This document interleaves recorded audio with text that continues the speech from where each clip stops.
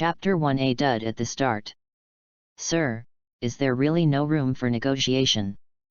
Mrs. Okiba, the Wu's orphanage has been running for so many years, and all the facilities are aging. It's time to demolish it.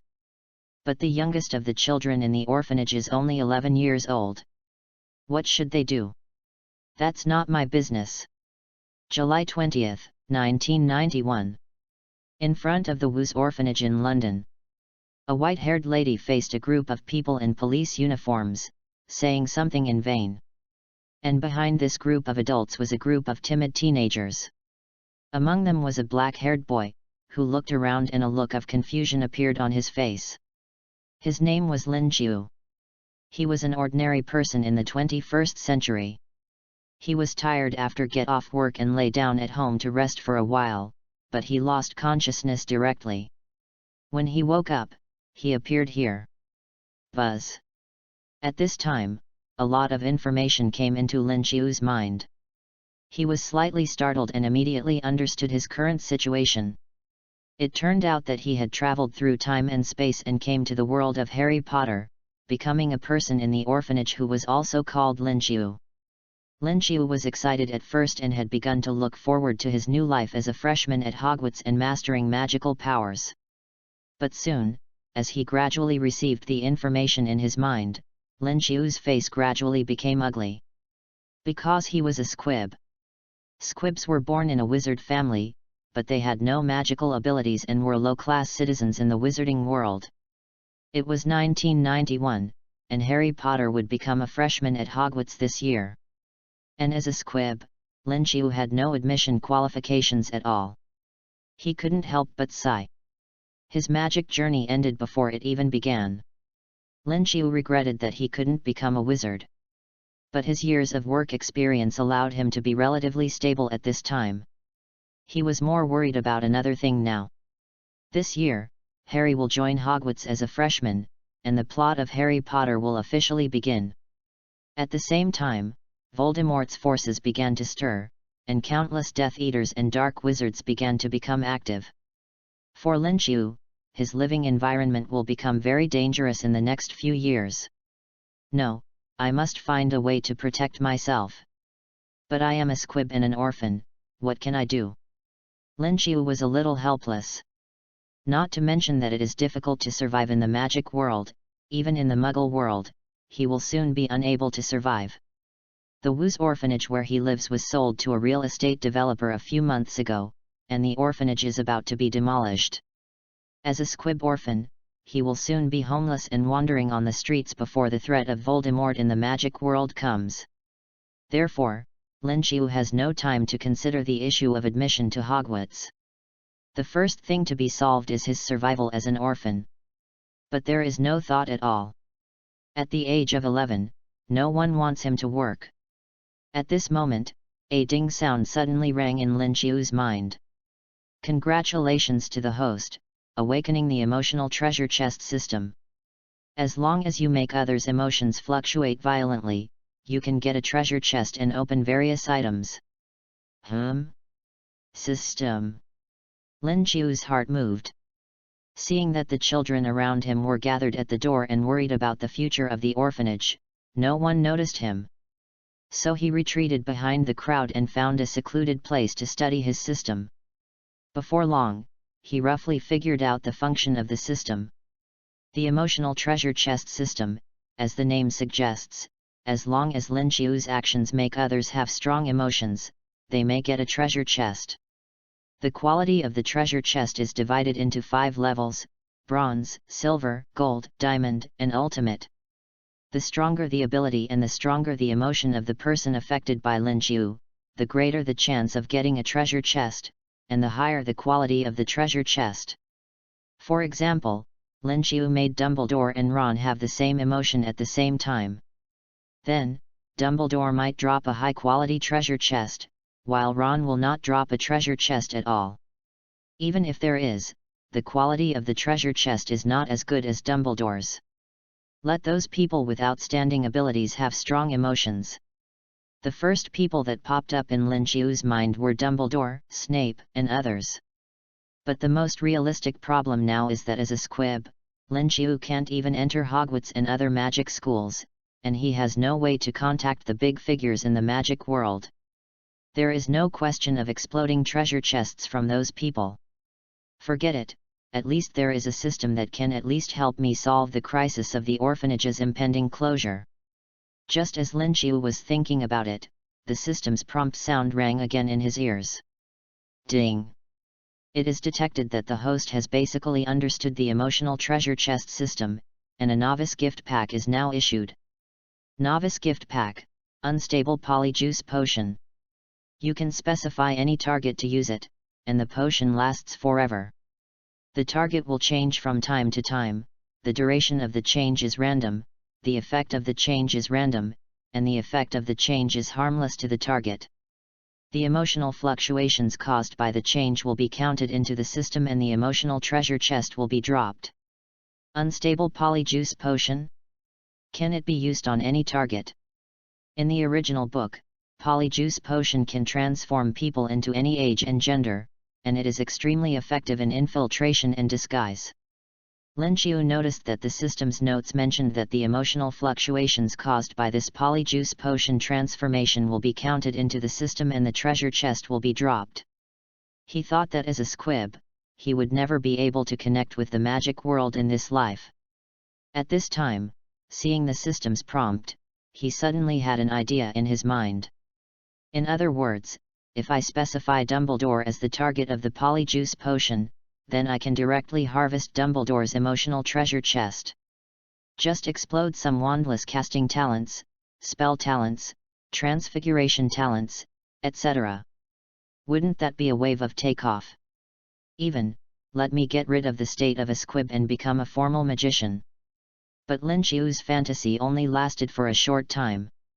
He knew that Dumbledore, as a white devil who had lived for hundreds of years, had extremely strong psychological qualities. Choosing Dumbledore as the target of the polyjuice potion, he could only harvest the emotional treasure chest once at most, and then Dumbledore would find a way to solve the problem of deformation.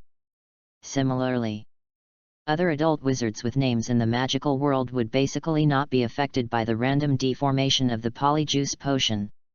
If you want to maximize the benefits, it is best to choose those young wizards as the targets of the polyjuice potion. This target should not be strong enough, but important enough. In just a moment, the most suitable target appeared in Lin Qiu's mind. Harry Potter. Harry alone is almost related to the existence of the entire wizarding world with names. Dumbledore, Professor McGonagall, Snape, Sirius. Using Harry as an anchor to harvest the emotional treasure chest is the choice to maximize the benefits. It's decided to be you, Harry Potter. Just as the thought flashed through Lin Qiu's mind, the system prompt sounded. Ding! Harry Potter has been selected as the target of the unstable polyjuice potion. Lin Qiu waited for a while and found that nothing happened. Is it that the polyjuice potion didn't work, or is Harry not important enough now, so the emotional treasure box didn't explode? Lin Qiu couldn't figure it out for the time being, and he didn't have time to tangle. Because a little boy found him. Lin Qiu, Dean Okiba is waiting for you in the office. She seems to have something important to talk to you about. Got it.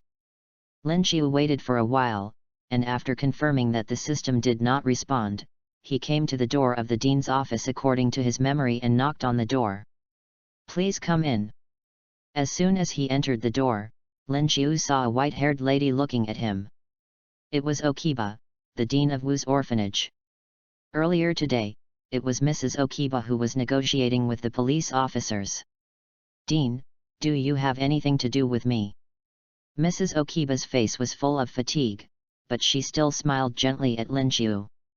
Lin Qiu, it feels bad to be a squib, right? Chapter 2, Quick Spell Casting Lesson, Harry shocked.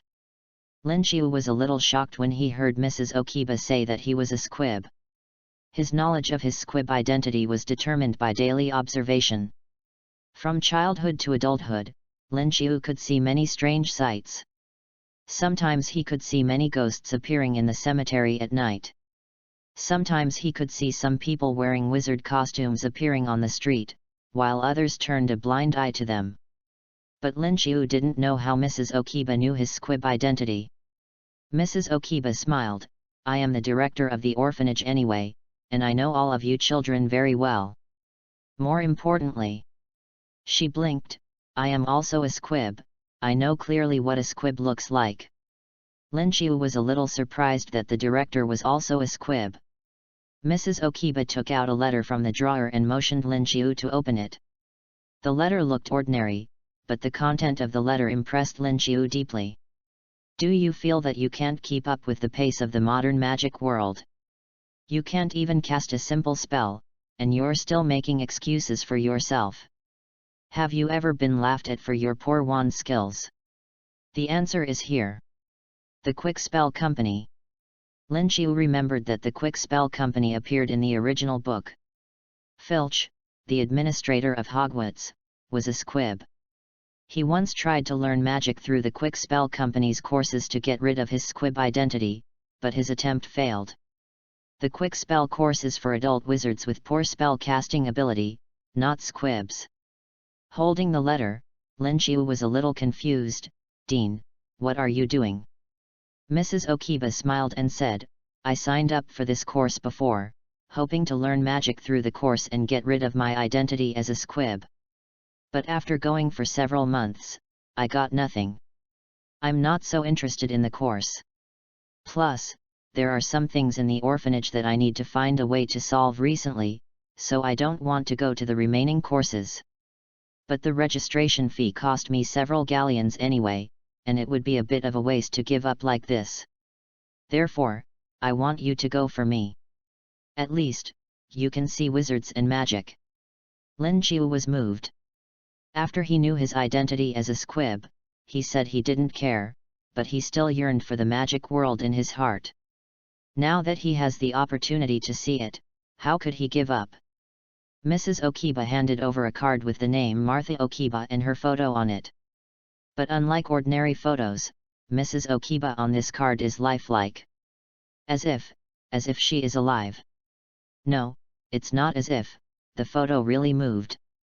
In the photo, Mrs. Okiba is adjusting the angle of her smile from time to time, like a dynamic short video. Behind the desk, Mrs. Okiba looked at the card with some longing, and murmured, Lin Qiu, look, this is magical, the photo can move. When the photo was taken, a magic camera was used. After the flash was on, purple smoke would come out. After that, the fast chanting spell company used magic developing potions on the film, and the photo moved. This is magic. Magic that we squibs will never touch. After a moment, Mrs. Okiba shook her head, I am being stupid again. Lin Qiu was a little worried. Dean, you signed up for this course. There is a big difference in gender and age between you and me. Can I get in? Behind the desk, Mrs. Okiba smiled and said, Don't worry, this is just a correspondence course of the fast chanting spell company. The inspection is not strict. What's more, this course is actually about to end. Tomorrow is the last class. There will be a concentrated face-to-face course for adult wizards. I will take you there in person. Thank you then.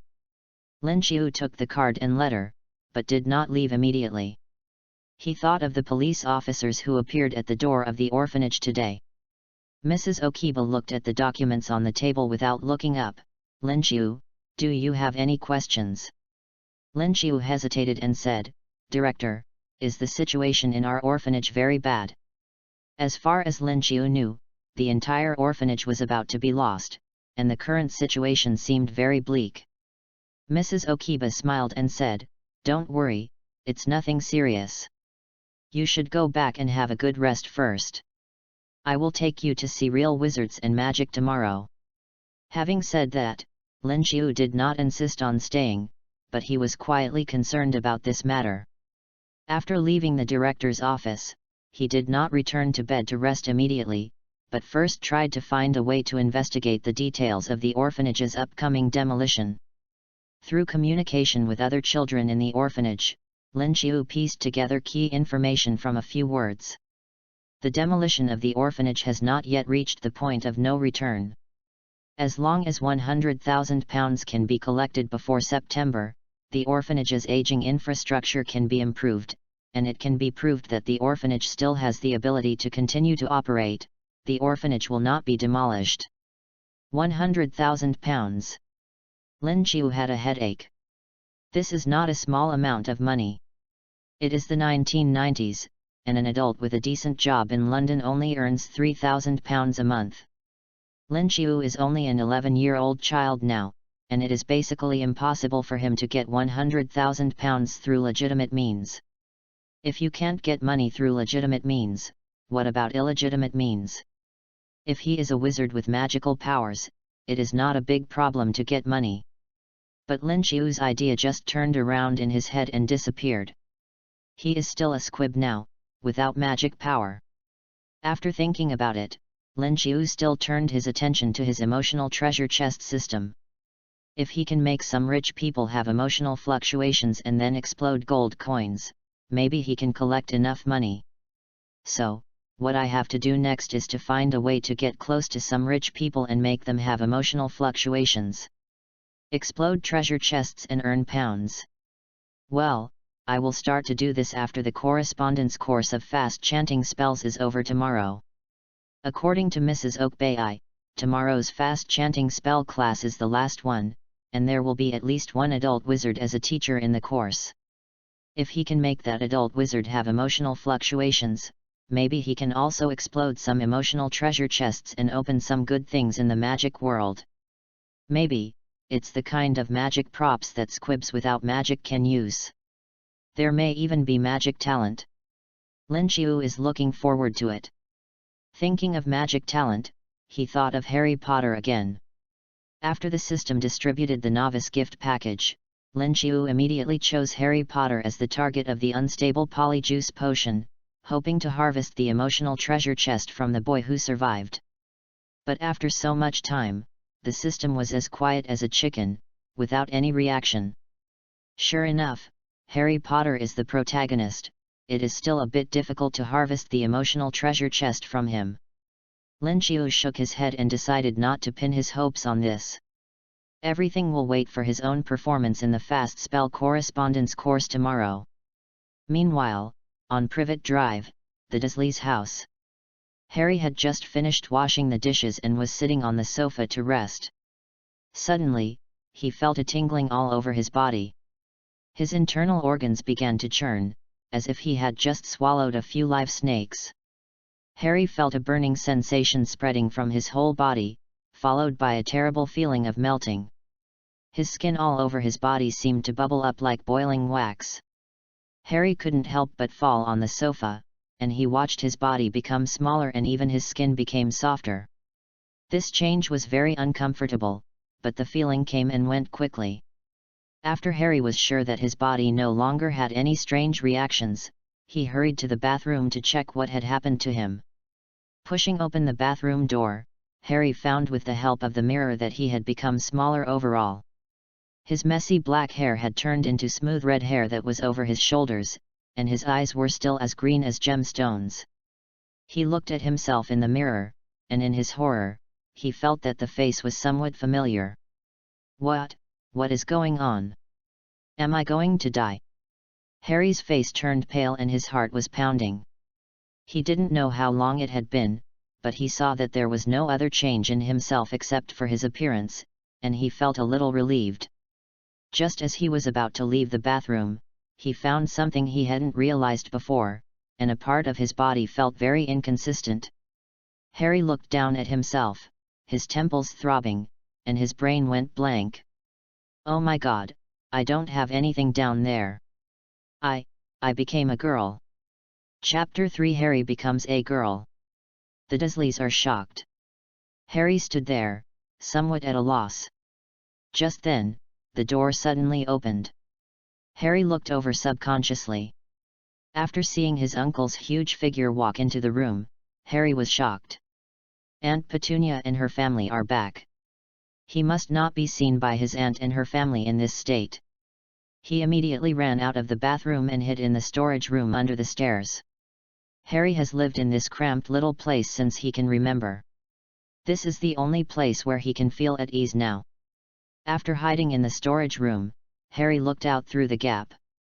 In the living room, Cousin Dudley was wearing a brand new tuxedo and a pair of orange short bloomers, a straw hat, and holding a cane in his hand, walking around the living room arrogantly.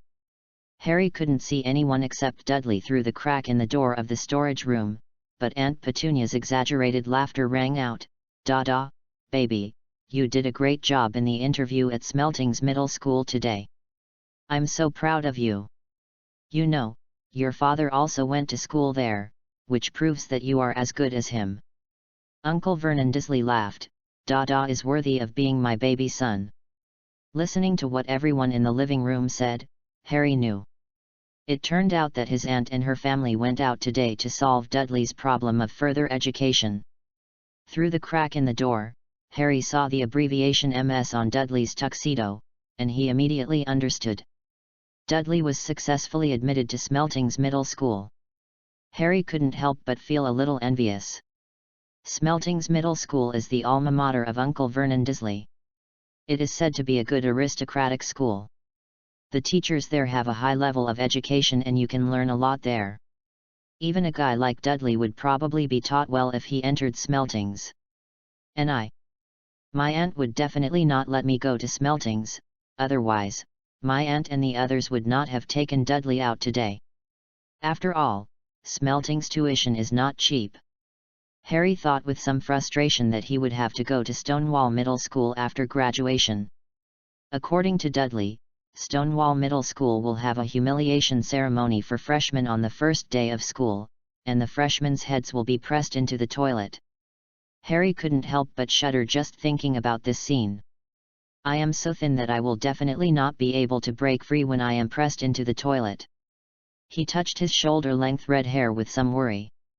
His hair was very smooth, but too long. "If I went to Stonewall Middle School, I would definitely not be able to resist being pressed into the toilet, and I might suffocate to death because my hair was soaked in water." All kinds of weird thoughts were floating in Harry's mind, but his eyes did not change, following Dudley closely, full of envy. He missed his parents a little. But his aunt said they all died in a car accident. If my parents hadn't died in a car accident, would I have been loved unconditionally like Dudley? Bang bang bang. Dong dong dong. Dang dang dang. An unpleasant sound came from the living room. It was Dudley holding the cane he got from Smelting Middle School, knocking here and there in triumph, as if he was a king inspecting the palace.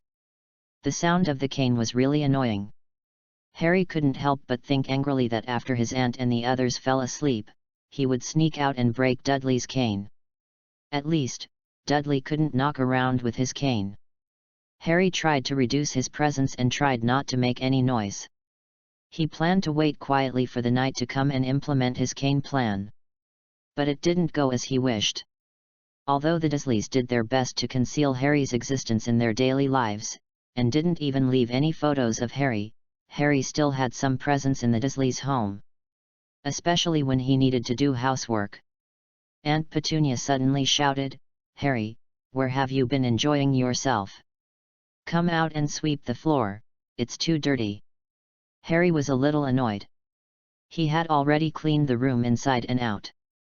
The floor was dirty because Dudley was walking around in his smelting school uniform and poking around with his cane. If it was normal, he would have to go out and clean the floor. But Harry was now a girl, and he didn't want his aunt to see him like this, so he protested for the first time in his life, "No." "What did you say?" It was the first time that Penny heard Harry talk to her like this, and her mood suddenly became bad. She ran to the small door of the storage room angrily and reached out to push the door. Harry was hiding behind the door. When he saw the door being pushed open, he was terrified and rushed to hold the door. "No. I mean, I will clean it up later." "That's better." Penny nodded with satisfaction and was about to leave, but she felt something was wrong. The voice from behind the storage room door was familiar, but it was different from Harry's voice. The voice was crisper and cleaner, just like her sister's voice. Penny frowned. "Harry, your voice." Harry in the storage room coughed quickly, cough cough cough. "I may not have slept well and have a cold, so the voice sounds strange. But these are all minor problems, I will be fine soon." Penny looked at the closed small door of the storage room, frowned and went to the kitchen, found the cold medicine, and handed it in through the small door of the storage room. Harry, hiding behind the door, quickly took the cold medicine and tried to say in a rough voice, "Thank you, Aunt." Penny didn't say anything. She stared at the storage room for a while, as if she wanted to see Harry's current condition through the small door of the storage room, but finally turned around and left. In the storage room, Harry subconsciously breathed a sigh of relief. But not long after, heavy footsteps sounded above the storage room, shaking waves of dust down, as if there were more than a dozen fat pigs pushing and pushing. Harry knew without saying that it must be Dudley who was running up and down the stairs, trying to tease him. Dudley had been doing this for a while, and now Harry was used to it. In the past, Harry would feel indignant and yell at Dudley upstairs to fight back, and Dudley would run away laughing, as if he had won a great victory. But what Harry cared about most today was when he could change back, so he didn't care about Dudley's pranks at all. This made Dudley a little uncomfortable. So he simply ran down the stairs and opened the door of the storage room, wanting to see Harry's envious expression with his own eyes. "Ha ha ha, Harry, look at me." The door of the storage room under the stairs of the Dursleys' house was locked from the outside, and Dudley opened the door without much effort. He thought he would see Harry's envious expression, but he didn't expect that a beautiful little girl with red hair and green eyes was staring at him with wide eyes. Dudley was stuck. You, who are you?" Seeing that the little girl's clothes were loose, Dudley became even more anxious. "Why are you wearing Harry's clothes?" Harry basically had no new clothes of his own, all of them were Dudley's old clothes. Therefore, Dudley could tell at a glance that the little girl with red hair and green eyes was wearing Harry's old clothes. "Where is Harry?" Dudley couldn't understand the situation in front of him for a moment, so he screamed immediately, "Mom!" Vernon and Petunia heard Dudley's scream and immediately rushed over from the living room. "Dada, what's wrong?" Dudley couldn't say much at this time, but just shouted and pointed at Harry in the storage room. The Dursleys followed the direction of their son's finger and saw Harry, who had become a beautiful little girl. Petunia screamed, "Lily!" At the same time, in the Wu's orphanage, Lin Qiu, who was about to go to bed, was refreshed by the system prompt. Ding! Shocked emotions detected. Drawing treasure chests for the host. Read books every day during the National Day holiday. Top up 100 and get 500 VIP coupons. Top up now, activity time, October 1st to October 7th. Chapter 4, Silver Treasure Chest, Get rid of the squib identity. Ding! Harry Potter's shock is detected. Drawing a treasure chest for the host. Congratulations to the host, you have obtained a silver treasure chest. Seeing this system prompt, Lin Qiu suddenly became more energetic. The unstable polyjuice potion finally worked. And the effect did not disappoint him, a silver treasure chest came out right away. Good guy, I just called it good guy. Lin Qiu's sleepiness was swept away immediately. The silver treasure chest should be dropped by Harry. Lin Qiu had some guesses in his mind. After all, this unstable polyjuice potion directly acted on Harry. Harry is still a little boy boarding at his aunt's house. Suddenly, he found that his body had changed because of the polyjuice potion, and his emotions were more likely to fluctuate. I wonder what good things can be opened.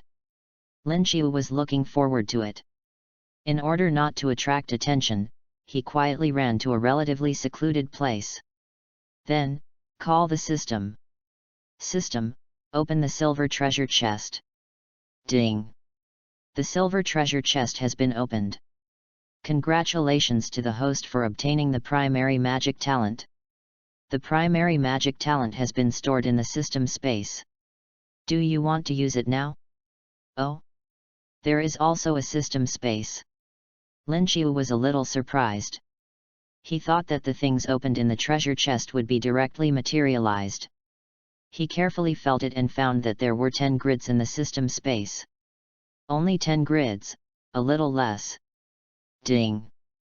The system space can store various items. The same type of items can be stacked and stored without occupying additional grid space. The system space can be expanded by opening more grids in the treasure chest. It can be stacked, that's okay. Lin Qiu nodded and focused his attention on the primary magic talent stored in the system space. The next second, the system prompt appeared. Primary magic talent, primary magic talent. This talent is not powerful, but it is enough to make people without any magic talent become an ordinary wizard. Lin Qiu saw this description and his eyes lit up. Immediately choose to use it. The next second, Lin Qiu felt a warm current appear out of nowhere at the position of his heart. This warm current started from his heart, and as the blood flowed through his whole body became warm. The whole person became more and more different. He could hear the crisp chirping of the nightingale outside the window through the glass, he could see ants marching in a line under the faint starlight, he could smell the complex smell of water vapor mixed with soil and flowers at night. Lin Qiu clearly felt that his 5 senses became more acute, and the whole world became different. It was as if he had been sleeping for such a long time in the past, and now he woke up. The whole world became clearer and more vivid in front of him. For a moment, Lin Qiu felt that he was omnipotent and his wishes came true. So, he subconsciously raised his hand and gently picked up a fallen leaf that floated over. This is the elderberry leaf in the orphanage garden. It was summer, and the leaves were green, but it was dry and dead as a whole. But when Lin Qiu grabbed the elderberry leaves in his hand, the fallen leaves in his hand began to grow new green buds from the leaf stems in a counterintuitive way. The branches grew, the buds cracked. The creamy white flowers bloomed, and the elegant aroma of muscat grapes filled the air. Lin Qiu looked at the elderberry flowers in his hand and felt extremely wonderful. Is this the feeling of having magic power? It's really, too wonderful. Watching the elderberry flowers in his hand wither and bloom again, Lin Qiu had a lot of fun. At this time, Lin Qiu noticed that there were 3 bronze treasure chests quietly placed in his system space. Where did the bronze treasure chests come from? He subconsciously searched for system prompts. Ding! Penny Disley's shock is detected.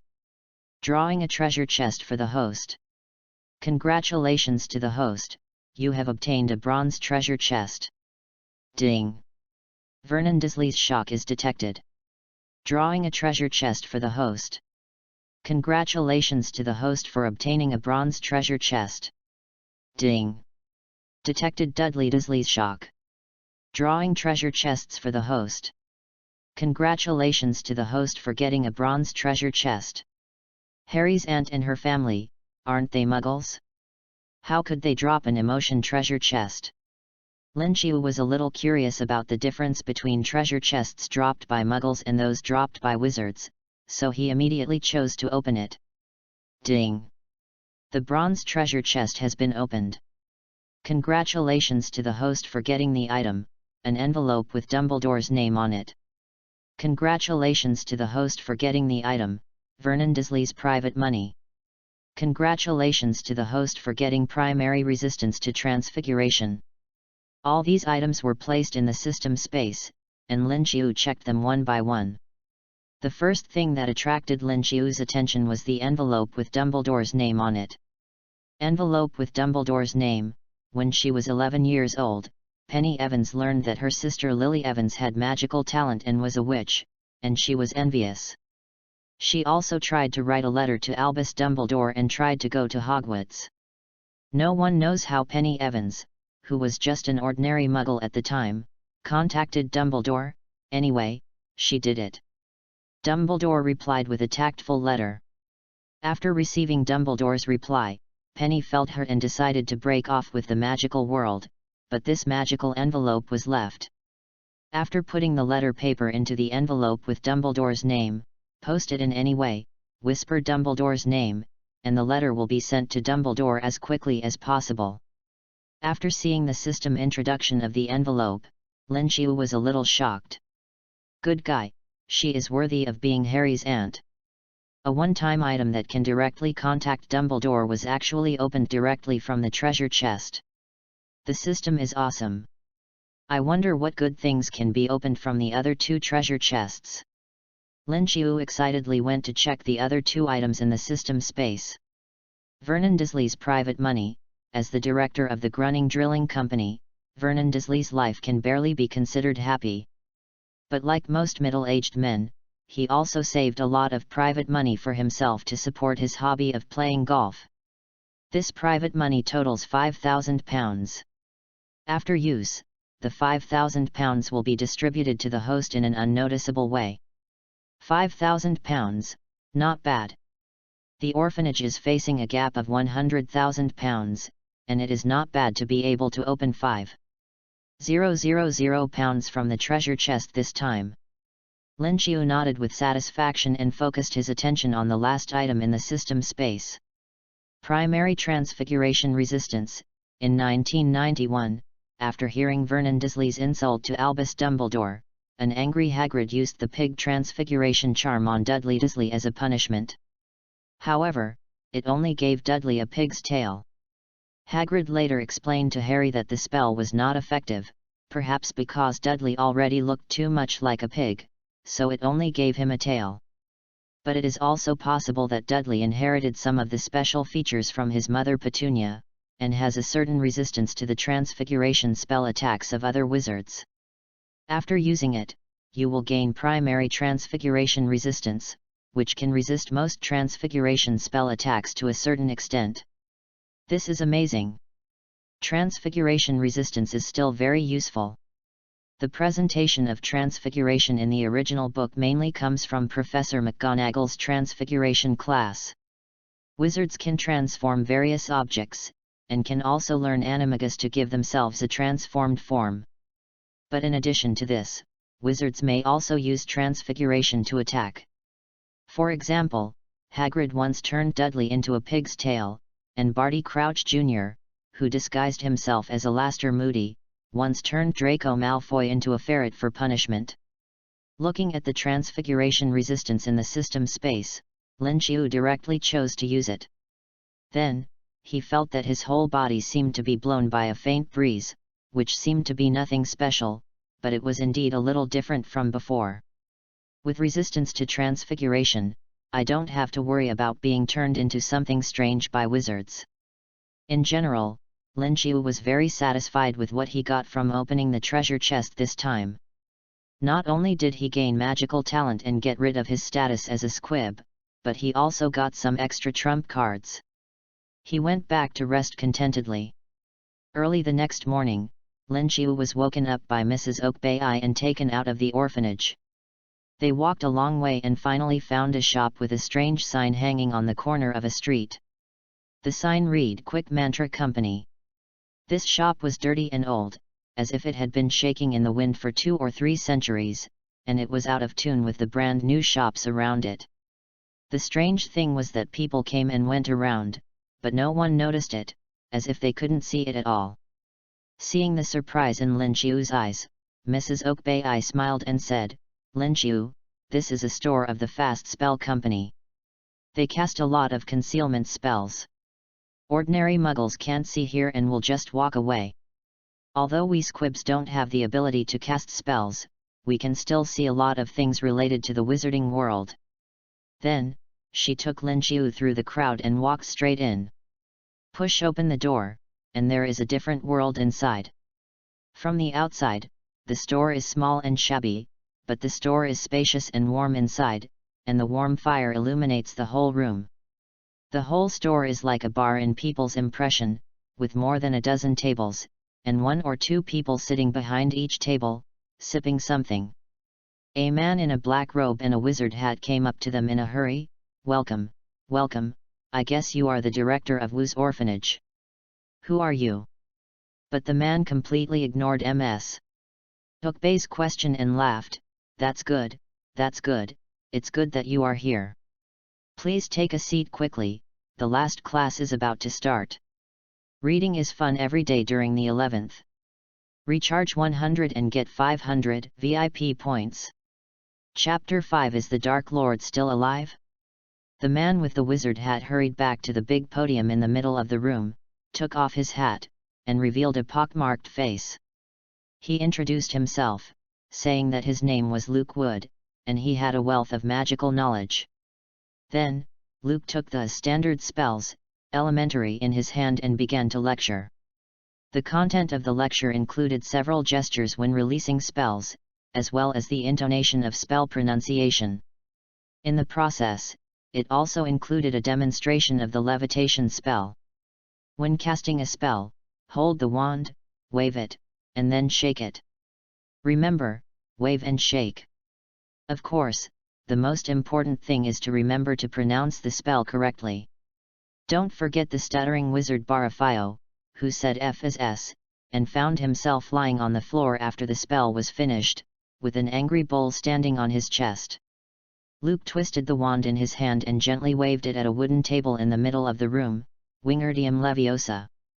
Then, the wooden table in the middle slowly floated up with the movement of the wand in Luke's hand. In the corner of the room, Linqiu and Dean Ms. Oakbei watched intently. As squibs, they could see the excitement of the magic world, but they could hardly participate. Of course, Linqiu had obtained the magic talent through Harry Potter's emotional treasure chest last night, and he was no longer a squib, but today was also the first time he saw a formal spell cast. Therefore, whether it was Linqiu, who had just acquired the magic talent, or Ms. Oakbei, who had no magic talent, both of them watched this class with relish. However, unlike Ms. Oakbei, Linqiu had watched the Harry Potter movie, and felt somewhat familiar after seeing the levitation spell. The scene of teaching the levitation spell also appeared in the Harry Potter movie. In the movie, Professor Phileas Flitwick taught the levitation spell in class, and also emphasized to many young wizards, including Harry, that the pronunciation should be accurate when casting the spell. Coincidentally, when Professor Flitwick gave an example, he also used the example of the wizard Barafio summoning a bull to press himself down. Linqiu felt a strange sense of familiarity in his heart. Is it because the Hogwarts Spells class and the Fast Casting Company course use the same textbook? So when giving examples, the examples in the textbook are used. After all, there is no F pronunciation in the spell of the levitation spell. All those who teach the levitation spell may attach the example of Barafio in standard spells, elementary. At this time, on the podium, Luke touched his greasy long hair and said with a smile, "Everyone, the levitation spell is our last class test, everyone try it well. I will observe your casting movements and correct you in time." Then Luke walked down the podium and walked straight to Linqiu and Ms. Oakbei, even blocking their retreat from the room. He tried to force out a fake smile. "Madam, sorry, I haven't asked your name yet. But it doesn't matter, after all, you are from that orphanage. I have something to discuss with you, can you come with me?" Linqiu felt a little uneasy. Although he is only an 11-year-old boy now, he has some basic social common sense in London. When communicating with people normally, the most basic thing is to introduce each other and find out each other's name. But this wizard named Luke, facing Ms. Oakbei, did not mean to ask at all. In his words, he was most concerned about the orphanage. This attitude is not an equal dialogue with people, but does not care about the person being talked to. Out of caution, Linqiu pulled the corner of Ms. Oakbei's clothes. "Dean, let's go back today." As the dean of Wu's orphanage, Ms. Oakbei has dealt with many people of all kinds over the years, and naturally felt that Luke was not right. She politely refused Luke, "We have to leave immediately because of an emergency." "We are very sorry." Then, Ms. Oakbei held Linqiu tightly and walked out of the room without looking back. But as soon as Linqiu walked out of the door, he heard Luke's somewhat funny voice, "Imperio." Then, Linqiu felt a warm current coming from his body, and the whole person suddenly became dizzy. He seemed to have lost control of his body, and all the sounds seemed to have gone away. He and Ms. Ukbay stood there and couldn't move. Luke walked in front of the two people, his face gloomy, and his tone contemptuous. "Humph, just a dud. Follow me." Following Luke's order, Ms. Ukbay and Lin Qiu immediately followed Luke out of the fast chanting company's shop like puppets and walked towards the remote alley beside the street. The further they walked, the darker the surroundings became. Lin Qiu could clearly see and hear everything along the way, but he couldn't control his body. He was a little anxious. The reaction of himself and Ms. Ukbay was like being under the imperious curse. However, he and Ms. Ukbay were just two insignificant people, and they came here just to participate in the fast chanting course. Why did this guy named Luke attack them? Lin Qiu was anxious, but he tried to calm himself down. Then, he found a good news. However, the good news is that although Lin Qiu's body was out of control, he could still move freely on the mental level. In other words, he could still access the system space. So Lin Qiu actively tried to save himself. Fortunately, when he opened the Dumbledore envelope in the bronze treasure chest last night, he had already consciously used it as his trump card. So he wrote a letter for help early, put it in an envelope, and stored it in the system space. According to the system description, deliver the letter in any way, and after silently reciting Dumbledore's name, the letter will be delivered to Dumbledore as quickly as possible. When Lin Qiu was controlled by Luke to pass the street and accidentally hit a mailbox, he used his mind to control the letter in the system and threw it into the mailbox. Then, he silently recited the name Albus Dumbledore in his heart. Suddenly, sparks suddenly exploded in the mailbox barrel. Bang! The huge explosion scared Luke and shivered. He saw that the sparks were from the mailbox barrel and cursed, "Damn muggles." Then he quickened his pace and quickly took Lin Qiu and Ms. Ukbay to a dark and damp room. The room was lit by candles, and in the shadows illuminated by the candle light, 3 figures in black robes sat. Seeing Lin Qiu and Ms. Ukbay coming, the tallest figure among them spoke. "I only know that the director of Wu's orphanage is an old woman. Why did you bring a child?" "Only that idiot Fenrir Greyback eats children. We are not like that werewolf beast." Luke Wood shook his head. "This child and the old woman are together, so we can only catch them together." "Well, anyway, they are cheap squibs without magical abilities, so just catch them. At worst, we can deal with them together later. The most important thing now is to ask about the news of the Dark Lord." The tallest figure shook his head. "Ask the old woman why the dark mark on my body reacted when I passed by Wu's orphanage. Did the Dark Lord leave something in the orphanage? Is the Dark Lord still alive?"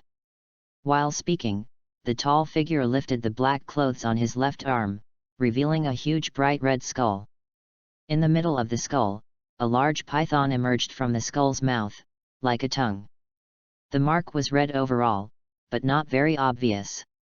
But strangely, the faded mark was gradually becoming more obvious and clear, the red was getting brighter, and the scales of the mark were becoming more obvious. In Lin Qiu's sight, the python in the black magic mark seemed to come alive and was gradually swimming. Have fun reading every day on the 11th. Recharge 100 and get 500 VIP points. Chapter 6 Dumbledore appears. Ms. Ukbay was under the control of the Imperious Curse at this time, and she shouldn't have too many extra reactions. But when she saw the dark mark on the black-robed man's hand, she inevitably showed a panic expression. "Dark! Dark! Devil!" Ms. Ukbay is a squib, but she just doesn't have the ability to cast spells. In fact, she can still participate in the magic world to a limited extent. She can enter some areas with muggle-repelling spells and use some infrastructure including the Daily Prophet. Therefore, her understanding and fear of the Dark Lord are no different from other normal wizards. Even though Ms. Ukbay is under the control of the Imperious Curse at this moment, she can't even say a complete sentence. Seeing this scene, Luke Wood waved his wand again impatiently. emitting a warm yellow fluorescent light to hit Ms. Okbai, which barely calmed her down. "Old woman, what did the Dark Lord leave behind in the orphanage?"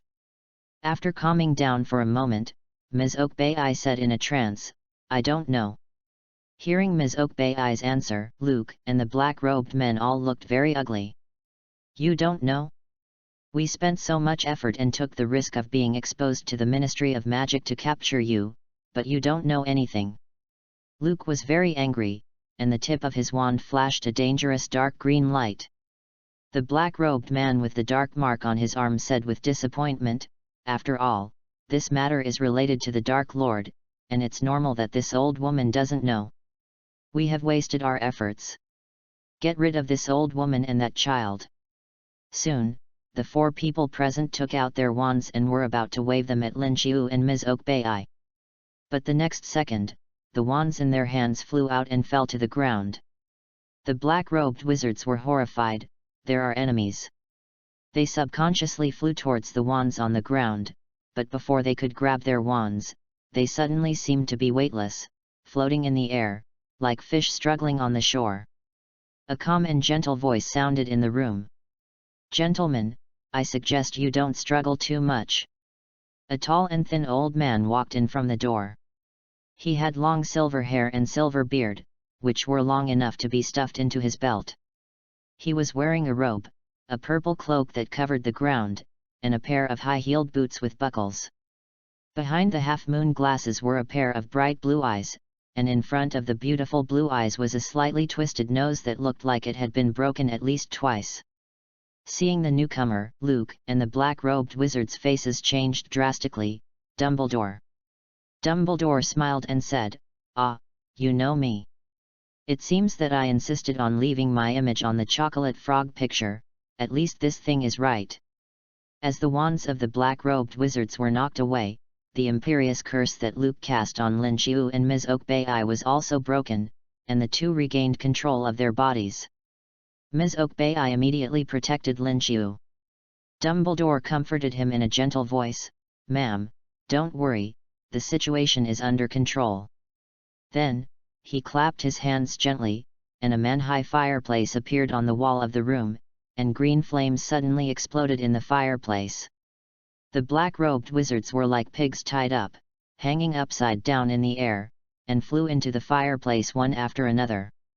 Every time one flew in, the green flame in the fireplace would suddenly explode, and then the black-robed wizard disappeared. Seeing Lin Qiu staring at the green flame of the fireplace, Dumbledore smiled and said, "Don't worry, I used the Flow network to teleport them to the Ministry of Magic to receive the due trial." After all the black-robed wizards disappeared, Ms. Okbai breathed a sigh of relief. Thank you for saving us, Dumbledore." Dumbledore shook his head, "You don't have to thank me. If you want to thank someone, thank the young gentleman next to you. If it weren't for him, I wouldn't know you were in such danger." "Lin Qiu? You actually know Dumbledore?" Ms. Okbai looked at Lin Qiu in surprise. She remembered that Lin Qiu and herself were controlled by those dark wizards. How did he ask Dumbledore for help? But now that she was suddenly rescued, Ms. Okbai was still a little shocked, so she was not in a hurry to ask about it. She said to Dumbledore apologetically, "Forgive me. I was scared by what happened just now. I want to go back and have a good sleep right away." Dumbledore said, "Ma'am, this reaction is normal. But I want to talk to Lin Qiu about something. Can I take him away for a while? I will send him back before dinner." Ms. Okbai looked at Lin Qiu and then at Dumbledore, a little hesitant. Lin Qiu sighed in his heart. He was mentally prepared when he asked Dumbledore for help with the envelope. In theory, as a squib who grew up in an orphanage, he should have no channels to understand and contact Dumbledore. But at that time, facing the attack of those dark wizards, Lin Qiu could only do everything he could to solve the crisis. Now that Dumbledore has responded and resolved the danger of the dark wizards, the ensuing inquiries are inevitable. Lin Qiu knew this very well, so he smiled at Ms. Okbai. "Dean, it's okay, this old man doesn't look like a bad person. Ms. Okbai certainly knew what kind of person Dumbledore was, so she nodded and went out. When Ms. Okbai left, only Dumbledore and Lin Qiu were left in the room. Lin Qiu was a little nervous. According to his understanding of the original book in his previous life, Dumbledore was a gentle and kind person, a good person. But at the same time, Dumbledore also showed his scheming and pragmatic side when he was young. For the greater good, he sometimes even did not hesitate to make up lies. If nothing else, at least he once took advantage of Severus Snape's feelings for Lily Evans to make Snape his double agent. Lin Qiu didn't know how Dumbledore would examine him, whether he would use legilimency on him, whether he would spy on the memories and thoughts in his mind, whether his secret as a time traveler would be exposed. But to his surprise, Dumbledore just smiled gently. Lin Qiu. Can I call you that? Don't be nervous, just walk around with me, an old man. Reading is fun every day during the 11th. Recharge 100 and get 500 VIP points. Recharge now, event time, October 1st to October 7th. Chapter 7, The Cave Where Voldemort Hid His Horcruxes. Dumbledore led Lin Qiu out of the alley, but they hardly spoke along the way. The two walked silently like a real grandfather and grandson. Lin Qiu couldn't help but say, "This old man." Dumbledore smiled gently. "I think, as an old man, I should be a little willful. If possible, Mr. Lin Qiu, I hope you can call me Dumbledore directly like everyone else." Looking at Dumbledore's smile, Lin Qiu's tense expression relaxed a little. He asked tentatively, "Okay, Dumbledore. What I want to know is, did you call me out just to let me take a walk with you? Do you have anything to ask me? If you want to ask about the letter I sent to you, maybe I can explain it." As Lin Qiu spoke, his mind was working fast. But when Dumbledore heard Lin Qiu's words, he just shook his head. "The letter is not important. Lin Qiu, I want to know something else from you. Before that, I want to apologize to you first. Out of caution, I had to use some magic on you to explore some information I must know. But I can assure you that I have absolutely no ill will towards you." Dumbledore's voice was gentle, but Lin Qiu's whole body suddenly felt like falling into an ice cellar. "Dumbledore used magical power on me? Is it legilimency?" A huge panic followed. Have all the secrets in my mind been exposed? At the same time, Lin Qiu tried hard to think about what he could and should do in his mind. Fight to the death with Dumbledore? This is impossible. Dumbledore is the strongest white wizard in the world, and he has no chance of winning. Cooperate with Dumbledore? This may be a good choice. After all, Dumbledore has shown a strong interest in greater interests since he was young. As long as I can show enough value, maybe I can guarantee my own safety. Lin Qiu sorted out his thoughts and slowly calmed down. He took a deep breath. How are you going to deal with me? Deal with? Dumbledore looked at Lin Qiu. A trace of confusion flashed across his face, and then he suddenly realized, Lin Qiu, I think there may be some misunderstandings between us. I promise you that you will not be hurt. I just want to know some things from you. Lin Qiu was a little confused. Didn't you use some magic on me? Don't you already know what I think in my mind? Dumbledore shook his head. You are talking about legilimency. I will not use this magic on a good person for no reason. This is an offense. As he said, he smiled. I have made some mistakes. Since those things, I have deeply realized that, please forgive me, because I am much smarter than most people, the consequences of my mistakes are often more serious. So, I often remind myself not to cross some bottom lines. Lin Qiu breathed a sigh of relief. He could at least be sure that Dumbledore did not use legilimency on him now. Mr. Dumbledore, since you said you used some magic on me and extracted some necessary information from me, do you have any doubts? Mr. Lin Qiu, Dumbledore's tone became a little serious. What I want to know is where the magical power in you comes from. Before I left for here, I found your name in the admission book. which means you are eligible for admission to Hogwarts. This should make people happy. But when I first saw you, I felt something inconsistent. After the spell test, I also confirmed, Linqiu, that you were once a squib. How did you get rid of your squib identity and gain magic power? I want to know these, just to avoid some bad things from happening. Linqiu was a little surprised. What bad things? After a moment of silence, Dumbledore said in a heavy tone, 70 years ago, a dark wizard was born in the Wu orphanage. I am worried that the changes in you may be affected by that dark wizard. A dark wizard born in an orphanage? Linqiu realized it a little late. Voldemort. Good guy. Linqiu was surprised that he had stayed in the same orphanage with Voldemort. No wonder those dark wizards attacked him and Ms. Okbai before. How did they sense the backhand left by Voldemort? So. Dumbledore looked at Linqiu. Linqiu, can you tell me how you got your magic power and got rid of your squib identity? I know there are some secrets in you that you can't tell, but there are always some things that can be honest. Linqiu could feel that Dumbledore was sincere. But he couldn't tell the truth completely. Linqiu's magic power came from the silver emotion treasure chest dropped by Harry, and the treasure chest system was the foundation of his existence in the magic world. However, since Dumbledore mentioned Voldemort, Linqiu's mind was full of thoughts, and he blurted out a key word, cave.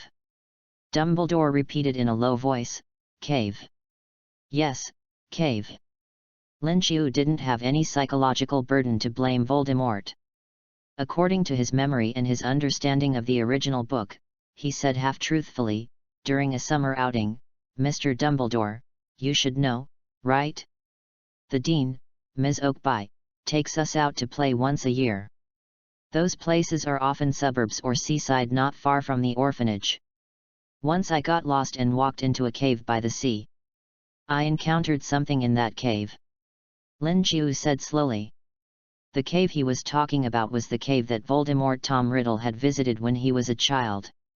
Tom Riddle once followed the orphanage to the seaside near the cave to play when he was a child. He discovered this cave and threatened 2 orphans with him, Amy Benson and Dennis Bishop, to go there. When Tom grew up and became Voldemort, he hid one of the Horcruxes, Salazar Slytherin's locket here.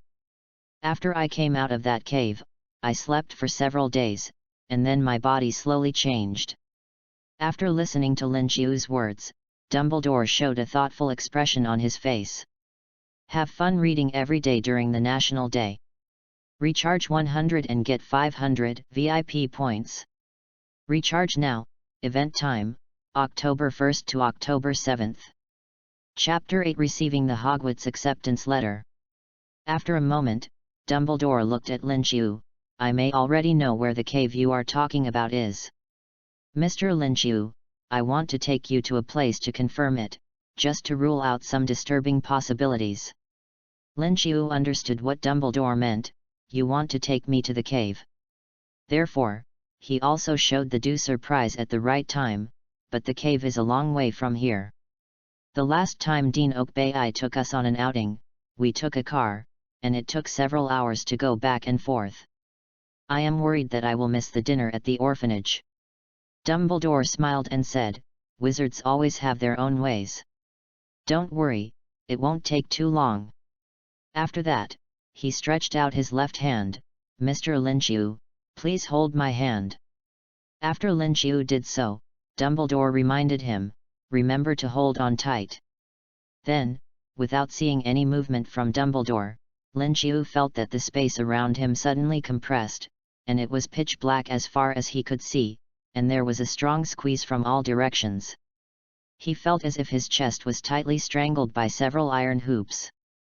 His eyeballs were squeezed back into his head, and his eardrums were pressed deep into his skull. He felt like he had turned into a soft human-shaped plasticine, being squeezed everywhere and unable to breathe. After a moment, everything around him returned to normal, and Linqiu felt like he was squeezed out of a very narrow tube. There was a piercing explosion in his ears that gradually faded away. Dumbledore looked at Linqiu with some concern. Are you okay? This is apparition, a unique magical travel method for wizards. It's just that the process of apparition will make people feel a little uncomfortable, and you need to get used to it.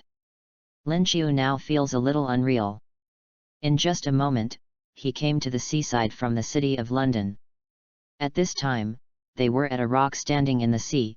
In front of the rock was a huge and towering cliff, surrounded by raging waves, and the air was full of the salty smell of cold sea water.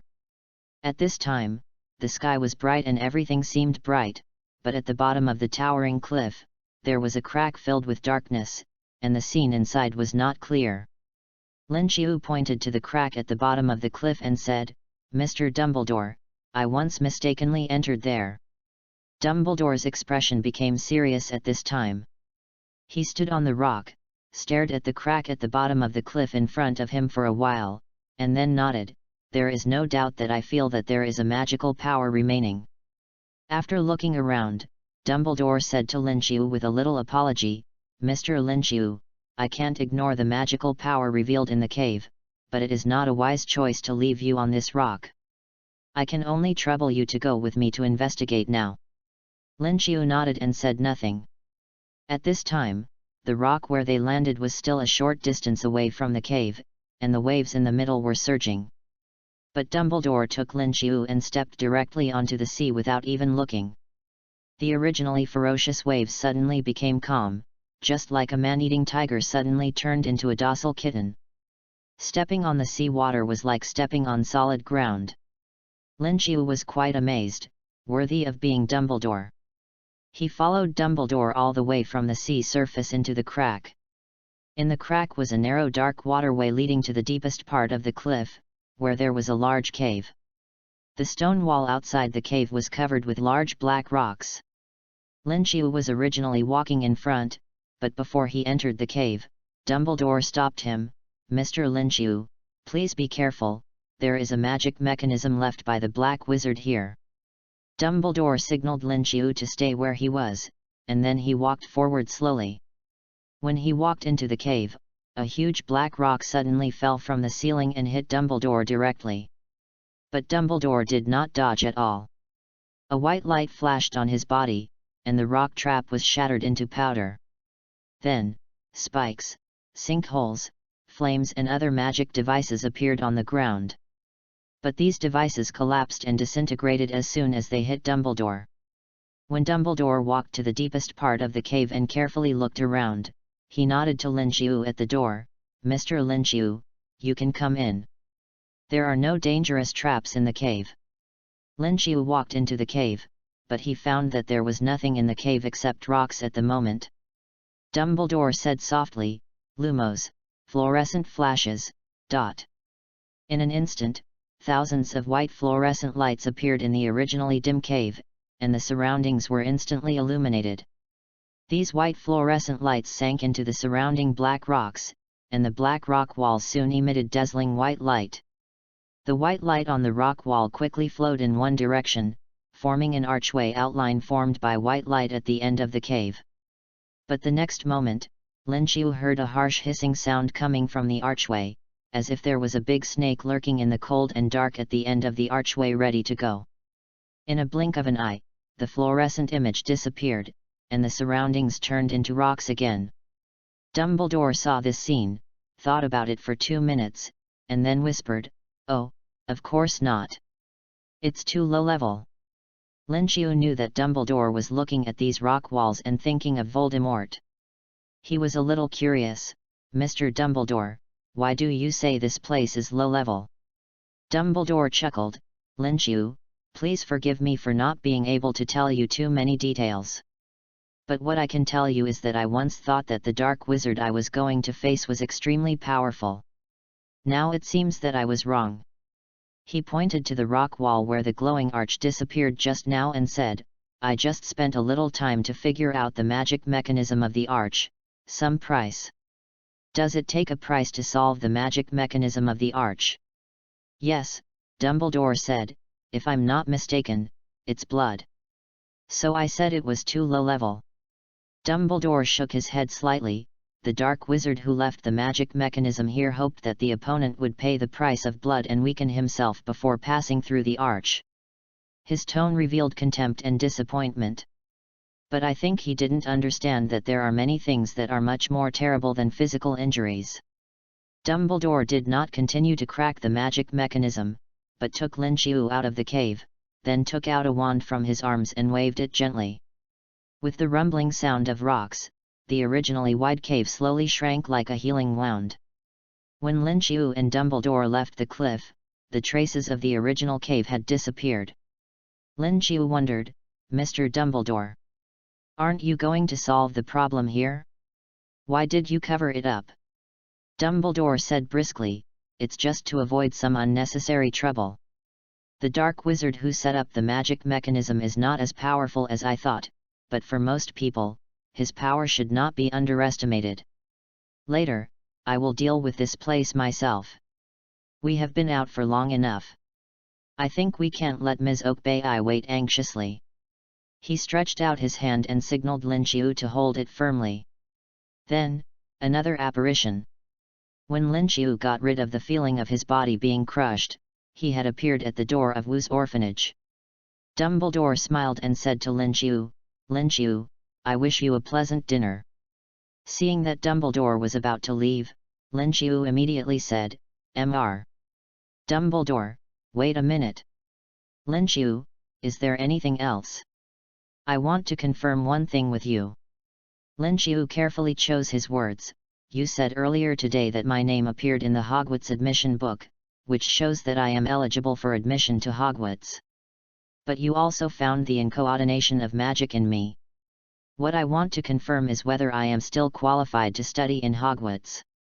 He couldn't help but care. Being in the magic world, whether you can enroll in Hogwarts to study magic is a very important thing. Even if he already has the emotional treasure box system as a golden finger, his future is destined to be extraordinary. But Lin Qiu still yearns for life in Hogwarts. Therefore, he eagerly hopes to get a positive answer from Dumbledore. But Dumbledore smiled and said, "This kind of thing has never happened in the decades since I became the headmaster. I think I need to go back and study it carefully." After that, Dumbledore disappeared out of thin air. He did not directly answer Lin Qiu's question, but operated away directly. Looking at Dumbledore's disappearing figure, Lin Qiu was a little worried. He stood there and took a few deep breaths, trying to comfort himself. Even if he couldn't enroll in Hogwarts, it didn't matter. At least he had the golden finger of the emotional treasure box system. At least he had magical abilities and was not a squib. But it was still so uncomfortable. Just then, the dean, Ms. Okbai, came out and called out, "Lin Qiu, dinner is ready." Lin Qiu came back to his senses and forced himself to suppress the disappointment in his heart. At the dinner table, Ms. Okbai noticed Lin Qiu's low mood. After dinner, she found Lin Qiu alone and asked nervously, "Lin Qiu, are you feeling unwell, or did Dumbledore say something bad?" Lin Qiu shook his head and said hesitantly, "It's no big deal. It's just that I can't go to Hogwarts to study." "Why do you say that?" Ms. Okbai was puzzled. "Don't you already have the admission qualification for Hogwarts? You even have the acceptance letter." "Acceptance letter?" "Yes." Ms. Okbai nodded and took out a brand new letter from the desk. The letter was sealed with red wax, and there was a shield emblem above the wax seal. Next to the emblem was a capital letter H, surrounded by a lion, an eagle, a badger, and a snake. Below it was written, "Bed by the window on the west side of the second-floor dormitory of the Wu's orphanage in London, Lin Qiu, to receive." Chapter 9: The Treasure Chest Dropped from Dumbledore. Hogwarts School of Witchcraft and Wizardry. Principal, Albus Dumbledore. President of the International Confederation of Wizards, Merlin, First Class, Grand Master, Chief Wizard of the Wizengamot. Dear Mr. Lin, we are pleased to inform you that you have been accepted to study at Hogwarts School of Witchcraft and Wizardry. Enclosed is a list of required books and equipment.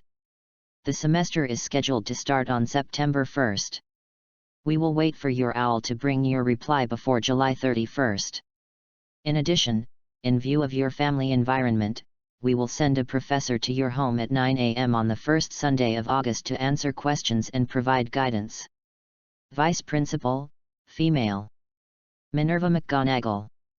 When Lin Qiu was reading the admission notice of Hogwarts, Ms. Okbai looked eagerly not far away.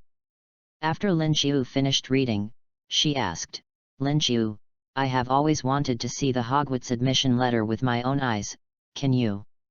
As a squib, it is almost impossible for Ms. Okbai to touch the Hogwarts admission letter. Of course, no problem. Lin Qiu handed the admission letter to Ms. Okbai, who carefully took it aside to read it. At the same time, Lin Qiu walked a little further away.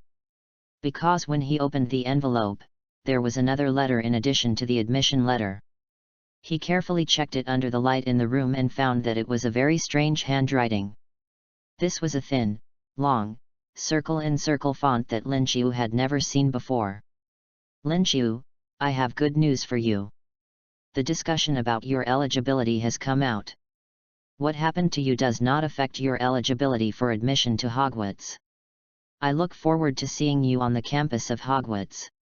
Please forgive the little joke I played on you before we parted. In fact, there is no discussion about admission qualifications, and you will always be welcome at Hogwarts. I wish you all the best. Albus Dumbledore." There is no spell on these words, but just looking at those words that are circled in circles, Lin Qiu seems to hear Dumbledore's peaceful and kind voice. After reading the letter, Lin Qiu was also a little amused. I didn't expect that Dumbledore, who is so old, still has the mind to tease him, a child. Lin Qiu breathed a sigh of relief. There is no doubt that his admission to Hogwarts is a sure thing. Ms. Okbai, who was standing by, finished reading Lin Qiu's Hogwarts admission letter, returned it to Lin Qiu, and added, "This letter was delivered by an owl when dinner was almost over. That means the letter was delivered not long ago." Ms. Okbai nodded. "I remember the letter mentioned that I hope you can write a reply as soon as possible and let the owl send it back. I'll write it now." "Wait a minute, Lin Qiu, I have something else to tell you." "Dean, what's wrong?" Ms. Okbai smiled. "The owl actually sent 2 letters, one to me. In the letter, Dumbledore mentioned that he had solved various problems that our orphanage might face. That is to say, you don't have to worry about this anymore." "Thank you, Dumbledore." Lin Qiu's previous concerns were mainly in 2 aspects. One was the qualification for admission to Hogwarts, and the other was that the Wu's orphanage might be demolished in the near future. Now that his 2 biggest concerns have been resolved, Lin Qiu only needs to think about his own affairs. So he ran back to his residence quickly and prepared to write a reply letter to Hogwarts. When he arrived at his residence, he found that there was an owl quietly resting outside the window next to his bed. The owl had spotted fur all over its body. At this time, it was outside the window, tilting its head to look at Lin Qiu, as if observing him. When Lin Qiu saw the owl, he was stunned at first, and then realized something. So he ran out of the room quickly and went to the kitchen of the orphanage to find some bread and water. According to some conventions he knew, it seemed that in the magical world, after the owl delivered the letter, the recipient usually had to feed the owl something. After he handed over the bread, the owl cooed twice in a friendly manner, as if to thank Lin Qiu, and then began to eat slowly and methodically. Seeing that the owl ate the food he provided, Lin Qiu breathed a sigh of relief. Fortunately, the dean, Mrs. Okiba, was thoughtful and moved the other children in the dormitory in advance, otherwise the scene in front of him might arouse the curiosity of many children and bring unnecessary trouble. While the owl was eating, Lin Qiu found paper and pen, quickly wrote a short reply, wrapped it in an envelope and handed it to the owl. After the owl finished eating, it cooed twice, grabbed the letter and flew into the night. Looking at the figure of the owl disappearing in the night sky, Lin Qiu's mood became much happier. After a long time, Lin Qiu calmed down. Everything he experienced today made him really come into contact with the magic world. The mysterious worlds he saw in novels and movies in his previous life are now presented in front of him. This makes him very excited. But at the same time, Lin Qiu also has a sense of crisis in his heart. He deeply realized, I am too weak. I gained magical abilities through the treasure chest and got rid of the identity of a squib. However, I am still not strong enough now. Today, he and Ms. Okbai just wanted to attend the fast chanting course, but they suffered an unexpected disaster. They almost died at the hands of the Black Wizard. This feeling is very powerless. I don't want to be powerless when I encounter these situations again. I want to become stronger. His only reliance now is his emotional treasure chest system. I need to find a way to get close to those famous people in the original book, let those powerful wizards have emotional fluctuations, let them drop emotional treasure chests, and gradually become stronger. I need to increase my influence as much as possible on the Hogwarts campus. Lin Qiu's idea of becoming stronger gradually became clear. It is now July 21st, and there are still more than 40 days before Hogwarts starts. For safety reasons, Lin Qiu decided to stay in the orphanage for the next 40 days to avoid getting into danger. After all, the emotional treasure chest system is still working. Lin Qiu has already used the unstable polyjuice potion on Harry. He only needs to wait for more people to know about the changes in Harry and cause emotional fluctuations, and then wait for the treasure chest to drop slowly. Of course, he did not do nothing in these 40 days. Using Harry as a fulcrum to pry the emotional fluctuations of other original characters is still a bit passive. Lin Qiu will also take the initiative to grasp the things he can decide. For example, according to the admission letter just now, at 9 o'clock on the first Sunday of August, a professor will come to answer questions and provide guidance. Solving doubts and guiding should be taking me to Diagon Alley to complete the basic purchase of freshman admission supplies, and explaining some basic attempts in the magic world to me, right? Those who can become professors at Hogwarts usually have their own unique magical abilities in one or more aspects. As long as I can make the professor on that day have emotional fluctuations and drop a treasure chest, the things in it will definitely not be bad. Lin Qiu silently recalled his understanding of the original work. He was not sure who would be the professor who would take him to Diagon Alley. It would be best if it was Professor McGonagall, the headmaster of Gryffindor, who can turn into a cat. The headmaster of other colleges is fine, and other professors are fine, as long as it's not Snape. Lin Qiu thought it was not a big problem. Snape would most likely only pick up those little wizards from pure-blood families. I am a squib, and it shouldn't be Snape's turn to take me to Diagon Alley. Stay in the orphanage for the next period of time, and try not to go out to avoid accidents. Lin Qiu felt a little sorry that after encountering the Dark Wizard this morning, the trump card Dumbledore envelope he left for himself was consumed. Now he has almost nothing except magical abilities. Thinking of this, Lin Qiu felt a little strange. He took the initiative to reveal the information about the cave today, not only to let Dumbledore realize the existence of Voldemort's Horcrux in advance, but also to make Dumbledore have some emotional fluctuations so that the emotional treasure chest would drop. But until now, Lin Qiu has not heard the system prompt. Strange. Just then, the system prompt sounded. Ding! Albus Dumbledore's contemptuous emotion is detected. Drawing a treasure chest for the host. Congratulations to the host, you have won a silver treasure chest. Lin Qiu's heart beat a few more beats. Just kidding, this is the emotional treasure chest dropped by Dumbledore. As the most powerful white wizard in the current magic world, no matter what is in the emotional treasure chest dropped by Dumbledore, it is definitely very powerful. System, open the silver treasure chest dropped by Dumbledore. P.S. This is the first Hogwarts fan fiction of the little author. Please vote and comment to let me know that someone is reading it. You can also see my flower data, 183, almost untouched. The evaluation vote is still 0. I don't know if anyone is reading what I wrote. I am mentally exhausted every day, and the more I write, the slower I write. Have fun reading every day during the National Day. Recharge 100 and get 500 VIP points. Recharge now.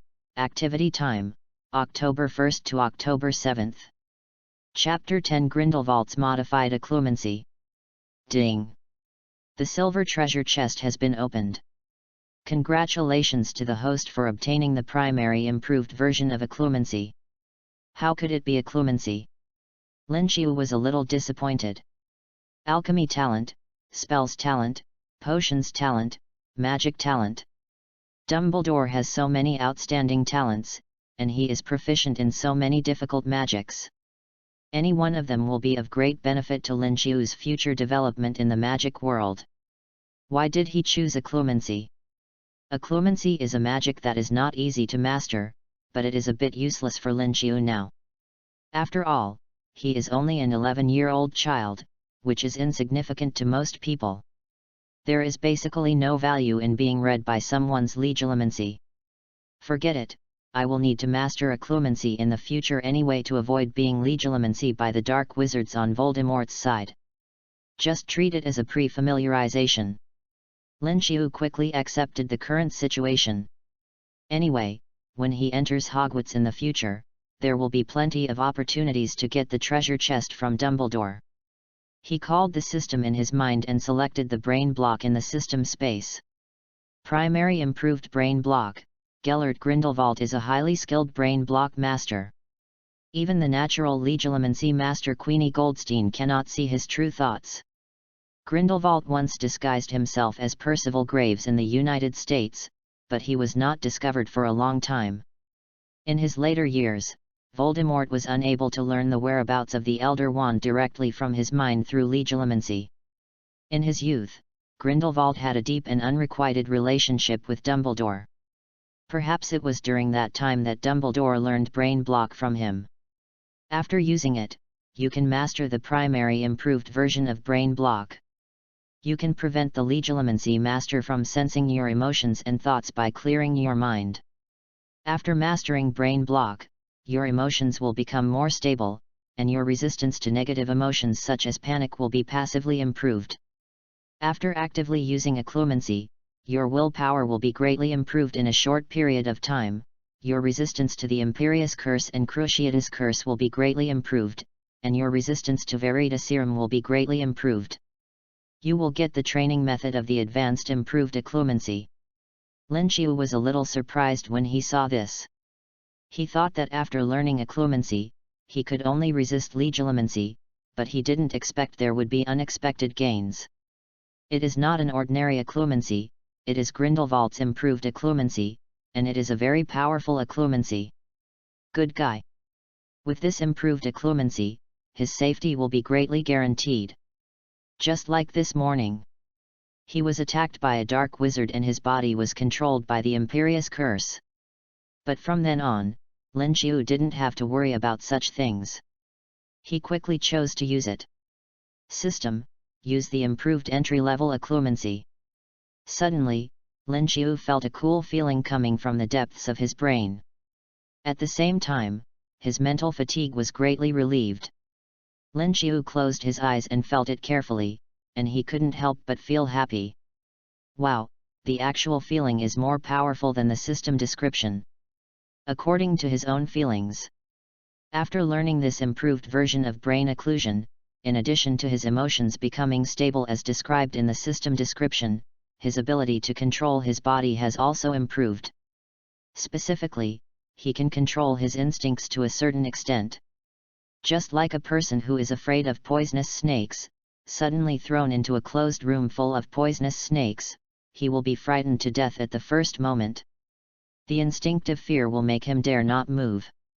At this stage, Lin Xiu, who has mastered the improved version of brain occlumency, can block and ignore those panic reactions to a certain extent. He will still feel fear, but he can limit the degree of this fear to a state that will not affect people's actions. Lin Xiu couldn't help but sigh, it's worthy of Dumbledore. Even if the treasure chest he dropped is brain occlumency, it is very effective.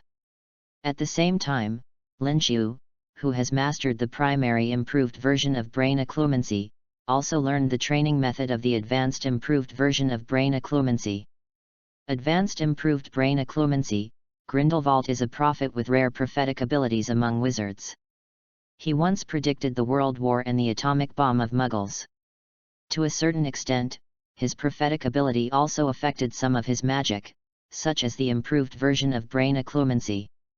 If you want to learn the advanced occlumency improved by Grindelwald, you need to learn divination and use prophecy and legilimency to train.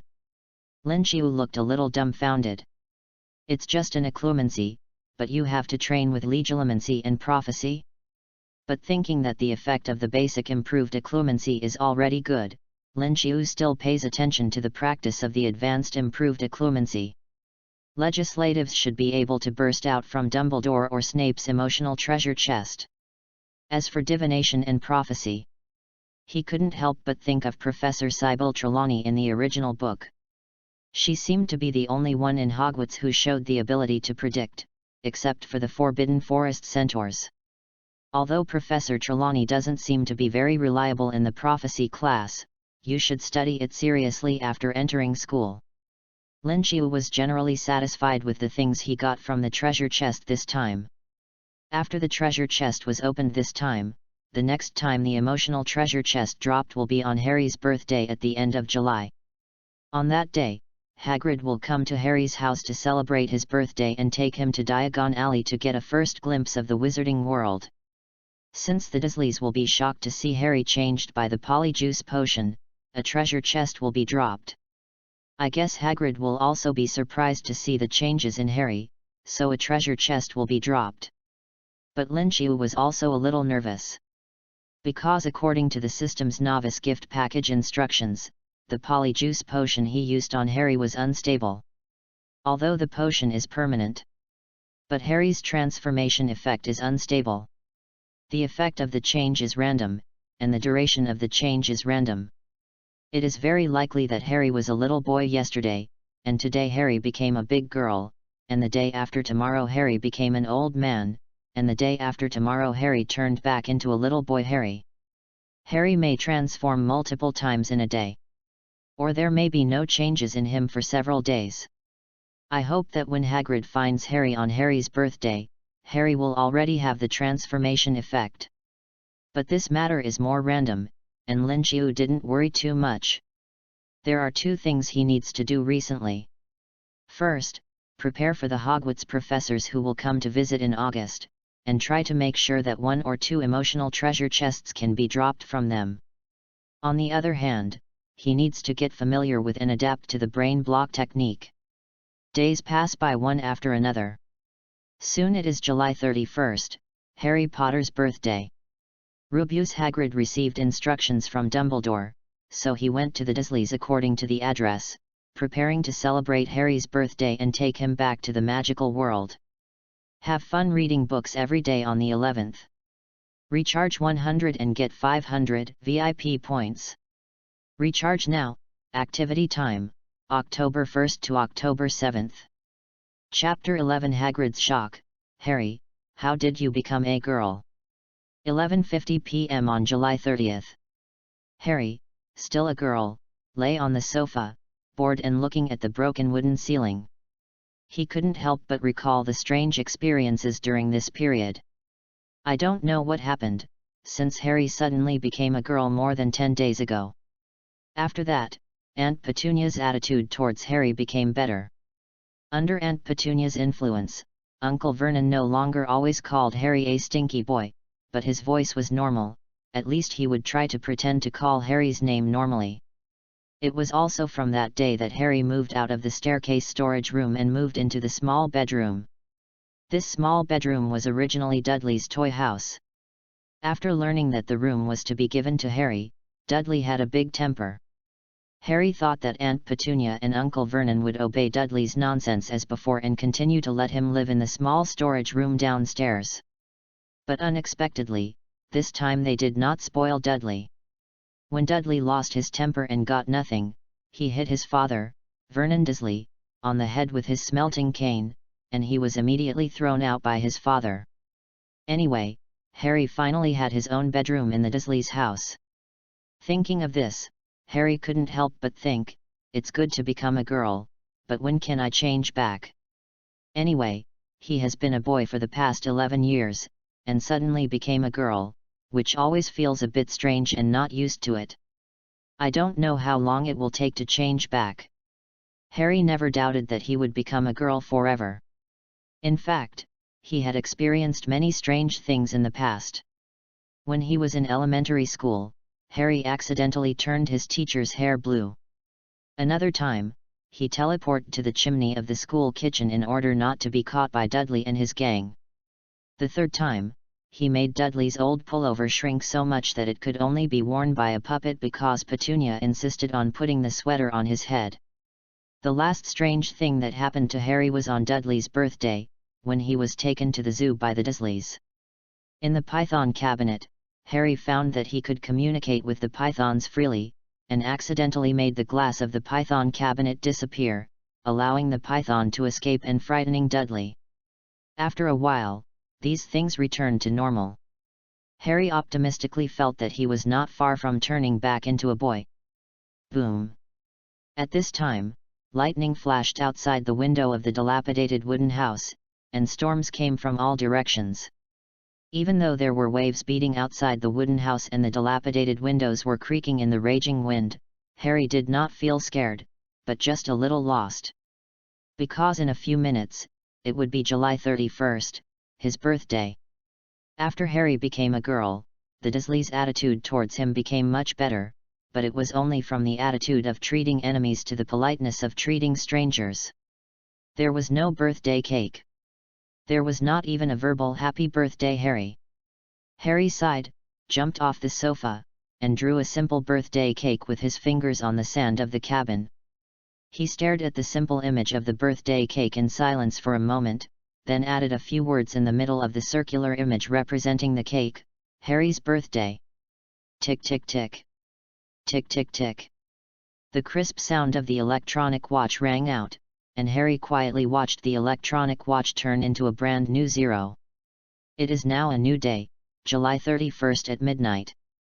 It was Harry Potter's birthday, but no one seemed to care except himself. Harry looked at the birthday cake drawn on the sand and whispered to himself, "Happy birthday, Harry. Make a wish." After he made a wish silently in his heart, he blew gently at the sand cake on the ground, imagining that he was blowing out the candles on a real birthday cake. Just after Harry blew away the sand cake pattern. Bang! A huge BG sound suddenly came from the door. It was as if a giant was knocking hard on the door. The huge sound woke up the Dursley family who were sleeping upstairs in the cabin. Vernon Dursley walked down the stairs tremblingly with an old-fashioned shotgun, pointing the muzzle at the door. Who's outside the door? Petunia Dursley held her son Dudley Dursley tightly and hid behind Vernon, her teeth chattering, and she could hardly say a word. The uninvited guest outside the door did not respond, but just kept knocking on the door. Bang! The BG sound became louder and louder, as if the uninvited guest outside the door was becoming more and more impatient, and the wooden door was in danger. At this time, Petunia noticed Harry standing beside the sofa in a daze, and she hurriedly screamed at Harry, "Hide!" Bang! The old wooden door was kicked directly away, and all the Dursleys screamed subconsciously. A tall figure walked into the door with a bent waist.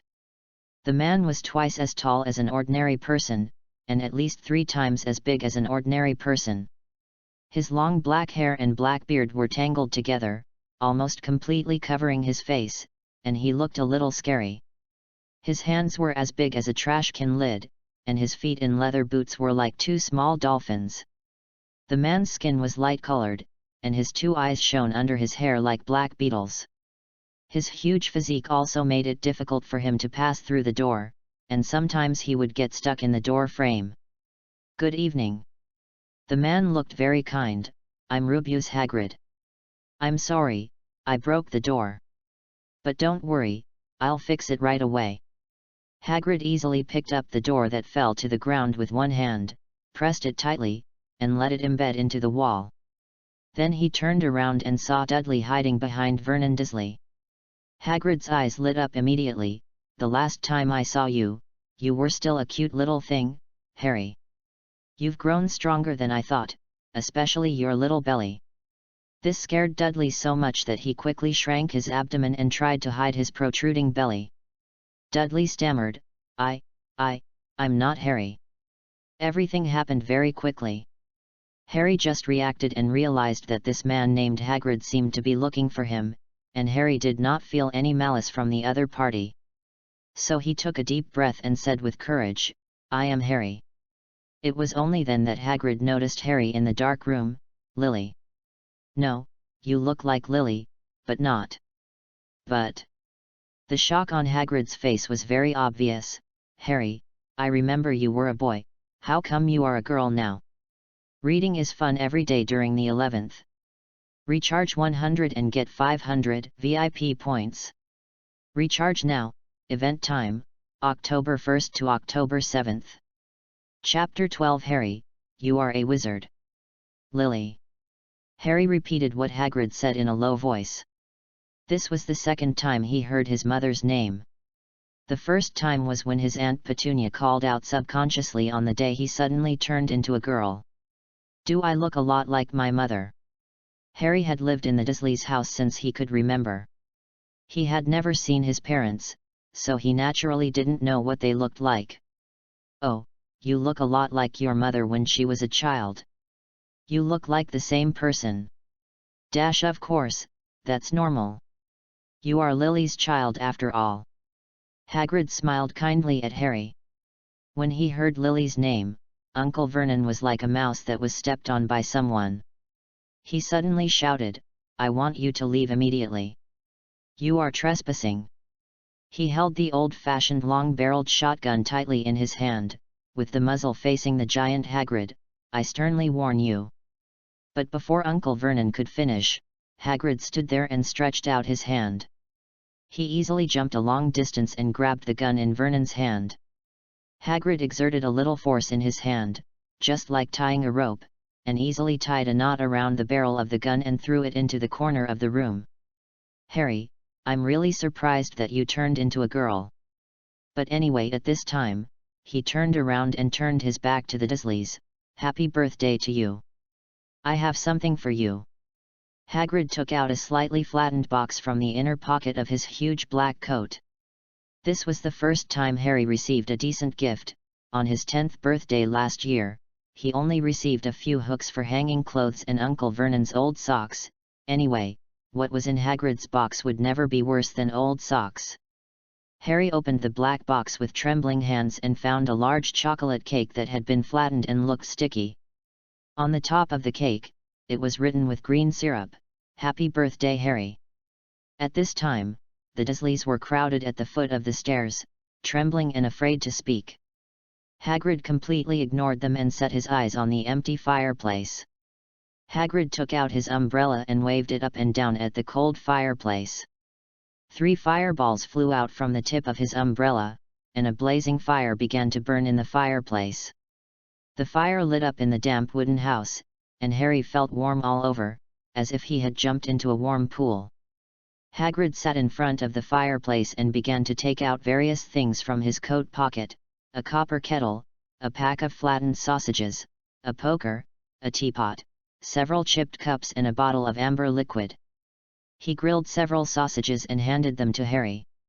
The smell of sausages filled the whole room, and Harry ate them so fast that he almost had no time to say thank you. After Harry finished the last bite of sausage, he breathed a sigh of relief and whispered, Thank you, Mr. Hagrid. Hagrid took a sip of tea comfortably. Harry, you don't have to be so polite, just call me Hagrid, everyone calls me that. By the way, I haven't told you about my situation yet. I am now the keykeeper and grounds guard of Hogwarts. Of course, you must know Hogwarts, the world-famous magic school. I don't know. Hagrid was shocked when he heard what Harry said. Harry quickly apologized, I'm sorry. I'm sorry. Hagrid turned around and glared at the Dursleys, scaring them into hiding. They should be the ones to say sorry.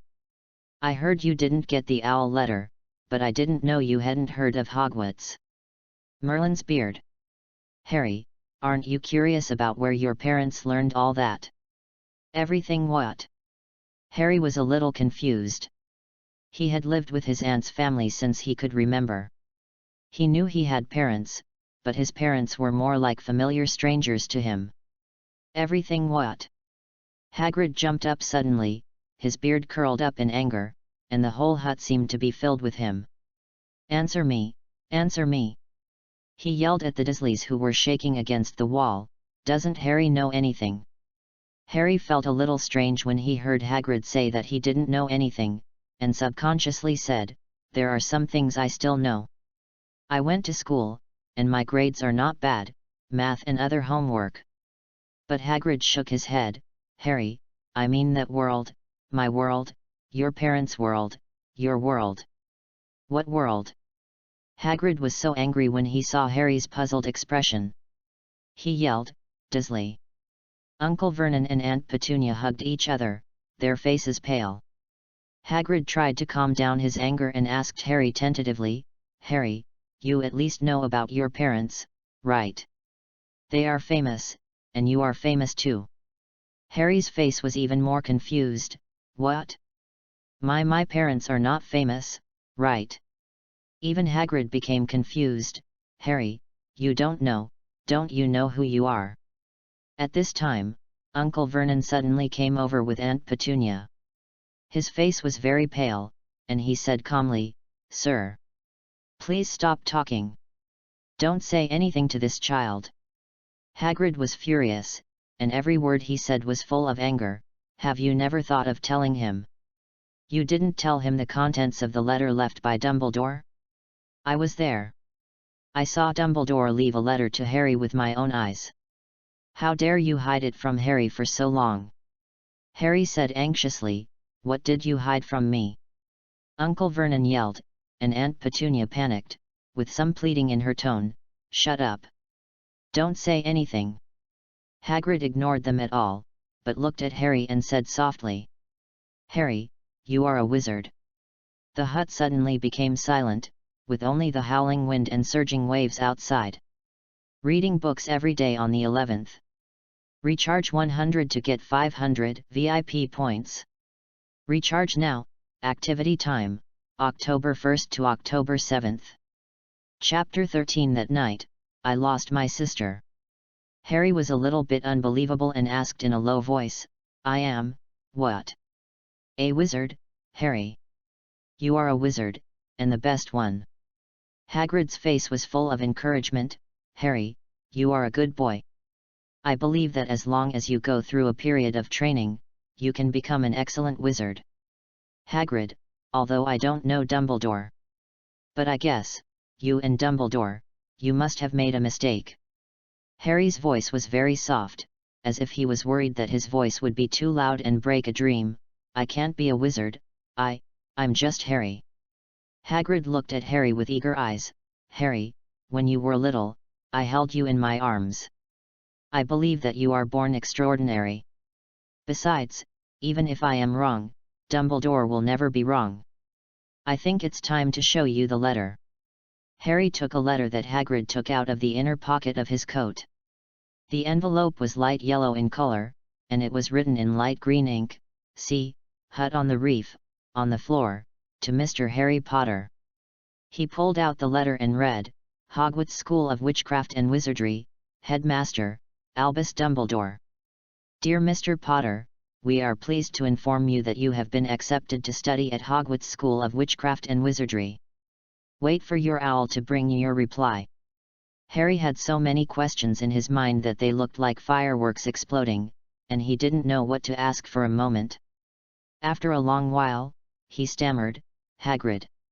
What does the letter mean when they say they expect my owl to reply?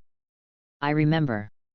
Hagrid slapped his head and took out a lively owl, a long feather pen and a roll of parchment from an inner pocket of his coat. He hurriedly wrote a note, and Harry glanced at it and saw that it said, Dear Mr. Dumbledore, the letter has been given to Harry. I will take him to buy the things he needs tomorrow. The weather is terrible. I wish you all the best. Hagrid rolled up the note and let the owl fly into the storm with it. Then he closed the door, as if he had just drunk a glass of water. At this time, Uncle Vernon suddenly approached the fireplace, and the fire in the fireplace illuminated his pale face clearly. "He won't go." Hagrid snorted. "I want to see how you muggles will stop a wizard from going to Hogwarts." Harry asked curiously, "What are muggles?" Hagrid said, "Muggles are a general term for people like them who don't believe in magic." "Harry, it's unfortunate that you grew up in such a family that doesn't believe in magic." Uncle Vernon's voice trembled, but after he spoke, he seemed to have a courage. "When we adopted him, we swore that we would never let him touch those garbage." "Never." "You knew it a long time ago." "Harry, you've known for a long time that I'm a wizard." "You've known for a long time, but you never planned to tell me." "Of course I know." Aunt Petunia's originally flustered expression suddenly calmed down, with some sarcasm in her tone. "How could I not know? My beloved sister actually has such a talent. Oh, you can never imagine how proud my parents were when she received the letter." She pinched her throat and comically imitated her parents' expressions at that time. "Lily is a wizard." "Oh, great, there is a wizard in our family." Penny took a deep breath, as if just recalling her sister Lily made her feel dizzy. "I'm the only one who knows what kind of person she is." Penny gritted her teeth and said, "Freak. Lily is a complete freak." Penny looked at Harry, but when she saw Harry's red hair that was very similar to Lily's, she slightly shifted her gaze. Then she met that guy called Potter. "After graduation, they got married and had you." She snorted coldly. "Of course, I knew you would be the same as them, just as weird, just as abnormal. Then, she left and was killed in the explosion, so we had to adopt you." It was the first time that Harry heard the details about his parents. His face turned pale and he said after a long time, "Killed in the explosion? You told me that they died in a car accident." "Car accident?" Hagrid was furious. How could a car accident hurt Lily and James Potter? This is slander. It's defamation. Every child in our world knows Harry's name, but he doesn't know his own life experience. Petunia, who was originally afraid of the tall Hagrid, just had a cold face at this moment. "There is no way, we have to make up something to deal with Harry." Hagrid roared, "It's been 9 years, so many years.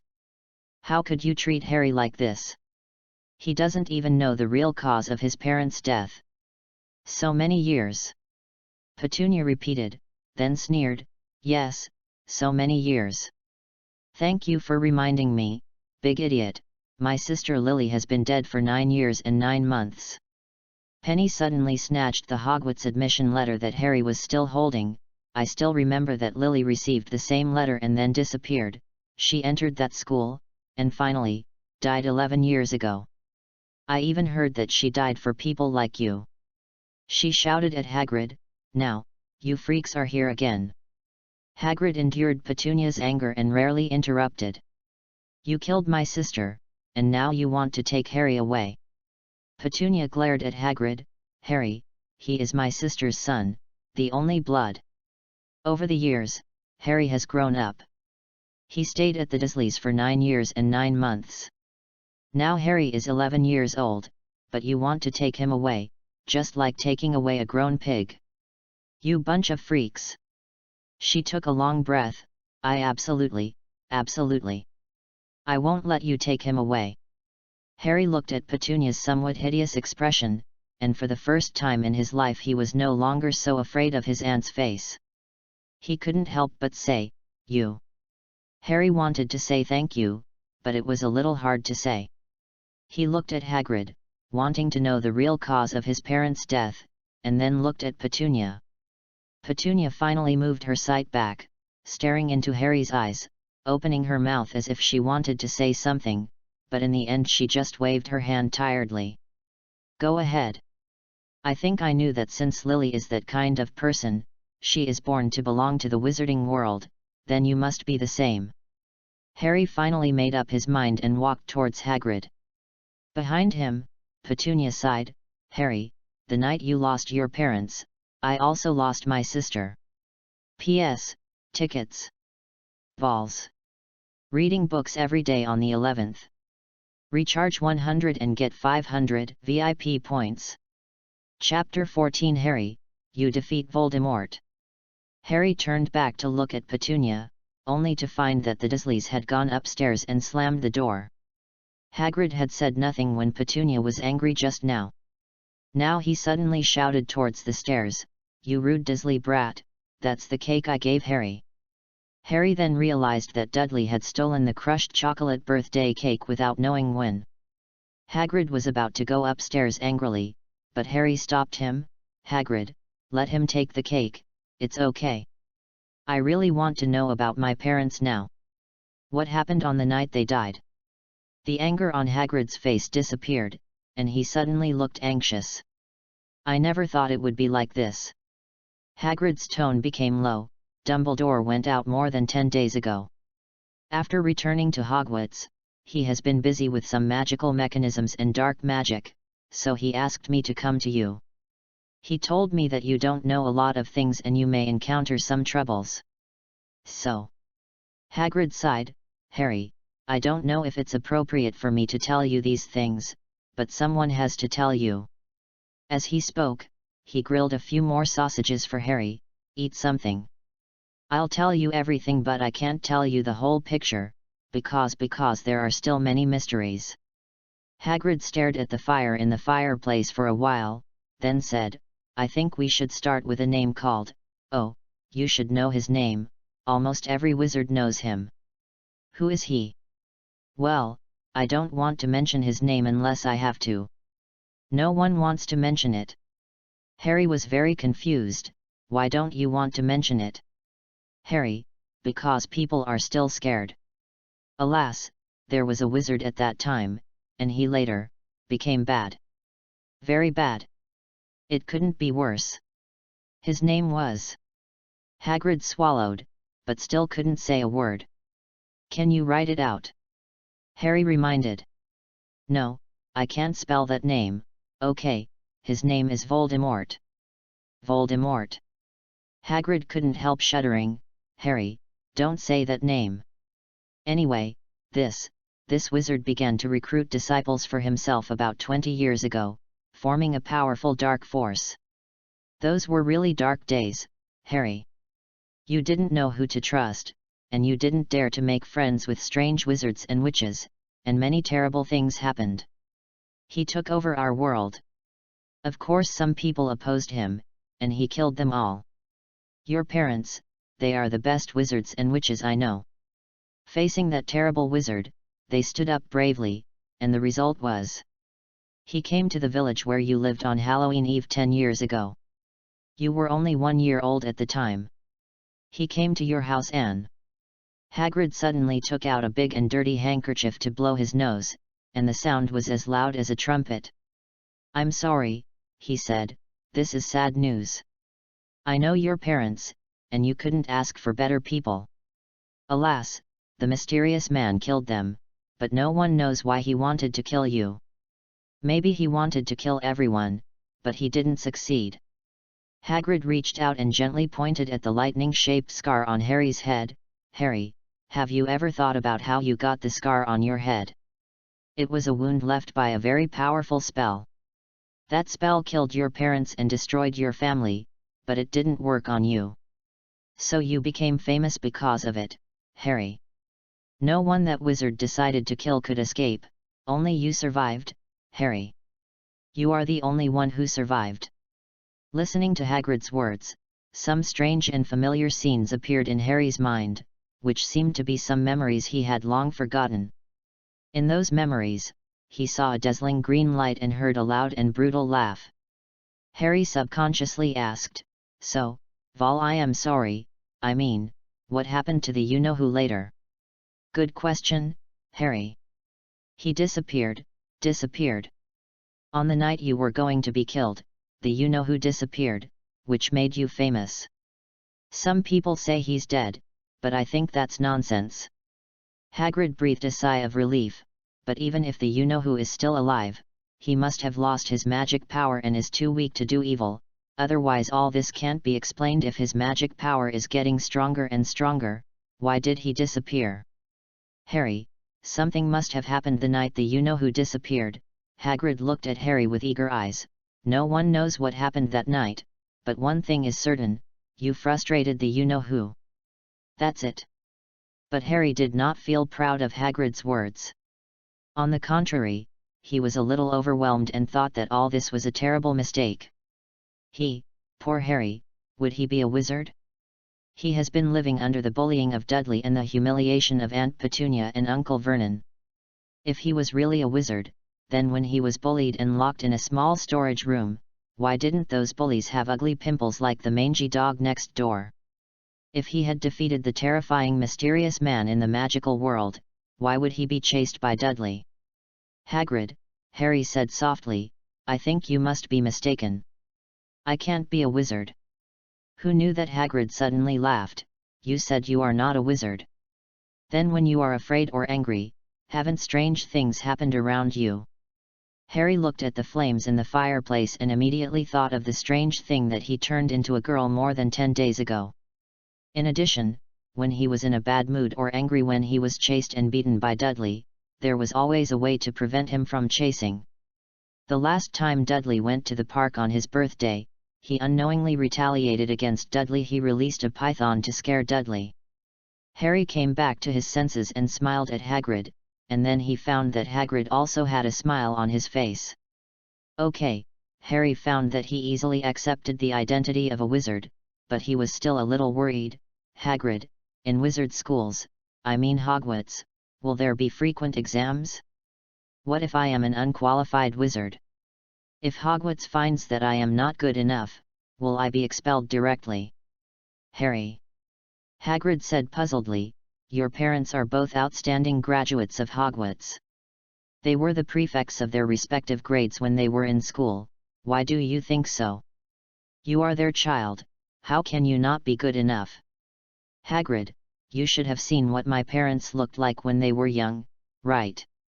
Harry said, I want to ask, did they have strange things like me when they were my age? For example, my mother became a boy, my father became a girl, etc. More than 10 days ago, I didn't know why I became a girl, and now I can't change back. Read books every day on the 11th. Recharge 100 to get 500 VIP points. Recharge now, activity time, October 1st to October 7th. Chapter 15 Harry, I am the rich person? Hagrid scratched his head. Harry, what happened to you is really rare. But don't worry. I can tell Dumbledore about your situation. He is the best wizard in Hogwarts. There must be a way, I will write to him now. Hagrid jumped up and fumbled in his coat pocket. While searching, he muttered, where is the owl? I didn't bring only one with me. Hagrid grabbed a bunch of keys, small pellets, balls of string, mint candies, tea bags, and even some dog biscuits and 2 live dormice in his coat pocket, but he didn't find the owl. He was a little discouraged. Harry, I just used up my last owl to write a letter back to Dumbledore. Let's wait until later. Hagrid, you can use magic, can't magic contact Dumbledore? As far as I know, there are indeed some magic that can directly contact Dumbledore, but it's too difficult, I can't. And, strictly speaking, I can't cast spells with a wand, I'm not qualified. I'm only allowed to use it for a while when I look for you or send you a letter. This is why I took this job and came to you.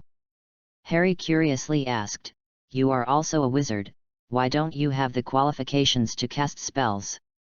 Hagrid was a little embarrassed to say, I used to go to Hogwarts, but, to tell you the truth, I was expelled.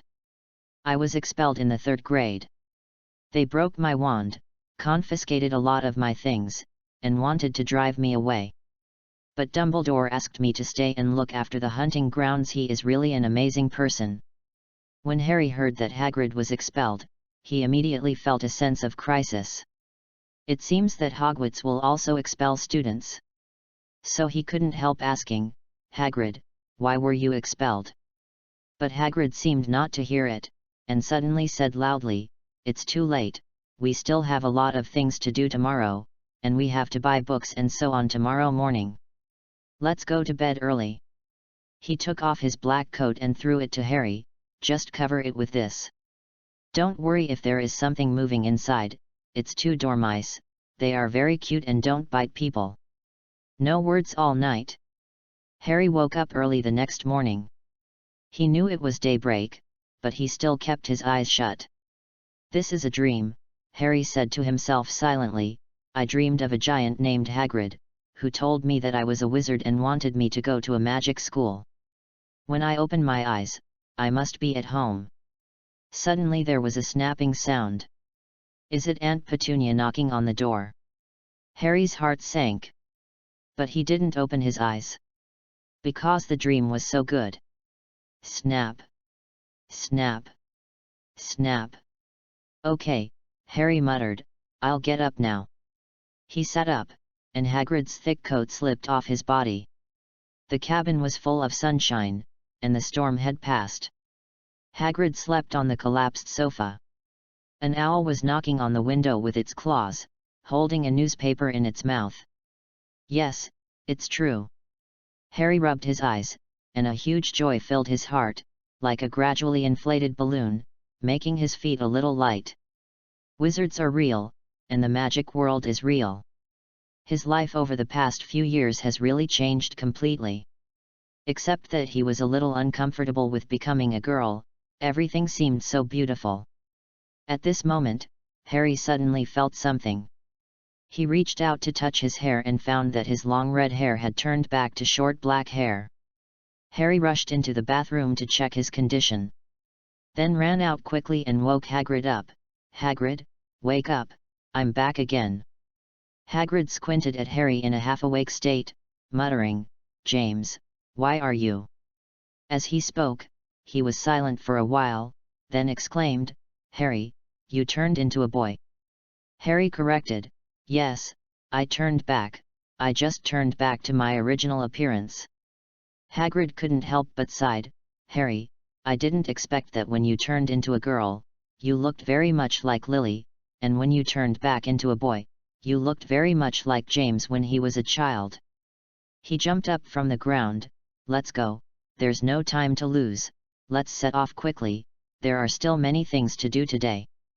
Although you have turned back, I think I still need to write a letter to tell Dumbledore about your situation. In this way, we have to go to Diagon Alley to borrow an owl." "Pa, pa, pa." At this time, Hagrid noticed the owl that was knocking on the window persistently.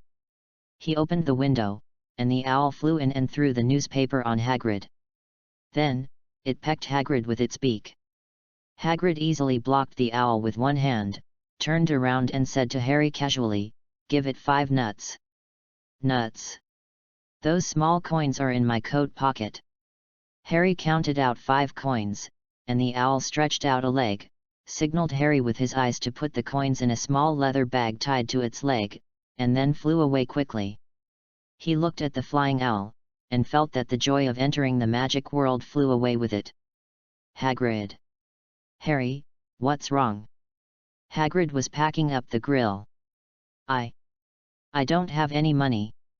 When Harry said this, the stern-faced Dursleys were about to walk down the stairs. But when Petunia saw Harry, who had turned back into a boy, she frowned, and the coldness on her face turned into disgust, and she turned around and went back upstairs. During the 10 days when Harry became a girl, he felt that the Dursleys' attitude towards him could be regarded as courteous by Dursleys' standards. But when he turned back into a boy and saw Aunt Petunia's familiar disgusted expression, he knew that the Dursleys treated him the same way as before. Harry sighed and pretended to be indifferent and said, "Hagrid, you saw it too. Aunt Petunia's family, they won't spend money for me to learn magic." Hagrid smiled and said, "Don't worry about that, you don't think your parents left you nothing, do you? But even the house they lived in was destroyed by the mysterious man. Harry, no one will keep money at home. I'll take you to Gringotts, that is, the wizard's bank." "Do wizards also have banks?" There is only one, Gringotts, which is opened by goblins. Hagrid looked at the surprised Harry, came close to Harry, lowered his voice and whispered, "You can't let your muggle aunt hear this, Harry, your parents left you a lot of money." Harry was a little surprised. He didn't expect that he was actually considered a rich man in the wizarding world. At the same time, in Wu's orphanage, Lin-Chiu, who was preparing for the arrival of the Hogwarts professor, was flooded with system prompts. Ding! Shock detected. Drawing treasure chests for the host. Reading is fun every day during the 11th. Recharge 100 and get 500 VIP points. Recharge now. Event time, October 1st to October 7th. Chapter 16 The Treasure Chest Dropped by Hagrid, Super Physique. Ding! Rubius Hagrid's shock is detected. Drawing a treasure chest for the host. Congratulations to the host for getting a silver treasure chest. Ding! Rubius Hagrid's shock is detected. Drawing a treasure chest for the host. Congratulations to the host for getting a silver treasure chest. Looking at the prompts in the system, Lin-Chiu was a little confused. It seems that the unstable polyjuice potion on Harry's body has taken effect, shocking Hagrid. But why is this shock not a one-time emotion, but divided into 2 times? A bit strange. But none of this matters. The most important thing is that it's time to open the treasure chest now. System, open the treasure chest. Ding! The silver treasure chest has been opened. Congratulations to the host for obtaining primary magical beast affinity. Congratulations to the host for obtaining primary non-human constitution. Lin-Chiu focused his attention on the system space and sensed 2 warm red sparks. He has discovered it. In addition to physical props, the things that can be opened from the emotional treasure chest include some intangible rewards such as magical talent or spell mastery. These intangible rewards are manifested as sparks of various colors in the system space. Lin-Chiu focused his attention on the 2 sparks stored in the system space. Primary magical creature affinity. Hagrid is good at taking care of various magical animals, including dangerous creatures. These abilities may have been accumulated slowly when he was raising pets or dealing with creatures in the Forbidden Forest. Although he was not a fully competent teacher at first, the experience he accumulated in taking care of magical animals allowed him to obtain the position of Professor of the Care of Magical Creatures class. In 1995, when Hagrid, who had been teaching formally for 2 years, was retained by Dolores Umbridge for observation, most students except Slytherin College admitted that Hagrid's teaching level had made great progress. The magical animals that Hagrid had introduced in class included hippogriffs, flobberworms, blasting-tailed screwts, nifflers, unicorns, and thestrals. The animals he has raised or cared for include Fluffy the 3-headed dog, Fang the hound, Norbert the Norwegian ridgeback, Aragog the acromantic spider, Buckbeak the hippogriff, etc. In addition, Hagrid also took care of his half-brother, Grop, a giant, in the Forbidden Forest. After use, you will have an affinity for some magical animals, be able to understand the meaning of magical animals to a certain extent, you can establish a connection with some magical animals, and you can let creatures that trust you assist you in attacking. All magical animals will have the lowest desire to attack you. Primary in human constitution. When Vernon Dursley warned Hagrid of trespassing with a gun, Hagrid directly snatched the gun and tied a knot easily, as if the gun was made of rubber. During the Battle of Hogwarts, Hagrid threw Walton McNeil to the other end of the Great Hall and knocked him unconscious against the stone wall. Whenever Hagrid patted someone on the back or shoulder to show his friendliness, other people usually couldn't withstand Hagrid's huge strength. One day in early 1996, Dolores Umbridge became the new headmaster of Hogwarts. She decided to forcibly take Hagrid, who supported Dumbledore, away from her residence and even prepared to put Hagrid in Azkaban. One midnight, she found several officials from the Ministry of Magic and went to Hagrid's hut together to try to subdue him by force. In order to protect Hagrid, the big dog Fang rushed to the wizards around Hagrid again and again, and was finally hit by a stunning spell and fell to the ground. Professor Minerva McGonagall rushed out of the castle after hearing the noise and wanted to protect Hagrid, but was hit by 4 stunning spells at the same time and fell to the ground unconscious. Hagrid roared wildly and picked up one of the Aurors who was chanting the spell and threw him out. At least 6 people used stunning charms on Hagrid at the same time, but Hagrid was not affected too much. Instead, he knocked them down with his bare hands and then escaped safely. After using it, you will have a primary inhuman physique. Your physical appearance will not change significantly, but your strength will be much greater than that of ordinary people. In addition, you will also have good physical strength and endurance. You will be able to resist most malicious spells, and you will be resistant to spells including some black magic. Good guy, the things in Hagrid's treasure chest are also good. After reading the system description, Lin Qiu immediately chose to use it. Suddenly, he felt strange changes all over his body. His skin became smoother, his muscles became tighter, and the whole person became extremely strong. Lin Qiu clenched his fist lightly and immediately felt a strong force. In addition, his energy became extremely abundant. It was morning now. When Lin Qiu just woke up, he was still a little confused, but after obtaining the primary inhuman constitution, the whole person suddenly became extremely energetic. At this moment, he had endless energy all over his body, and he felt a little itchy in his heart, and wanted to test his current strength. But he was a little worried that he would run too far away from the orphanage and encounter black wizards like last time. So he simply tested it secretly in the orphanage. At the speed of a 100-meter sprint, he ran 10 kilometers in one breath, and stopped without breathing at all. He did 4,000 or 5,000 push-ups at a time, without any effort. Finally, Lin Qiu quietly ran to the door of the orphanage, and tried his hand at the cars parked at the door when no one was paying attention. He found that he could lift them easily. If he was not worried about attracting too much attention, he would even want to try to lift those cars directly, but he finally gave up. About a morning later, Lin Qiu basically tested his body. Inhuman physique, so terrifying. Back in his room, Lin Qiu had fully felt the power of this inhuman physique. His entire physique has been enhanced, not just strong. Many of the tests that Lin Qiu secretly did this morning were very physically demanding. But he found that he hardly breathed and didn't feel tired at all. This shows that his physical strength limit and physical strength recovery speed are far beyond ordinary people at this moment.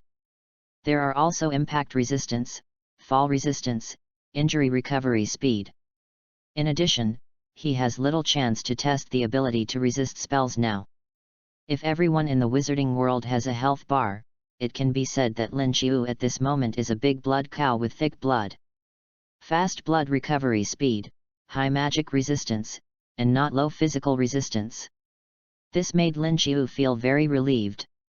He finally had a little confidence in the crisis-ridden magical world. And Lin Qiu had no chance to try the magical animal affinity that Hagrid opened in the emotional treasure chest. He could only make plans after he went to Hogwarts to see those magical animals. Lin Qiu was looking forward to his upcoming magical journey to Hogwarts, which made the rest of his days a little difficult. He was almost counting the days on the calendar. In Lin Qiu's expectation, the first Sunday of August arrived. On this day, Lin Qiu got up early and quickly packed himself. He stood guard at the door of Wu's orphanage, looking out from time to time, wanting to see which professor would come to guide him to understand the magical world and go to Diagon Alley. Dean Ms. Oakbay also accompanied Lin Qiu and waited together. At 8:55, a figure wearing a thick hat full of patches appeared in Lin Qiu's sight. She was a short lady with flowing grey hair, who looked quite old.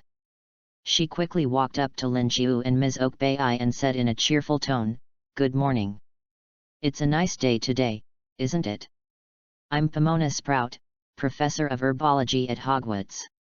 In addition, I'm also the head of Hufflepuff. Nice to meet you. Reading is fun every day. Recharge 100 and get 500 VIP points. Recharge now, event time, October 1st to October 7th. Chapter 17, Professor Sprout, The Leaky Cauldron. Hello, Professor Sprout, I'm Lin Qiu.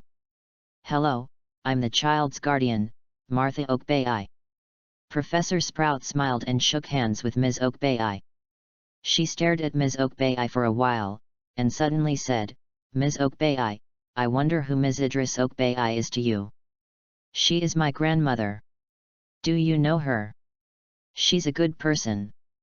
Sprout said gratefully, my brother Rocco Sprout is a squib. After hearing about Angus Buchanan's deeds, you know Angus Buchanan, right? He is the first squib in history to participate in the Hogwarts sorting ceremony. In short, my brother was inspired by Angus Buchanan's deeds, and he also wanted to try to get on the sorting hat to identify his own magical talent. Of course, he failed that time, and he was deeply shocked. Later, I learned that he went to Dorset with the help of Ms. Idris Okiba and settled down there. He is living a good life now. When I visited Rocco once, I learned that your grandmother helped many people, not just Rocco, and a large number of them were squibs. I heard that your grandmother also founded the Squib Support Association. Ms. Okiba smiled, she has always been my pride. Ah, I was just talking, here's this. As she spoke, Professor Sprout took out a round potion from her clothes, with dark green liquid swaying inside. Ms. Oakbay said in surprise, is this a magic potion? Herbicide, the formula is very simple, I made it myself using flobberworm mucus. But it works very well and can help remove weeds in the field. I use it often. I see that your yard is very large and there are many weeds. It may be troublesome to use manpower alone. But, can things from the wizarding world be used here? Don't worry, I took out a diluted version, which will not have any bad effects. Professor Sprout sent the herbicide out and said in a relaxed tone, since Ms. Oakbay has your grandmother's background, I think you must have some knowledge of the magic world. Then I will take this child to Diagon Alley to buy things for school, and I will send him back after the purchase. By the way, bring some Muggle cash, which will be exchanged for wizard currency when the time comes. Please wait a moment. Ms. Oakbay quickly came out of the office and handed Lin Qiu a small grey bag, which was jingling inside. It was obviously some coins. Professor Sprout quickly thought of wizard currency. Listening to the sound, it seemed to have the softness of gold galleons and the crispness of silver sickles, and the sound of copper nuts was almost unheard. Professor Sprout was surprised for a while at first, but soon understood that Ms. Oakbay was not completely ignorant of the magic world, and it was normal for her to have wizard currency. After she said goodbye to Ms. Oakbay with Lin Qiu, she walked to a secluded place, and then put her hand on Lin Qiu's shoulder. Hold your breath, it may be a little uncomfortable, but it will be over soon. After that, Professor Sprout activated the apparition. Bang! After a loud explosion, the two men disappeared in a spiral. Lin Qiu felt the space around him suddenly compressed again. It was pitch black and there was a strong squeeze from all directions. But with the experience of apparition with Dumbledore last time, he felt much better this time and recovered quickly. The next second, his vision became clear from blurry. And he found that he and Professor Sprout appeared in an alley. This is apparition, Professor Sprout explained on the side, it is a common way for wizards to travel. She watched Lin Qiu recover after just a few deep breaths, and was a little surprised. Mr. Lin Qiu, you performed better than I thought. Lin Qiu smiled, Professor, thank you for your compliment. Professor Sprout pointed to the front of the alley and said, it's here, the Leaky Cauldron, a very famous place. This is a dirty and narrow bar. If Professor Sprout hadn't pointed it out, Lin Qiu might not have noticed it. People who hurried past didn't even look at it. Their eyes only fell on a large bookstore on one side and a record store on the other. They seemed to not see the Leaky Cauldron at all. Lin Qiu had a strange feeling that only he and Professor Sprout could see the bar. Professor Sprout took the lead and Lin Qiu followed him into the bar. 3 old women sat in the corner of the room drinking sherry from small cups, and one of them was smoking a long pipe. A little man in a top hat was chatting with a bar owner who was almost bald and looked like a shrunken walnut. As soon as they entered the door, the chattering became much quieter. The bar owner smiled as he washed the cups, saying, "Professor Sprout, take the little wizard to Diagon Alley. Reading every day on the 11th. Recharge 100 to get 500 VIP points. Recharge now, event time, October 1st to October 7th. Chapter 18 Nice to meet you, Cassandra." Professor Sprout nodded to the bar owner. "Tom, I remember your child is old enough to go to Hogwarts this year, right?" Tom smiled. "Yes, she has been looking forward to this day for a long time. I think she should be in Hufflepuff." Professor Sprout smiled. "Then she will definitely be a great Hufflepuff. It is an honor for Hannah to receive your praise." Tom was in a good mood and even hummed a song. After a few pleasantries, Professor Sprout took Lin Qiu to the back of the bar of the Leaky Cauldron. Lin Qiu followed Professor Sprout and saw many people standing up to greet Professor Sprout and saying a few words when she passed by. He learned from these words that these people were basically Hufflepuff graduates, and Professor Sprout had served as the head of Hufflepuff at Hogwarts for many years, so they respected her very much. In addition, Lin Qiu also learned a lot about recent events in the wizarding world from their conversations. A young man with grayish-yellow hair said excitedly, "Professor Sprout, I wonder if you have heard about the recent incident about Dumbledore?" Stan Shunpike, the conductor of the night bus, claimed that he found Dumbledore near a beach. Not long after, a cliff near that beach disappeared completely. Professor Sprout just smiled. Dumbledore has a lot of things to consider. Maybe he is doing something important. At this time, the person who sat at the same table with the grayish-yellow-haired young man curled his lips, but on the other hand, the credibility of the whole thing is questionable. After all, Stan Shunpike always likes to brag about himself. Last month, he boasted in a wizard bar that he had recently found a strange man in black. He suspected that the Dark Lord was about to make a comeback and the Death Eaters were waiting for an opportunity to move, and he knew all the plans of the Death Eaters. Ha ha ha ha. For a while, everyone in the bar laughed. The wizarding world is not small, but not big either. Most of the people present were adult wizards who had ridden or come into contact with the night bus to some extent and knew Stan Shunpike. This man was the ticket seller of the night bus. He had a pair of protruding ears and was not very smart, but he liked to brag. "Everyone, do you remember last year's Quidditch World Cup? The game lasted for 5 days, and in the end, the Scottish team lost to the Canadian team 240 to 270. When the Scottish team lost, their seeker Hector Lamont accused his father of being Shorty Lamont, who failed to make him grow longer fingers, so that he lost the game. The funniest thing is that there were several Velas present at the time, and Stan Shunpike was fascinated by the Velas. I heard him boast that he would become the youngest Minister of Magic in history. Ha ha ha. The whole Leaky Cauldron was filled with cheerful laughter again. If you ask me, Stan Shunpike's boasting is outdated. Who doesn't know Harry Potter, the boy who lived? It was he who defeated the Dark Lord.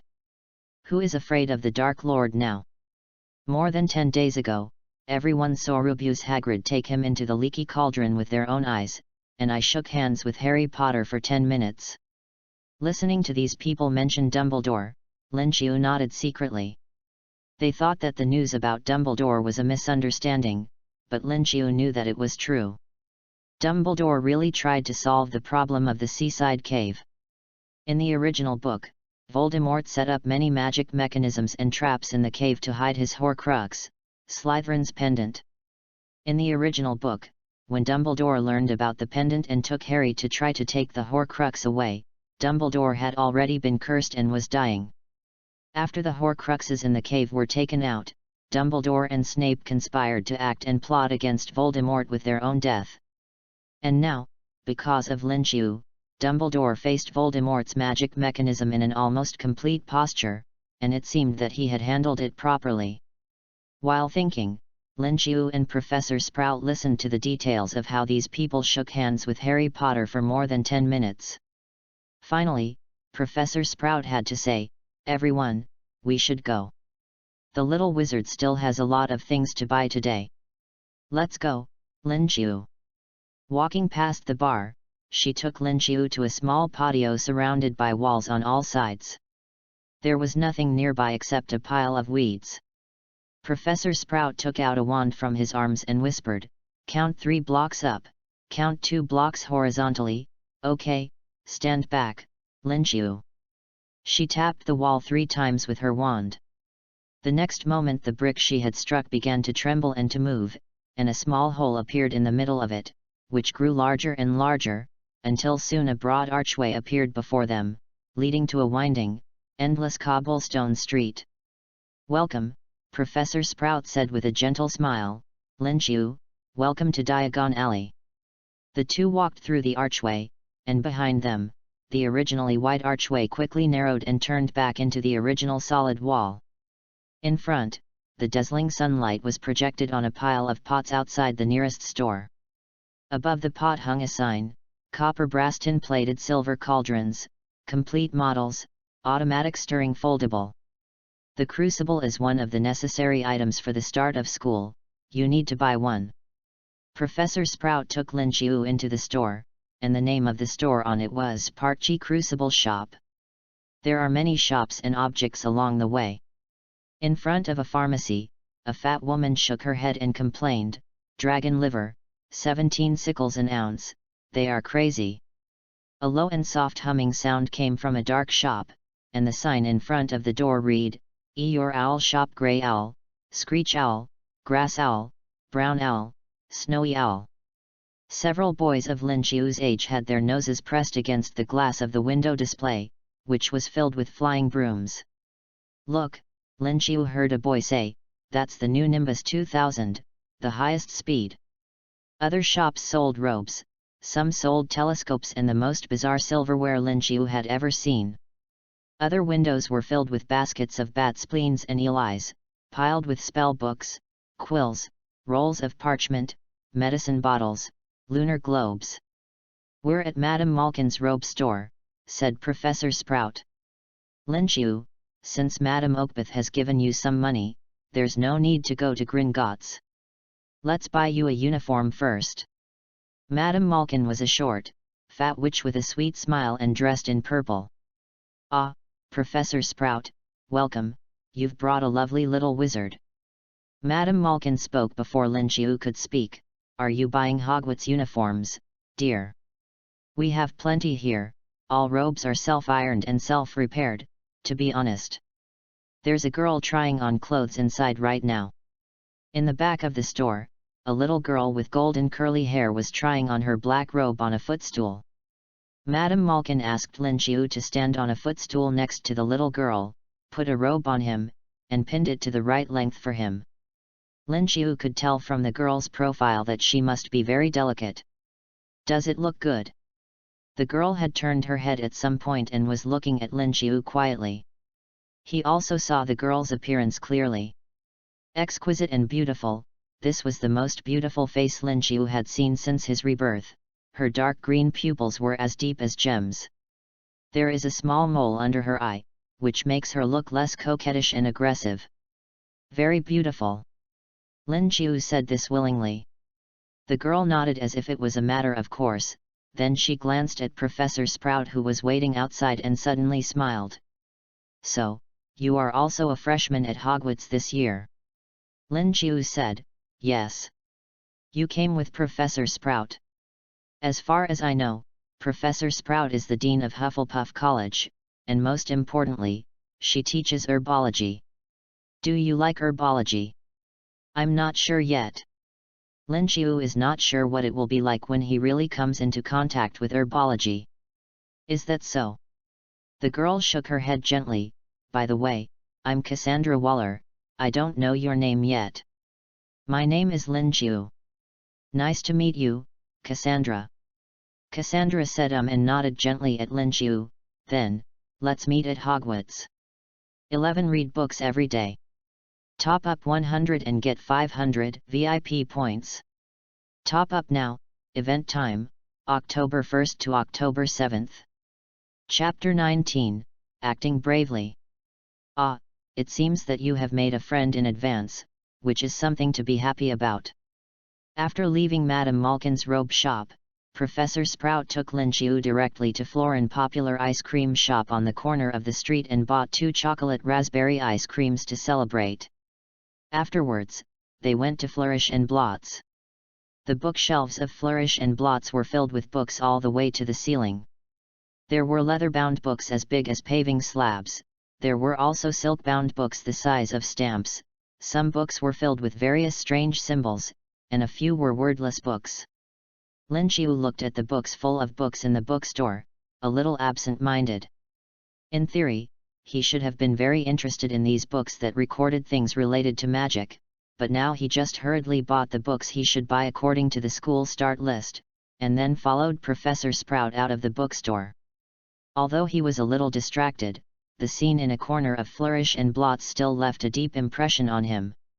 While most books were only 1 or 2 galleons per copy, there was an area in the bookstore where books were priced at 5 galleons per copy. Near that area, there was a huge magic photo advertisement. In the magic photo, a middle-aged wizard with golden curly hair showed a delicate smile and kept winking at the people passing by. Just above the photo was a huge and conspicuous banner.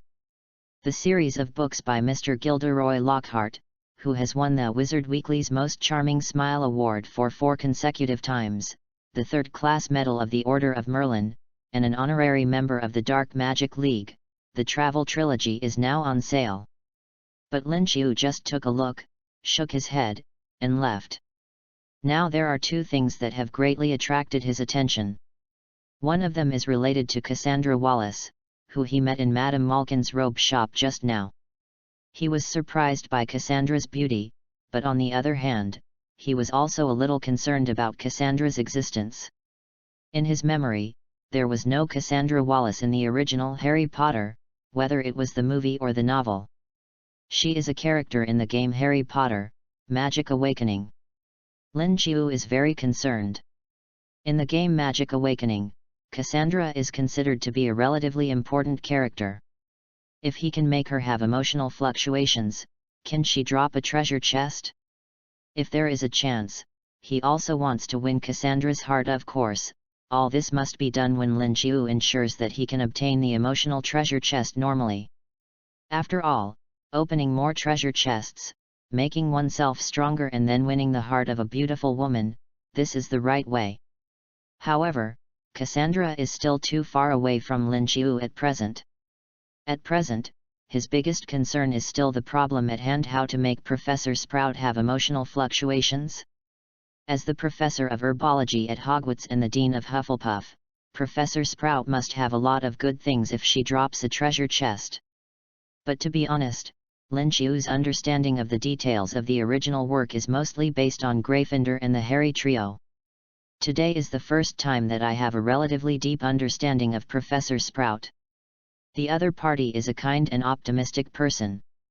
In the original work, she showed a very obvious sense of justice and was not afraid of power. When Umbridge, the pink toad, drove Dumbledore away and became the headmaster of Hogwarts, she issued a lot of strict decrees to restrict professors and students from exchanging information unrelated to the course. Professor Sprout was resisting in her own way. She learned about Harry's experience from the Quibbler and admired his courage. She gave Gryffindor 20 points in the name of Harry handing over a kettle, making Gryffindor's points worthy of the name. When Professor Dumbledore died and everyone in Hogwarts was sad, many people thought that Hogwarts should be closed. It was also Professor Sprout who made it clear that Hogwarts should continue to be open for even one student who wants to come to class. In the final battle, she also bravely stood up with the Hufflepuff students and threw out the devil's snare she cultivated to kill the Death Eaters. Professor Sprout is an out-and-out good person, and to cause her more obvious emotional fluctuations, either punish evil and promote good, or start with herbalism and planting, which she is interested in. Starting from herbology and planting, Lin Qiu felt that he didn't have the ability now, so he could only think of ways to punish evil and promote good.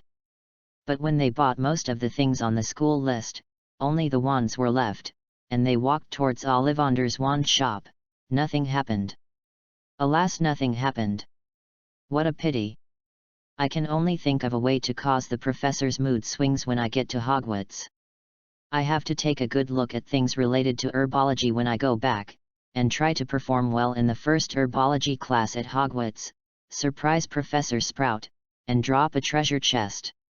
Lin Qiu quickly adjusted his mood and planned to enjoy the rest of the time, especially to focus on experiencing the classic difficult wand selection process in the original book. Just then, he heard a scream behind him. Looking back, he found a shadow rushing out of the crowd, and Lin Qiu's eyes lit up. Good opportunity. This is in Diagon Alley, and it is during the school purchase period for Hogwarts freshmen, so the safety factor on the street must be very high. In this case, if he rushed out to do what was right, it would most likely cause Professor Sprout to have emotional fluctuations and a treasure chest would drop. Worst case, Lin Qiu could be sure that he could guarantee his safety. Professor Sprout was the head of Hufflepuff after all, and his strength was not bad. Although he might leave a reckless impression on Professor Sprout by just rushing out, Lin Qiu felt that it was not a big deal compared to the treasure chest he might get. Done.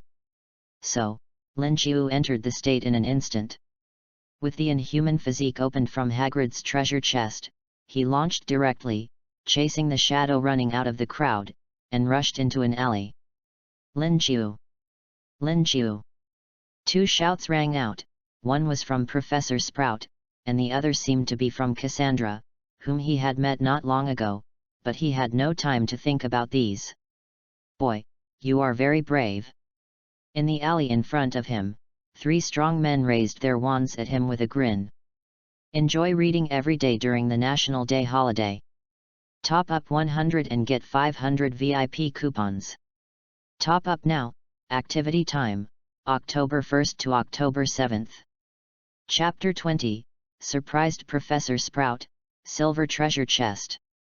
With the primary inhuman physique, Lin Qiu could easily see the movements of the 3 strong men in the alley. Stupefy. At the same time, the magic wands in the hands of the 3 strong men emitted a strong red light and were about to be fired. Lin Qiu dodged one of them, but he was unable to dodge the remaining 2 spells, so he took off his robe and threw it out. The robe was hit by a red light, and it seemed to lose power and fell straight to the ground. The last coma spell hit Lin Qiu directly, but he only felt like being bitten by a mosquito. The 3 strong wizards were stunned. How could the coma spell not work? Lin Qiu took the opportunity of the 3 people's stunnedness and took 2 steps at a time, knocking one of them over. The other 2 were shocked by Lin Qiu's sudden rise. After seeing his companion fall to the ground, one of them ran out of the alley without looking back. The other one leaned against the wall behind him in fear, chanting spells in a panic and trying to fight back, but he always made mistakes and was shaking like a sieve. Seeing the man who ran to the alley and was about to escape, Lin Qiu snorted coldly. The surging power in his body gave him enough confidence, and an idea flashed through his mind.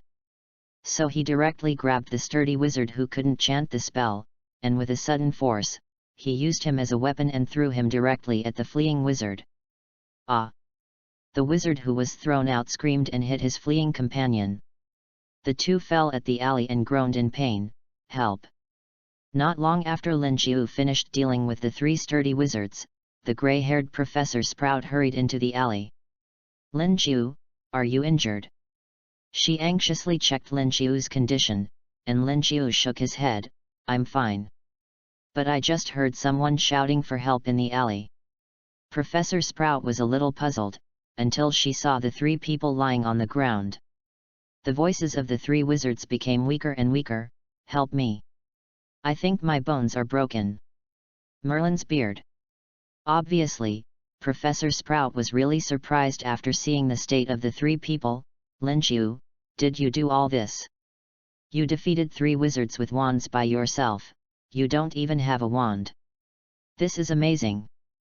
As he spoke, Professor Sprout took out his wand and waved it gently, Wingardium Leviosa. The 3 strong men lying on the ground were lifted up by Professor Sprout's levitation spell. The professor said to Lin Qiu, villains appeared in Diagon Alley before school started. This is a very bad incident. I plan to send them to the Aurors patrolling in Diagon Alley. Lin Qiu, do you plan to go to the wand shop by yourself or come with me? Professor, I'll go with you. Just then, 2 middle-aged men in black uniforms came to the entrance of the alley. Professor Sprout heaved a sigh of relief when he saw them. Gentlemen from the Ministry of Magic, these 3 are the villains who caused the riot before. They have been subdued. You can take them away for trial. One of them said apologetically, Professor Sprout, I'm sorry. As Aurors, we should maintain order in Diagon Alley, but this happened. Fortunately, I heard that a brave boy stood up, and the boy was following you at the time. The Auror saw Lin Qiu next to Professor Sprout, and his eyes lit up. Hello, little warrior. Are you a freshman at Hogwarts this year? If you ask me, you put down these 3 big guys by yourself, which is really good. I think you are born to be an Auror. Another Auror said with a smile, our Auror office has not recruited new people for several years. I wonder if you are interested in becoming an Auror in the future? After you graduate, you can come to the Ministry of Magic and report my name, the tough guy Gadwin. At this time, more and more people poured into the alley, and their deliberately suppressed discussions echoed in the alley. An old woman squeezed out of the crowd with tears in her eyes and grabbed Lin Qiu's hand. Thank you. Mr. Lin Qiu, thank you. These 3 people are so hateful that they even stole the money of an old woman like me. More and more people squeezed into the alley. The 3 wizards who were floating in the air by the floating spell closed their eyes and trembled. Lin Qiu found that these people who squeezed into the alley actually began to shake hands with him. I am SCO, Mr. Lin Qiu. Thanks to you, you have protected the safety of the shops in Diagon Alley. This is for you to thank you. I declare that in view of Mr. Lin Qiu's heroic performance, our SCO ice cream shop will be 20% off today. Lin Qiu was a little shocked. Wow, there are many talents in the wizarding world. He just dealt with a few thieves who were robbing things, and someone came over and planned to use his reputation to make a profit. Gradually, Lin Qiu realized that his sudden outburst in public was a bit inappropriate. Especially in the discussion among the crowd, some people have compared Lin Qiu with Harry Potter who appeared in Diagon Alley some time ago. Lin Qiu just wanted to make Professor Sprout have emotional fluctuations and drop the emotional treasure chest, and he had not thought of becoming famous in this way now. Just as he was about to slip away and was thinking about how to speak, Professor Sprout cleared his throat. Everyone, please don't get too excited. Our little wizard has something to do today, please make way. As he walked, Professor Sprout's voice became serious. Mr. Lin Qiu, adult wizards holding wands are very dangerous. I hope you will consider your own safety more next time you face a similar situation. As he approached the 2 Aurors, Professor Sprout also said appropriately, Mr. Gadwin, Aurors are the elite among wizards. To become an Auror, you need at least 5 NEWT certificates, and the score cannot be lower than good. You also need to receive 3 years of training in the Auror office. I believe Mr. Lin Qiu is good enough. He is a talented person, but he still needs enough time to grow. When Professor Sprout took Lin Qiu out of the crowd and walked towards Ollivander's wand shop, Professor Sprout asked, Lin Qiu, I just rejected everyone's gratitude for you. Do you feel uncomfortable? Lin Qiu shook his head. Professor, I feel uncomfortable when I am stared at by everyone, and you just saved me. Professor Sprout breathed a sigh of relief. That's good. I am worried that you will be affected by these false names and become like Lockhart Gilderoy Lockhart. Have you heard of this name? He is now a successful novelist and the dream lover of many witches. But more than 20 years ago, Lockhart entered school Hogwarts, it was not like this when I joined Ravenclaw College. I had been at Hogwarts for about 20 years at that time. I and many professors believed that Lockhart had good talents. As long as he worked hard, he would definitely achieve good results. But at that time, he was controlled by vanity. Everything he did was just to win more attention for himself, not to become better. He once claimed in class that he could create the Philosopher's Stone, and he also planned to lead the England Quidditch team to win the World Cup and eventually become the youngest Minister of Magic in the United Kingdom. In addition, he once carved his name on the Quidditch pitch in 20-foot-long letters, then he once projected his huge portrait into the sky like the Dark Mark.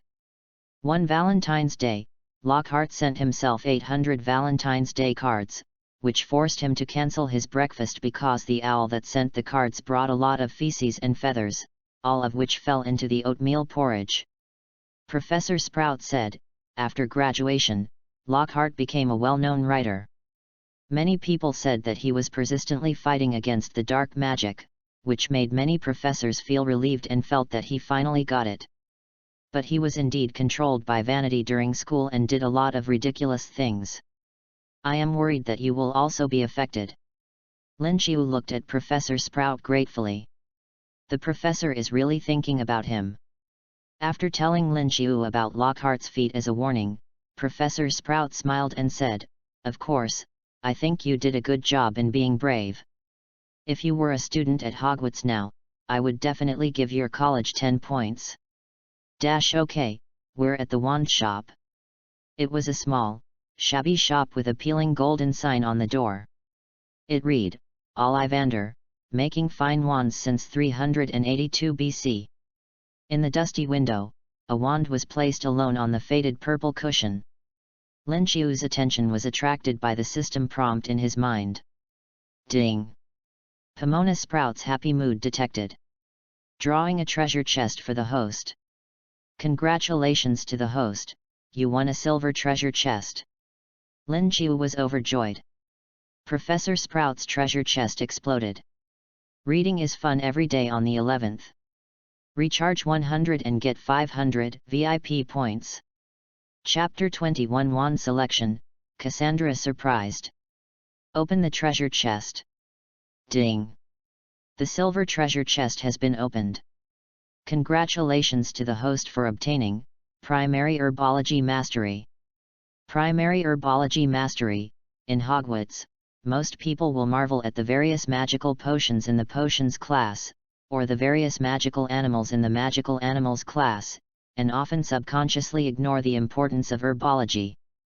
But in fact, many potions in potions require materials grown in herbology, and many magical animals often need various plants in herbology as supplements. One fact is that for nearly 1,000 years, the Hufflepuff basement is the only lounge in Hogwarts that has not been seen by people outside the Hufflepuff College for 1,000 years. It is the safest of all the college common rooms. Professor Sprout, the current dean of Hufflepuff College, often brings some interesting plants from the greenhouse as decorations for the Hufflepuff common room. It is hard to say whether the safety of Hufflepuff is related to those interesting plants. But everyone knows that the Devil's Vine can entangle people tightly, and the Whomping Willow hits people mercilessly. The importance of herbology has been ignored by many people. After using it, you will have some knowledge of herbal medicine. After coming into contact with unfamiliar herbal plants, you will be able to obtain the characteristics of the plant to a certain extent, and you will be less likely to attract the attention of aggressive plants such as the Whomping Willow. Good guy, Shenum tastes hundreds of herbs. Lin Qiu chose to use it in his mind without hesitation, and suddenly, he felt that he had some new knowledge in his mind. For example, when Professor Sprout appeared at the door of the orphanage, there was always a faint smell of soil on his body. Lin Qiu didn't think much about it at the time, but now he can distinguish that the smell is mixed with the sweetness of some young mandrake roots. He suspected that he had made a mistake, so he asked tentatively, "Professor Sprout, did you come into contact with soil before you came to the orphanage this morning?" Professor Sprout was a little surprised. "Oh yes, I changed the pots of a few young mandrakes this morning." "Lin Qiu, you have a keen observation. I think you will definitely have good achievements in herbology in the future. Thank you for your compliment. Lin Qiu was secretly surprised that his ability to master herbology was quite amazing. When he learned potions, he could go to the Forbidden Forest to collect herbs and prepare potions by himself. This might be a good way to make a fortune in the wizarding world. But now, it's time to choose a wand. Ding-ling-ling. Professor Sprout pushed the door open and Lin Qiu saw the situation in the store clearly. The store was very small, with nothing but a bench. Professor Sprout sat on the bench and looked at Lin Qiu with encouragement. Wizards often need to choose their first wand themselves. Go ahead. According to Ollivander, the wand chooses the wizard. Lin Qiu's breathing subconsciously became lighter.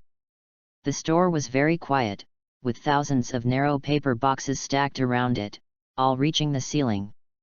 Turning a corner, Lin Qiu saw a beautiful head of golden curly hair at first sight. It was Cassandra. In front of Cassandra, there was an old man who was handing over a wand. After Cassandra took it, she looked at it carefully. The old man had a pair of large light-colored eyes, like two shining moons in the dim store. He noticed Lin Qiu's presence, so he greeted him softly, "Good afternoon, young man. This lady came first, you need to wait a while. Don't worry, you'll be in time. Old Ollivander never lets young wizards down.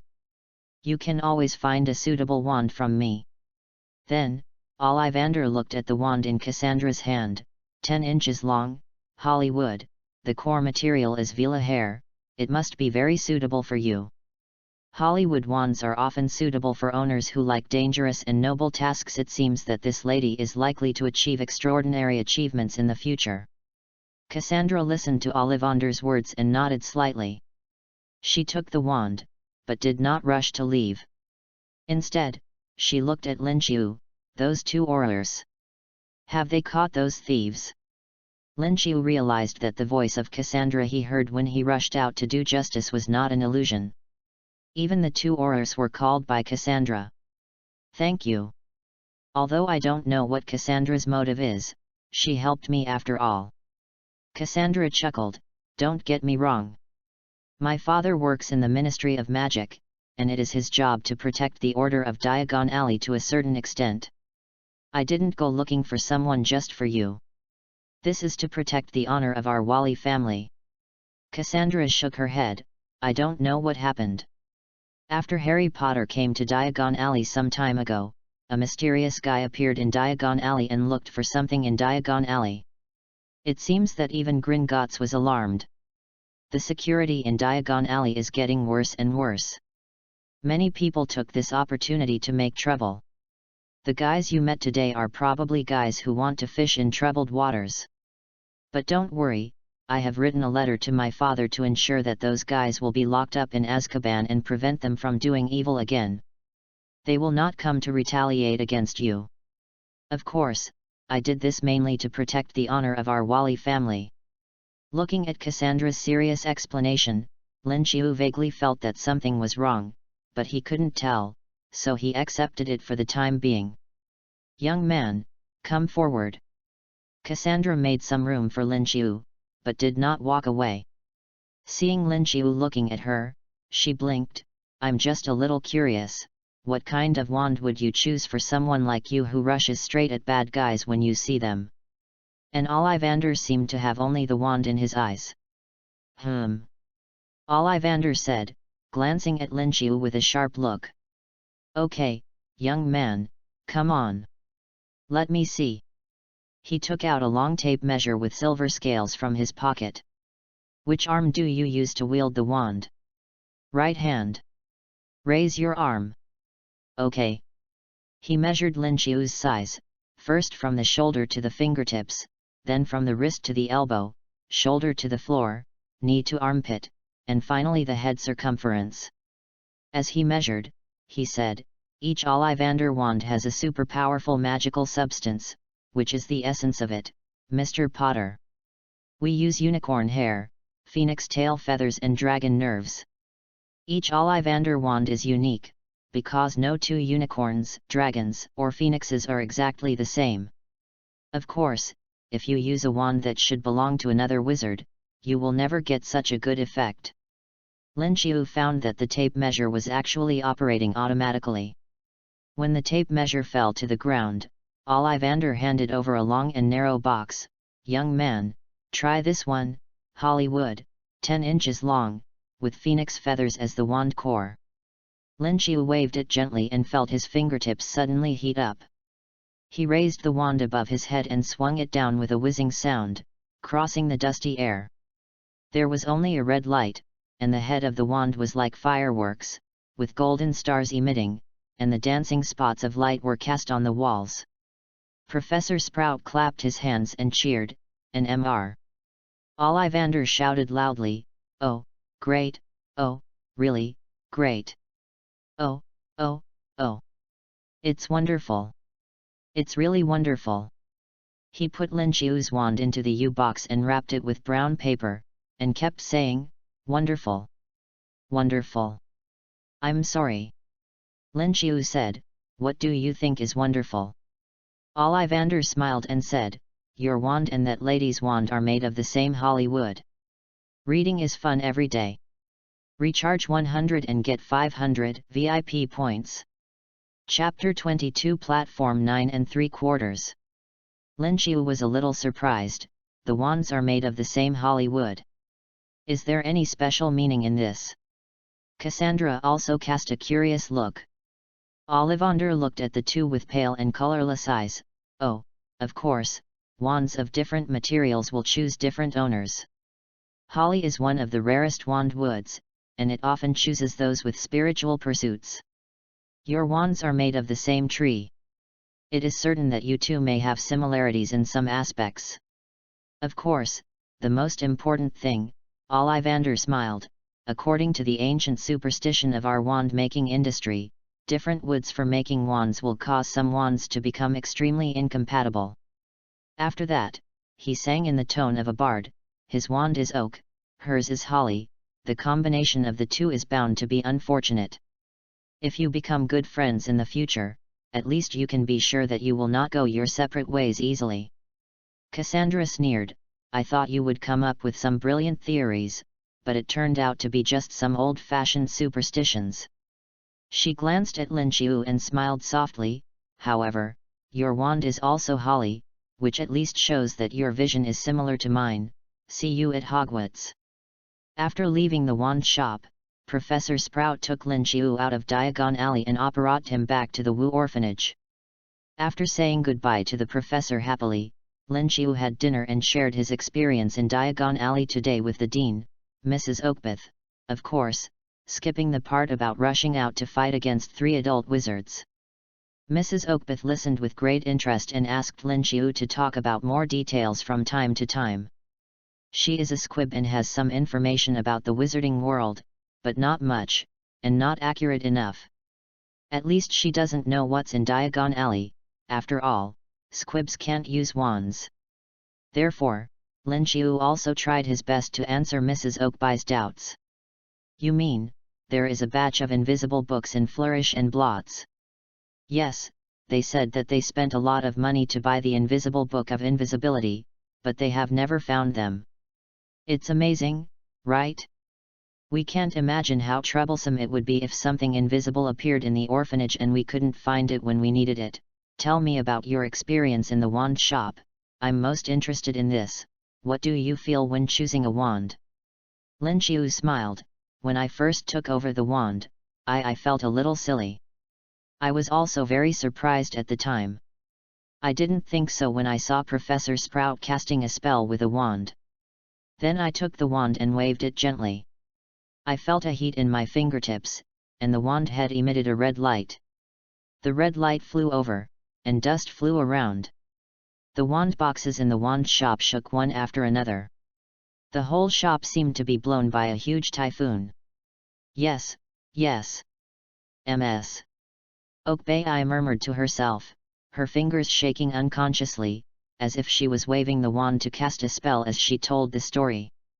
Finally, after Lin Qiu told his experience in Diagon Alley for the 5th time, the clock rang at 9 o'clock in the evening, and Ms. Okbai let Lin Qiu leave. Before leaving, Lin Qiu took out the small bag that Ms.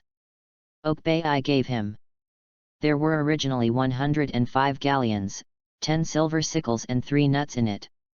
He spent almost 60 galleons in Diagon Alley today. Ms.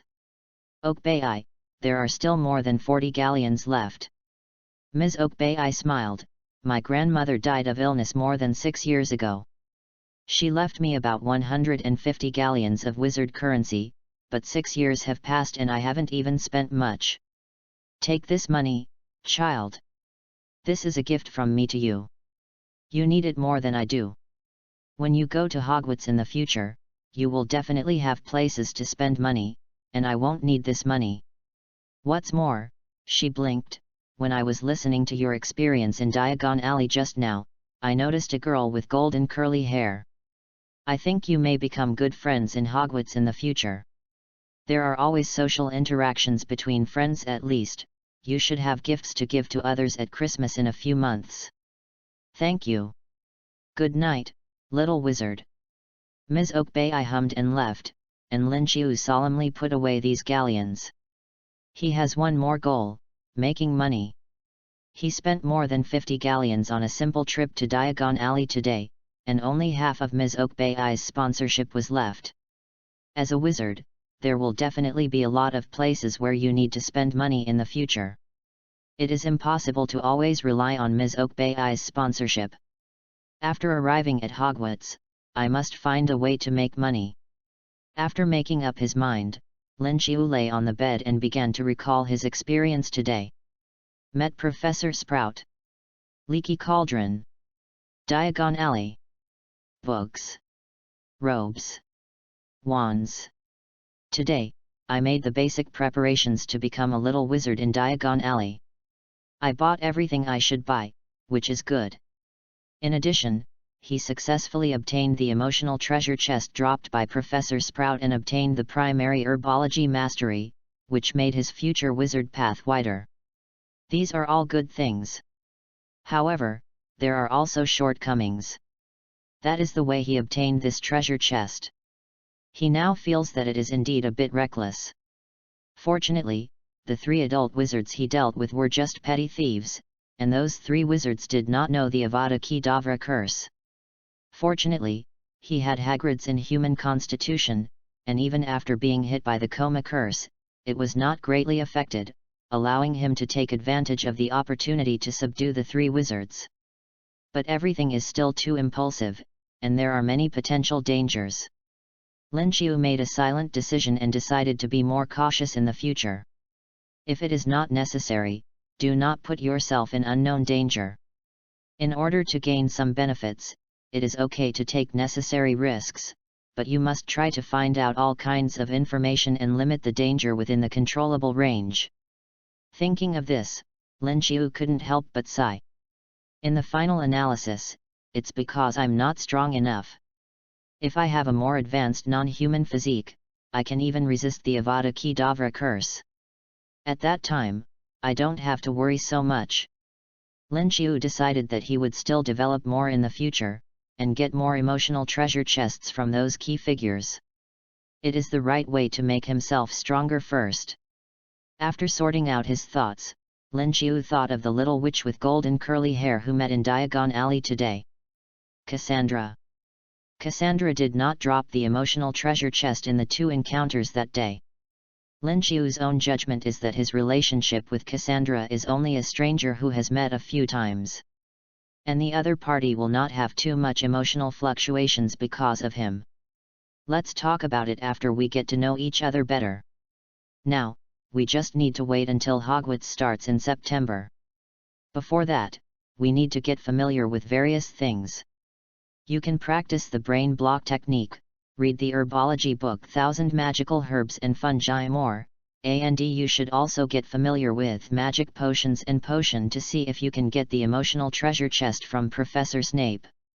All kinds of thoughts were in his mind, so he got up from the bed again and carefully counted the things he bought in Diagon Alley today. After receiving the admission letter from Hogwarts, Ms. Oakbeth arranged for him to live in a separate room, which was smaller but could guarantee privacy. Therefore, he counted the things with the door closed, and he didn't have to worry about being discovered by other children. Robes, telescopes, books, everything is complete and packed well, very good. After Lin Xiu counted these things, he felt a little more relaxed, and finally felt sleepy and fell asleep. That night, in the Valley family mansion, Cassandra was sitting at the desk in her room, reading a thick wand learning guide. She turned to the page about holly as a wand material. The ancient Celts living in Scotland and Ireland once adopted a unique calendar, dividing the year into a starting day and 13 months, and each month was named after a tree.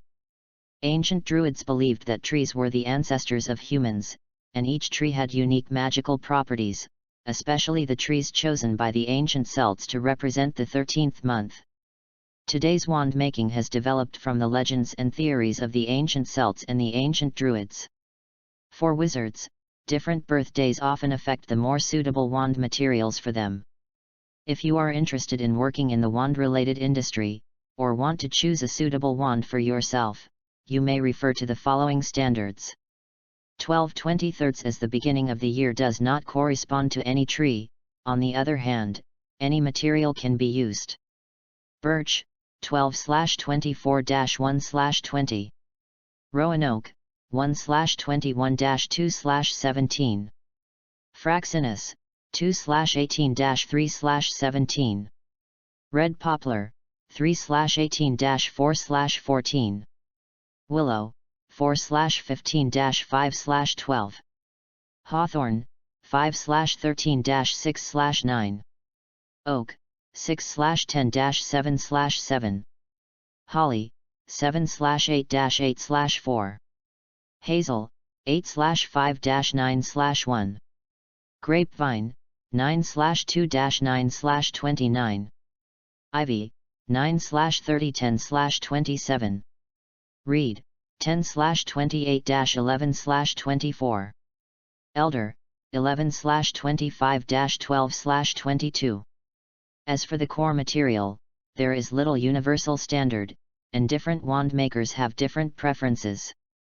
Cassandra thought, so, Lin Xiu and I are both born in August. It's really a bit of fate. On the first day of September, the day to leave for Hogwarts, Lin Xiu woke up at 5 in the morning.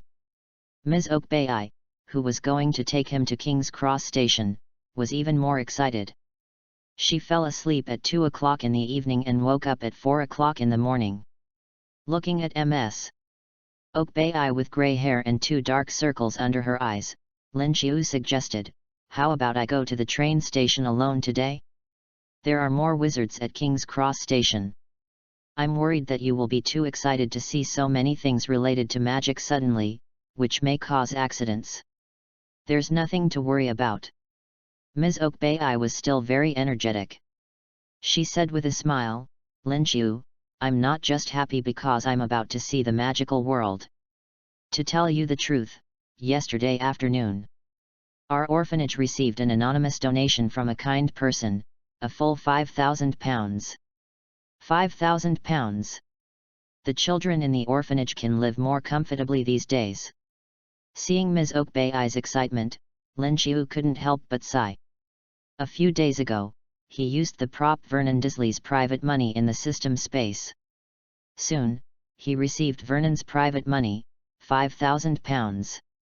The £5,000 appeared in Lin Xiu's mind in a special state. He could materialize and extract it with a thought, or use the power of the system to quickly circulate it through London's banking and financial system. Lin Xiu didn't hesitate at the time and donated it directly to the external account of Wu's orphanage. Now it seems that it would be better to hesitate. Who knew that Ms. Oakbei would be so affected? If I had known earlier, I would have donated the £5,000 to the orphanage at another time. But today is the day when the Hogwarts admission letter says that school will start, and Ms. Oakbei insisted on sending Lin Xiu to King's Cross Station. There was no way, he could only follow Ms. Oakbei into the car. Fortunately, Ms. Oakbei asked a kind person to take them there instead of driving herself. At 10:30, they arrived at King's Cross Station. Ms. Okbai looked at the address with some curiosity. Platform 9 3/4. How can we get there? We are in the middle of Platform 9 and Platform 10. Platform 9 3/4 is nearby, but it seems that it has not been built yet. But I think this should be a magical method. While Ms. Okbai was looking around, Lin Qiu had easily found the platform. Obviously, it was the ticket gate between Platform 9 and Platform 10.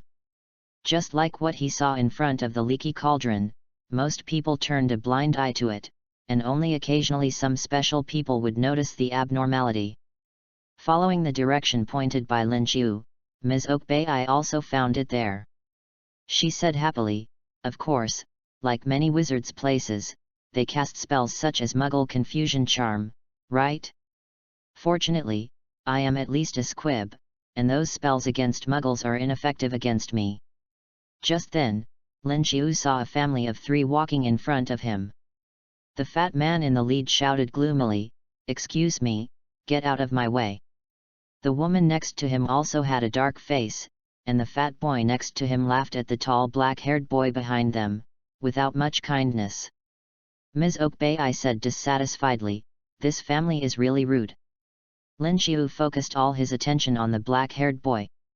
Wearing glasses, there is a lightning-shaped scar on his forehead. The boy who survived, Harry Potter. At this time, Harry was carrying a large box that was completely inconsistent with his body shape. There was a birdcage on the box, and there was a snow-white owl in it, with an embarrassed look on his face. Lin Qiu saw him stop a guard and wanted to ask where the bus to Hogwarts was, but he didn't dare to mention Platform 9 3/4. In addition, Harry couldn't explain where Hogwarts was, so the guard left angrily, and Harry was alone in the middle of the platform, at a loss. Harry walked back and forth between Platforms 9 and 10 with his big box, asking several people, but they were obviously Muggles and didn't know where to take the Hogwarts Express. Finally, he noticed Lin Qiu's gaze and walked over breathlessly with his box. "Hello, please. Do you know where to take the bus to Hogwarts?" Lin Qiu smiled and said, "Of course, Platform 9 3/4, I'm also a freshman at Hogwarts. You can follow me." Harry was obviously relieved.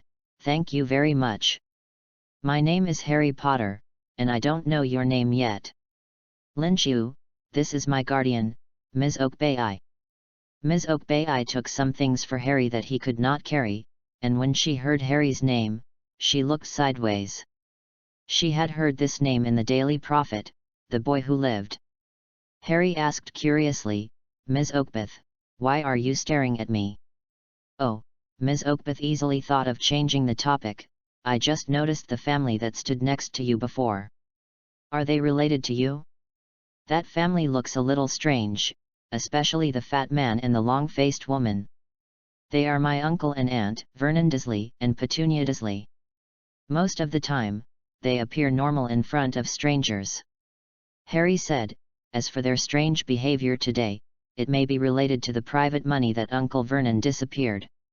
I guess that money is about £5,000, because when they sent me to the station this morning, Uncle Vernon was always very sensitive to the number of 5,000. He even had a rare temper with Aunt Petunia.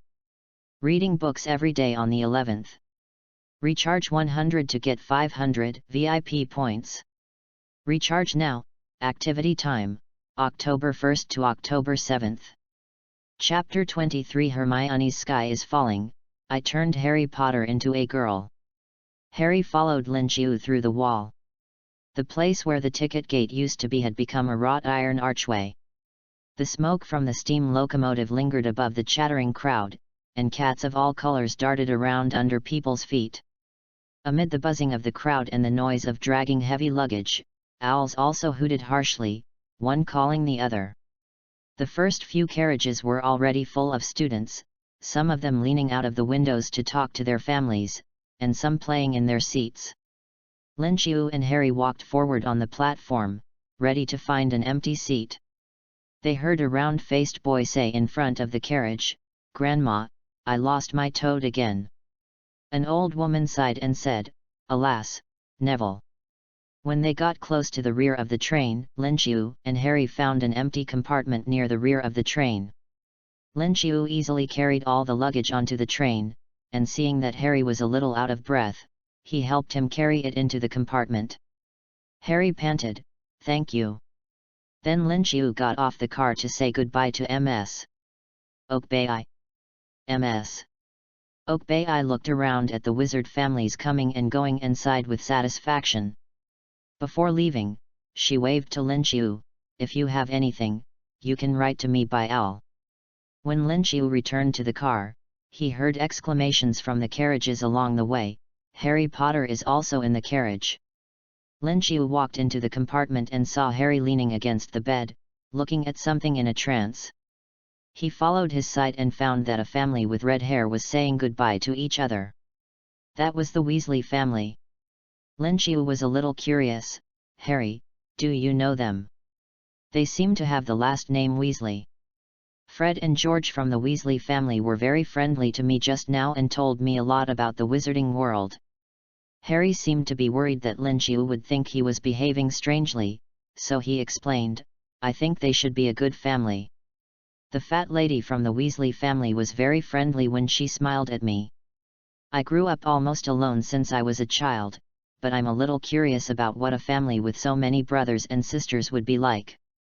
Lin Qiu nodded and followed along at the window. The features of the Weasley family are easy to identify, and the red hair will never make people mistake. Harry was a little curious. "Lin Qiu, don't you have brothers and sisters either?" "I grew up in an orphanage." Harry seemed to be frightened. He was stunned.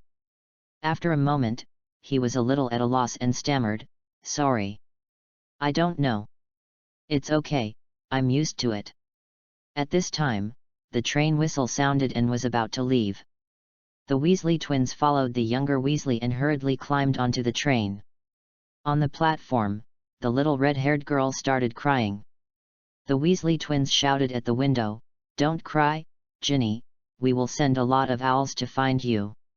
"Okay, then we will give you something removed from Hogwarts, such as a door handle." The fat lady on the train platform was angry. "George. Just a joke, Mom."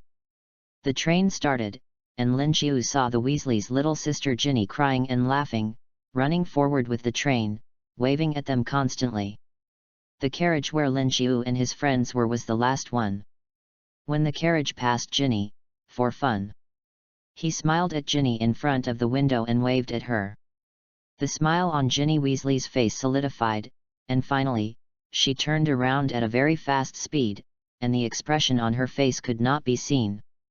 But Lin Qiu felt the joy of harvest, because at this time, the system prompt sounded. Ding! Ginny Weasley's embarrassment was detected. Drawing a treasure chest for the host. Congratulations to the host, you have obtained a bronze treasure chest. What a surprise! Lin Qiu chose to open the treasure chest in his mind. Ding! The bronze treasure chest has been opened. Congratulations to the host for obtaining Mastery of the Bat Curse. Mastery of the Bat Curse. The Bat Curse is a poisonous spell invented by the author of Standard Spells. It can turn a person's booger into a big black bat to attack the opponent. Ginny Weasley is quite talented in this spell. She even made Professor Slughorn notice her and pulled her into the Horus Club. After using it, you will master the Bat Curse, and your talent for dark magic will increase slightly.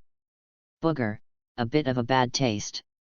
Lin Qiu didn't expect that Ginny, who looked beautiful and cute with her fiery red hair, was good at something so strange. But after saying it, he still chose to use it directly, and it seemed that something extra suddenly appeared in his mind. In addition to some inexplicable black magic talents, he also sensed the spells of the bat spirit and the waving gestures of the magic wand. This made him a little eager to find someone to test it. But there was only one Harry Potter in the carriage now, which was obviously not appropriate, so he could only suppress this emotion first. Soon after the train started, the sliding door of the compartment opened, and a boy with fiery red hair stuck his head out. "Sorry, the other places are full. If you don't mind, Can I sit in? Harry glanced at Lin Qiu, and Lin Qiu smiled and said, Come in. The red-haired boy breathed a sigh of relief, sat next to Harry, and introduced himself. My name is Ron Weasley. My name is Lin Qiu. My name is Harry Potter. After the self-introduction, the three of them were silent for a while, and Ron and Harry looked out the window at the same time, watching the scenery outside the window fly by. After a moment, Ron laughed dryly as if to break the atmosphere, and said nervously, So, what others said is true. There is really a lightning scar on your forehead. Harry brushed a strand of hair from his forehead, revealing a lightning-shaped scar. Ron's eyes widened. This is what the you-know-who did. Lin Qiu looked at the lightning-shaped scar, and his heart moved inexplicably. He felt that the scar made him feel a little palpitation when he looked at it. Is this the power of the Avada Kedavra curse? But he also found that this palpitation seemed to be only felt by him. Harry and Ron next to him did not show any abnormality. Lin Qiu almost instantly thought of the bat spell mastery that he had just opened from the emotional treasure chest dropped by Ginny, which came with some black magic talent. With Harry's lightning scar as the beginning, the silent atmosphere in the carriage was broken, and Harry and Ron were talking about their own life stories. Harry grew up in the Dursley family and experienced the ups and downs of the world. Ron was simply because there were too many children in the family. And he never got anything new. Even though he started school today, he only got the old robes of his eldest brother Bill Weasley when he was in school, and even the wand was the old wand of his second brother Charlie Weasley, and the pet was just the rat Scabbers that the three Percy Weasleys didn't want. Originally, Harry and Ron both felt that they were quite miserable.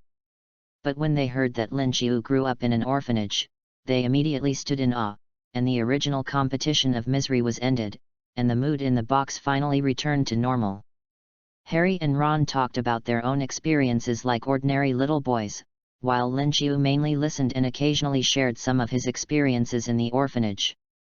At about 12 o'clock noon, there was a loud noise of clacking in the aisle, and a smiling woman with dimples pushed open the compartment door and asked, Dear, do you want to buy any food on the car? Harry waved his hand and spent 11 silver sickles and 7 copper nuts to buy all the snacks on the car, and asked Ron and Lin Qiu to eat as much as they wanted. The three of them enjoyed the snacks. When the train sped past a farmland and passed through the forest, a round-faced boy walked in with tears in his eyes. Excuse me. I want to ask if you have seen a toad. All three shook their heads. The round-faced boy cried, I lost it again. It always tries to run away from me. My name is Neville Longbottom, the boy said sadly. If you see my toad. Lin Qiu comforted, maybe you don't have to look for it so urgently, it will come back by itself. Thank you, I hope so. Neville sighed and left. In the original book, Neville searched for his pet toad on the train for a long time but couldn't find it. Later, it took the initiative to come out and Hagrid found it accidentally. Lin Qiu felt that Neville didn't need to be too anxious now. I don't understand why he is so anxious. Ron said, if I bought a toad, I would find a way to lose it as soon as possible, the sooner the better.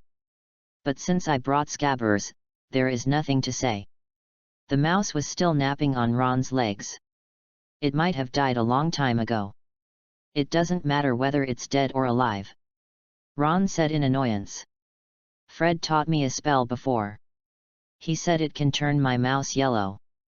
Do you want to see it? Harry nodded excitedly. Lin Qiu stared at the mouse named Scabbers. Or rather, the wormtail who turned into a mouse, Peter Pettigrew. He betrayed the Potter family and put the blame on Sirius Black. After that, he hid in the Weasley family as the mouse Scabbers for 12 years. Lin Qiu was thinking, if he forced Peter Pettigrew to reveal his true identity now. But thinking about it, Lin Qiu still restrained this thought out of caution. After all, no matter how weak Peter Pettigrew's strength was, he was a graduate of Hogwarts that year and joined the Death Eaters. In terms of dark magic, his offensiveness was not weak. Lin Xiu decided to charge a little interest. For example, the Bat Spirit Evil spell he just opened from Ginny Weasley's emotional treasure chest was not bad. Ron fumbled in his old suitcase for a long time and pulled out a worn-out wand, some parts of which were peeling off, and one end was still shining white. The unicorn hair in the wand core has leaked out, but I think it should still be usable. As soon as he raised the wand, a little girl dressed neatly in new Hogwarts robes walked in. Has anyone seen a toad? A man named Neville lost a toad. The little girl's tone seemed a little arrogant. Ron said, "We told Neville that we didn't see a toad." But the little girl ignored him and stared at Ron's wand. "Are you preparing to cast a spell? Let me open my eyes."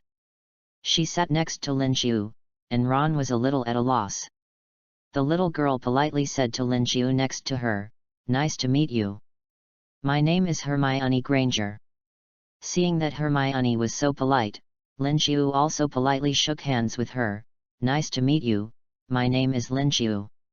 Hermione shook Lin Xiu's hand and shook it tightly several times. Lin Xiu felt his palms were full of sweat. Hermione coughed and pulled her hand away. "Mr. Lin Xiu, I'm not used to shaking hands with people." Perhaps to ease the embarrassment, Hermione looked at Ron. "Sir, weren't you going to show some magic just now? Please continue." "Oh, okay." Ron cleared his throat. "Daisy, sweet cream, and sunshine, turn this silly fat mouse yellow." Nothing happened except that the white light of the unicorn hair on the wand core became brighter. "Are you sure that it was really a spell?" Hermione asked. "It doesn't look good, does it? I tried a few simple spells at home, just for practice, and they all worked. For example..." Hermione pulled out the wand in her arms and pointed it at the worn-out glasses frame on Harry's nose opposite. The glasses frame was broken and wrapped with some tape. Harry was so scared that he trembled. His eyes behind the glasses became cross-eyed. He stared at the tip of the wand nervously, and he felt something was wrong. On the one hand, after entering the magical world, Harry more or less recalled some fragments of his parents' murder. He was a little stressed when other people pointed their wands at him. Harry always had a bad feeling in his heart, and his reason told him that his feelings and suspicions were ridiculous. But he was really worried that the girl named Hermione in front of him would wave her wand and cast the horrible spell in his nightmare, and then a terrifying green light would come out of the wand. In the end, the boy who survived the disaster, Harry Potter, was going to die at the hands of a girl named Hermione Granger. On the other hand, before he entered the magic world, a very strange thing happened to him. He completely turned into a red-haired girl. In fact, this was the main reason why he leaned on the window before the train departed. He always felt that his red hair after becoming a girl was very similar to the red hair inherited from the Weasley family. Since his Aunt Petunia and Hagrid said that Harry looked very similar to his mother Lily when she was a child after becoming a girl, Harry would naturally guess whether he had any distant blood relationship with the Weasley family. Now seeing Hermione waving her wand at him, he was worried that he would suddenly become a red-haired girl again. How would he explain it to the other people in the carriage? The last time Hagrid saw him become a girl, he said he would write a letter to Dumbledore to report the situation, but nearly a month had passed, and Hagrid had never written to tell him about the follow-up progress. Harry was thinking wildly, but he was dumbfounded. Hermione Granger waved her wand, Oculus, repaired as before. With a click, the glasses frame on Harry's nose was completely repaired, becoming shiny and strong, reflecting the luster of metal. Harry's voice became a little softer. "I don't feel very well." Harry changed from a thin black-haired little boy to a beautiful little girl with red hair. Lin Xiu was stunned, and understood in his heart that this was the unstable polyjuice potion in his novice gift pack that took effect, and Harry changed from a boy to a girl. But Hermione and Ron didn't know the connection. Hermione looked at her wand in confusion. "This is clearly just an ordinary repair spell from the standard spells. How could this happen?" Ron's eyes widened. "Great! I want to try this too." He excitedly waved his wand at the mouse scabbers on his leg. Oculus! Oculus! Oculus! Change! Change for me! Scabbers, turn into a beauty for me! The mouse scabbers struggled in fear and tried to escape, but Ron held him down with one hand and cast a spell. Ron's face flushed. Change for me, ah ah ah! He used all his strength, and the unicorn hair of the old wand core was almost thrown out, but the mouse still did not change significantly. Ron became a little frustrated and threw the spotted spell material into the suitcase. Don't I have any talent? But that guy named Hermione used this spell to turn the boy who survived Harry Potter into a girl, why can't I? What did you say? He is Harry Potter. Harry Potter mentioned in books such as Modern History of Magic, The Rise and Fall of Dark Magic, and important magical events in the 20th century. Hermione was shocked. I turned the famous Harry Potter into a girl. She felt like the sky was about to fall. Read books every day during the National Day. Recharge 100 and get 500 VIP points. Chapter 24 Malfoy, I want all the information about that red-haired girl. Lin Qiu was so happy watching all this.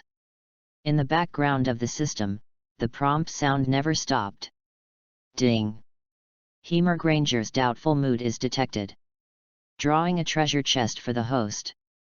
Congratulations to the host, you have obtained a bronze treasure chest. Ding! Ron Weasley's excitement is detected.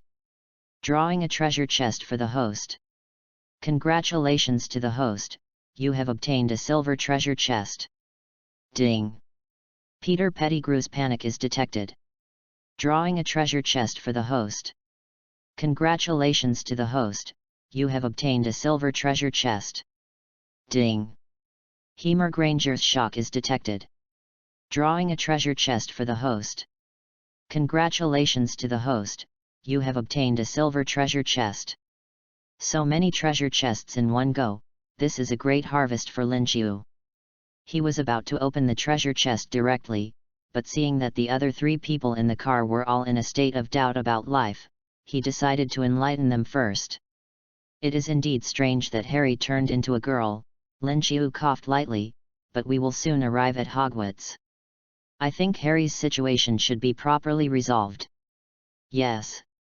I read in Hogwarts a history of the school that Hogwarts has the best wizards in the world to teach all kinds of magic. Mr. Potter's strange symptoms can definitely be solved. Hermione said hurriedly, Mr.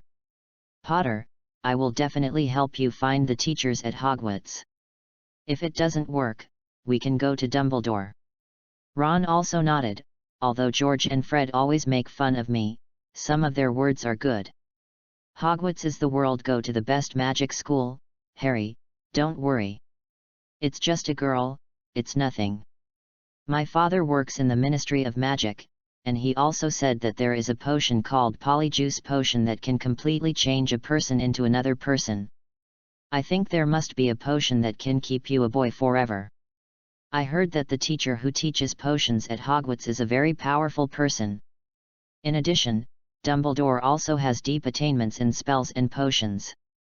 Harry relaxed a lot, potions teacher and Dumbledore, right? I will visit them when the time comes. Considering that Hagrid often mentioned Dumbledore's name when he was with Hagrid before. Out of caution, Harry decided to find Hagrid, an acquaintance, after arriving at Hogwarts and let Hagrid take him to find Dumbledore. At this time, Lin Qiu noticed that there seemed to be several people walking outside the train compartment. If he was not mistaken, one of them was a little boy with golden hair. The little boy with golden hair. Is that Malfoy? Will he see Harry's transformation into a red-haired girl? Lin Qiu was looking forward to what expression Malfoy would have when he saw Harry in the girl's state. Of course, he couldn't see him now. On the one hand, Harry and Malfoy didn't know each other yet, and they were still strangers. Even if they met, they wouldn't have much reaction. On the other hand, Harry, Ron pointed at Harry's hair, your hair turned back to black, and you turned back into a boy. Great, Harry breathed a sigh of relief, I thought I would be a girl for more than 10 days. Again. Hermione caught the key words. Mr. Potter, do you mean that you have been a girl before? Yes, it was probably one afternoon on July 20th. I suddenly became a girl, and that state lasted for more than 10 days. Hermione was relieved after hearing this. She was really afraid that her repair spell would cause Harry Potter, a big celebrity in the magic world, to become a girl. This is a big mess. Fortunately, things didn't get too bad. But Hermione didn't dare to stay in this box any longer. She was worried that something unexpected would happen again. If you don't mind, I'm going back to my box. Hermione stood up and shook hands with Lin Qiu. By the way, remember to change into robes, the train is about to arrive. Hermione had just walked out of the box halfway when she turned back. By the way, the gentleman who performed the spell just now, I don't know your name yet. Ron Weasley. Okay, Mr. Weasley, if I were you, I would definitely go and check on the mouse. After all, the repair spell can only be used on dead things. Scabbers. Ron hurriedly took the mouse out of the suitcase and wailed, Scabbers, how are you? The mouse originally had a thick layer of short black hair on its body, which fell off in pieces at this moment, and Ron's hands were full of the fallen black mouse hair. Scabbers changed from a short-haired fat mouse to a bald fat mouse. Moreover, it had not moved for a long time, even when Ron grabbed its tail and swung it around, even creating a big whirlwind, it didn't make a sound. Is it dead? Ron was a little sad. It's all my fault. I thought Granger's spell could transform people. Alas, Scabbers is dead. Our family can't buy me another pet now. Ron, it's okay. I don't have a pet either, Lin Qiu said as he pulled out his wand. Besides, I've practiced some spells before. One of them happens to be usable only on living things. Let me try it. If Scabbers is still alive, there will definitely be a reaction. Harry looked over with curiosity, and Ron put the limp mouse on the ground. Lin Qiu waved his wand lightly, bat bogey hexes. Instantly, the nose of the bald mouse on the ground stood up suddenly, and 2 black mists sprayed out from it. The black mist turned into 2 huge bat flesh wings and flapped violently. The mouse that had collapsed on the ground screamed and rushed up like a rocket. After hitting the ceiling of the carriage, it bounced 4 times in a row and finally crashed into the pile of snacks that Harry bought. Wow! Harry and Ron's eyes lit up. This is so cool. Lin Qiu nodded. It seems that Ban is not dead. How about another one? Ron went to pick up the snacks. I think Ban, the fat mouse, should like this. Another what? 3 boys came in. One of the boys had short blonde hair and a pale face. Behind him were 2 short and fat bodyguards, both of whom looked particularly ugly. The pale boy noticed that Lin Qiu and Harry were looking at them, so he introduced them casually. This is Crabbe, this is Goyle. As for me, my name is Draco Malfoy. Malfoy glanced at the 3 people. People on the whole train are talking about Harry Potter in this compartment. So, who among you is the boy who lived? It's me. Malfoy said to Harry, you will soon find that some wizard families are much better than others, Potter. You don't want to make friends with freaks. Maybe we are the same kind of people. He stretched out his hand to shake hands with Harry, but Harry ignored him. Harry said coldly, I think I can tell who is the alternative freak. When everyone thought Malfoy might be angry, he just shook his head gently, and then looked at Ron. I guess you are from the Weasley family. My father told me that the Weasleys all have red hair and freckles on their faces. Ron was alert. What do you want to do? I just want to ask, who was the red-haired girl sitting next to you in your box before? Weasley, my father told me that your little sister is only 10 years old this year and can only come to Hogwarts next year. The red-haired girl sitting next to you before, is she a pure-blood relative of the Weasley family? The box fell into a strange silence. Harry's face turned pale subconsciously, and Ron was a little confused. Lin Qiu tried hard to restrain himself from laughing. It seems that Malfoy really saw what Harry looked like after he turned into a girl before. And he seemed to care quite a lot. No one answered, and Draco Malfoy's pale cheeks flushed slightly. Since you are so ungrateful. After glancing at Lin Qiu, Malfoy briefly assessed Lin Qiu's fighting ability. Well, he doesn't look that strong, but I have 2 fat bodyguards, Crabbe and Goyle, so I have the advantage. He sneered and waved. Crabbe, Goyle, do it. Have fun reading every day on the 11th. Recharge 100 and get 500 VIP points. Recharge now. Event time, October 1st to October 7th. Chapter 25 Malfoy, do you have someone you like? Lin Qiu and Harry stood up and prepared to fight.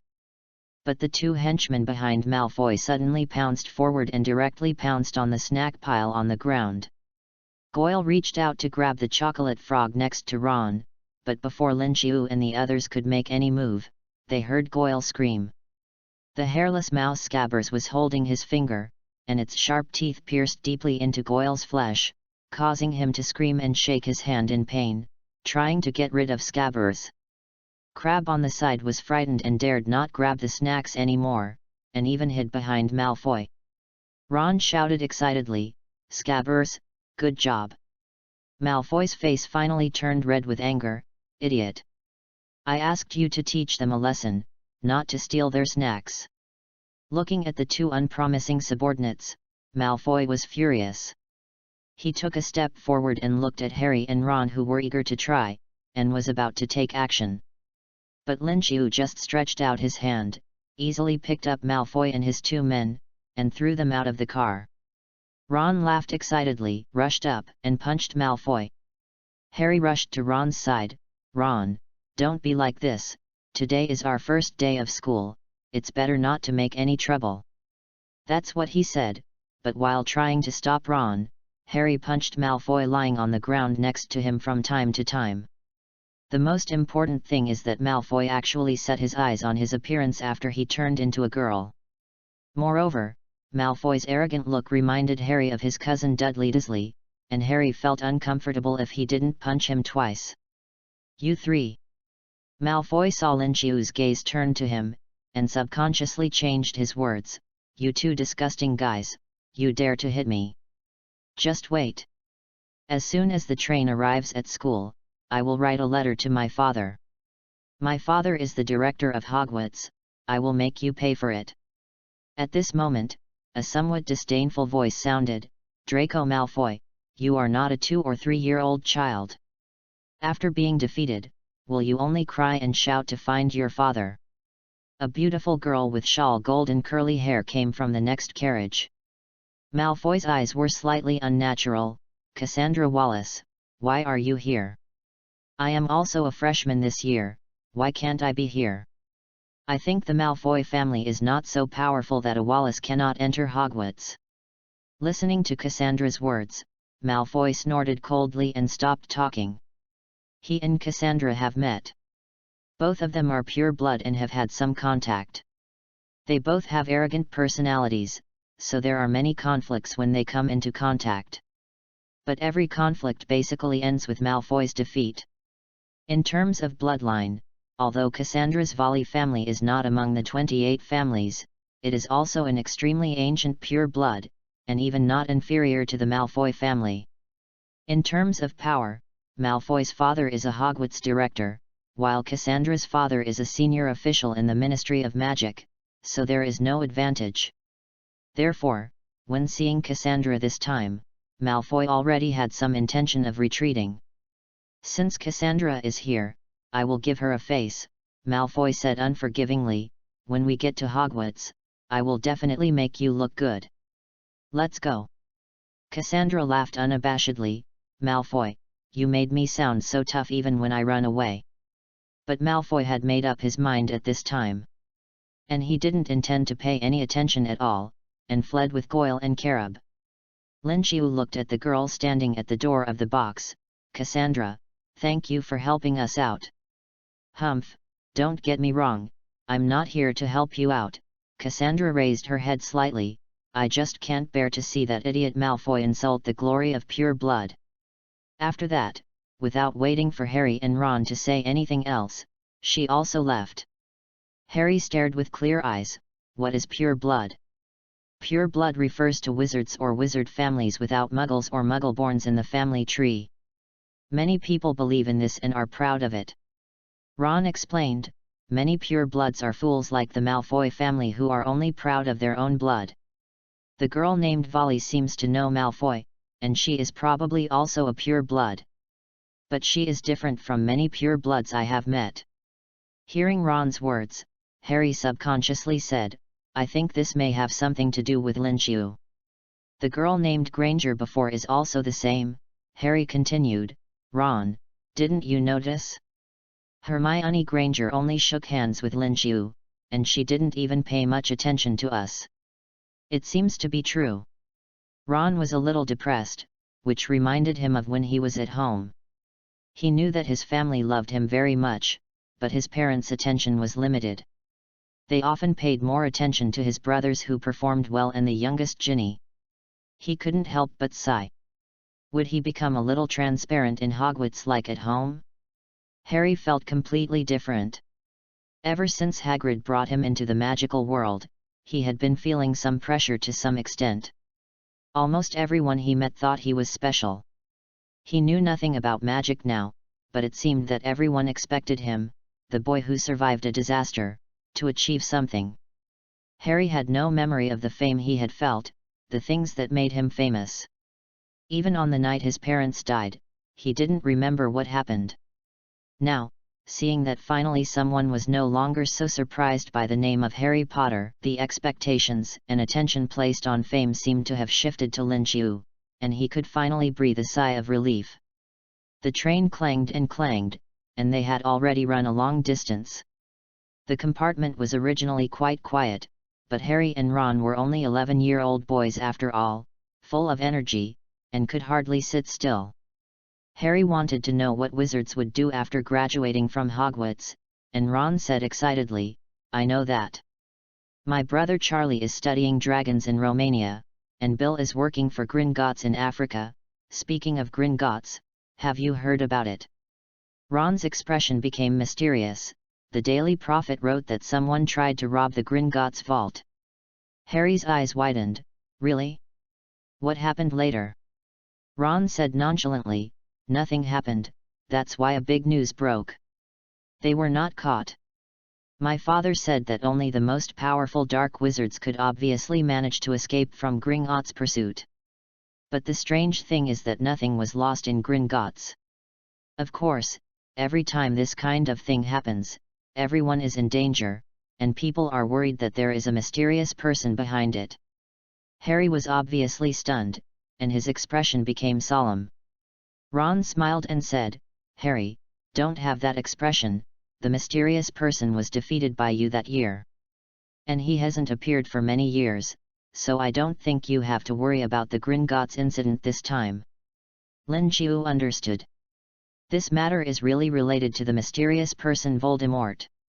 It was done by Quirrell, the defense against the dark arts teacher at Hogwarts. At this time, Quirrell was possessed and controlled by Voldemort's residual soul. In order to steal the Philosopher's Stone that can resurrect Voldemort, Quirrell took the risk and broke into Gringotts.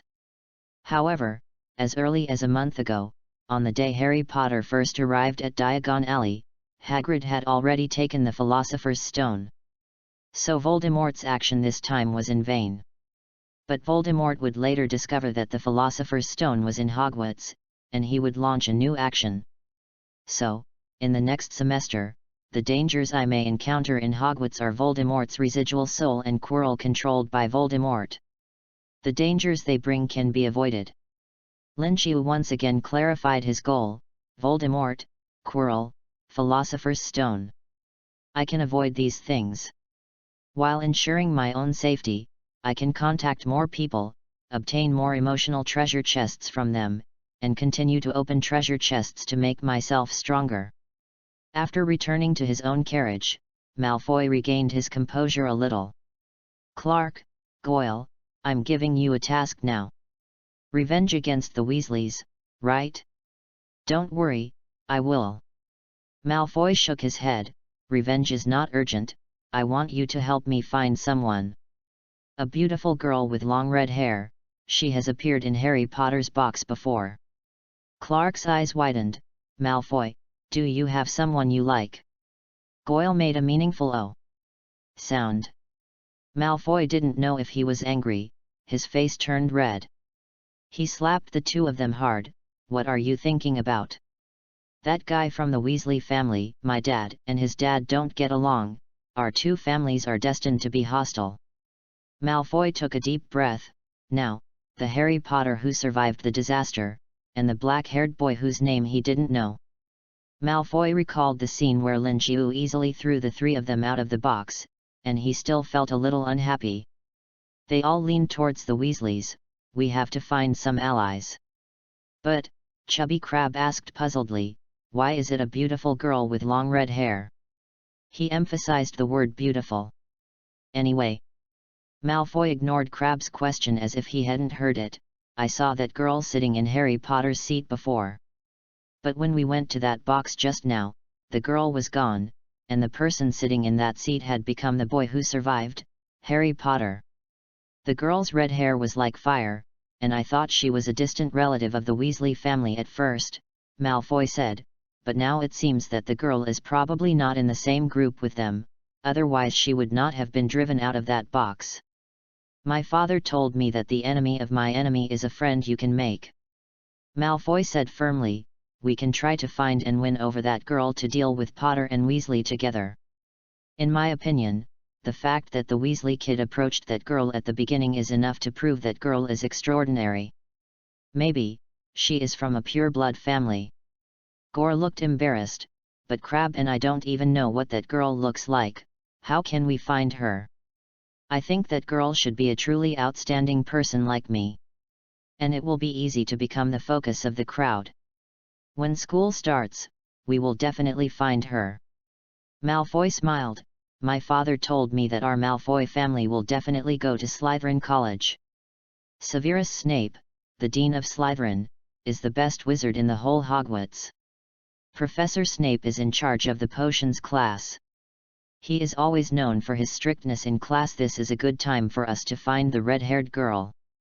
Let's wait and see. Malfoy was very confident. When it's the potions class. The sky outside the train window had darkened. Lin Jiu saw a mountain and forest under the deep purple sky. A voice echoed on the train. The train will arrive at Hogwarts in 5 minutes. Please leave your luggage on the train and we will take you to school. Both Harry and Ron were a little nervous. They hurriedly changed into their robes and stuffed some of the snacks left on the table into their pockets. They turned to look at Lin Jiu and said admiringly, Lin Jiu, you are not nervous at all, so amazing. It's just the beginning of the school year. No one will die. What's there to be nervous about? Lin Jiu also felt a little funny. Harry and Ron, who faced the threat of Voldemort's residual soul after entering school, were able to rush forward without changing their expressions. Now they are so afraid of the entrance ceremony. The people on the train pushed and shoved to get off the train and got off to a small and dark platform. A lamp was swaying above the students' heads, and a rough voice rang out, First-year students! First-year students, come over here! Amid the crowd, a bearded face smiled, Everyone, I am Rubeus Hagrid, the gamekeeper of Hogwarts. First-year students, follow me. Watch your step. Good evening, Harry. Reading is fun every day during the 11th. Recharge 100 and get 500 VIP points. Recharge now, event time, October 1st to October 7th. Chapter 26 Arriving at Hogwarts. Good traditions before the sorting ceremony. After leaving the station, we walked down a flight of stairs and passed through a section of woods. At the end of the narrow path in the woods was a pier facing a huge black lake. On the high hillside across the lake stood a towering castle, with spires and windows twinkling under the starry sky. No more than 4 people on each boat. Hagrid said loudly, pointing to a team of small boats moored on the shore. Harry and Ron got on the boat, and when Lin Qiu got on the boat, Hermione followed. "Are you all on board?" Hagrid shouted, and he took a boat by himself. "Well, move forward." Without a power source, the boat automatically rowed forward. The lake was flat and everyone was speechless at what they saw. In front of them was a huge castle towering into the clouds, with spires and windows twinkling under the starry sky. On the cliff not far away, continuous ivy vines drooped, covering the secret entrance. Harry and Ron were stunned, and even Lin Qiu thought the scene was amazing. "It's really great," Hermione said, "but I don't understand why only first-year students like us take the boat. I didn't read this in the book Hogwarts, A History before. I heard that this is to retrace the path taken by the founders of Hogwarts, so that we can feel what they have experienced." Ron shrank his neck. "These are what Fred and George told me, and I don't know if it's true." "Ron, why do you look so strange?" Harry was puzzled. "You haven't been right since you got on the boat. Are you sick?" "I'm not sick, it's just..." Ron said uneasily. "Harry, do you remember the sorting ceremony I told you about on the train before?" Hermione asked quickly. "What sorting ceremony? There is no mention of this in the history of Hogwarts." Ron's voice seemed very uneasy. "Fred and others told me that there will be a sorting ceremony before the first-year students enter school to determine where each student is suitable to go. A college. It's hard to say if someone will die." Fred said the sorting ceremony is a very dangerous test, and you might have to fight a troll. George said that the most difficult thing is not even the troll, but the giant squid in the Hogwarts lake. It is rumored that Godric Gryffindor, one of the founders of Hogwarts, is a giant squid in the lake and has lived to this day. If our sorting test is a giant squid, it will be almost impossible to pass. When the time comes, we will have to pack our bags and go back to where we came from. I hope this year's entrance test will not be a giant squid. I would rather fight a troll." Ron said unconfidently. "Of course, I think Fred and George are joking, I think so." Harry's face turned pale. "Take a test? Fight a giant squid? But he doesn't even know a little magic until now, what should he do?" When they came here, he didn't expect that there would be such a trick. Hermione was mumbling something, reciting the spells she had learned quickly, but her voice still revealed her panic.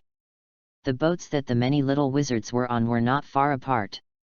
In just a moment, almost everyone knew about the Hogwarts entrance ceremony test. Except for Lin Qiu, the little wizards around were all worried. After seeing that the many pure-blood little wizards on Draco Malfoy's side were also in a state of panic, Lin Qiu couldn't help laughing. Those little wizards of Muggle origin were fine, they didn't know much about Hogwarts, but the parents of those pure-blood families also tacitly concealed the truth about the Hogwarts sorting ceremony from their children. It was really a funny and evil taste. At this moment, a huge shadow passed over the water. When the light hanging on the boat illuminated the shadow, everyone found that it was a huge dark tentacle. The tentacles swam lazily on the water, looking like a slow-moving fish, but to the young wizards who had just learned about the sorting test from Ron, it was extremely terrifying. The little wizards screamed on the water. "Tentacle!" The little wizards sitting on the boat suddenly became confused, and Hagrid tried his best to comfort them. "Calm down. Calm down.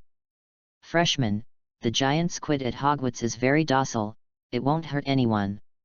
But no one listened to him, they just barely calmed down a little, and huddled in the boat without daring to move. At this time, Lin Qiu, who was sitting on the boat, felt that he seemed to hear something. He followed the sound and looked at the side of the boat, only to see two lights suddenly lit up under the black water. The water surface broke gently, the two lights rose quickly, and a huge shadow like a small island emerged from the water. With the help of the sporadic firelight on the boat, accompanied by a splash of water, the two lights rose quickly, and part of the giant underwater appeared in the eyes of the little wizards on the water.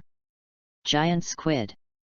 Ron and Harry were pale, but they forced themselves not to retreat, staring at the huge body of the squid, if we have to fight it in the entrance exam." Hermione had a blank expression on her face, holding the corner of Lin Qiu's clothes tightly with one hand, not daring to move.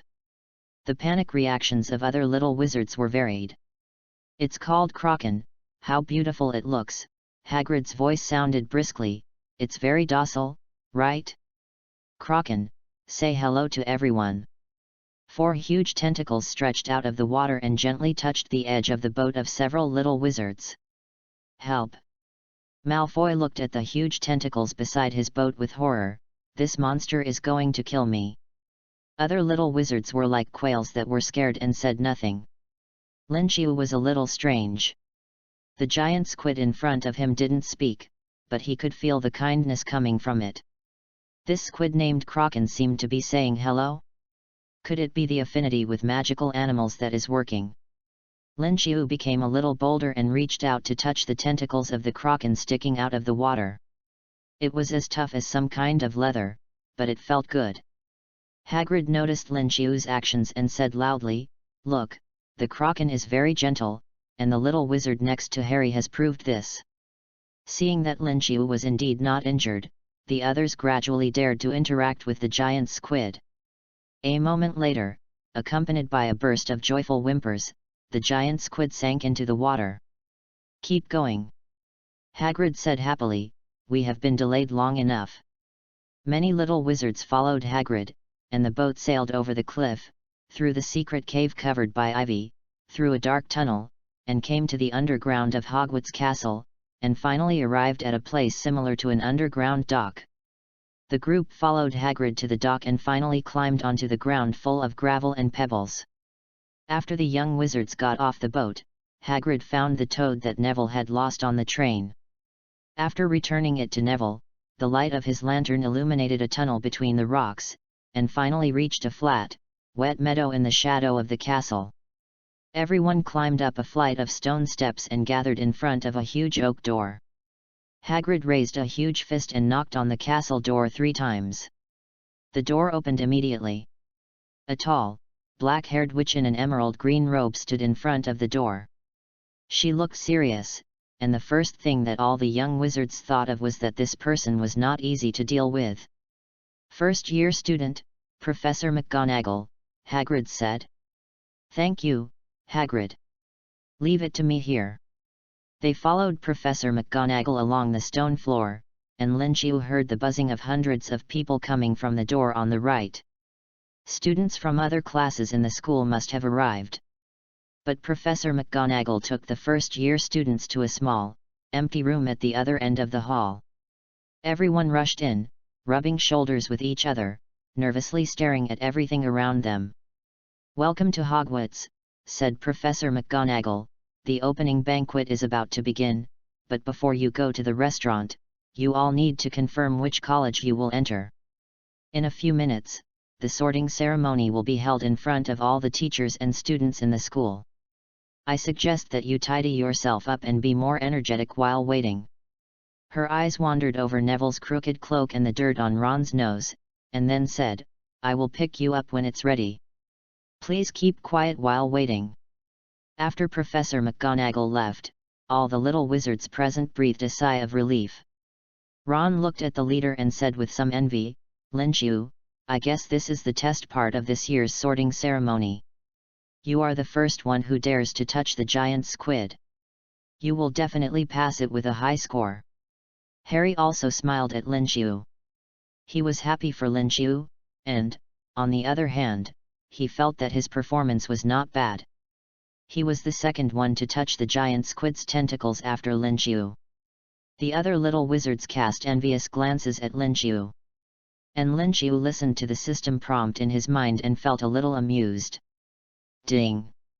The giant squid Kraken's happy emotions are detected. Drawing a treasure chest for the host.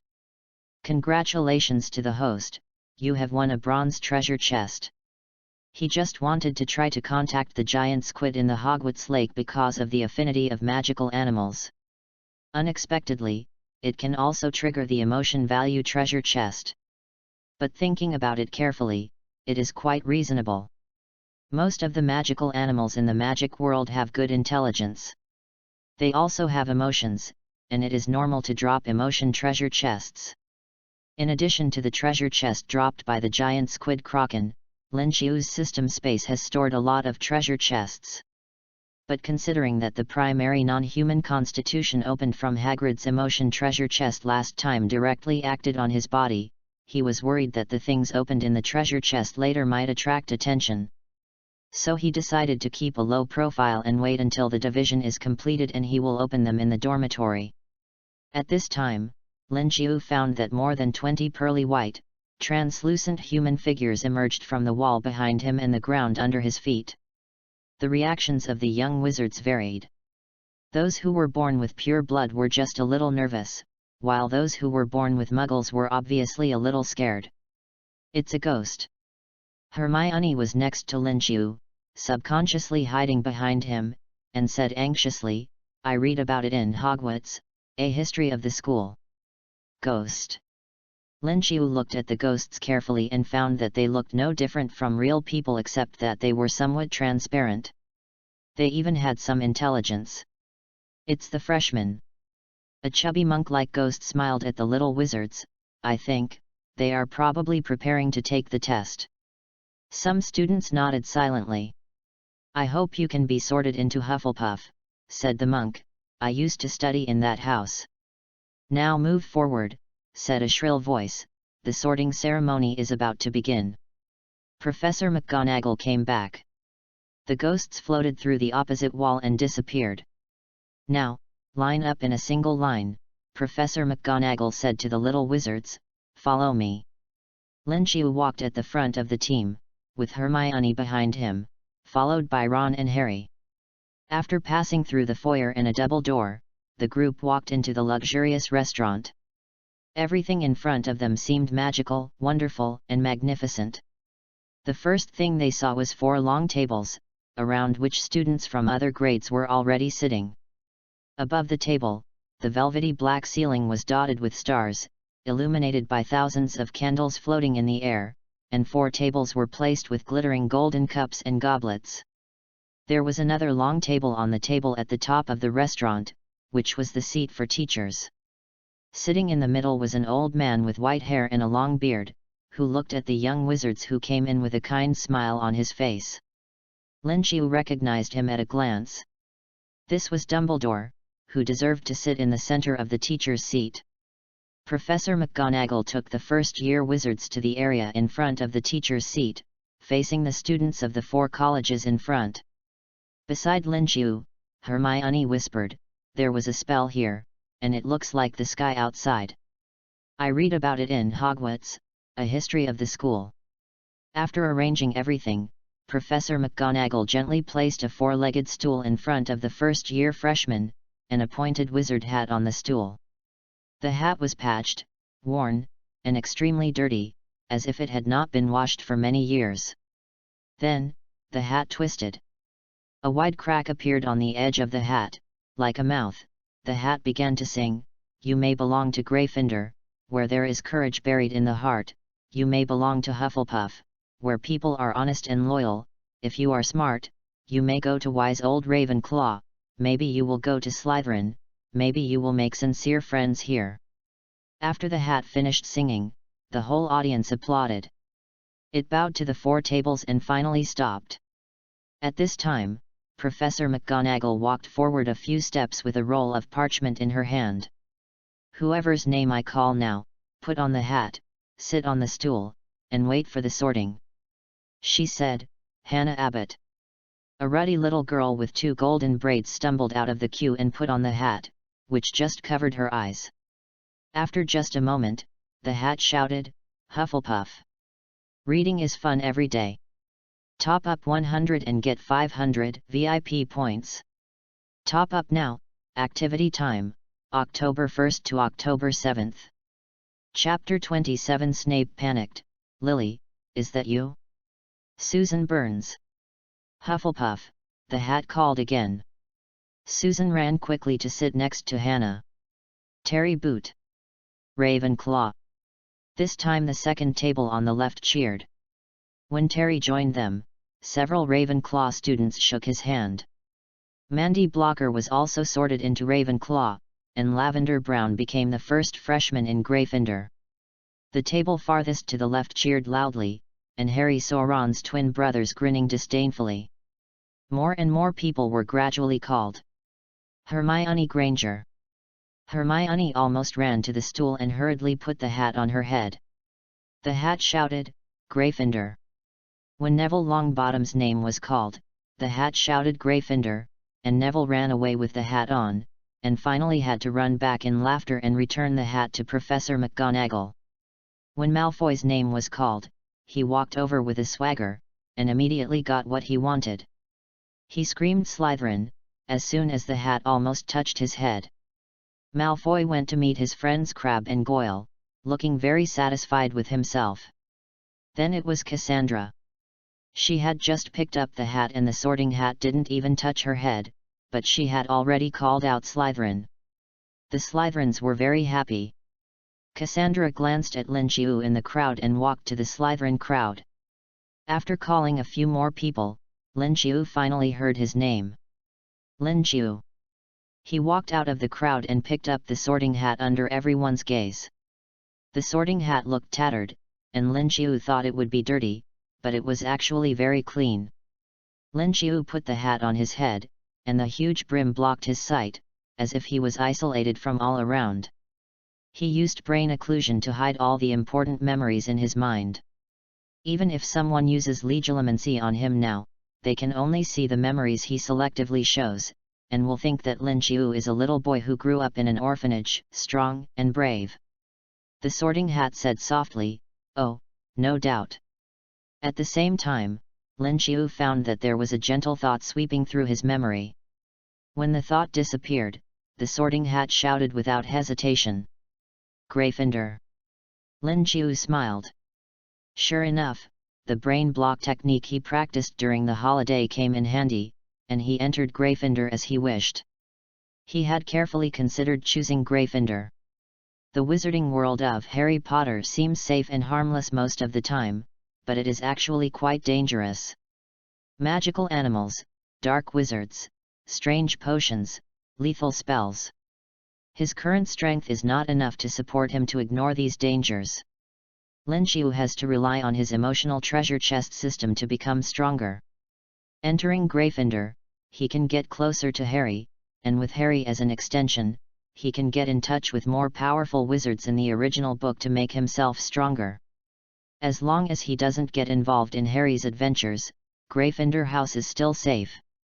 Lin Chiu took off his hat and sat next to Hermione amid the cheers of the crowd. Hermione and Lin Chiu shook hands.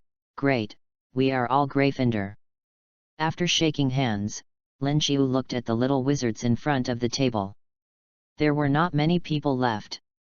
Another group of people were successfully sorted, and soon after, the name that everyone was paying attention to was called Harry Potter. Everyone present looked at Harry. There was a buzzing whisper in the restaurant. "Potter. Is it Harry Potter? The boy who lived?" This made Harry inexplicably nervous. The road to the Sorting Hat was not long, but Harry walked extremely hard.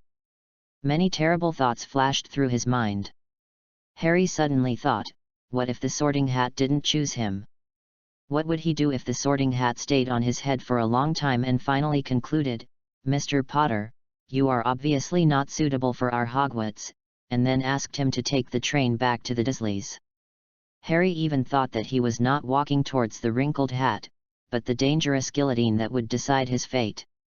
His sorting ceremony would definitely not go smoothly. Finally, Harry put on the hat. Someone seemed to say in his ear, "Difficult. Very difficult. You can see that you have courage. You are not bad at heart. You have talent, oh my God, that's good, you have a strong desire to prove yourself, then, very interesting, where should I put you?" Harry held the edge of the stool tightly, thinking to himself, "Not to Slytherin, not to Slytherin. Not to Slytherin, right?" The Sorting Hat asked, "Have you made up your mind? You can do great things, you know, Slytherin can help you to glory in your mind, there is no doubt, not willing?" "Well, since you have made up your mind." The Sorting Hat shouted to the whole restaurant, "Gryffindor." Harry took off the hat and breathed a sigh of relief.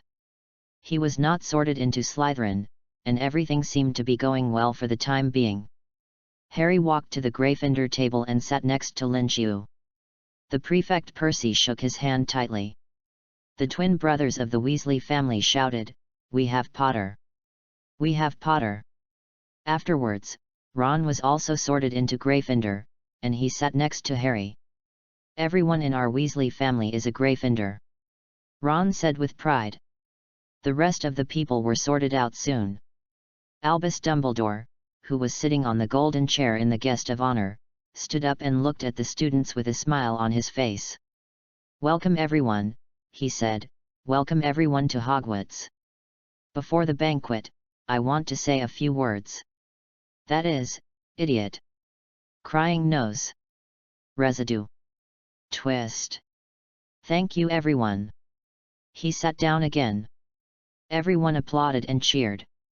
The next moment, the plates in front of everyone were filled. Roast beef, roast chicken, pork chops.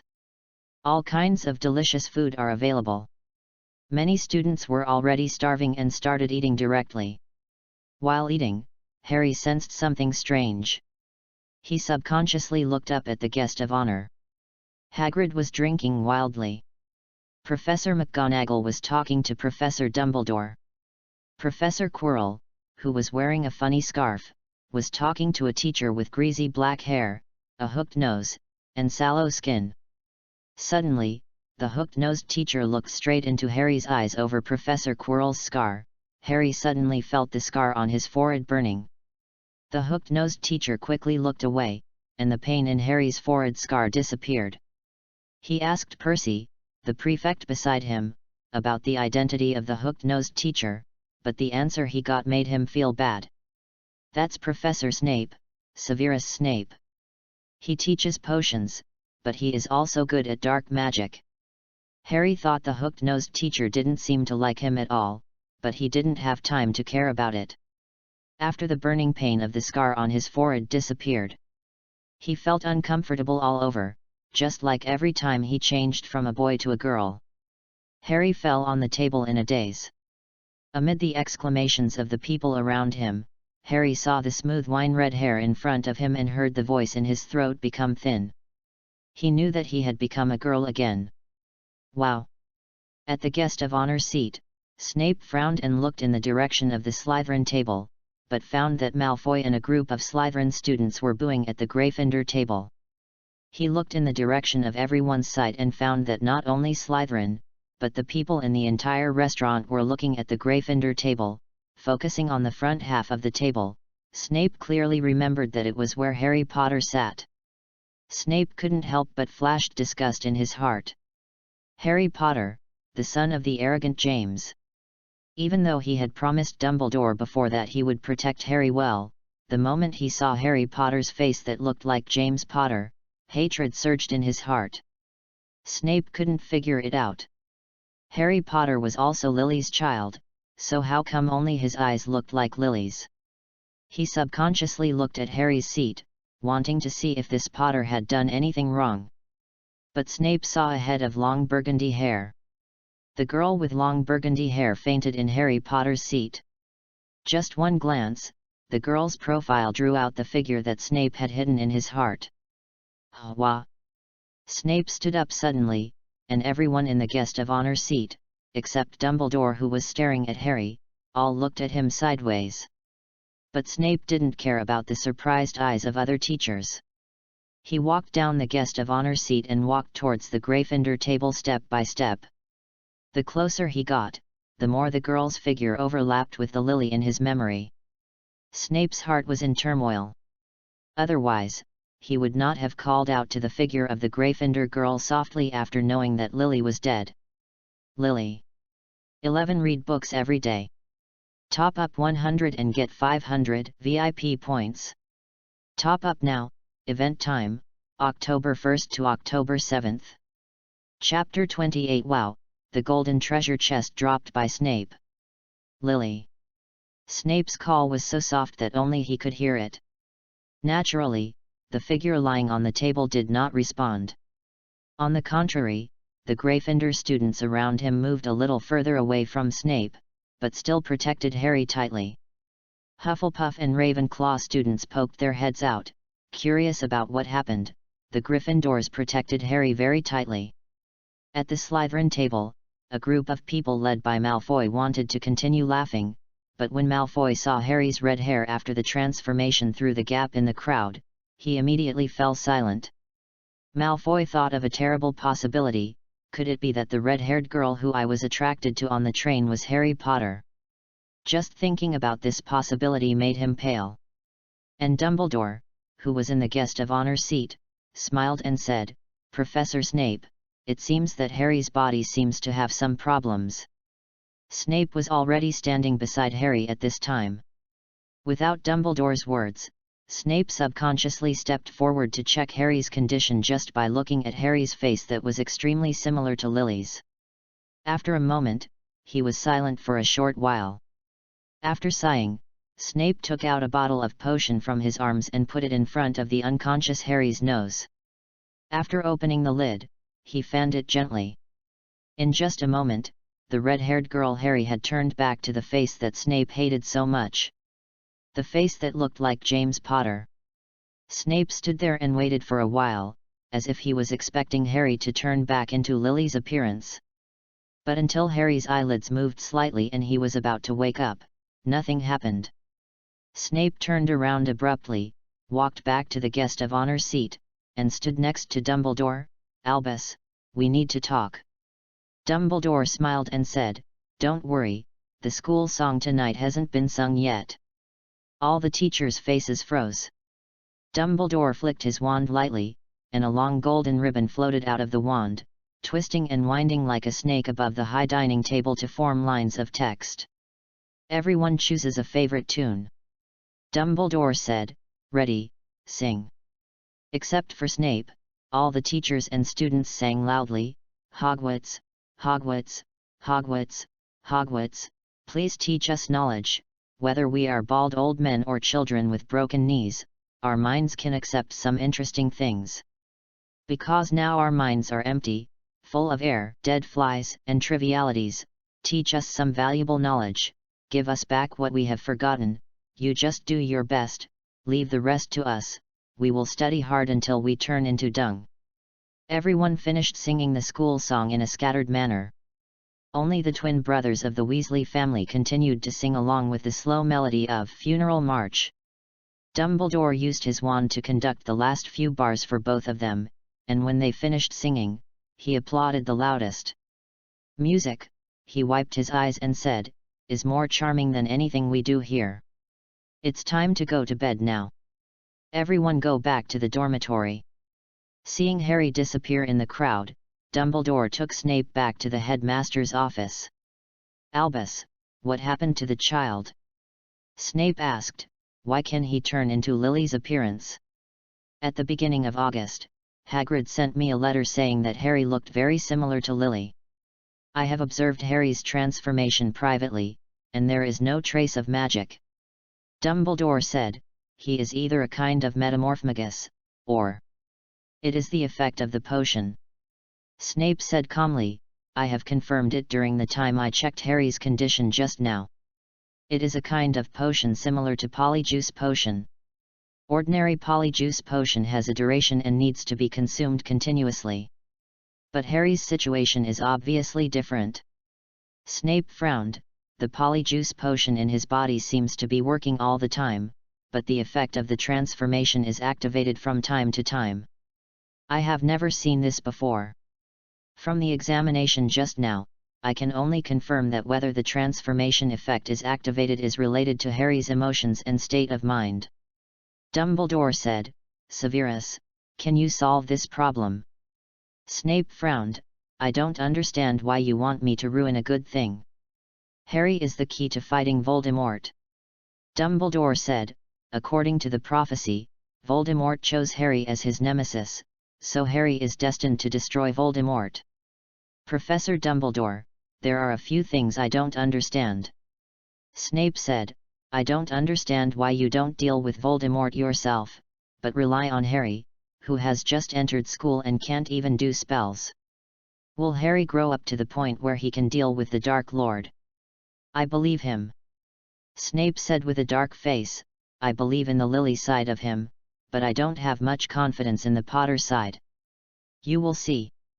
If I do it myself, there will be a Dark Lord more terrifying than Voldemort in this world. Dumbledore said calmly, I am not bragging. I am much smarter than many people. If I am exposed to power and ambition again, I am afraid that not many people can deal with me. On the other hand, some time ago, I confirmed a guess. Dumbledore took out an exquisite locket from the drawer. This is... Snape felt the familiar breath of black magic coming from it, and his face changed drastically, the Horcrux of the Dark Lord. Yes, Dumbledore nodded, this is Voldemort's Horcrux. In fact, I didn't spend much effort to get it. There are probably not many things in this world that can make you spend a lot of effort, Professor. Severus, thank you for your compliment. Dumbledore smiled. The method Voldemort used to hide the Horcrux is indeed a little dangerous for ordinary wizards, but I think this is not enough for a Horcrux that concerns his life. With that level of protection, it may explain one thing. Snape figured out the key to the problem: the Dark Lord has more than one Horcrux. It's just a guess at the moment, Severus. Dumbledore said, but we can be sure of one thing at present. At least the Horcrux in my hand is still intact, and Voldemort has not completely dissipated. Wait until I use the black magic on the pendant to connect. After finding and destroying the remaining Horcruxes, Voldemort can die like a mortal. If possible. Snape said softly, please let me. Dumbledore shook his head, now is not the time to talk about this, it will take time. Severus, are you sure you can solve the abnormality in Harry? I can try, Snape nodded slowly, it takes time. I will pay more attention in the potion class. Don't worry, we still have time. When he was about to leave, Snape looked back at Dumbledore. Professor, one last question. Why didn't you tell me immediately when Harry's abnormality first appeared? On the one hand, it's because the abnormality in Harry has temporarily disappeared. I think you still need to see it with your own eyes after school starts to make the most accurate judgment. Dumbledore said with a smile, on the other hand, I'm worried that you won't be calm enough after seeing that face. Snape left in silence. In the Gryffindor dormitory, Linchiu, who was assigned to a dormitory with Harry, Ron, and Neville, couldn't sleep. In addition to the emotional treasure chests that many wizards had revealed earlier, the latest pop-up message on the system page made him uneasy. Ding! Severus Snape's shock was detected. Drawing treasure chests for the host. Congratulations to the host, you have won a gold treasure chest. Have fun reading every day during the 11th. Recharge 100 and get 500 VIP points. Recharge now. Event time, October 1st to October 7th. Chapter 29, Crazy Opening of Treasure Chests, Rich Harvest. Looking at the golden treasure chest in the system space, Linchiu was in a very happy mood. Although Severus Snape was a cold, calculating, sarcastic, and mean person, Linchiu knew that Snape was a good professor just from the fact that he dropped the first golden treasure chest. Before opening the treasure chest, Linchiu washed his face and hands several times, hoping to have better luck. Just when he returned to his bed and was considering whether to open the gold treasure chest or the bronze treasure chest first, the system showed a new prompt. Ding! Draco Malfoy's emotional emotion was detected. Drawing treasure chests for the host. Congratulations to the host, you won a silver treasure chest. Linchiu was a little confused. There are still masters? Who did Malfoy have emotional emotions for in the middle of the night? Linchiu actually had a vague answer in his heart: the red-haired girl who Harry transformed into. Otherwise, Malfoy's emotional emotions would not drop an emotional treasure chest here at Linchiu. No matter what, I am just a ruthless treasure chest opening machine, and I don't care about anything else. Open the treasure chest. Ding! The bronze treasure chest has been opened. Congratulations to the host for obtaining superb memory. Congratulations to the host for obtaining underwater breathing. Ding! The silver treasure chest has been opened. Congratulations to the host for obtaining elementary transfiguration mastery. Congratulations to the host for obtaining wizard chess mastery. Congratulations to the host for obtaining the perfect animagus training method. Congratulations to the host for obtaining an unrepairable money bag. Ding! The gold treasure chest has been opened. Congratulations to the host for obtaining intermediate potion mastery. A series of rewards, dazzling. Superb memory. Hermione Granger is a very talented witch.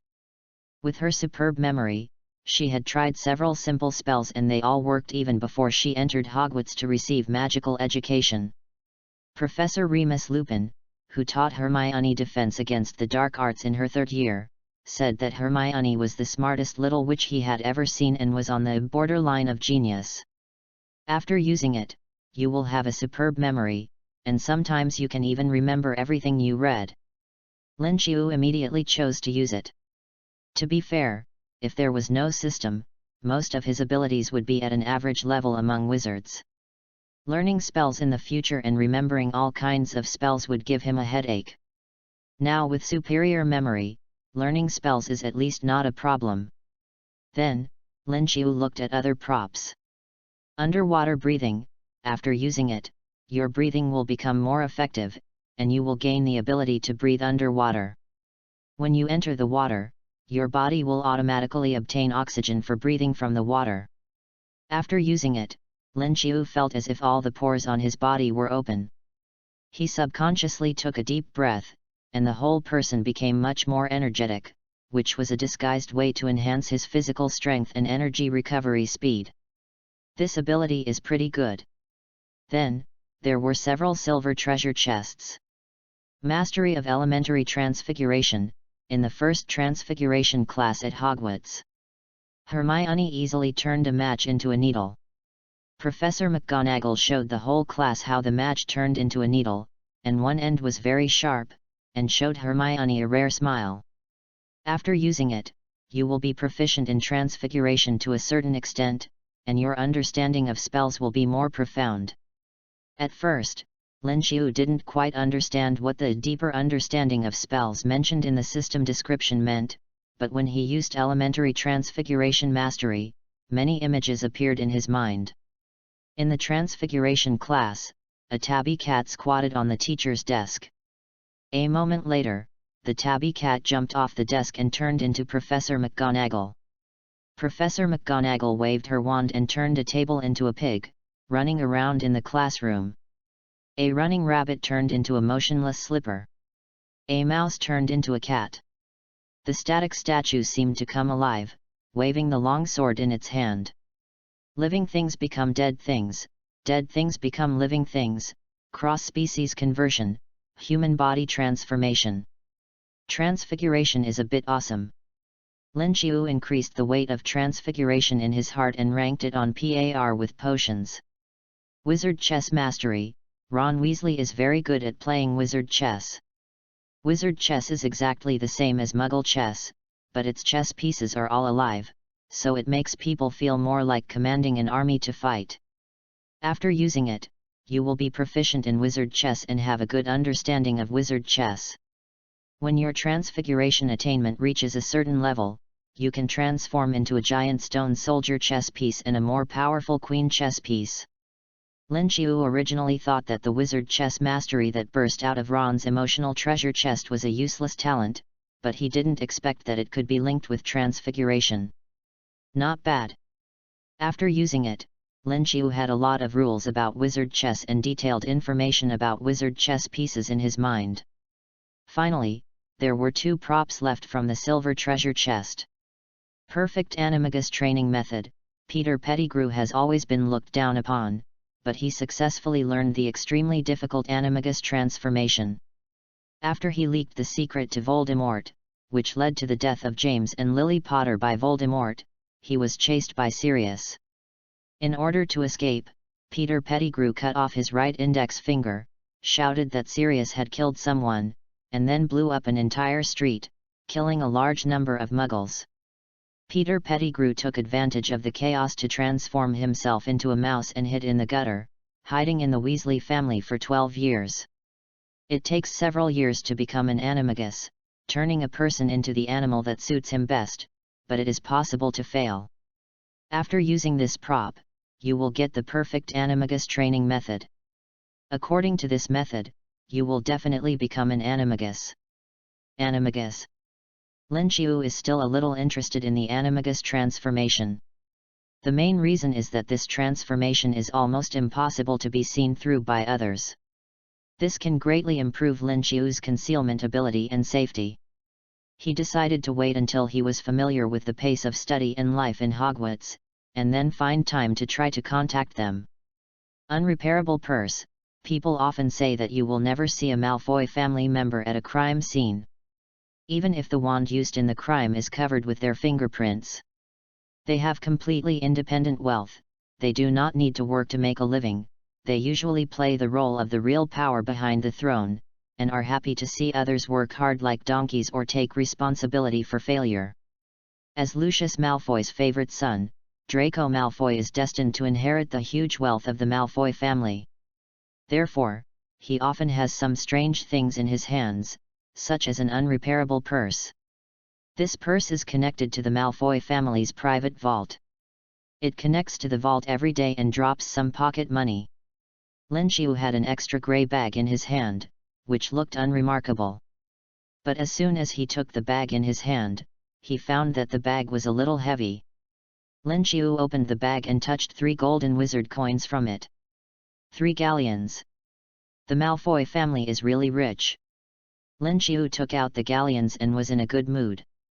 With the support of the Malfoy family's money bag, his economic pressure in the wizarding world can be eased a lot. Thank you for the gift from Malfoy. This gratitude was sincere.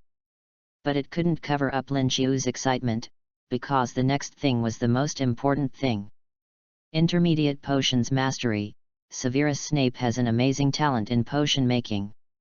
He has been a potion teacher at Hogwarts for 15 years, and his attainments in potion making have far exceeded the level of following prescriptions. When Snape was still a student, he was able to improve the operating instructions in the textbook so that he could make potions faster and better.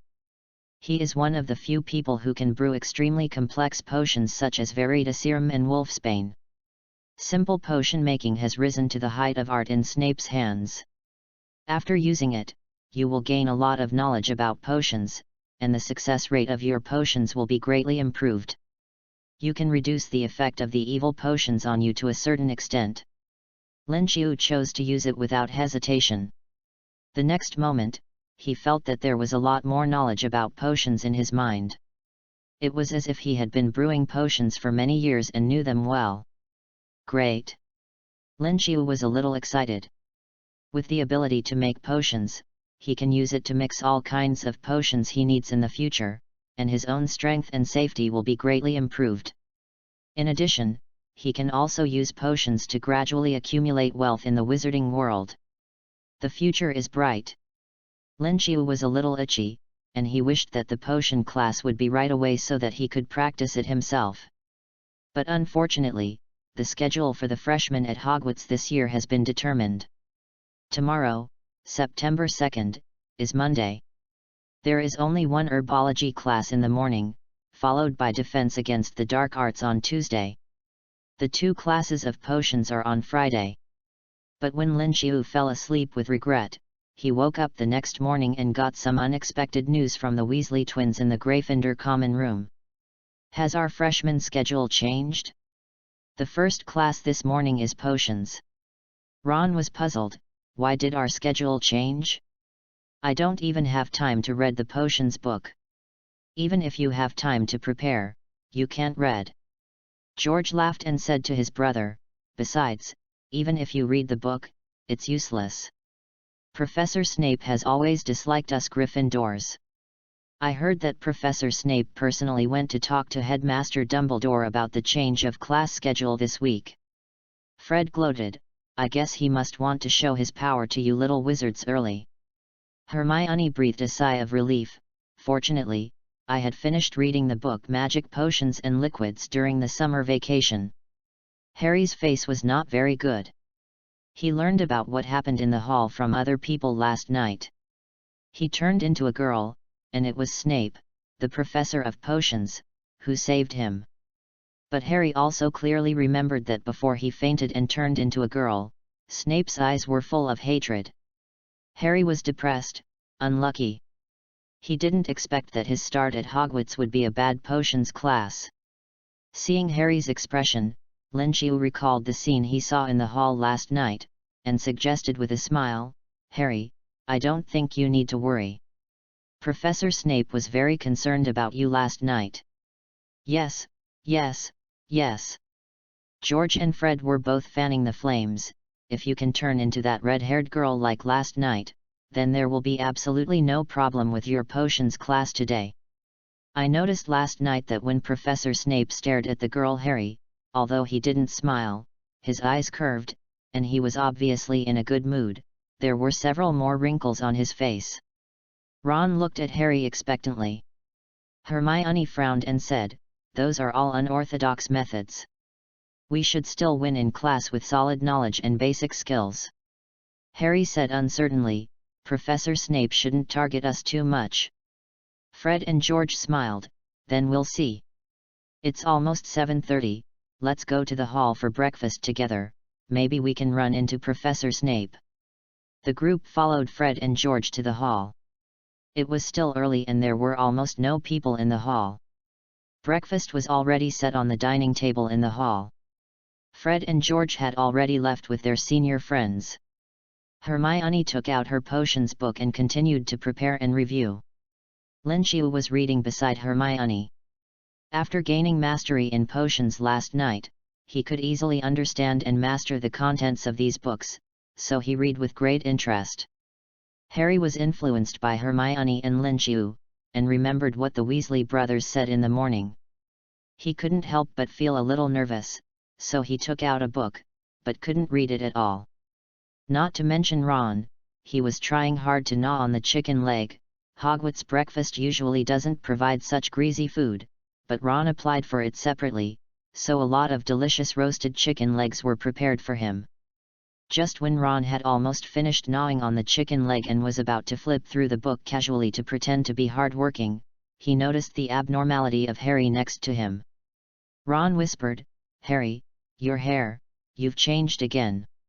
Harry then realized that when he was nervous, he had unconsciously turned into a girl again. His long red hair blocked a large part of his vision, which made him even more upset. At this moment, Professor Snape came in from the main entrance, walked around the Slytherin table, and walked behind Harry. When he noticed Harry's red hair, his steps couldn't help but become much lighter. When Snape walked past Harry and saw Harry holding the potion textbook and reading it carefully, he nodded with satisfaction, and before he could hide his smile, he quickly returned to the teacher's seat and ate breakfast happily. It was obviously the milk bread he was used to, but Snape had a very happy breakfast today. He was very glad that he asked Professor Dumbledore to change the schedule for this week. Reading books every day on the 11th. Recharge 100 to get 500 VIP points. Recharge now. Activity time, October 1st to October 7th. Chapter 30. Professor Snape actually washed his hair. The potion class was held in an underground classroom, which was colder than many places in Hogwarts. There were many glass jars along the way, with many whitish animal specimens soaked in them. The first row was occupied by Slytherin students, so Lin Qiu and other Gryffindor wizards sat in the second row. Hermione was a little frustrated that she didn't get the first row. Lin Qiu comforted her, "Professor Snape is the dean of Slytherin College. He will be more or less partial to his students. I think sitting in the second row is just right." Ron nodded in agreement. "That's what George and Fred said. We can see if Professor Snape is really like that today." Many Slytherin students in the front row smiled as a matter of course. They had long known from their brothers who had entered Slytherin College that Professor Snape was very partial. There is no doubt that today's potion class will be the stage for them, Slytherin, to shine. Harry sat in his seat and sighed, I hope Professor McGonagall will be on our side. Last night, the Weasley twins said that Professor McGonagall was impartial. Even though Professor McGonagall was the head of Gryffindor, she gave the Gryffindor little wizards a lot of homework. Soon, the class time came, and the door of the potions classroom opened automatically, and a figure walked in with the wind, and the black robe fluttered behind him. Everyone in the classroom soon discovered that Professor Snape had washed his hair. The hair was fluffy and smooth, and there was a little moisture. The little wizards in Gryffindor basically didn't know what this meant, but only Ron understood the strangeness. He whispered to Harry beside him, "Something's wrong, Snape actually washed his hair." According to George and Fred, since Snape joined Hogwarts as a teacher, his hair has always been greasy, as if he had never washed it. It was amazing that he washed his hair today for the first time. Harry was also extremely shocked. You mean Professor Snape hasn't washed his hair for so many years? For a moment, Harry felt pity for Snape. Although Harry didn't have a good life in the Dursleys' house for so many years, he could at least wash his hair and take a bath on time. Snape washed his hair today, maybe something strange will happen. Harry, we have to be careful. Ron quickly made a decision. After class, I'll go back and ask George what's going on. Among the little wizards in Slytherin, most people didn't care about the reason. Only Malfoy and his two followers understood that this meant something special. Crabbe, the attendant, whispered, "Malfoy, your father was Professor Snape's dean when he was in school, and they have always had a good relationship. In my opinion, Dean Snape values you the most. Look, how much Dean Snape values us. Many people say that he seems to have not washed his hair for 15 years. He washed it for us today." Yes. Malfoy ignored his low mood, and a strong sense of pride emerged in his heart. Of course, I have ancient pure blood in my body, and I am born extraordinary. Dean Snape, such an excellent wizard, will naturally be closer to me. Malfoy finally recovered from the shock of Harry turning into a girl last night. Snape ignored the looks of other young wizards and looked in Harry's direction. After noticing the shock in Harry's eyes, he nodded with satisfaction. At the start of term dinner, he noticed that many young wizards, including Harry, looked at their hair in a strange way, as if they were disgusted. In the past, Snape didn't care about this at all. But after he saw Harry turn into Lily last night, he couldn't help but care. So before class this morning, Snape found the quick smoothing hairspray thrown in the corner, and made his hair smooth and shiny after washing. Snape didn't use it before because the quick smoothing hairspray was invented by the Potter family, and he always hated James Potter. Now the situation is completely different. Harry showed the side of Lily. So Snape washed his hair before class, and now it seems to be very effective. Snape picked up the roll call book, cleared his throat and started to call the roll. Harry Potter. After calling Harry's name, Snape couldn't help but pause. Looking at Harry's red hair, Snape could hardly control himself from thinking about Lily. Finally, he continued to call the names. Malfoy's two followers, Crabbe and Goyle, thought that Snape's pause when calling Harry's name was to embarrass Harry. They covered their mouths and laughed, but Malfoy said nothing. After calling the names, Snape raised his eyes and looked at the little wizards in the class, of course, mainly at Harry.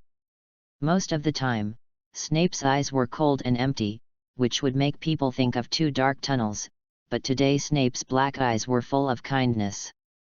"You are here to learn the precise science and strict craftsmanship of this potion preparation," he said. His voice was almost slightly higher than a whisper, but everyone heard every word he said. "Since there are no foolish wand-waving here, many of you will not believe that this is magic. I don't expect you to truly appreciate the beauty of the simmering pot with white smoke and bursts of fragrance. You will not really understand the magical power of the liquid flowing into people's veins, which makes people excited and confused. I can teach you how to improve your reputation, brew glory, and even prevent death, but there must be one thing, that is, you are not the kind of fools I often meet." The whole audience was silent, and Hermione leaned forward, as if to prove that she was not a fool. After Snape finished his opening remarks, he looked around the classroom and finally looked at Harry. "Harry," he said softly, "what would I get if I added narcissus root powder to wormwood infusion? Reading every day on the 11th. Recharge 100 to get 500 VIP points. Chapter 31 Lily adds 30 points. What would I get if I added powdered narcissus root to the wormwood infusion?" Harry glanced at Ron beside him and found that Ron was as stunned as he was. A little further away, Linchiu was calm and seemed to know the answer, while Hermione next to Linchiu raised her hands high in the air. But Snape just looked at Harry. "I don't know, sir," Harry said. "Very good," Snape smiled. "Harry, I appreciate your honesty." At the table in front of Harry, Malfoy, Crabbe, and Goyle looked at each other. Potter didn't answer the question, so Professor Snape didn't deduct points? Malfoy made his own guess. "I think Professor Snape wants to ask a few more questions and finally deduct several points from Gryffindor." "Yes, Professor Snape has always been venomous and likes to say the opposite," his two followers Crabbe and Goyle agreed. "He is praising Potter now, and he must be mocking him later." So, the three of them continued to look forward to the next development. On the other side, Snape completely ignored Hermione's raised arm. "Well, let me change the question." He just looked at Harry. "If I need a bezoar, where would you find it?" Hermione was the only one who raised her hand, and her hand was raised high, and Harry had no idea what a bezoar was. "I don't know, sir." Harry lowered his head. "Very good." Snape smiled and nodded, "The courage to admit your own shortcomings. This is an excellent quality." Harry heard Snape's words and finally mustered up the courage to look into his eyes, but found that Snape turned his face away suddenly. "Harry." Snape seemed to have slowed down, looking at Harry with encouragement in his eyes. "What is the difference between Aconitum naviculatum and Aconitum camajasm?" Hermione even stood up, her hand stretched straight to the ceiling of the underground classroom, but Snape still ignored Hermione's shaking arm. "I don't know," Harry whispered, "but I think Hermione knows the answer. Why don't you ask her?" "I am moved by your willingness to give your classmates a chance to perform." Snape forced a kind smile on his face. "Harry, don't be nervous, just talk to me as if you were your father, friend. I believe that you have a high talent in potions, you just need some time to grow. If I were you, I would put all my energy into potions. You will definitely be an amazing potion master in the future. After all, you really look like... Anyway, your noble spirit touched me." Gryffindor plus 30 points. In the classroom, the little wizards of Slytherin and Gryffindor all widened their eyes. Did Professor Snape get poisoned when he was brewing potions last night? He is not such a person. According to what the Slytherin and Gryffindor seniors said, Professor Snape has always hated Gryffindor. Even if Gryffindor students answer questions correctly, they will be deducted a few points by Professor Snape's temporary rule. Why is Harry an exception? Has Dean Snape given up on Slytherin? Malfoy's two followers, Crabbe and Goyle, felt like the sky was about to fall. Snape didn't seem to be interested in getting close to Malfoy, who came from a noble pure-blood family, but was closer to that Potter. When Crabbe and Goyle turned their heads to look at Malfoy, they felt even worse. Malfoy was not angry at all, but had a smile on his face. Malfoy, Crabbe, and Malfoy had known each other since childhood, and he dared to speak frankly. "Are you so angry that you're out of your mind? How can you still laugh?" "I just understood something." Malfoy shook his head slightly, with a mysterious smile on his face. "Dean Snape is setting a trap for Potter." "Set a trap?" Crabbe and Goyle were puzzled. "That's right." Malfoy was very sure. "Think about it, if I throw you directly into the ice water in winter, what will happen to you? I think I will be frozen to death, Goyle said honestly, and I will definitely feel very uncomfortable when I freeze to death. Then what will happen if I let you roast by the stove for half an hour before throwing you into the ice water in winter? The pain I feel will be 10 times more than if I were thrown directly into the ice water. Crabbe seemed to understand Malfoy's reasoning. It's better to throw me directly into the ice water. This is where Professor Snape is smart, Malfoy said confidently. Dean Snape's extra points now are just to relax Potter's vigilance. The higher you fly, the worse you will fall. Let's wait and see. The potions class continued.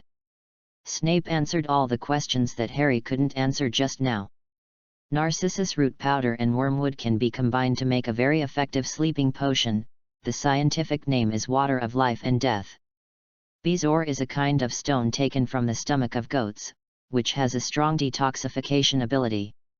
As for Aconitum naviculatum and Aconitum camajasm, they are the same plant, also collectively known as aconitum. Do you understand? Why don't you write all this down? The classroom was full of rustling sounds of quills being picked up and written on parchment. Then, Snape tapped the blackboard lightly with his wand, and the potion formula appeared on it. The students were divided into groups of 2 by Snape and began to prepare a simple potion to treat scabies. Snape dragged his long black cloak around the classroom, stopping from time to time and mercilessly criticizing students who made even the slightest mistake in operation. But he often walked to Harry's group and stopped to watch. Harry, when boiling slugs, the heat needs to be controlled. High heat is needed in the early stage, and then it can be turned to low heat. The snake's fangs need to be ground into powder so that it can be fully mixed with other ingredients in the potion. The amount of dried nettle can be less. The 2 followers, Crabbe and Goyle, looked at Malfoy with almost admiration. Sure enough, everything was just as Malfoy said.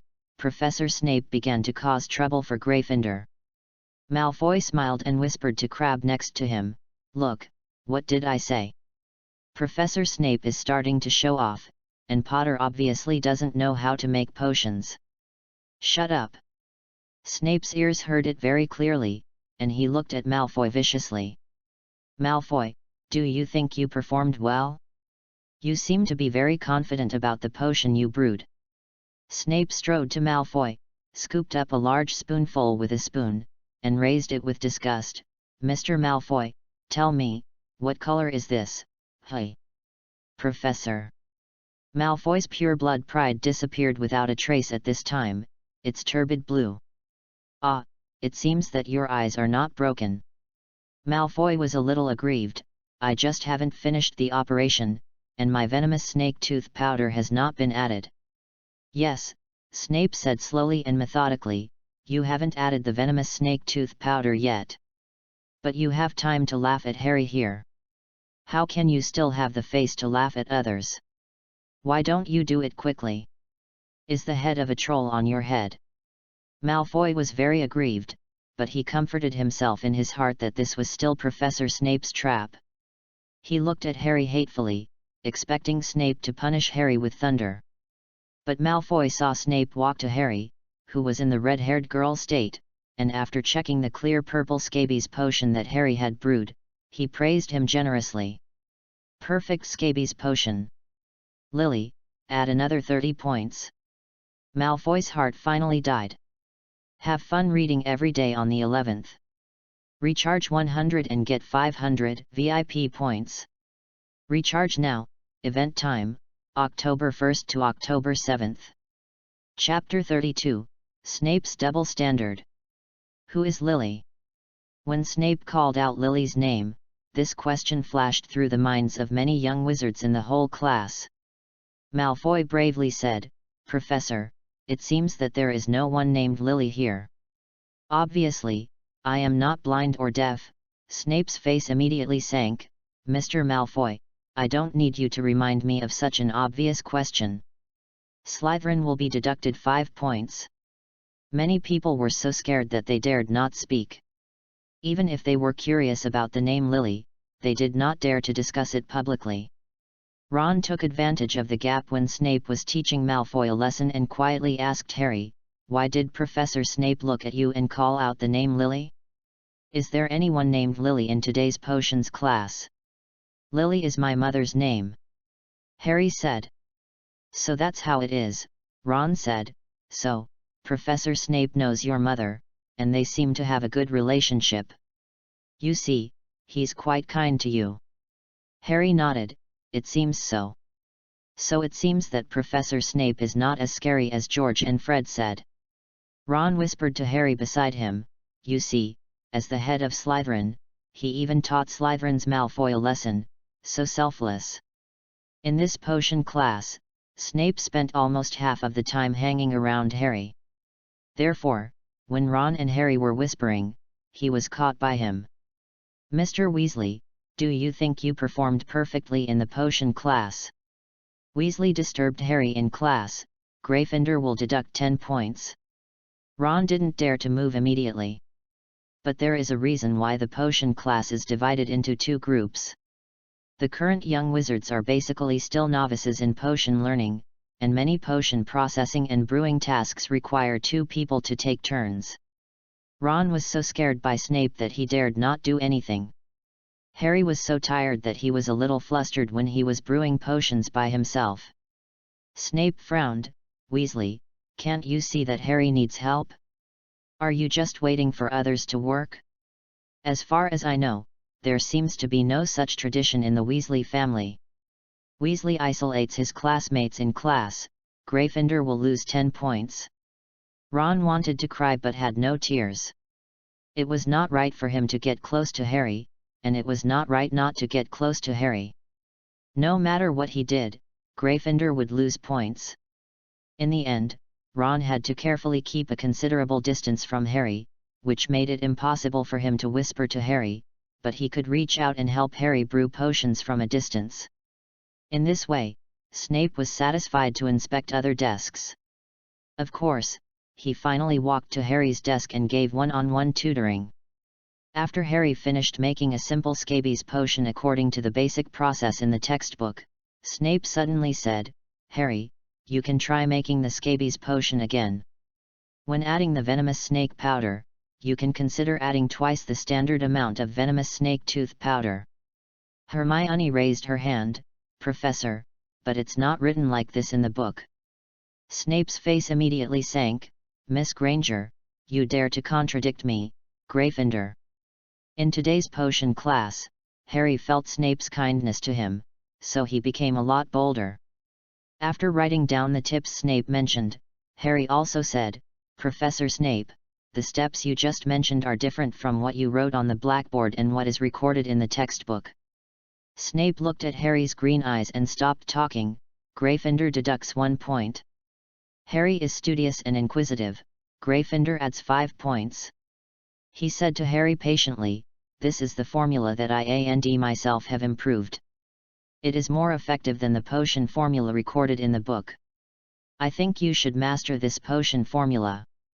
Hermione looked at Snape's obvious double-standard behavior and doubted her life. It was obviously the same question, but she raised it, which was to contradict the professor. Harry, who was in the female state, raised it, which was to be studious and inquisitive. Is there still justice in this world, and is there still law? The little witch is a little autistic. Lin Qiu gave Hermione a comforting look. I can only say that Professor Snape is like this. Today's potion class has 2 periods, each lasting about 50 minutes. In the middle of the second period, Neville and Seamus Finnegan were brewing their group's potion. Neville assisted, and Seamus was mainly responsible for brewing. Suddenly, a large amount of acidic green smoke suddenly came out of the crucible that Seamus was operating, and a loud hissing sound was heard. Finally, it turned into a violent explosion. Lin Qiu reacted very quickly, and he directly pulled Hermione next to him to hide under the table. Snape's reaction was even faster, and he almost instantly turned into a puff of black smoke and blocked the girl Harry. He didn't even take out his wand, nor did he recite a spell. The potion that flew from Neville and Seamus' table was easily blocked. Of course, only the part in front of Harry was blocked. The students who were closer to Neville and Seamus were drenched by the potion, and suddenly a dozen red and swollen scabies appeared on their bodies. The potion classroom was filled with various screams of pain. Snape pointed his wand at Harry's cauldron, and the potion in the pot flew up and landed on the students affected by Seamus's explosion. The wailing sounds of pain disappeared a lot. "Obviously, your potion is well brewed, Harry," Snape said loudly. "Gryffindor gets 10 points for this excellent potion."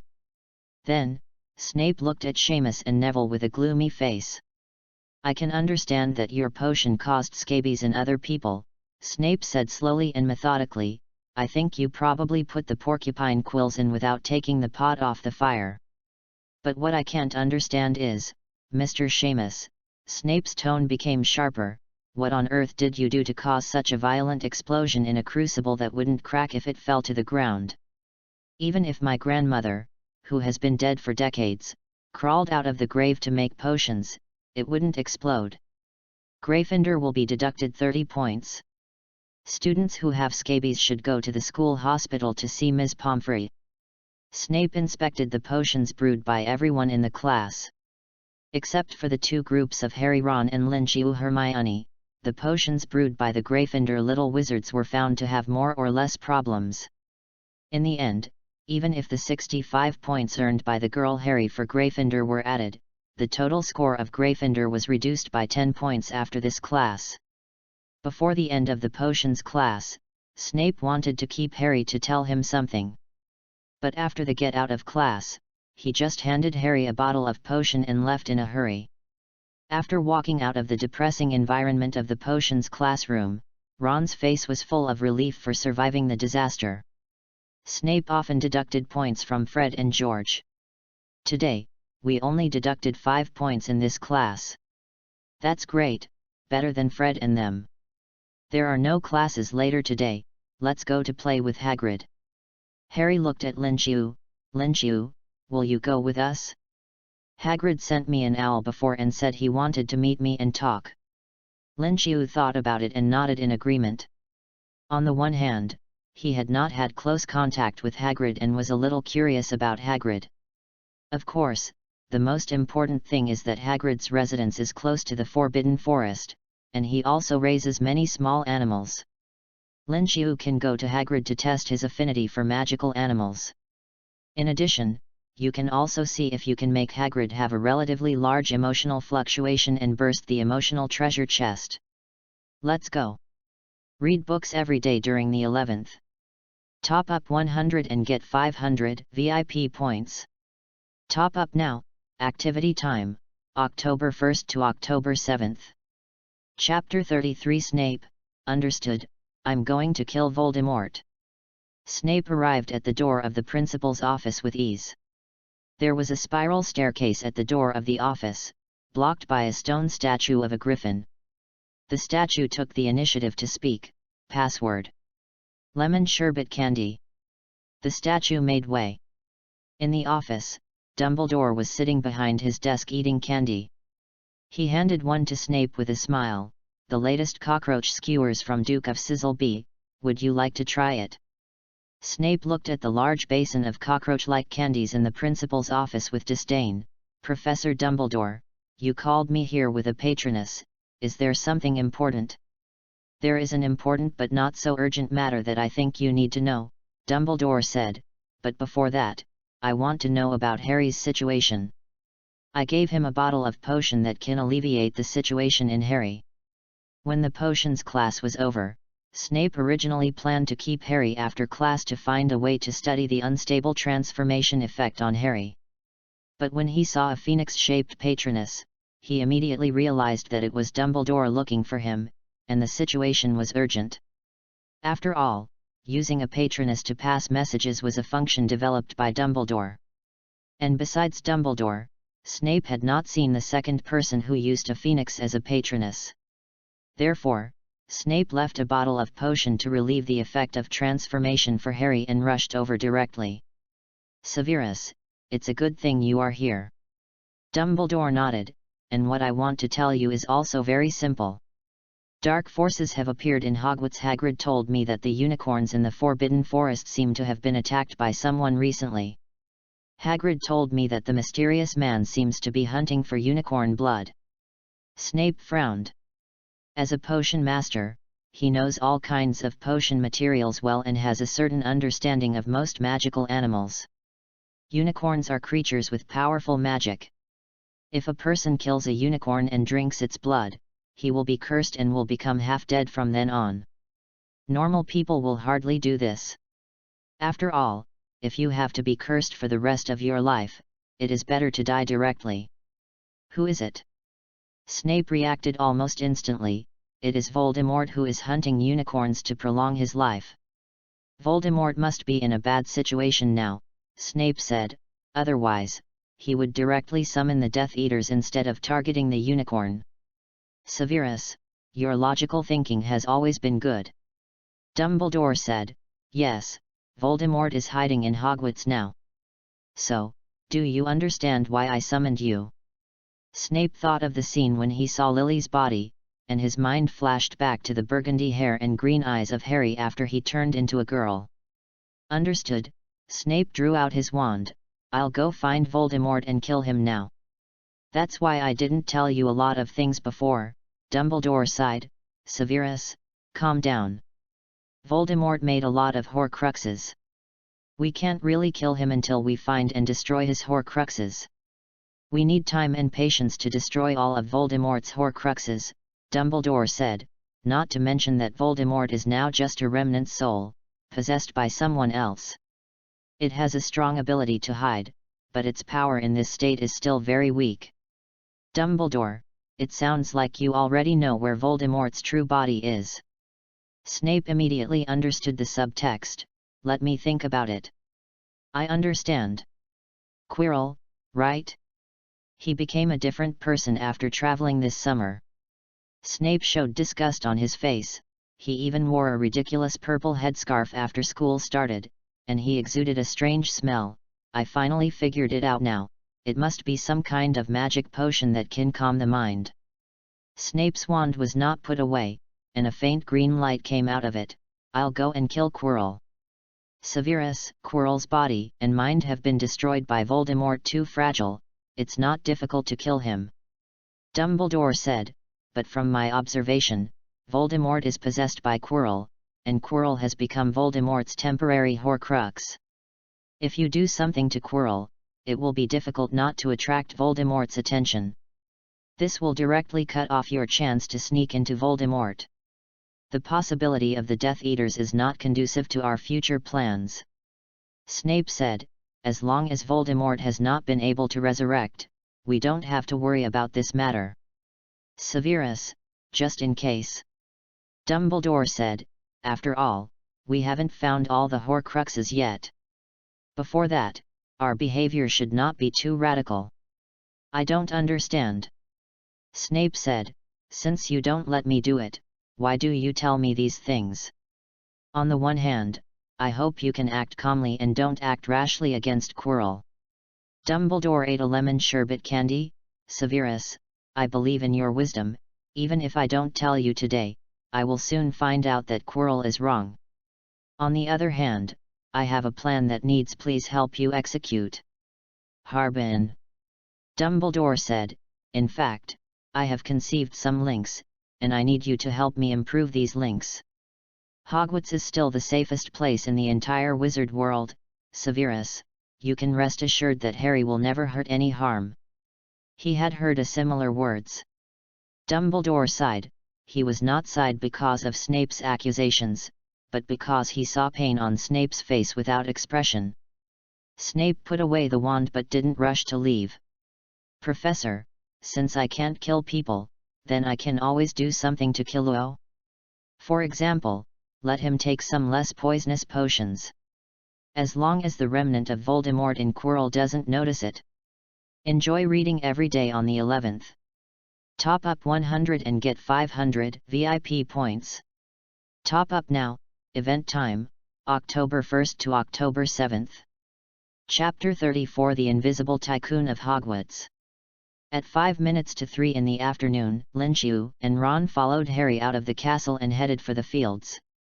Hermione only had a relatively better relationship with Lin-Xiu now, so this time when she came to Hagrid's hunting lodge, Hermione did not come over and went to read a book by herself. Hagrid lived in a small wooden house on the edge of the Forbidden Forest, with a crossbow and a pair of rubber overshoes in front of the door. When Harry knocked on the door, there was a tense struggle and a few low barks from the house. Then Hagrid's voice came, "Stand back, Fang, stand back." The door of the wooden house was opened, and a big bearded face poked out. "Wait a minute," Hagrid said, "stand back, Fang." Hagrid opened the door and let Lin-Xiu and the other 3 in. He desperately grabbed a huge black hound. The cabin was not big, but it was decorated very warmly. Hams and pheasants were hung on the ceiling, and water was boiled in a copper kettle in the brazier. There was a big bed in the corner, and the bed was covered with bedding made of rags. "Yay, don't be so excited." Hagrid patted the black hound's head gently with his big hand and let it go. Yaya immediately rushed towards Lin-Xiu and the others. Ron was frightened and shouted, "Harry, Lin-Xiu, let's run." Harry was a little nervous because of Ron's shouting, and subconsciously wanted to run with him, but the black hound had already rushed in front of the 2 of them. And Lin-Xiu just stretched out his hand, "Good dog, sit down."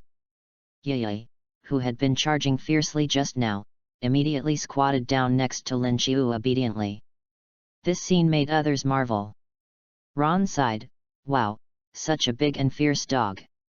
Harry admired, "Lin-Xiu, you can keep calm when you see such a big dog rushing towards you, you are so brave." "Don't worry, Yaya is very docile, it won't bite." Hagrid looked at Lin-Xiu with surprise, "But besides me, you are the first person who can make Yaya so tame." Lin-Xiu touched the shiny fur of the big black dog, and it felt really good. His fantastic animal affinity ability worked, and it was naturally easy to use words to make the hound Fang do some simple actions. But unfortunately, it seemed that the other people did not generate much emotion, so Lin-Xiu did not receive the reminder of the emotional treasure chest dropping. Hagrid poured boiling water into a large teapot and put the rock cakes on the plate. "Harry, are they new friends you met at Hogwarts? Introduce them to me." Harry nodded and pointed to the red-haired Ron and said, "This is Ron. The Weasley family, right?" Hagrid glanced at Ron's red hair and freckles on his face. "I spent a lot of energy to drive the Weasley twins out of the Forbidden Forest. This is Lin-Xiu. The 3 of us came together on the train." "Yaya likes you very much, Lin-Xiu," Hagrid said happily. "You must not be a bad person. Boys, try the rock cake I baked."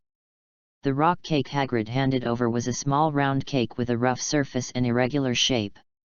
As soon as Harry and Ron took a bite, they felt that their teeth were about to break, but in order not to spoil Hagrid's fun, they pretended to like it very much and told Hagrid about what happened in class today.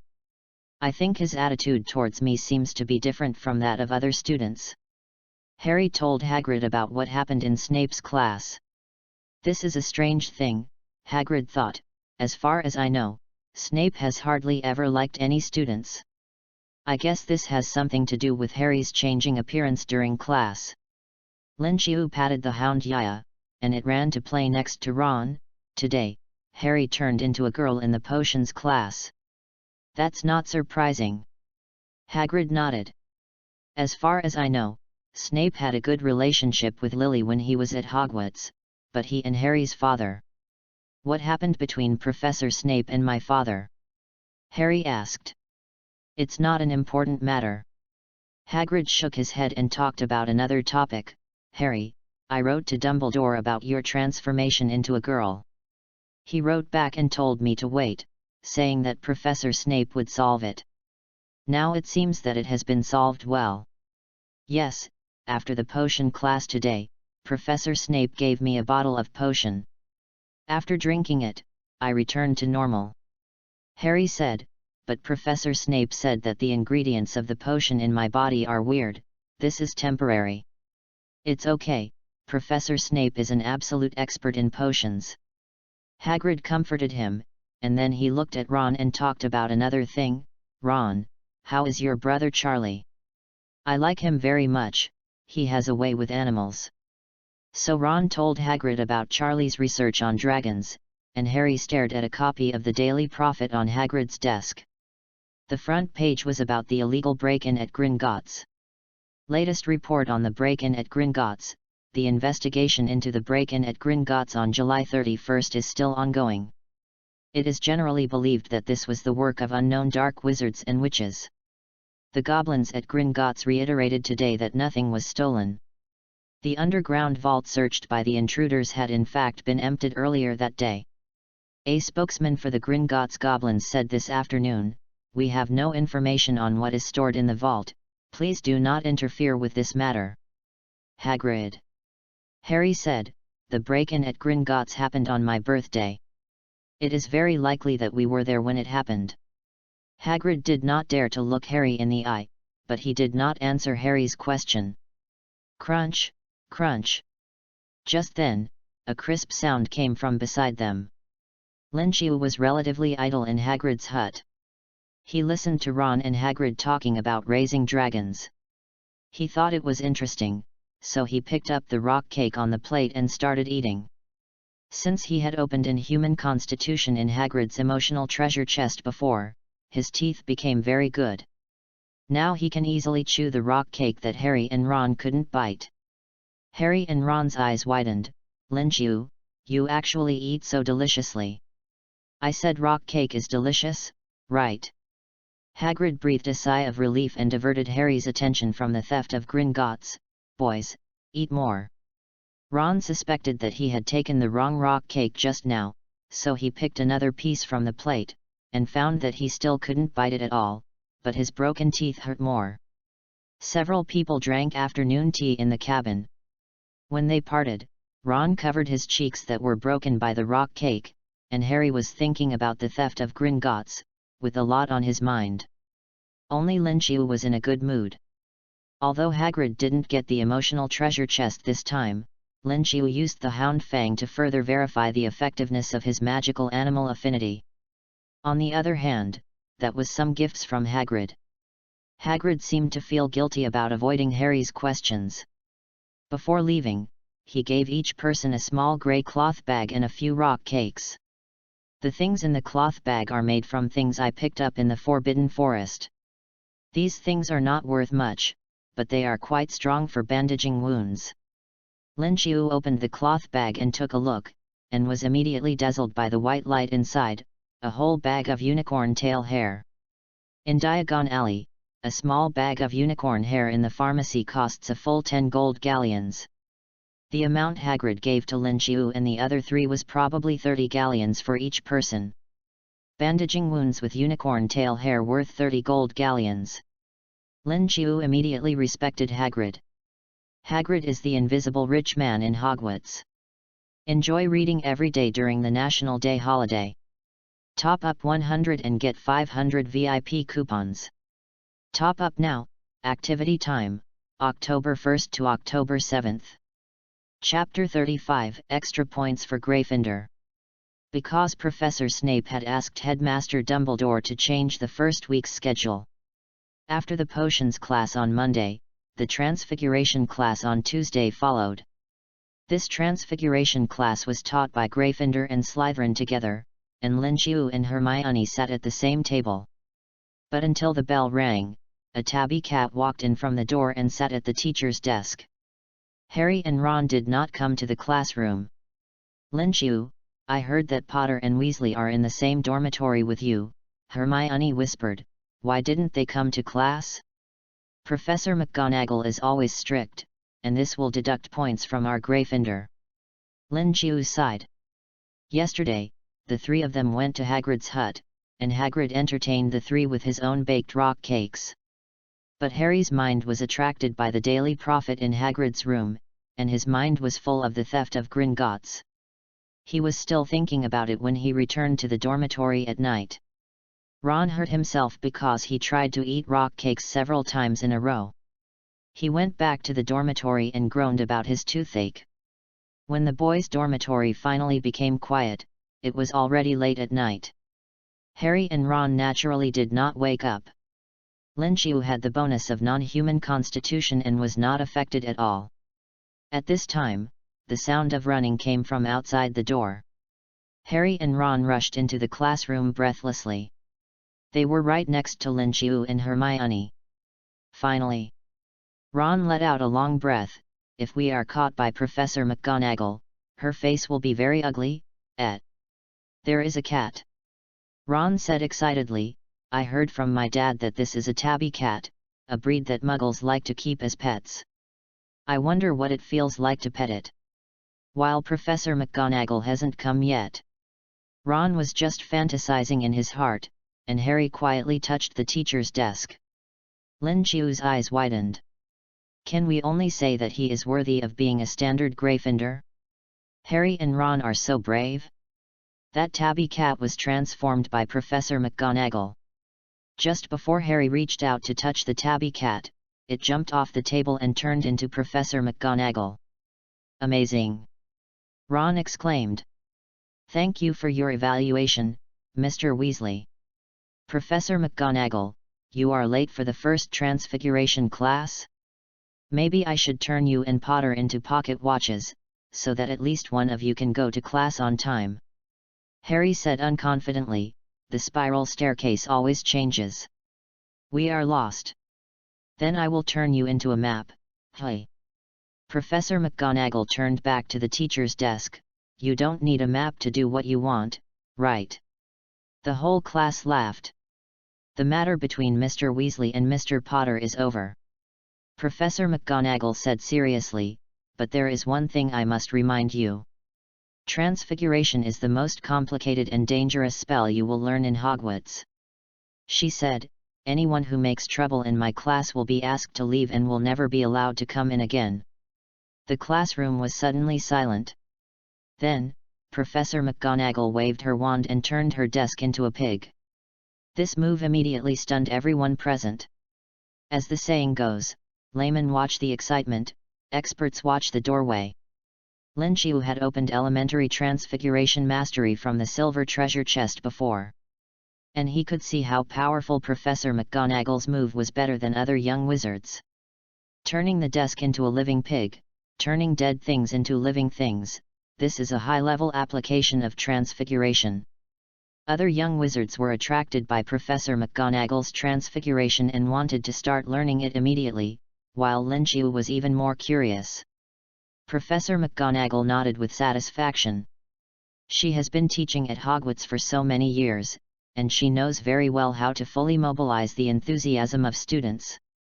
Taking advantage of the young wizard's yearning for transfiguration, Professor McGonagall struck while the iron was hot and taught them some theoretical knowledge of transfiguration. The most important of these is Gamp's basic laws of transfiguration, said Professor McGonagall. The first of these is that it is impossible to conjure delicious food out of thin air. The young wizards wrote furiously, taking down a lot of complicated and difficult notes. Finally, Professor McGonagall gave everyone a match and asked them to try to turn it into a needle. But it was not easy. Ron swung his wand at the matches on his desk, but there was no reaction. Instead, he turned one of his own hairs into a match. Harry poked the match on the table with his wand, and the wand flashed red, and the match was safe and sound. Malfoy gritted his teeth, and his wand was about to break the match. With a bang, Malfoy's hair caught fire. But it was not Malfoy's spell that failed, but Seamus behind him. After Seamus cast a spell on the match on the table, the match disappeared, and a small pit was blown out on the spot. The sparks fell on Malfoy's hair. My hair, my hair! Malfoy got up in panic, and Crabbe and Goyle beside him hurriedly put out the fire on Malfoy's hair. Professor McGonagall gently waved her wand, augmenti, clear water like a spring, ... A stream of clean water emerged from the end of her wand and put out the fire on Malfoy's hair.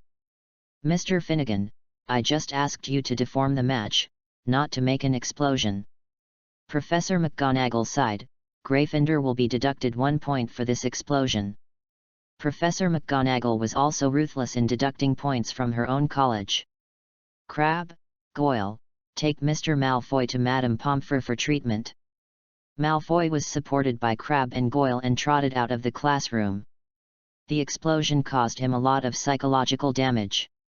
Seamus, who had just completed an explosion, was extremely embarrassed and did not dare to make any big moves. Harry and Ron sighed, it's so difficult to turn a match into a needle.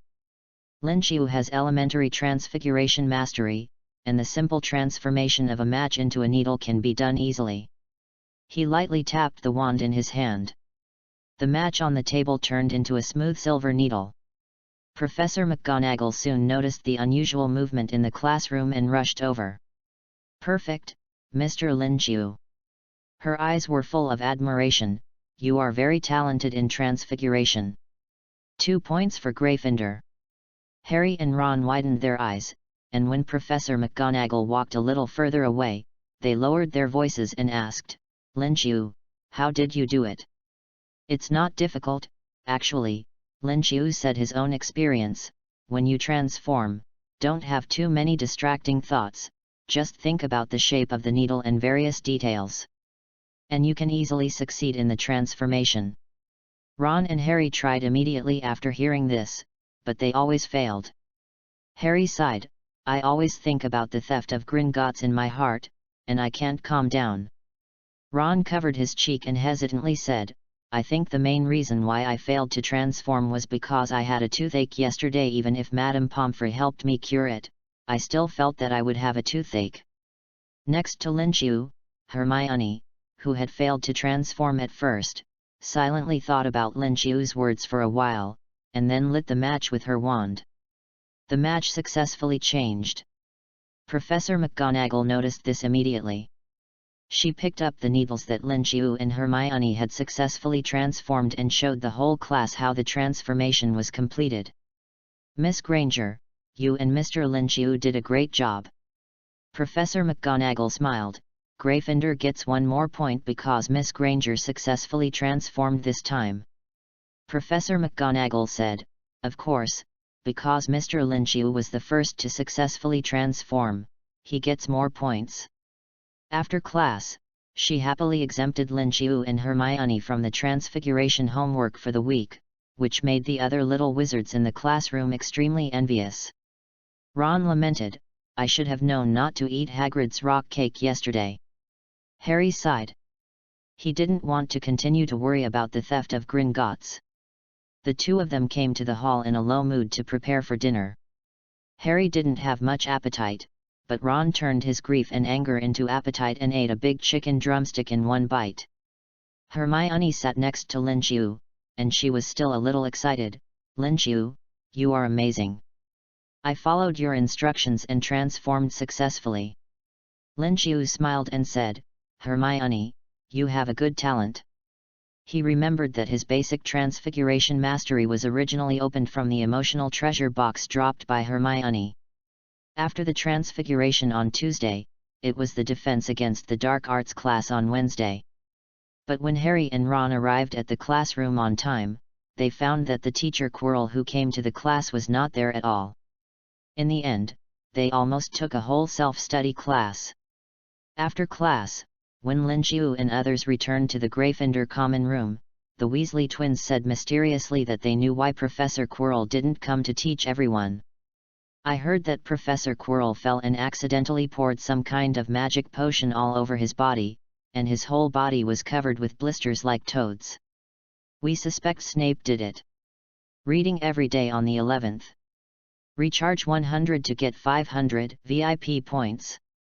Chapter 36 Flying Lesson.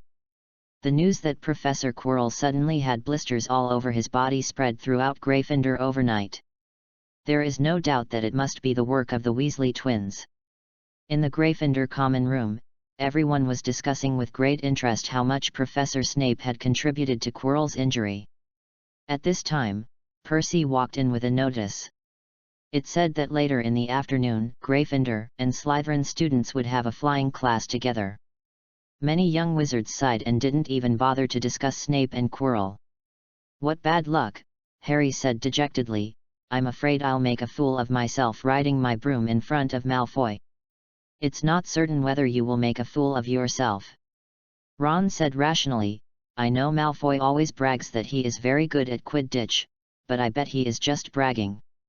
During lunch in the auditorium, neither Snape nor Professor Quirrell were present, but most of the young wizards were not paying attention to them. They discussed the upcoming flying class and Quidditch wholeheartedly. At the Slytherin table, Malfoy talked about his flying experience. He said that he had narrowly avoided a Muggle helicopter. The explosive genius Seamus and Ron were also talking about their broomstick skills. Almost all the young wizards from wizard families were chattering about Quidditch. Of course, except Neville, he had never flown in his life because his grandmother never let him touch the broomstick. Hermione, who was sitting next to Lin Qiu, was nervously looking at a book called The Origin of Quidditch, trying to get some flying instructions from it. The afternoon flying class was more practical, and Hermione was not confident.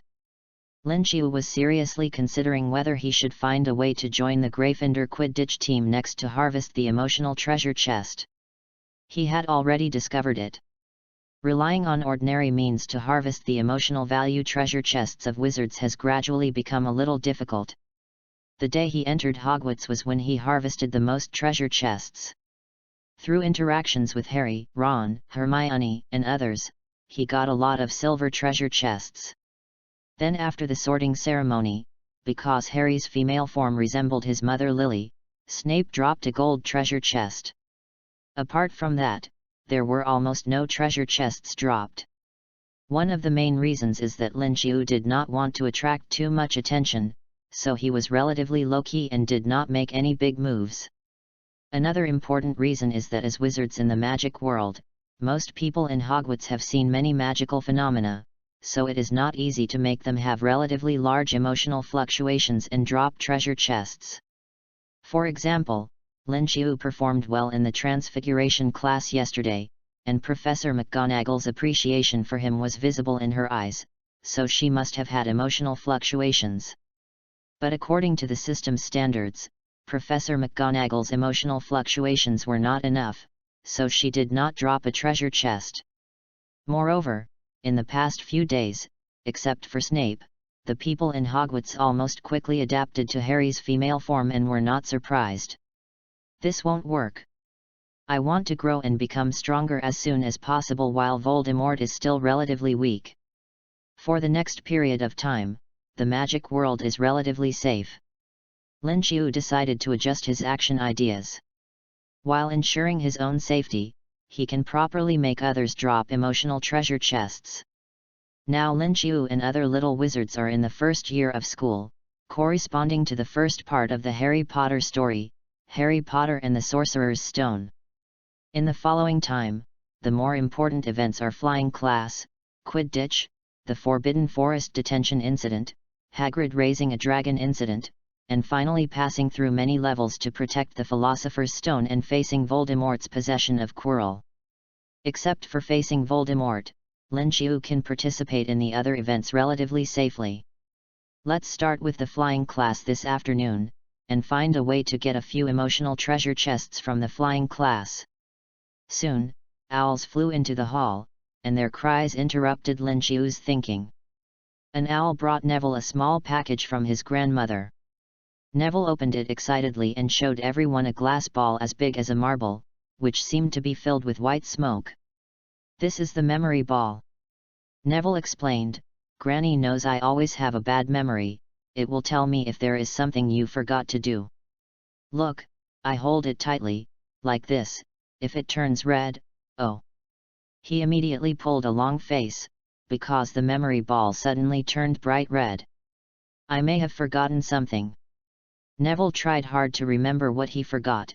Just then, Draco Malfoy passed by the Gryffindor dining table and snatched the memory ball from him. Harry and Ron jumped up. For some reason, they more or less hoped to fight with Malfoy. However, Professor McGonagall always sensed that something was wrong more keenly than other teachers, and she appeared in the blink of an eye. "What's going on?" "Malfoy stole my Remembrano, Professor." Malfoy's face was gloomy, and he quickly threw the remembrano back on the table. "Wait and see," he said and hurried away, followed by Crabbe and Goyle. At about 3:30 in the afternoon, the little wizards of Gryffindor hurried down the steps and came to the lawn in front of the door to prepare for the first flying lesson. It was a sunny and breezy day, and the grass rippled slightly under their feet as they walked quickly down the sloping lawn and walked towards a flat lawn across the field. Beyond the lawn was the forbidden forest, and the dark trees in the distance swayed in the wind. The Slytherin students were already there, and there were 20 flying brooms neatly arranged on the ground. "Fred and George complained to me," Ron whispered to Lin Qiu and Harry, "the brooms of the college are too old, some will shake when flying too high, and others will always turn the handle to the left." Lin Qiu couldn't help laughing. "The trajectory of the broom is to the left, right?" Soon, the flying teacher, Ms. Hooch, came. She had short grey hair and yellow eyes like eagle eyes. "Okay, what are you waiting for?" she said sternly. "Everyone stand next to a flying broom. Quick, quick, hurry up." Lin Qiu looked down at the broom next to him. The broom was old and broken, with many branches sticking out. To be honest, he was a little skeptical. Can such a broken thing really fly? Apart from anything else, it's just a wooden handle of the broom. Wouldn't it be uncomfortable to sit on it like this? But Ms. Hooch shouted in front, "Reach out your hand, put it above the broom, and say, 'Get up.'" Everyone followed and shouted, "Get up." Lin Qiu and Harry's brooms immediately jumped into their hands, and the others looked over with some envy, and the brooms next to them didn't react. Hermione's broom just rolled on the ground, Ron was hit on the nose by the suddenly jumping broom handle, and Neville's broom didn't move at all. Then, Madame Hooch showed everyone how to ride a broom safely. Lin Qiu did as he was told and found that there was an invisible cushion on the broom handle that could hold people up well. He breathed a sigh of relief. Fortunately, he wouldn't hurt himself when riding a flying broom. "Okay, when I blow the whistle, you kick your legs and leave the ground. Push hard," Madame Hooch said. "Hold the broom steady, rise a few feet, then lean forward slightly and fall vertically back to the ground. Listen to my whistle, 3, 2. However, Neville was too nervous to be left on the ground, so he kicked hard and flew up before the whistle touched Madame Hooch's lips. Neville went straight up, like a cork spraying out of a bottle, straight into the sky. Lin Qiu saw Neville's terrified, pale face looking at the ground below, gasping with his mouth wide open. Everyone stared at the flying Neville, shouting "Be careful," in vain. Madame Hooch took out her wand and tried to put Neville down safely, but she couldn't aim at all. Lin Qiu knew that his chance had come. Saving Neville in front of everyone was a good opportunity to harvest the emotional treasure chest. He stepped on the flying broom directly. Hermione said nervously, "Lin Qiu, don't go. You don't know how to fly yet." But Lin Qiu had already jumped out. His flying broom skills were not very good, but his speed was surprisingly fast. Lin Qiu couldn't turn and control the direction well in the air, but he now had the bonus of non-human constitution and good eyesight, so he easily predicted Neville's trajectory in the air. So he suddenly jumped out, grabbed Neville in the air, and brought him safely to the ground. Girls screamed and gasped on the grass, and Harry and Ron shouted in admiration. "Perfect rescue dive!" Madame Hooch rushed over, her face as pale as Neville's, but somewhat relieved. "Mr. Lin Qiu, your rescue dive gives Gryffindor 3 points." She bent down and looked down at Neville, who fell to the ground without standing firmly. "But, Mr. Longbottom, because of your recklessness, Gryffindor will deduct 1 point. Seeing that Neville's face was still not good, Madame Hooch turned to the other students in the class and said, "I will take this child to the school infirmary, and no one of you is allowed to move. Put the flying broom back to its original place, otherwise you will be kicked out of the Hogwarts gate before you can even say Quidditch. Let's go, dear." When Neville passed by Lin Qiu, he said gratefully, "Lin Qiu, thank you." Lin Qiu nodded. After Neville and Ms. Hooch disappeared from everyone's sight, the young wizards all talked about Lin Qiu's act of flying to save people just now. "Lin Qiu, your flying just now was amazing." Ron came over excitedly. "If you ask me, you will definitely become a good Quidditch player in the future. When we are promoted to the 2nd grade." Harry's eyes lit up. "So this is flying." Hermione ran over and glanced at Lin Qiu nervously. After making sure that Lin Qiu was fine, she complained, "Lin Qiu, you were too reckless just now." Lin Qiu became the star of Gryffindor for a while. And his face was full of smiles. Not only because of the amazement of the young wizards around him, but also because he heard the prompt of the system. Ding! Rolanda Hooch's grateful mood is detected. Drawing a treasure chest for the host. Congratulations to the host, you have won a bronze treasure chest. Ding! Neville Longbottom's grateful mood is detected. Drawing a treasure chest for the host. Congratulations to the host, you have obtained a silver treasure chest. Ding! Hemer Granger's worry is detected. Drawing a treasure chest for the host. Congratulations to the host, you have obtained a bronze treasure chest. Ding! Harry Potter's admiration is detected. Drawing a treasure chest for the host. Congratulations to the host, you have obtained a silver treasure chest. Ding! Mag Minerva's surprise is detected. Drawing a treasure chest for the host. Congratulations to the host, you have obtained a silver treasure chest. Lin Qiu was a little surprised when he saw the system prompt. Did Professor Mag see the operation just now? He subconsciously looked around and found that in the window of a spire tower, there was a figure motionlessly annotating the grassland. It was Professor Mag. In the original book, Professor McGonagall is a Quidditch enthusiast. She was a member of the team when she was in Gryffindor. Even after graduation, when she became the Dean of Gryffindor, she has always been concerned about the development of the Gryffindor Quidditch team. I have attracted the attention of Professor McGonagall this time. I wonder if I can join the Gryffindor Quidditch team through this. Lin Qiu is somewhat looking forward to it, but not much. The most lacking thing for the Gryffindor Quidditch team now is a seeker who can quickly catch the golden snitch, and Lin Qiu knows that compared with Harry, he is not competitive in this position. I should be able to join the Gryffindor Quidditch team next year. There's no need to rush. However, after this operation, he got a lot of emotion value treasure chests. Lin Qiu was generally satisfied. At this time, Malfoy, who saw Lin Qiu stealing the show, rushed out of the Slytherin crowd. Look! He quickly grabbed a glittering object from the grass. It's the memory ball that Longbottom's grandmother sent him. Malfoy held up the memory ball, and it sparkled in the sunday. "Give it here, Malfoy," Harry whispered. Everyone stopped talking and watched. Malfoy ignored it. "I want to put it somewhere for Longbottom to pick up. Put it on a tree, how about it?" "Give it here," Harry shouted, but Malfoy had already jumped on his broom and took off. His previous words were not bragging, he really flew well. He was suspended at a height parallel to the top of an oak tree and shouted loudly, "Come and get it, Potter." Inspired by Lin Qiu's flying behavior just now, Harry grabbed his broom without hesitation. Under the nervous gaze of everyone, Harry and Malfoy both flew into the air on their brooms and started a flying fight. But soon, Malfoy was defeated and threw Neville's memory ball out. Harry grabbed the memory ball steadily amid the screams of many young wizards. The young wizards cheered and jumped for joy. "Harry Potter!" Everyone was immediately stunned by the voice, and Professor McGonagall ran out.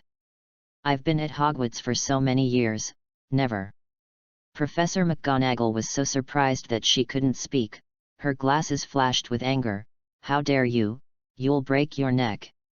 "It's not his fault, Professor." "Shut up, Mr. Weasley." "But Malfoy." "Stop it, Mr. Weasley." "Okay, Potter, follow me." Professor McGonagall paused when she passed Lin Qiu and added, "Mr. Lin Qiu, you come too." She strode towards the castle, and Harry followed mechanically. After Professor McGonagall appeared, Harry's figure became thinner, his hair turned burgundy, and he became a girl again. After the three of them left, Malfoy, Crabbe and Goyle showed a smug look on their faces. "Look, that Potter is so lame." He was scared and turned into a girl. But soon, Malfoy found something wrong, and everyone was silent. The Slytherin students who should have been arrogant were as obedient as quails at this time. He looked back and was shocked. "Professor Snape, why are you here? This is not potions class." "Draco Malfoy, what were you talking about Harry just now?" Snape's eyes were gloomy. "Slytherin will be deducted 10 points. Potter, Professor Snape told me that he gave you some potions." Professor McGonagall stopped in the corridor. "As long as you keep your emotions stable, your body will be fine." "Professor, I can't stay calm." Harry sighed and whispered, "Are you going to expel me?" Professor McGonagall smiled and shook her head. "Not now, Harry." Lin Qiu didn't have any psychological pressure. He knew from the beginning that there would be no problems this time. He was just a little curious whether he could join the Gryffindor Quidditch team like Harry. Read books every day on the 11th. Recharge 100 to get 500 VIP points. Recharge now. Activity time, October 1st to October 7th. Chapter 37 Successfully Joining the Quidditch Team. Professor McGonagall led Lin Qiu and Harry to the depths of the castle. They walked through doors and corridors. During this process, Professor McGonagall walked very fast, looking back at Lin Qiu and Harry from time to time. Lin Qiu had a non-human constitution and could easily keep up with Professor McGonagall's pace, so he also had the energy to pay attention to Professor McGonagall's expression. He noticed that the wrinkles on Professor McGonagall's face were stretched out. Professor McGonagall was not smiling now, but it was obvious that she was in a good mood now. But Harry didn't notice this. Professor McGonagall didn't explain why she called them away. Harry was still worried about being expelled from the flying class for riding a flying broom. Moreover, Lin Qiu noticed the changes that took place in Harry after he became a girl, and he would unconsciously whisper what he was worried about. Just like just now, before walking through a corridor and entering the castle, Lin Qiu clearly heard Harry sigh softly. "Oh, I'm definitely finished. I've only been here for a few days. In 10 minutes, I'll have to pack up and leave. When the Dudleys see me at their doorstep, what will they say to ridicule me? Is Professor McGonagall going to take Lin Qiu and me to see Dumbledore? Maybe I can ask him to let us stay in school as gamekeepers like Hagrid after being expelled. Maybe I can even be Hagrid's assistant. I guess Ron and the others will have become official wizards by then." Girl Harry frowned. He quickly ran to Lin Qiu's side, whispered, "Lin Qiu, what do you think about being Hagrid's gamekeeper after we are expelled? But I guess we will have to build 2 more rooms next to Hagrid's hut. Hagrid's house probably won't be able to accommodate us." Lin Qiu couldn't help laughing. He didn't expect Harry's psychological activities to be so rich. "I won't take you to see Professor Dumbledore, nor will I expel you." Professor McGonagall stopped outside a classroom and looked back at Lin Qiu and Harry. "I think Hagrid is doing a good job. Hogwarts needs him as the gamekeeper." Professor McGonagall pushed open the classroom door and half leaned in. "Excuse me, Professor Flitwick, can you let Wood out for a while?" Harry was shocked. Professor McGonagall is going to hit us with wood? In English, wood is wood, which means wood. Professor McGonagall smiled and said, "You have a rich imagination, Harry." A tall and strong boy walked out of the classroom with a blank face. "Professor McGonagall, what do you want to talk to me about?" "You come with me first." Professor McGonagall strode forward with a few people in the corridor. Along the way, Wood looked at Lin Qiu and Harry curiously. Finally, several people followed Professor McGonagall into an empty classroom. Professor McGonagall closed the door, then turned around and faced the few people. "This is Oliver Wood, captain of the Gryffindor Quidditch team. Wood, I found a seeker and chaser for you. The expression on Wood's face changed from confusion to joy. Are you serious, Professor? Absolutely serious. Professor McGonagall said simply, they are both geniuses. This is your first time riding a broom, right? Lin Qiu and Harry nodded. During the flying class, when Longbottom's flying broom went out of control, even Madame Hooch couldn't save him in time.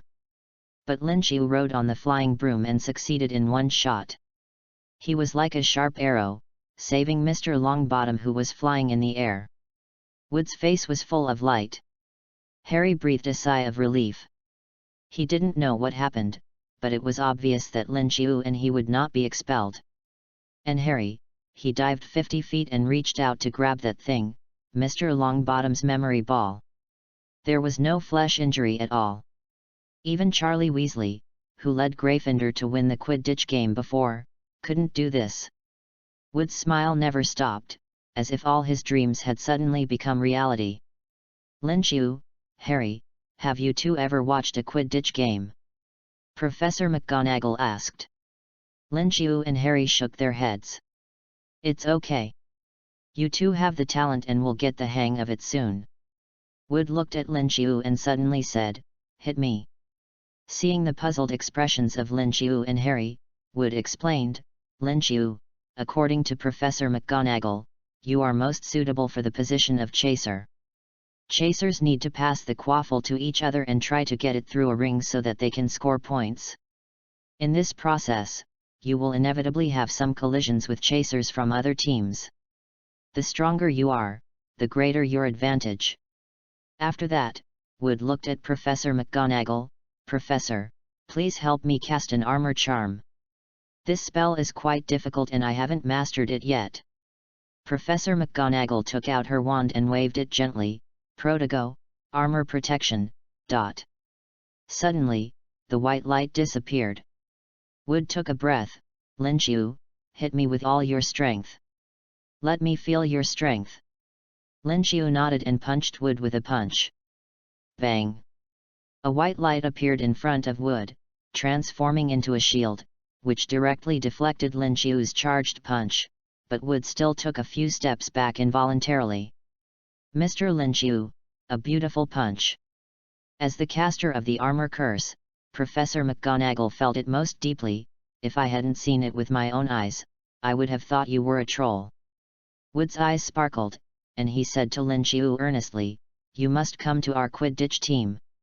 With you joining, we will definitely beat Slytherin and flee. Lin Qiu nodded. This was originally his goal. Find a way to join Gryffindor's Quidditch team, use the performance on the court to pull the emotions of the people in Hogwarts, and take the opportunity to harvest the emotional treasure chest. Professor McGonagall smiled at Lin Qiu. At this time, a prompt came from the system. Ding! Mag Minerva's happy emotions detected. Drawing treasure chests for the host. Congratulations to the host, you have obtained a silver treasure chest. Lin Qiu was a little surprised. Professor McGonagall really likes Quidditch. So far, she has dropped emotional treasure chests twice, both of which are related to Quidditch. Lin Qiu gradually felt some patterns. Different characters have their own preferences for different things. If their emotions are affected by these things, they are more likely to drop emotional treasure chests. For example, what Harry the girl is to Professor Snape, what Quidditch is to Professor McGonagall. While Lin Qiu was thinking, Wood looked at Harry. Your current body shape is just right for being a seeker. Light, agile, we have to find a way to get you to a decent broom. Professor, I think Nimbus 2000 or Sweep 7 would be good. I'm going to talk to Professor Dumbledore to see if we can make an exception and use first-year students. Indeed, we need a better Quidditch team than last year. We were defeated badly by the Slytherin team in the last game, and I didn't dare to meet Snape for several weeks. Professor McGonagall looked at Lin Qiu and Harry sternly from above her glasses. I hope to hear that you are training hard, otherwise I will change my mind and punish you. Then Professor McGonagall smiled and said, of course, Don't be so nervous, enjoy your Quidditch game. She looked at Harry. Your father would be proud of you, he used to be an excellent Quidditch player. Before parting, Wood seemed to have suddenly thought of something and called everyone. Wood said to Professor McGonagall, "Professor, as far as I know, Harry will transform from time to time. He is very light and agile in his current female form, and will definitely be a great seeker. But if he changes back to a boy during the Quidditch game?" Wood, when Harry caught Mr. Longbottom's memory ball, he was in the form of a boy. I don't think it has much impact whether Harry is a boy or a girl. Wood shook his head. No, as long as it can improve our Quidditch performance, I always think we should try it. Professor McGonagall, why don't you talk to Professor Snape and see if he can sponsor us to keep Harry in the female form during the game? Professor McGonagall was almost laughed at by Wood. Asking Snape for a potion to turn Harry into a girl, he thought of it.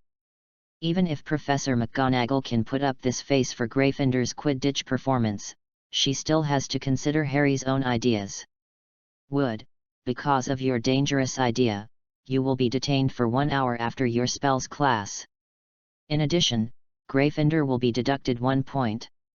During dinner, Ron learned from Harry what happened after Professor McGonagall took Lin Chiu and Harry away. At that time, Ron was about to put a piece of steak and kidney pie into his mouth, but he forgot it halfway through. "Chaser and Seeker," he said in surprise, "but first-year students never lynch you, and you must be the youngest players on the house team in many years. In fact, the youngest players in a century," Wood said. Harry said while eating pie in big mouthfuls. Now he has returned to his male form. What happened in the afternoon made him feel a little thrilling, and now he is very hungry. Ron sat at the dining table, staring at Lin Chiu and Harry blankly. He is still shocked. "We start training next week," Lin Chiu said. "Don't tell anyone, Wood wants to keep it a secret." At this time, Fred and George Weasley walked into the dining room. They saw Lin Chiu and Harry at a glance and walked over quickly. "Good job," George whispered, "Wood told us. We are the beaters of the house team. Let me tell you, we will definitely win the Quidditch Cup this year." Fred said, "We haven't won since Charlie left, but this year, our team will definitely shine." When Wood told us about this, he was so excited that he was almost incoherent. Fred smiled and said, "You don't know how excited Wood is. He even plans to ask Professor Snape of Slytherin for some potions for Harry, saying that he wants to increase Harry's chances of winning on the court." Ron said in surprise, "We Gryffindor didn't do and Slytherin always have a bad relationship?" Professor Snape's face was gloomy most of the time. Did Wood really dare to go to Snape? George laughed. "I think Wood is crazy with excitement." Fred shook his head. "If he is not punished, Wood will even go to kill the Slytherin team. He might really go to Snape. But I don't think Snape will give him the potion. He will probably yell at him to get out and deduct points from our Gryffindor." Lin Chiu shook his head. "It's hard to say." The Weasley twins didn't know what happened in the afternoon, so they thought Wood's success rate was very low. The potion that Wood wanted to ask Snape for was for Harry, and the effect of the potion was to turn Harry into a girl during the Quidditch game. Snape might really take out the potion. At this moment, the Weasley twins suddenly said, "We have to go. Lee Jordan thinks he has found a new secret passage that can lead to the outside of the school. Goodbye." They ran away quickly. Lin Chiu also noticed that the discussion around the auditorium was much quieter. A bat-like figure in a black robe stopped beside Harry. It was Snape. Ron didn't dare to breathe, and Harry whispered, "Professor Snape, what can I do for you?" He keenly noticed that when he was in male form, Professor Snape's attitude towards him was obviously much worse. "I heard that you joined the Gryffindor Quidditch team. Take it." Snape seemed to want to say something, but when he looked at Harry's face, he left with a dark face after dropping a bottle of clear light red potion. "Snape is so weird," Ron muttered. "Harry, what did he leave for you?" "Aha, Professor Snape was persuaded by me, Wood appeared beside Harry covered in dust. "Harry, keep it well, save it for when you play in the official game, and then become a girl to catch Slytherin off guard." "Okay." Harry put away the potion and made up his mind not to drink it. "Wood, why are you covered in dust?" "Nothing. After Professor McGonagall punished me to clean the trophy in the trophy room, I went to Professor Snape to persuade him to prepare potions for you, and then I was punished to move potion materials for him." Wood nodded with satisfaction. "Anyway, we still got something from Professor Snape." "Can potions be used before Quidditch games?" Ron asked curiously.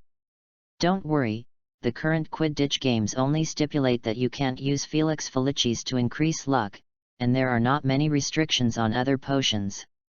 Wood left soon, and his punishment was not over yet. Harry and Ron were still having dinner, while Linchiu went back to the dormitory alone. During this time, there was basically no one in their dormitory, and Linchiu was going to open the treasure chest that exploded during the day. System: open the treasure chest. Have fun reading every day during the 11th. Recharge 100 and get 500 VIP points. Chapter 38: Open the treasure chest and get a lot of rewards. Ding! Bronze treasure chest has been opened. Congratulations to the host for obtaining, Hawkeye. Congratulations to the host for obtaining, Introduction to Runes. Ding! Silver treasure chest has been opened. Congratulations to the host for obtaining, Primary Malice Resistance. Congratulations to the host for obtaining, Intermediate Flying Talent. Congratulations to the host for obtaining, Intermediate Transfiguration Mastery. Congratulations to the host for obtaining, Intermediate Silent Spell Mastery. Opening 6 treasure chests at once, Linchiu is somewhat looking forward to it. Hawkeye: Ms. Hooch is an expert in flying, Quidditch, and broom flying. In addition to being a flying teacher at Hogwarts, she also serves as a referee during Quidditch matches. Many people say that Ms. Hooch's talent in Quidditch is largely due to her eagle-like eyes, which can see the movements in every corner of the Quidditch field. After using it, your eyes will not change significantly, but your farsightedness will be much better than that of ordinary people, your dynamic vision will be much better than that of ordinary people, your visual accuracy will be much better than that of ordinary people, your eyes will be able to adapt to the interference of various lights on vision, and you will have night vision. Linchiu did not hesitate and chose to use it directly. Suddenly, he felt that the muscles around his eyes seemed to be strengthened, and the picture he saw in front of him became clearer. It was almost night, and the light around was very weak.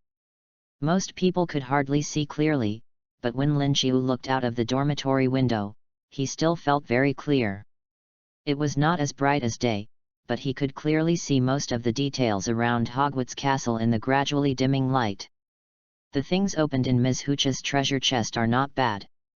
Linchiu plans to get more emotional treasure chests through Quidditch games next. Now that he has obtained Hawkeye, his Quidditch journey will be smoother. Next, it is the Introduction to Runes. Introduction to Runes. In Germanic mythology, Odin, the father of the gods, hung himself on a tree for 9 days and 9 nights to ponder the mysteries of the universe in order to seek higher wisdom. When he came down from the world tree, he understood the secret of runes. Many wizards believe that runes contain the secrets of the universe. In the early Middle Ages, many famous wizards, including Merlin and the 4 founders of Hogwarts, used runes to carry their own magical powers. Many ancient magical items, such as the Pensieve in the headmaster's room at Hogwarts and the Elder Wand in Dumbledore's hand, contain runes. Hermione once achieved excellent results in the OWL exam in ancient runes, and translated the runes of the Tales of Beedle the Bard into English for publication. Her rune skills also helped the trio understand the Deathly Hallows when they were looking for Voldemort's Horcruxes. After using it, you will be able to simply distinguish the general meaning of most runes, and you will be able to understand the exact meaning of some rune words. Runes. After using it, Linchiu did not feel any obvious changes in his body. But since there are still many places in the magic world today that use runes as a basic text carrier, he thinks it will be good for him to learn simple runes. If he encounters ancient magic items in the future, he can at least distinguish what the functions of those magic items are. After that, Lin Xiu turned his attention to the few things he opened in the silver treasure chest. Intermediate malice resistance. Horcruxes are items used by dark wizards to store soul fragments in order to make themselves immortal. They are generally considered the most evil and terrifying of all dark magic items. Horcruxes have certain abilities that can affect people nearby mentally. Tom Riddle's diary even controlled Ginny to open the Chamber of Secrets in Hogwarts and release the basilisk to harm people. In 1997, when Harry, Ron and Hermione wore Slytherin's locket and searched for other Horcruxes, their dark side was inevitably magnified, and they began to become irritable and negative. When they wore Horcruxes, they could no longer summon their patroness, because Horcruxes would make people lose happiness in their hearts. But during the Battle of Hogwarts, when Voldemort announced that Harry Potter was dead and everyone was depressed, Neville Longbottom completely ignored Voldemort's influence and rose up to resist. He pulled out the Gryffindor sword from the sorting hat, ignored the spiritual influence of the Horcrux, and destroyed Voldemort's last Horcrux, the Great Snake Nagini. After using it, you will gain resistance to mental malice, the influence of negative emotions on you will be greatly reduced, the dark side of your heart will not appear, and your will hardly be affected by magic. You can ignore the influence of the Horcrux and use the Patroness charm freely without affinity for dark magic. Good stuff. Lin Xiu's eyes lit up and he immediately chose to use it. In the magical world of Hogwarts, the power of magic is very idealistic. For example, the Patroness charm on Harry can rebound Voldemort's Avada Kedavra because of the love of Harry's mother Lily. Among the unforgivable curses, the effect of the Cruciatus curse also depends on the malice of the caster. The stronger the malice, the more pleasure the pain of others, and the greater the damage caused by the Cruciatus curse. The same is true for the Avada Kedavra. Apart from the wizard's own magical qualities, the important factor that affects the Avada Kedavra is the murderous intent in the heart when casting the spell. When there is not much murderous intent in the heart, forcibly using the Avada Kedavra will at most make people bleed from the nose after hitting them. When the murderous intent is strong enough, it will instantly kill the target. On the one hand, the malicious resistance opened from Neville's emotional treasure chest can help Lin Xiu resist the mental erosion of black magic props such as Horcruxes. On the other hand, it ensures that Lin Xiu is always in a normal and stable mental state, ensuring that when he casts the spell, the effect of the spell will not be reduced by too much mental influence. It is equivalent to a guarantee. After using it, Lin Xiu felt it carefully and could probably feel that his emotions became more stable and his mentality became more positive. Then it is intermediate flying talent. Intermediate flying talent. Harry showed his flying talent when he first touched the flying broom, and he became the youngest seeker in Gryffindor in a century. Harry's extraordinary flying skills played a big role later. After passing through the trapdoor, Harry used his flying skills to get the winged key and successfully passed the challenge set by Professor Flitwick. In addition, during the Triwizard Tournament, Harry used this to steal the golden egg from the dragon of the Hungarian Horntail. During the Battle of Hogwarts, he also used the flying broom to escape from the burning fiendish fire in the Room of Requirement. After using it, you will have a good flying talent. Your flight stability will increase, and your movements will be more natural when flying. You can use it to greatly reduce wind resistance, and your flight speed will be faster, your flying movements will be more agile and quick, and you can avoid various balls flying in the air. Combined with the Hawkeye he opened earlier, Lin Xiu believes that his current flying skills and Quidditch skills will not be bad. This will help him to use the Quidditch game to harvest the emotional treasure chests of many wizards in the wizarding world. Almost everyone likes Quidditch. With the help of Quidditch, Lin Xiu can harvest the emotional treasure chests of other wizards as much as possible. Lin Xiu chose to use it without hesitation.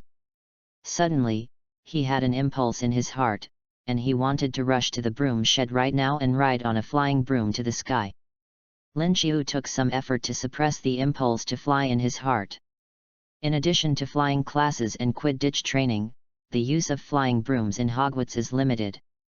It is so dark now, and you must not fly outside casually. Lin Qiu put his expectations for flying in the next flying class and the upcoming Quidditch training, and then looked at the 2 items left in the system space. They were opened from Professor McGonagall's 2 silver treasure chests. Intermediate Transfiguration Mastery. After entering Hogwarts to study magic, Minerva McGonagall learned transfiguration from Albus Dumbledore and showed her talent in this field at a very young age.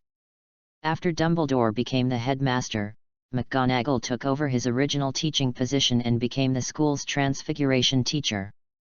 The subject she taught is considered to be the most complex and dangerous spell in the Hogwarts curriculum. During the Battle of Hogwarts, she transformed a torch into a ring of fire when dueling with Severus Snape, and turned the black snake that Snape conjured into black smoke, and reformed it into a dense dagger to attack Snape. Later, when the Death Eaters attacked the castle, she brought all the statues and armor in the castle to life to help defend the castle. After using it, you will master transfiguration proficiently, and your understanding of the nature of magic will be further deepened. Intermediate Silent Spell Mastery. Silent spells refer to spells that are not recited loudly when using talismans. Hogwarts requires students to start trying silent spells after the 6th grade. Mastering silent spells is very difficult and requires a lot of practice because it requires strong concentration and willpower. In addition, most spells are weaker when used as silent spells than when they are recited. When the silent spell is fully mastered, the casting effect will not be weakened. Minerva McGonagall can use silent magic quite skillfully. When Barty Crouch Jr. disguised as Alastor Moody turned Draco Malfoy into a ferret, she turned him back without a spell. In 1998, she conjured a silver rope to trap the Carrows and summoned 3 Petronuses, all without saying a single word. After using it, you will master the silent spell technique, and you can use it to cast most relatively simple spells after training. When you cast a silent spell, the spell attenuation effect is reduced to a certain extent. Lin Qiu looked at the intermediate transfiguration and the silent spell, and his heart was full of smiles. Thanks for the flying broom and Quidditch. Thank you, Professor McGonagall. For him, the things that came out of Professor McGonagall's emotional treasure chest were the most valuable of all his gains today. Especially intermediate transfiguration mastery. Transfiguration is the most dangerous and complex spell among all the spells taught by Hogwarts professors. It is difficult and powerful. During the Battle of the Department of Mysteries, Dumbledore transformed and activated the fountain sculpture in the main hall of the Ministry of Magic to fight Voldemort. In the Battle of Hogwarts, Professor McGonagall used transfiguration to transform the stone statue into a guard to help protect Hogwarts when facing the attacking Death Eaters. Transfiguration is definitely promising in the future. Apart from anything else, Dumbledore, one of the strongest wizards in the world, was a transfiguration teacher at Hogwarts when he was young. This is enough to show the value of transfiguration. And the intermediate silent spell mastery from Professor McGonagall's emotional treasure chest is also a good thing. After all, the only way to break the magic spell in the world is to be fast. After mastering it, it can help Lin Qiu reduce the casting time when fighting other wizards, and gain a great advantage. After using both props, Lin Qiu had a lot of transfiguration experience in his mind. He can now easily complete all the challenges raised by Professor McGonagall in the Transfiguration class. In addition, Lin Qiu also had various silent spell casting techniques in his mind. He tested several spells he had mastered on the spot. After dozens of minutes of repeated training, Lin Qiu was able to easily cast the repair spell without chanting the wand. He roughly estimated that the repair spell he cast in a silent state was only 70% of the effect of the repair spell he cast by shouting, and the repair speed was slightly slower. But it's not bad. Lin Qiu nodded with satisfaction. It seems that he chose Quidditch as the entry point to harvest the emotional treasure chest, and this road was not wrong. He fell asleep soon. The next morning, When Lin Xiu was having breakfast in Gryffindor, he heard Harry and Ron whispering excitedly, "We met a big dog with 3 heads last night, it was very fierce." Lin Xiu asked curiously, "Did you go for a night tour last night?" "We didn't go out for a night tour." Ron shook his head. "During dinner yesterday, Malfoy challenged Harry to a wizard duel. We fought bravely, but it was obvious that Malfoy was a coward. Malfoy lied to us." Harry said, "We arrived at the agreed duel location, but only saw Filch and his cat. We were almost caught. Finally, we hid in a room and found the 3-headed dog." At this time, Lin Xiu was a little surprised. The 3-headed dog is very ferocious. The school just put it in a room without even locking it. Lin Xiu remembered that in the original book, the room where the 3-headed dog was locked. When Harry and his friends arrived here, they were helpless in the face of the locked door. In the end, it was Hermione who opened the door with the unlocking spell, and they hid in and found the 3-headed dog. It's just that Hermione and Lin Xiu are now relatively closer. Influenced by Lin Xiu, Hermione is not so domineering and nosy in her dealings with others. Therefore, Hermione didn't worry about Harry and his friends last night, but slept soundly in her dormitory. Hermione didn't go out at night with them last night. If Harry and his friends encountered a locked door, there would be nothing they could do. "I didn't expect that the 3-headed dog's room would be unlocked directly." "It's locked." Neville, who had been silent, said, "I forgot the password to the fat lady's portrait last night, so I fell asleep outside the door of the Gryffindor common room. I was awakened when Harry and the others went out, so I followed them. We went to that room twice to avoid Filch. The first time we went there, the door was locked. When we hid in the room the second time, the door was opened. I saw Professor Snape walking out of the room." "Professor Snape?" Lin Xiu nodded. "That's not surprising. Neville, you remember what happened last night so clearly." Ron was surprised. "I think you may not need the forgetting ball sent by your grandmother in the future." Neville sighed. "I just remember Professor Snape's things more clearly.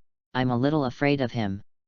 "It's okay, Neville, your memory will get better and better," Harry said. "When I found the 3-headed dog last night, I remember that a trapdoor next to the 3-headed dog moved and made a loud noise. I guess that monster is guarding the things in the trapdoor. It is probably the thing that the you-know-who wants to find first when he attacks Gringotts. I have to find a way to figure out what that is." Reading books every day on the 11th. Recharge 100 to get 500 VIP points. Recharge now. Activity time, October 1st to October 7th. Chapter 39. Hermione is upset. For a long time, Harry wanted to find out what the 3-headed dog was guarding. But he never found a way. As time went by, Harry's curiosity about the secret guarded by the 3-headed dog became less and less.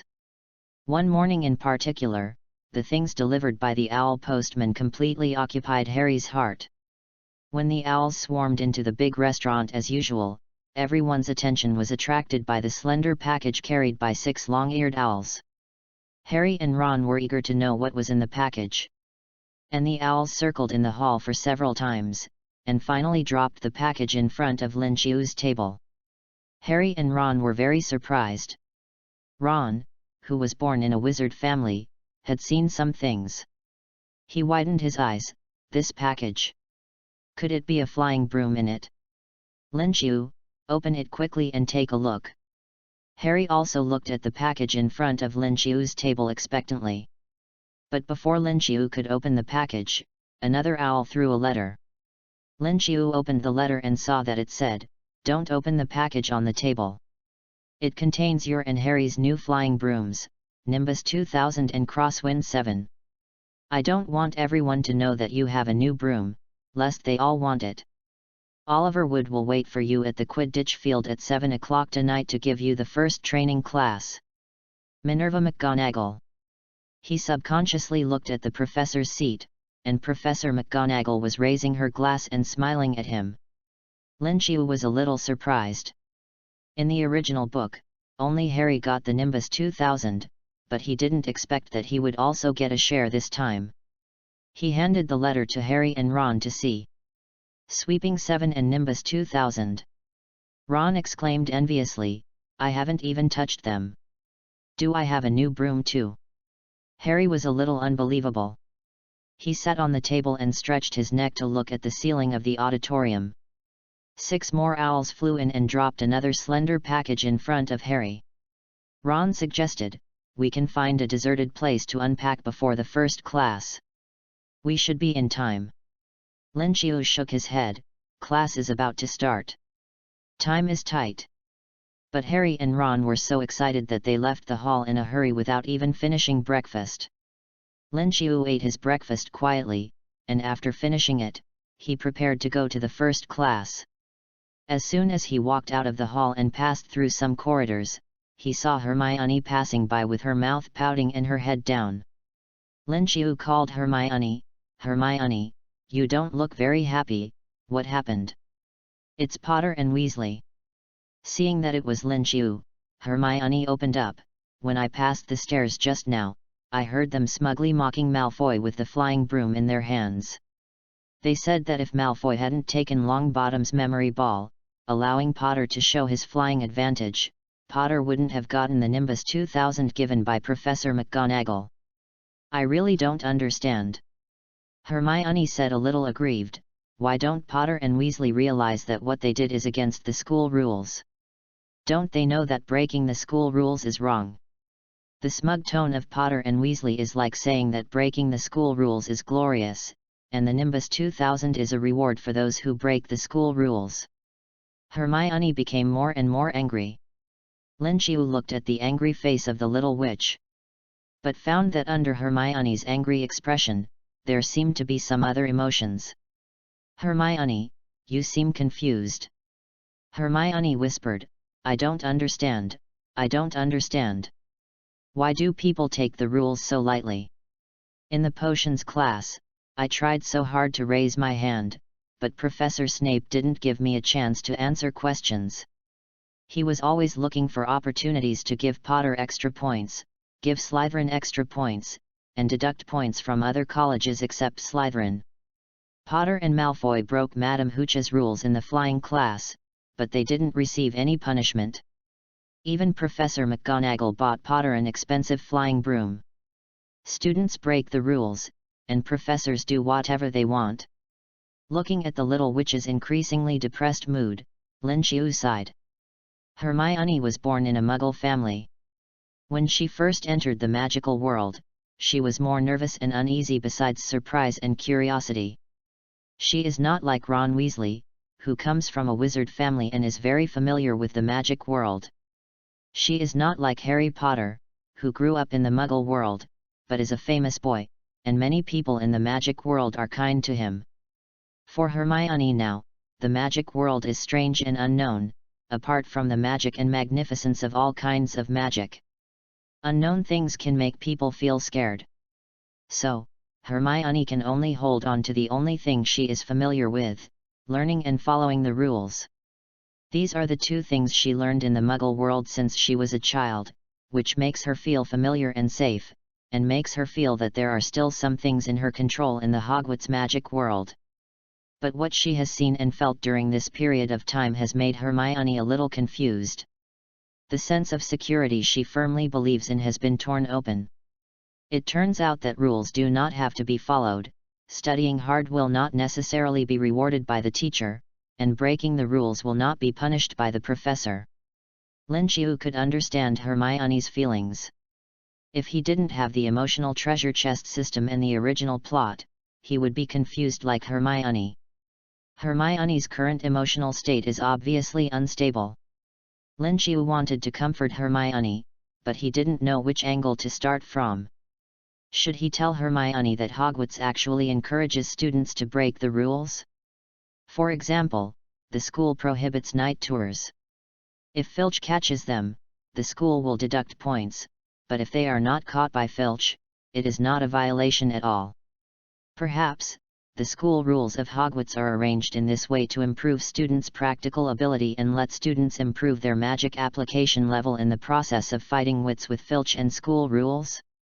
But looking at the little witch's depressed mood, Lin Qiu felt that it was too much to say all this. Hermione is very uneasy and confused now. All the things she has experienced in this period of time, all the accumulated bad emotions, broke out today. Now we shouldn't talk about big principles or right and wrong.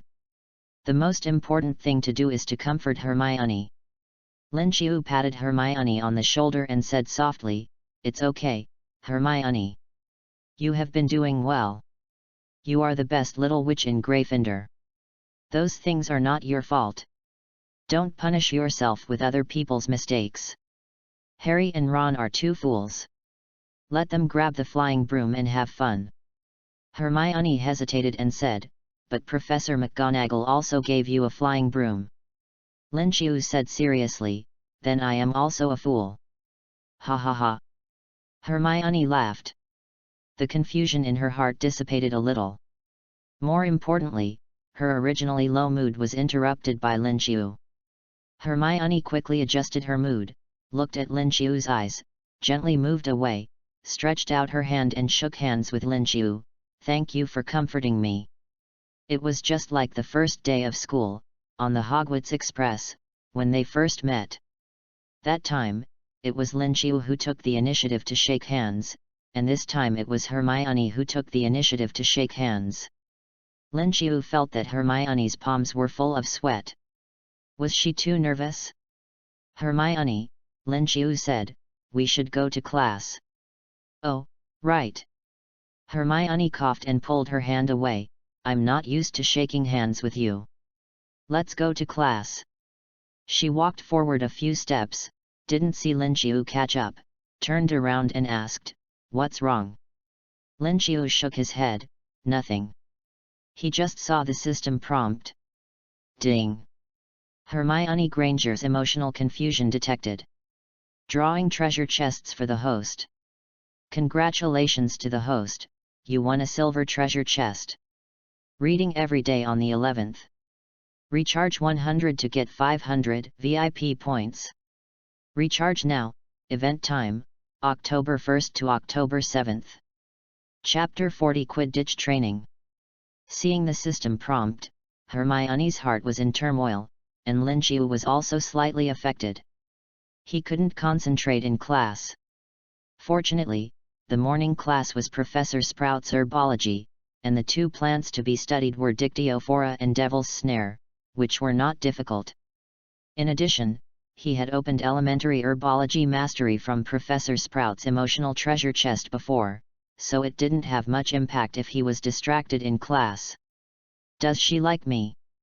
Lin Qiu's mind was occupied by this philosophical speculation. He didn't get out of this state until he returned to the dormitory after class. System, open the treasure chest. Ding! The silver treasure chest has been opened. Congratulations to the host for obtaining time magic resistance. Space-time anchoring. The time converter is a device used for time travel. Before Hogwarts opened in 1993, Hermione got a time converter from the Ministry of Magic to take more classes through time travel. At the end of the school year, Hermione and Harry Potter used it to save Sirius Black and Buckbeak. Time-related magic is extremely unstable, and violating the rules of time may have disastrous consequences, but repeated use of the time converter has made Hermione resistant to the adverse effects of time magic. After using it, you will gain resistance to time magic, and the adverse effects of time magic on you will be minimized. Lin Qiu chose to use it. Suddenly, he felt some mysterious changes in himself. He couldn't tell the specific details, but he could feel that his connection with the whole world became closer, and he became more stable. This feeling made Lin Qiu feel at ease. That's right. Lin Qiu nodded with satisfaction. The most important thing now is to make myself stronger. Of course, he added in his heart, if Hermione really likes me, there is no need to refuse. Not taking the initiative, not refusing, the most important energy now is to focus on making myself stronger, and not letting myself be confused by boring lust tricks. After regaining his composure, Lin Qiu's attention naturally fell on the words time magic. Speaking of which, the only thing related to time magic in the original book is the time converter. But the strange thing is that even Voldemort and Dumbledore don't seem to have used magic related to time. Is there any taboo? Lin Qiu decided that when he had knowledge of magic props in the future, he would also find a way to get a time converter to study. After figuring out the principle of the time converter, maybe he could use it to make a magic prop with the function of resurrection on the spot. In this way, he wouldn't have to worry about dying inexplicably in the magic world. Lin Qiu's fantasy was interrupted by two hurried footsteps. Harry and Ron rushed back to the dormitory. "Lin Qiu, hurry up!" Ron said, "I can't wait to see you and Harry's flying brooms." Lin Qiu first unpacked his flying broom. The entire handle of the broom is made of oak, and the twigs at the end of the broom are long, straight, and neat. The words "Sweeping 7 Stars" are printed in gold on the top of the broom handle. "Wow!" Ron exclaimed, "It's worthy of being called Sweeping 7 Stars, it's great." "Lin Qiu, flying brooms made of oak are harder and harder to use. With this Sweeping 7 Stars, you will definitely be able to sweep those guys in Slytherin and score hard."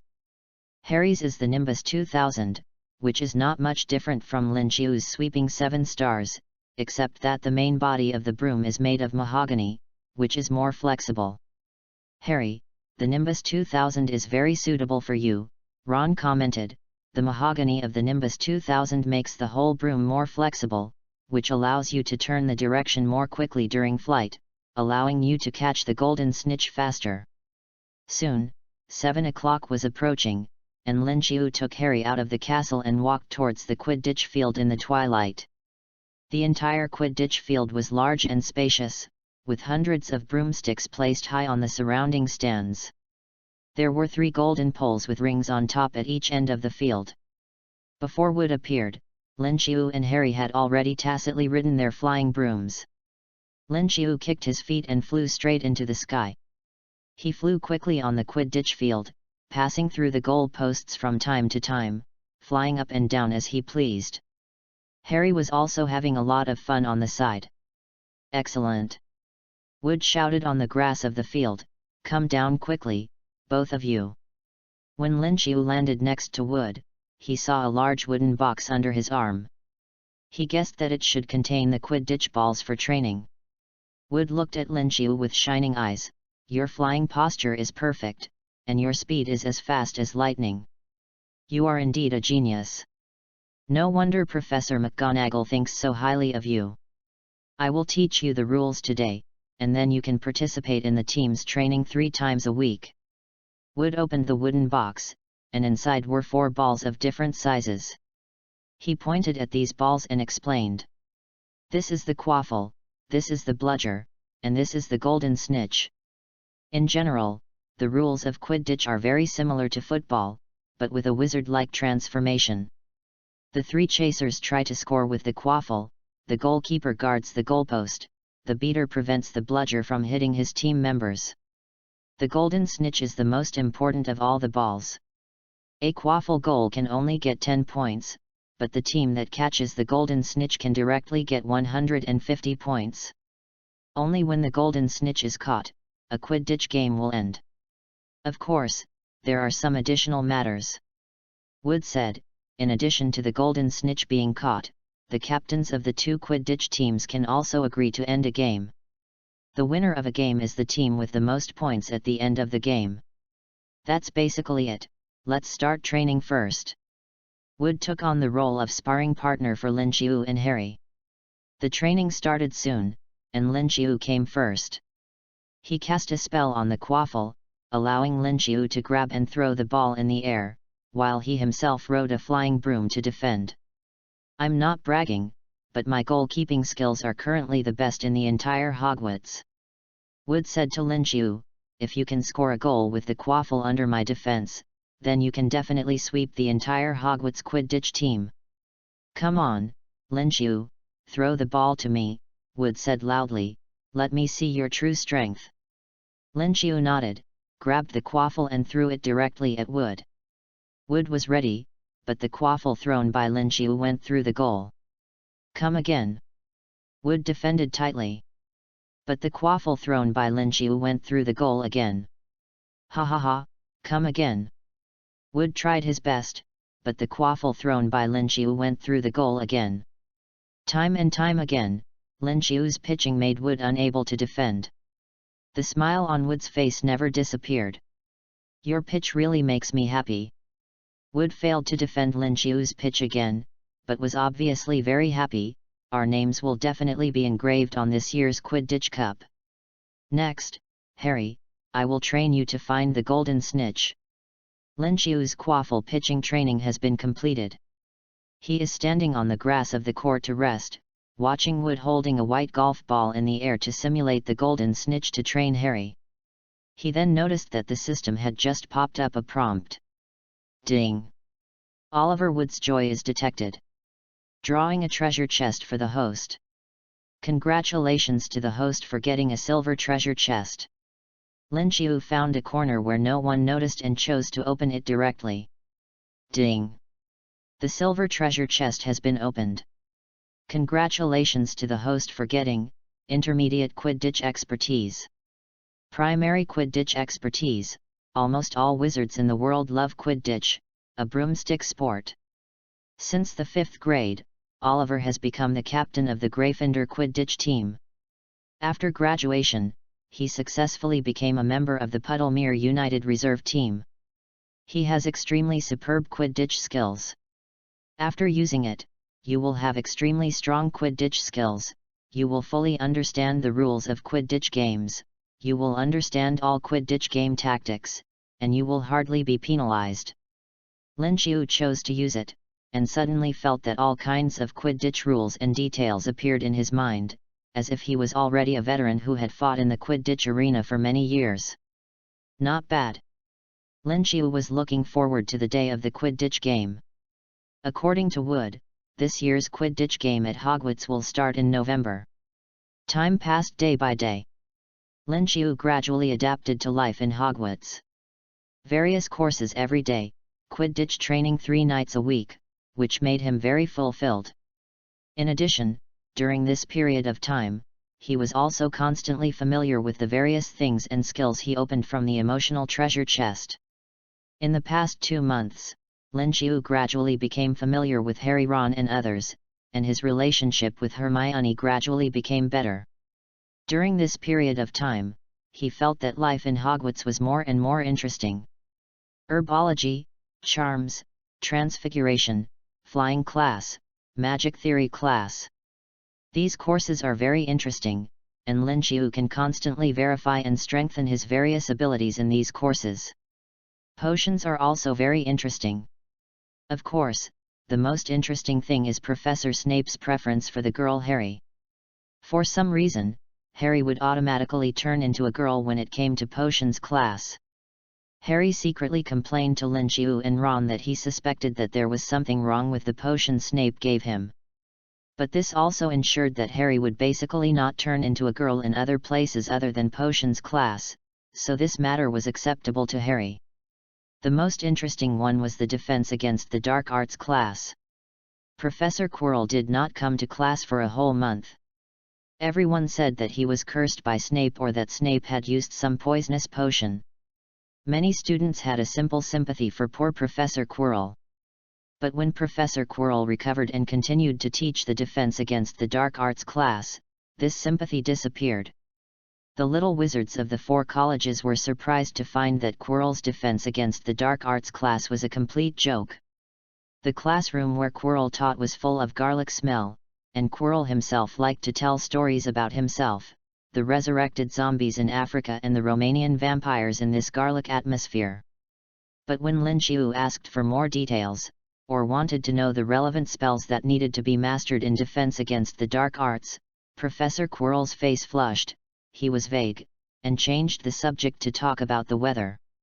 The young wizards of the 4 colleges were disappointed to find that Quirrell was an absolute idiot in defense against the dark arts. Hermione complained to Lin Qiu that Quirrell's defense against the dark arts class was better off not taking it. During the days when Quirrell was away, the defense against the dark arts class was basically used for self-study. Hermione read a lot of books during this time, and she learned more in self-study classes than Quirrell's hesitant words. Lin Qiu was also a little disappointed. He took the initiative to ask Quirrell questions in the defense against the dark arts class, mainly to get the emotional treasure chest from Quirrell. After all, Quirrell was living in Voldemort, and maybe he could get something good. But unfortunately, Quirrell was panicked on the surface, and his face flushed at every turn, but he didn't actually have much emotional fluctuations, and the emotional treasure chest system didn't react at all. Lin Qiu could only sigh. Voldemort is worthy of being the Dark Lord. He has a strong heart. He didn't even drop a treasure chest. This peaceful period lasted until Halloween. On the morning of Halloween, Hogwarts was filled with the sweet and tempting smell of roasted pumpkin. The class of the day was the Charms class. As soon as the class started, Professor Flitwick announced something. "I think it's time to start teaching you something new. For example, the levitation charm. Reading is fun every day on the 11th. Recharge 100 and get 500 VIP points. Recharge now, event time, October 1st to October 7th. Chapter 41 Levitation Spell." Several spell classes ago, Professor Flitwick showed the young wizards the various spells they would learn in the first grade. Fire spell, unlocking spell, cutting spell. When Professor Flitwick used the levitation spell to make Neville's pet toad fly everywhere, almost all the young wizards were eager to learn and try the levitation spell. Today is the day when the young wizards officially learn the levitation spell. Professor Flitwick divided the whole class into groups of 2 and started training. Hermione and Lin Qiu worked together, Harry and Ron, and Neville worked with the explosive genius Seamus as always. Standing on a stool piled high by books, Professor Flitwick said in a sharp voice, "One of the basic skills of wizards is to float into the air, or make objects fly." Did everyone get the feather? Most of the young wizards looked at it blankly, and Hermione, who was sitting next to Lin Qiu, responded very actively. She picked up the feather on her desk and signaled to Professor Flitwick. "Very good." Professor Flitwick nodded at Hermione. "Don't forget the subtle hand movements we have been training. 1 wave, then 1 shake. Remember, 1 wave and 1 shake, everyone try it." The little wizards waved their wands following Professor Flitwick's movements. Their movements were gentle and graceful. Lin Qiu nodded silently. Although Professor Flitwick was not tall, he really had something. Waving the wand in his way, the movement amplitude was very small, so the casting speed would be much faster. "Very good." Professor Flitwick smiled and said, "By the way, the spell must be read clearly, otherwise there may be unexpected results. Don't forget the wizard Baruffio," he said FSS, and was crushed by a bison that suddenly appeared and lost half his life. "The spell is Wingardium Leviosa, everyone try it." The feathers beside Professor Flitwick floated in the air and turned a few circles, which made many little wizards eager to try it. Everyone saw Professor Flitwick casting spells with ease, but when they tried it themselves, they found that it was not easy at all. Neville and Seamus waved and shook the feather, waved and shook it again and again, but the feather still had no reaction. Seamus was so angry that he directly threw his wand at the feather, shouting spells, with the momentum of dying together. Suddenly, with a boom, an explosion occurred on Seamus's table. The sound was so loud that it sounded like a thunderbolt out of thin air. Professor Flitwick almost fell off the book, while Neville had already dropped his wand and hid under the table in fear. All the little wizards looked over. Hermione was stunned. "It's just a levitation spell, this level of explosion.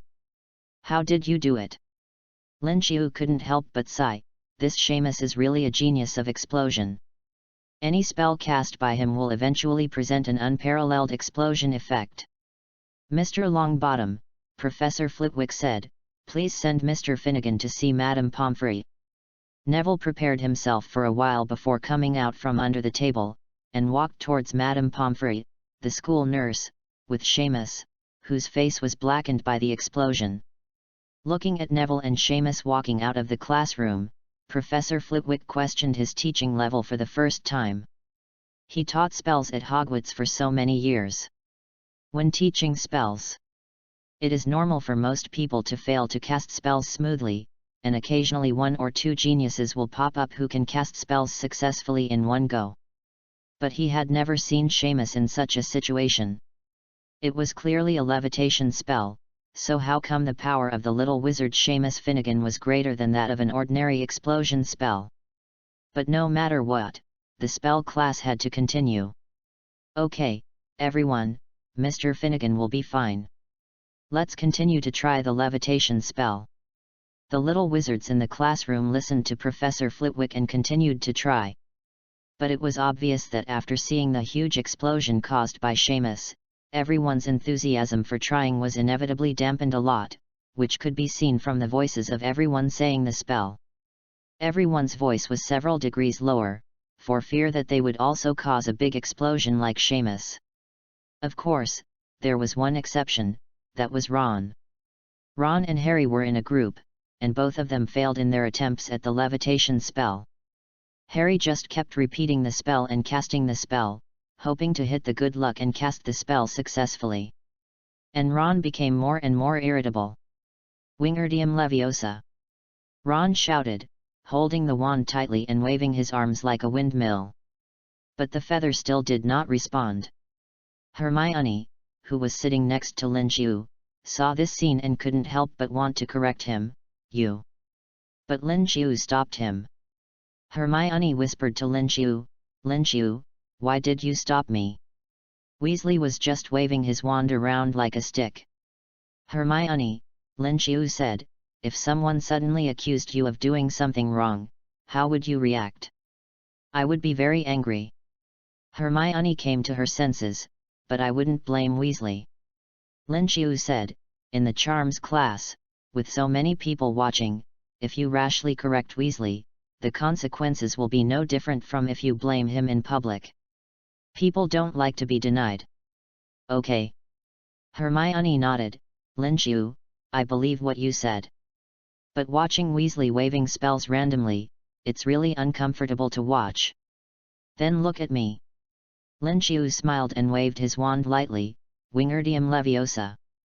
The feathers on Lin Xiu's desk seemed to have suddenly gained the ability to fly, floating up lightly, and finally stopped 4 feet above his and Hermione's heads.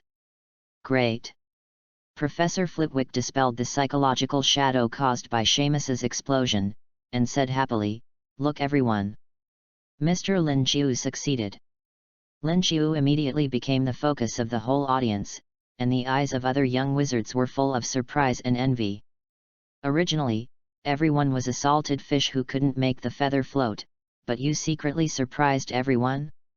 Lin Xiu's wand-waving technique is also very beautiful, Professor Flitwick said without hesitation. "Gryffindor adds 5 points for this floating spell." Lin Xiu heard the system prompt. Ding! Phileas Flitwick's joyful mood is detected. Drawing a treasure chest for the host.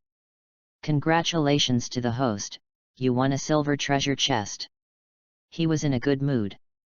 Professor Flitwick was a wizard duel champion when he was young, and the treasure chest he dropped must have something good. "I can do it too." Seeing Lin Xiu successfully cast the levitation spell, Hermione cast a spell on the feather on her desk without hesitation.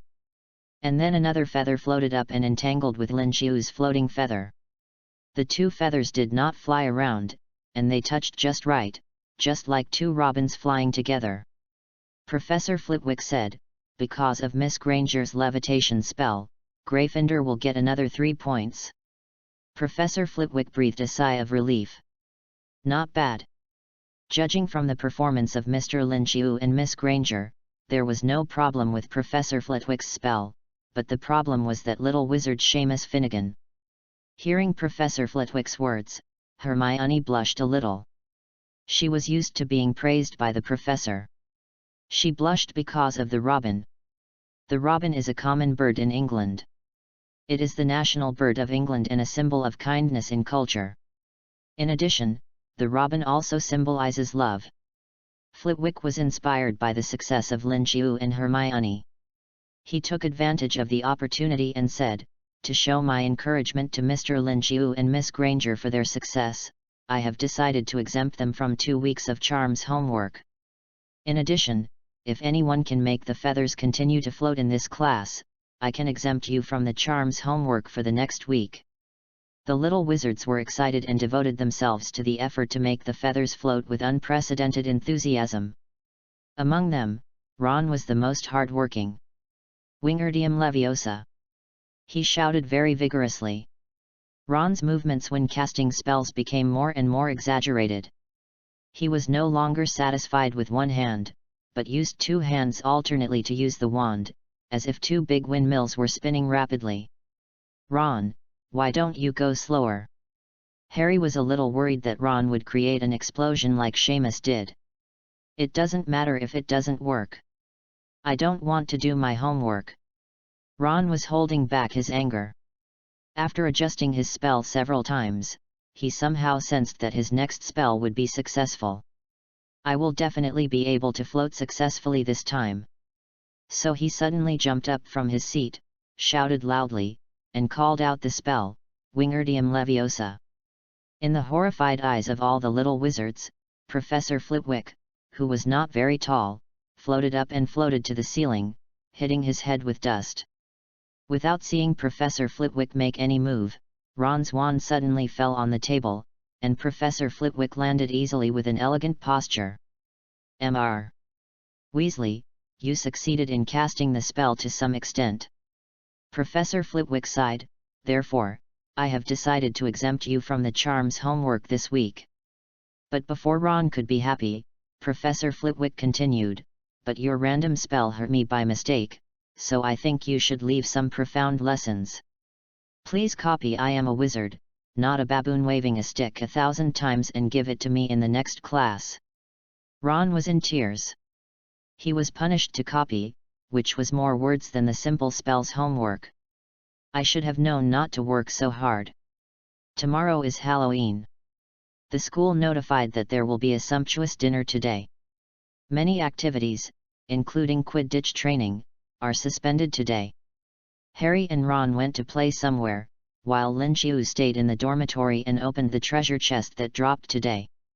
Ding! The silver treasure chest has been opened. Congratulations to the host for obtaining Curse Sense. Curse Sense.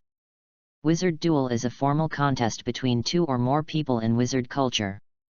In this process, wizards can use various magic to compete with opponents, which is a great test of the wizard's mastery of spells. It is rumored that Professor Phileas Flitwick once won the Wizard Duel Championship when he was young.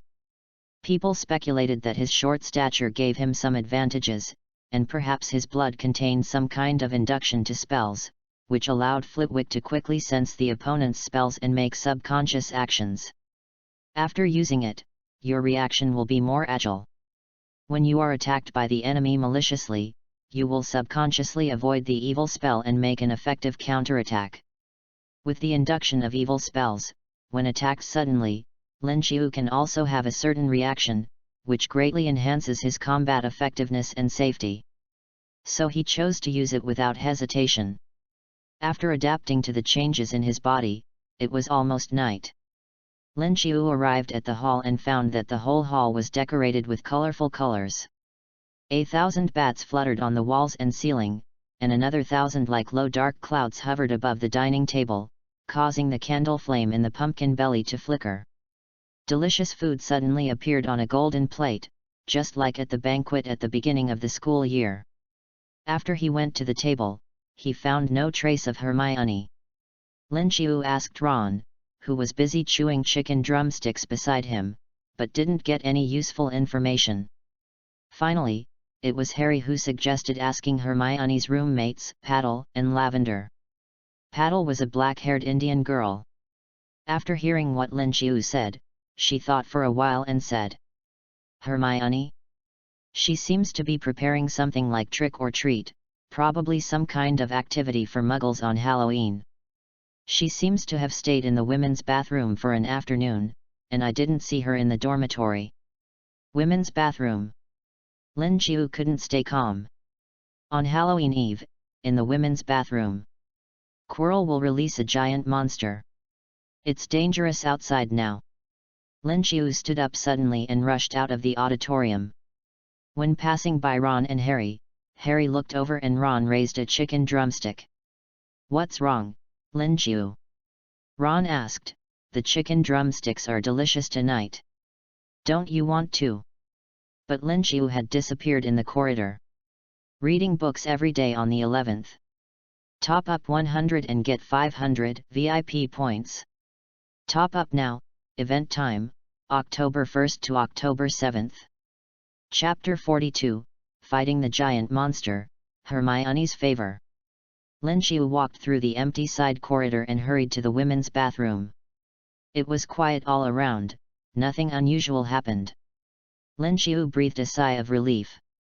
He ran out early, and it was estimated that the trolls released by Quirrell had not yet arrived here. He knocked on the door of the women's bathroom. "Hermione, are you in there?" There was a ping-pong sound from the door, and Hermione stuttered, "Linear." "Lin Jiu, why are you here? I didn't see you in the hall, so I came out to find you." There was silence inside the door for a while, and soon, the bathroom door was opened and Hermione came out. At this time, she was wearing a small pointed witch hat on her head. Half of her face was painted with cat whiskers, and the other half of her face was not made up. Hermione looked like she wanted to dress up as a cat girl, but it was obvious that she had not yet finished dressing up. "I wanted to come find you after I finished dressing up," Hermione sighed, "but now you've seen me in advance. Anyway, Lin Jiu, I wish you a happy Halloween." "Thank you. I wish you a happy Halloween too. Let's go to the hall." Hermione shook her head. "Many people in the hall are from wizard families. The way they celebrate Halloween is different from us Muggle children. I will be laughed at by them if I go there like this." I asked Nick, who was almost headless, and those ghosts said that it is not necessary to attend the pre-Halloween dinner. "I want to go back to the dormitory." "Then I'll go back to the dormitory with you." "Okay." Hermione and Lin Jiu walked side by side, and no one spoke for a while. When they turned a corner, Hermione suddenly said, "Lin Jiu, do you know the origin of Halloween?" Lin Jiu shook his head. "I read it in a book," Hermione said briskly. "There is a saying that Halloween comes from the ancient Celtic tradition of Samhain. On that day, they would dress up as ghosts to lead away the wandering ghosts.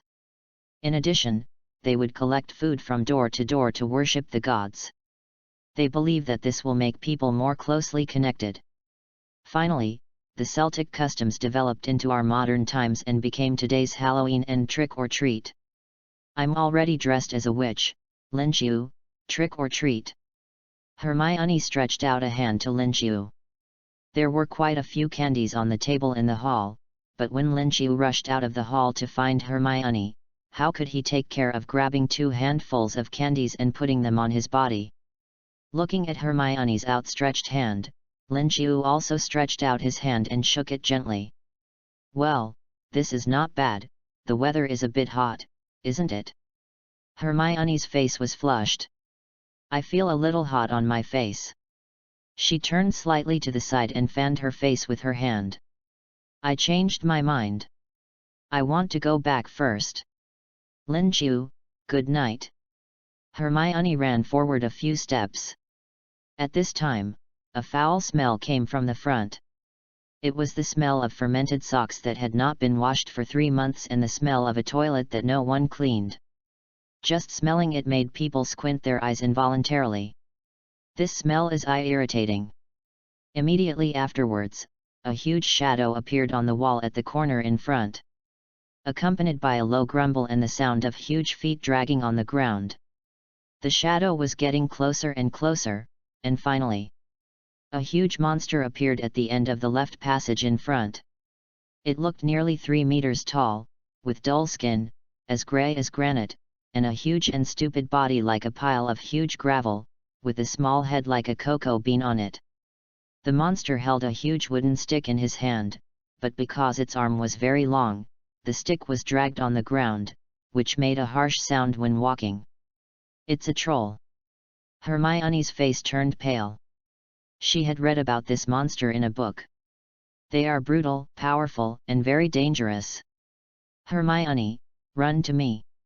Lin Qiu shouted at Hermione, but Hermione was so frightened that she couldn't move. At this time, the troll noticed Hermione, and it roared, raised its stick and smashed it at Hermione. Lin Qiu's inhuman constitution came into play at this time. He rushed over, picked up Hermione by the waist, and turned around to run. Before the troll's stick came down, Lin Qiu had already carried Hermione to a safe place. Then, he drew out his wand and recited the only offensive spell he had mastered so far, Bat Bogey Hexes, Bats in a Flock. This is the bat spell from Ginny's emotional treasure chest. Its only function is to turn the enemy's boogers into bats, which hinders the enemy. Suddenly, a huge amount of black gas gushed out from the two nostrils of the troll's little head, turning into black bats that stuck to its face. The troll roared in pain, twisted its body wildly, and bumped around everywhere, shaking off a lot of bricks around it. But gradually, its struggle became weaker and weaker, as if it was drunk and dizzy, and finally, it fell down with a bang. "Is it dead?" Hermione asked. "It shouldn't be," Lin Qiu said. He guessed that the troll was blocked by the bats transformed from boogers, suffocating and comatose. If the suffocation time was longer, it would probably suffocate the troll to death. But at this time, Ron and Harry appeared at the end of the corridor. "Lin Qiu, Hermione, run, there is a troll." When they saw the troll behind Lin Qiu and Hermione, they hesitated for a moment and rushed over directly. "I'll help you." Ron swung his hands around, swung his wand, and shouted the spell he had just memorized in the spell class today, Wingardium Leviosa. When using the levitation charm, the wand should not have any obvious reaction. But after Ron shouted the levitation charm, his broken wand sprayed white light from the middle, and Ron's whole body bounced up and down the corridor like a pinball, bouncing around and couldn't stop at all. Harry turned into a red-haired girl. When he was about to take the wand, he couldn't help but put it back. A bat-like figure floated past him. "Harry, put away your wand." Snape's voice floated past. He didn't even pull out his wand, but just glanced at Ron who was bouncing around. Ron's flying tendency stopped and he landed safely. "Go back to the dormitory and don't come out tonight." Snape's voice was filled with suppressed anger.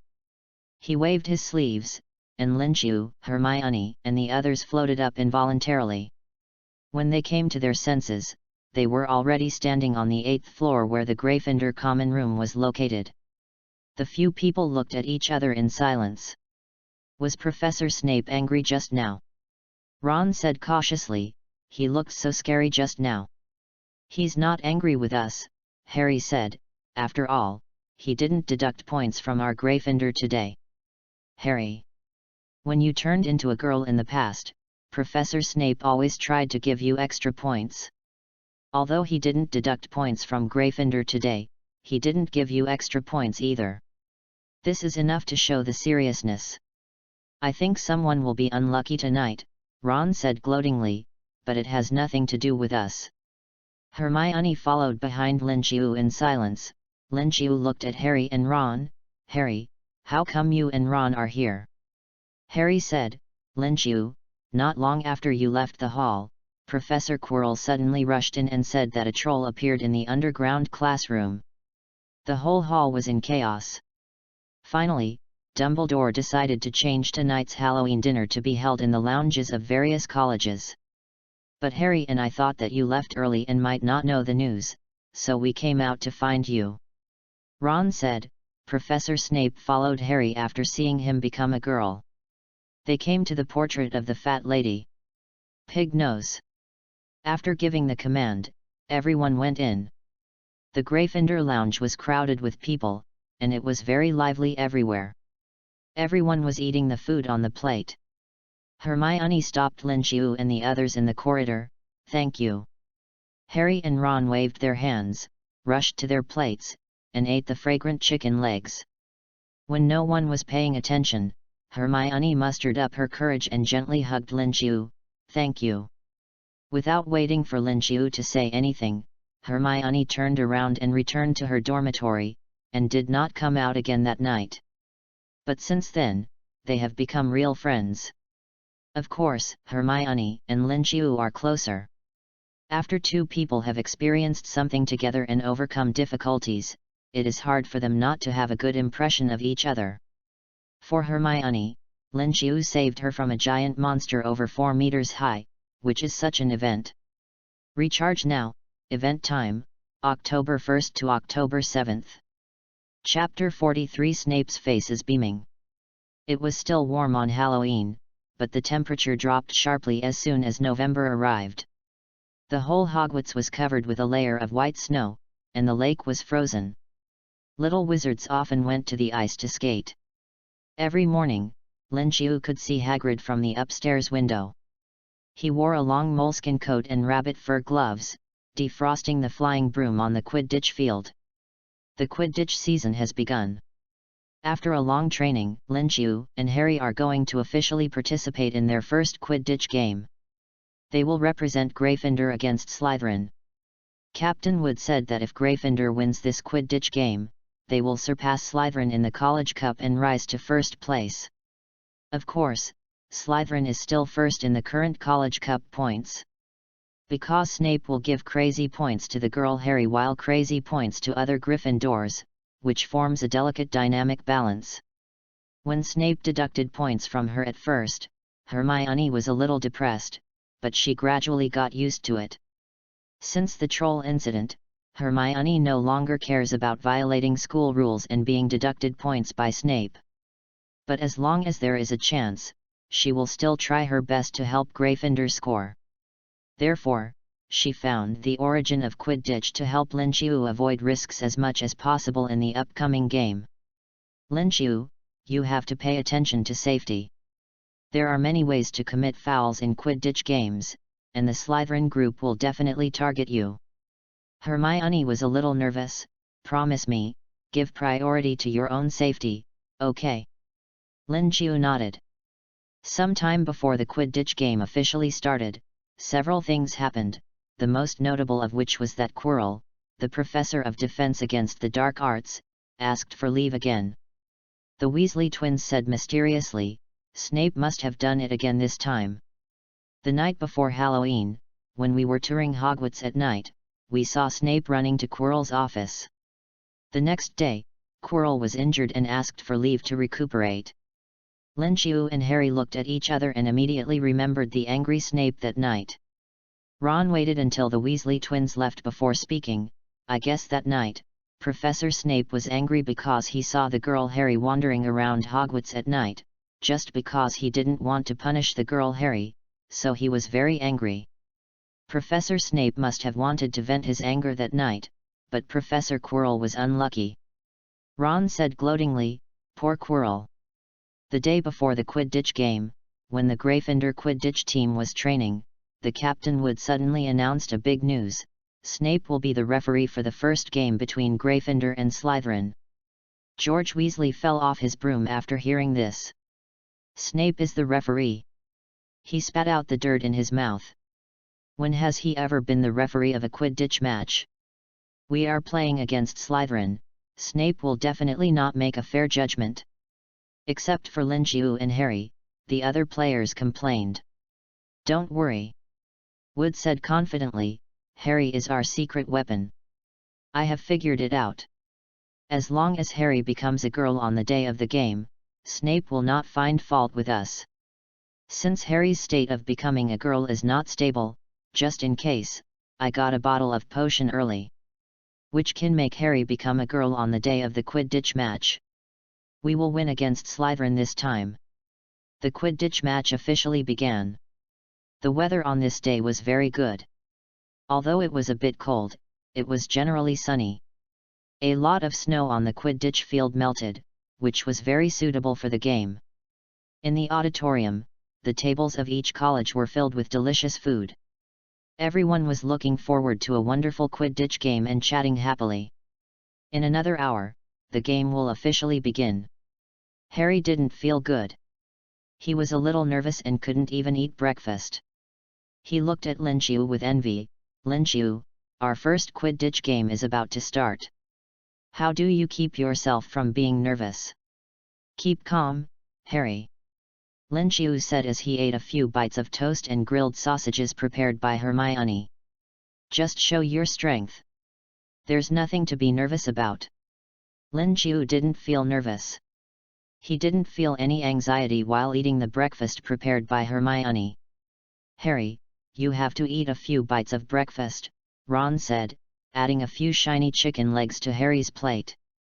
Harry sighed, I don't want to eat anything.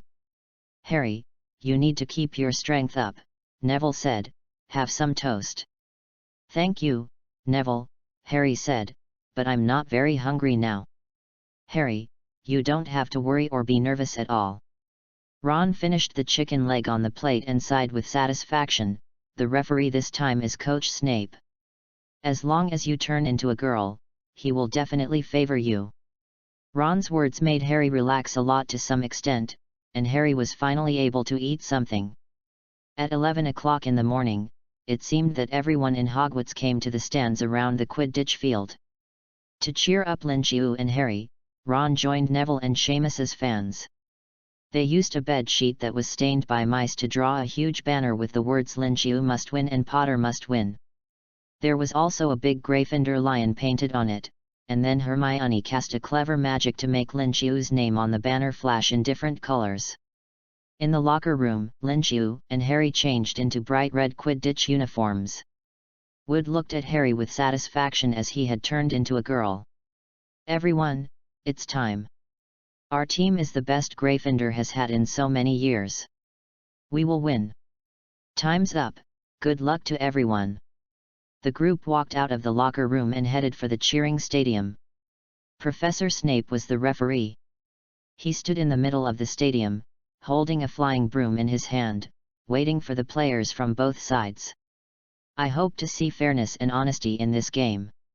When Snape said this, he kept staring at the captain of the Slytherin team, Marcus Flint, a sixth-year student. Yes, Professor. Marcus lowered his head. Marcus was tall, and Harry couldn't help but think of the troll he saw the night before Halloween. Harry saw the banner flying high in the direction of Gryffindor from the corner of his eye, and his heart was suddenly filled with courage. Linchiu, look at that!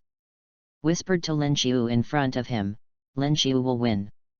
Your name is still shining, it must be the spell cast by Hermione.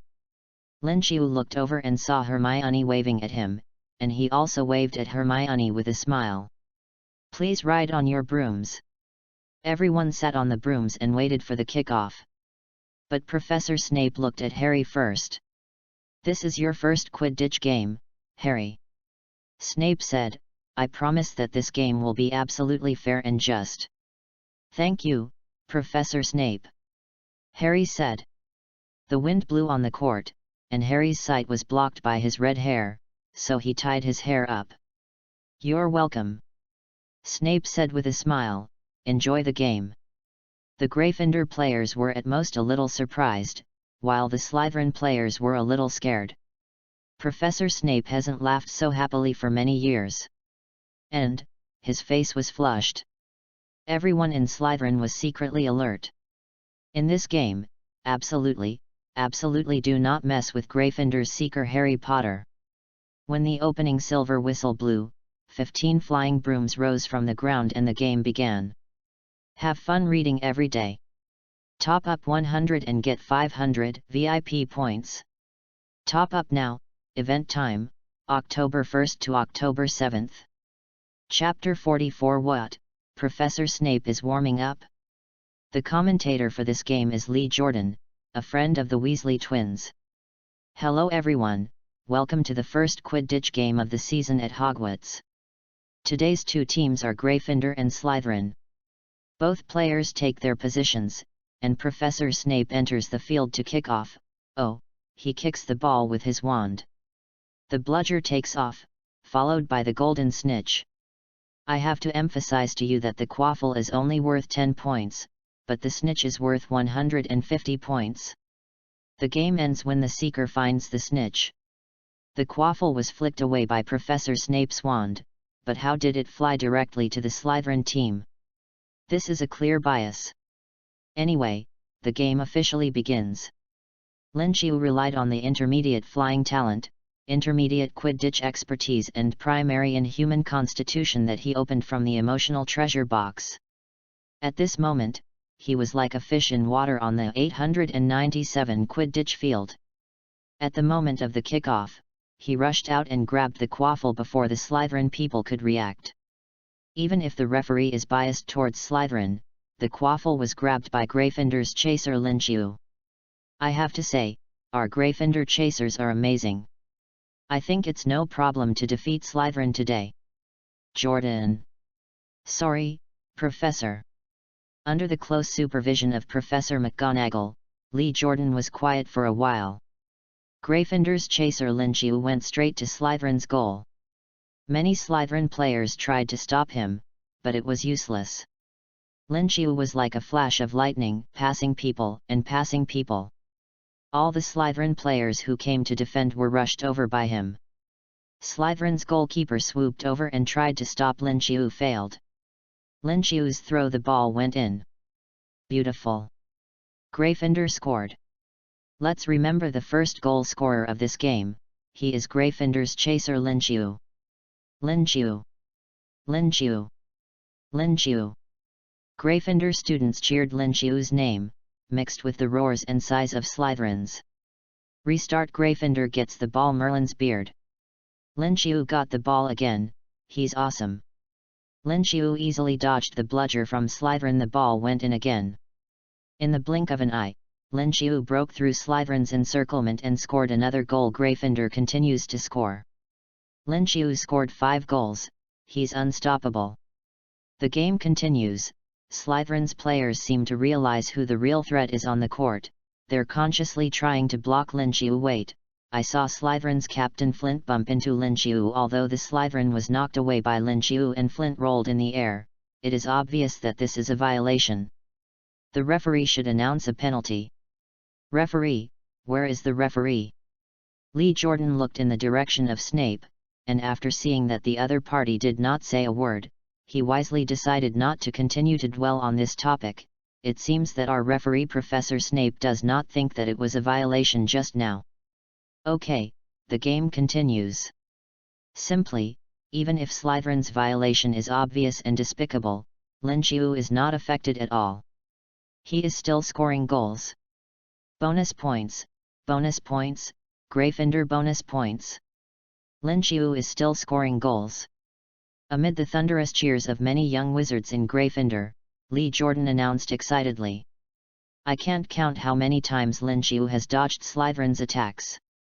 Slytherin obviously has no way to deal with Lin Qiu. They tried to use all kinds of illegal tactics, but they didn't work for Lin Qiu. The entire stadium, except for the Slytherin square, was cheering for Lin Qiu. Lin Qiu. Lin Qiu. Lin Qiu. Lee Jordan was also infected by this enthusiasm and said excitedly, Lin Qiu has scored 16 goals for Gryffindor, which means that Gryffindor has scored a full 160 points. On the other hand, Slytherin didn't score a goal. As long as we find the golden snitch, this game will be over and Gryffindor's victory will be a foregone conclusion. Wait, was that the golden snitch just now? Almost everyone's attention was attracted, and Harry, who had been waiting in the air, took action immediately. Harry's red hair was flying in the female form, and he seemed to have turned into a red lightning, crossing most of the Quidditch field in an instant. Lee Jordan shouted, Great, it looks like Gryffindor's seeker Harry has found the golden snitch. As long as he catches the golden snitch, Gryffindor will win this game. I have to say, Harry is an extremely good seeker. He looks very charming when he is a girl, with that red hair. Lee Jordan was halfway through his words when he saw Snape's murderous cold eyes, and he was so scared that he quickly changed his words. "Let's look at the golden snitch in the distance, classmates." Harry was inspired by Lin Qiu's crazy goal, and the whole person was mobilized. He only had the golden snitch in his eyes, and he was running fast. Just when he was concentrating on chasing the golden snitch, his flying broom suddenly shook frighteningly. In that instant, Harry almost felt that he was about to fall. He could only hold the broom tightly with both hands and clamp it tightly with his knees. Harry tried to fly to the goal post of the Gryffindor team. He wanted Captain Wood to stop the game, but there was no way. He had completely lost control of his flying broom, and the broom was not very expensive. The flying broom turned left and right in the air, shaking violently from time to time, and almost threw Harry off it. Lin Qiu's extraordinary performance almost made the whole audience focus on him, but Lin Qiu suddenly felt uncomfortable, as if someone was maliciously trying to cast a curse on him. He subconsciously lay on the broom, broke through left and right with a difficult move, and flew very far, until the malicious induction disappeared and he recovered. Lin Qiu realized belatedly that it was his evil curse induction that worked. Following the prompt of evil curse sense, he looked in one direction. In the stands, Quirrell, wearing a purple turban and leaning on a cane, was staring at Harry flying in the air, his eyes full of malice. Harry in the air was struggling to maintain his balance, trying not to fall. Lin Qiu immediately realized that it was Quirrell, possessed by Voldemort, who was trying to murder Harry. But most people were paying attention to Lin Qiu's crazy goal, and almost no one was paying attention to Harry in the air. Of course, as the commentator of this game, Poseidon always focused part of his energy on Harry. Before Lin Qiu was about to leave to save Harry, Lee Jordan had already noticed what was happening to Harry. "Dear audience, something seems to have happened to Harry Potter, the 3.4 Gryffindor Seeker," Lee Jordan said loudly. "This is Gryffindor. Is it the hidden tactics of the Lanfonder team? Or is there something wrong with his flying broom?" Harry's flying broom suddenly began to turn and spin, and Harry was almost thrown off. He could only hold the broom handle with one hand and hang in the air. Just as Harry was about to be thrown off, Lin Qiu was about to rush over to catch Harry, but someone rushed into the air faster than him. "Merlin's beard!" The commentator Lee Jordan shouted. "Dear audience, Professor Snape actually came out in person. Is he the hidden trump card of the Slytherin team? Professor Snape is warming up in the air, and his warm-up action is actually the difficult eagle-shaped circle flight. Although Professor Snape's flying action is very good, I still have to ask. The referee has left the field, is there no one to take care of this kind of thing?" Chapter 45 Wait. Why is there a green light coming out of Snape? Snape rode on a flying broom and rushed to Harry in mid-air. As a Death Eater who was proficient in dark magic, Snape judged at a glance that Harry's current dangerous situation was entirely because someone was casting a curse in the dark. Snape used a silent counter-curse, and Harry's tendency to fly around in mid-air stopped. But after Harry became a girl, not only his appearance changed, but his physical fitness also changed. The girl Harry was more petite and weaker. Therefore, when Snape stopped the curse attack of the unknown enemy, the girl Harry also lost his strength, and his hands loosened, and he fell straight to the ground. The moment Snape saw the girl Harry's long red hair flying in the air, his brain was absent, and he almost forgot that he was a wizard. Lily. He tried to reach out to grab Harry, but missed. Fortunately, at the critical moment, Snape still pulled out his wand in time, allowing Harry to float steadily to the ground, resolving the crisis Harry encountered. Thank goodness! Commentator Lee Jordan breathed a sigh of relief. Although Professor Snape always looks for opportunities to deduct points from our Gryffindor, he finally did a good thing this time. 24 Harry Potter was saved by Professor Snape, so the game continues. Wait, there is an emergency. Lee Jordan said in shock, the rostrum has just received news from Slytherin. The Slytherin team voluntarily decided to end this Quidditch game under the friendly advice of Professor Snape. According to the rules of the game, when the two teams negotiate, the team with more points at the end of the game wins the game. In this game, Gryffindor's new chaser Lin Qiu scored a lot of goals, bringing Gryffindor a full 160 points. Lee Jordan happily shouted out the result of the game. With Lin Qiu's wonderful performance, Slytherin was shut out, and Gryffindor won with 160 points to 0. Let's thank Lin Qiu. Lin Qiu. Lin Qiu. Lin Qiu.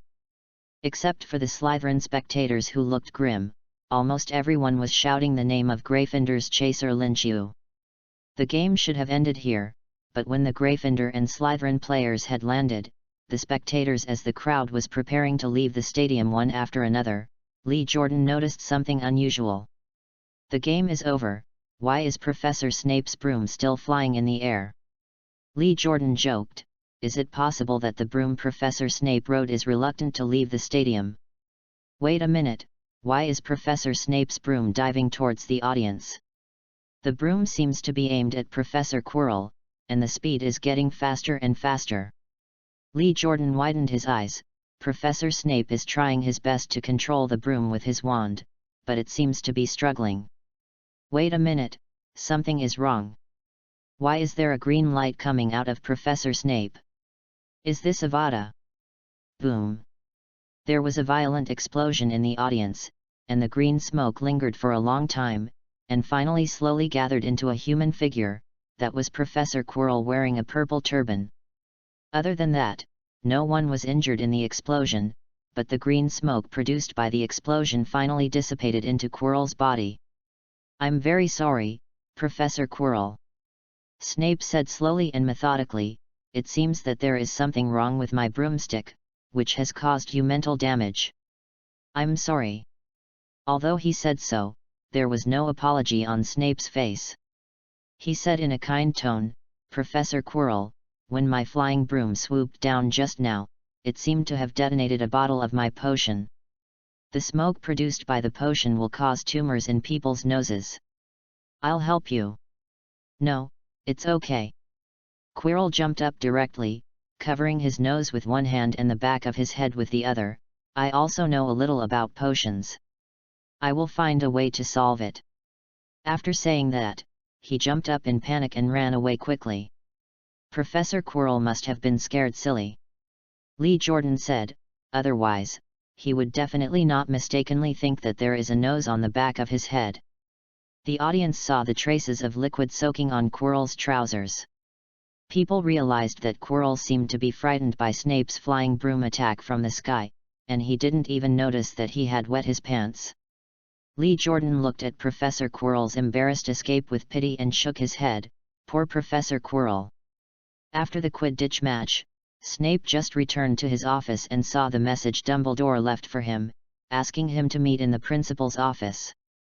After saying the password, Snape saw Severus eating in the principal's office. Professor Dumbledore, you are looking for me. Toffee fingers, taste very sweet. Dumbledore handed over a piece. Do you want to try it? No, I don't like sweets very much. Snape said, don't tell me why you are looking for me directly. After eating the biscuit in his hand, Dumbledore nodded with satisfaction, and then said, Severus, you should be able to guess why I asked you to come today.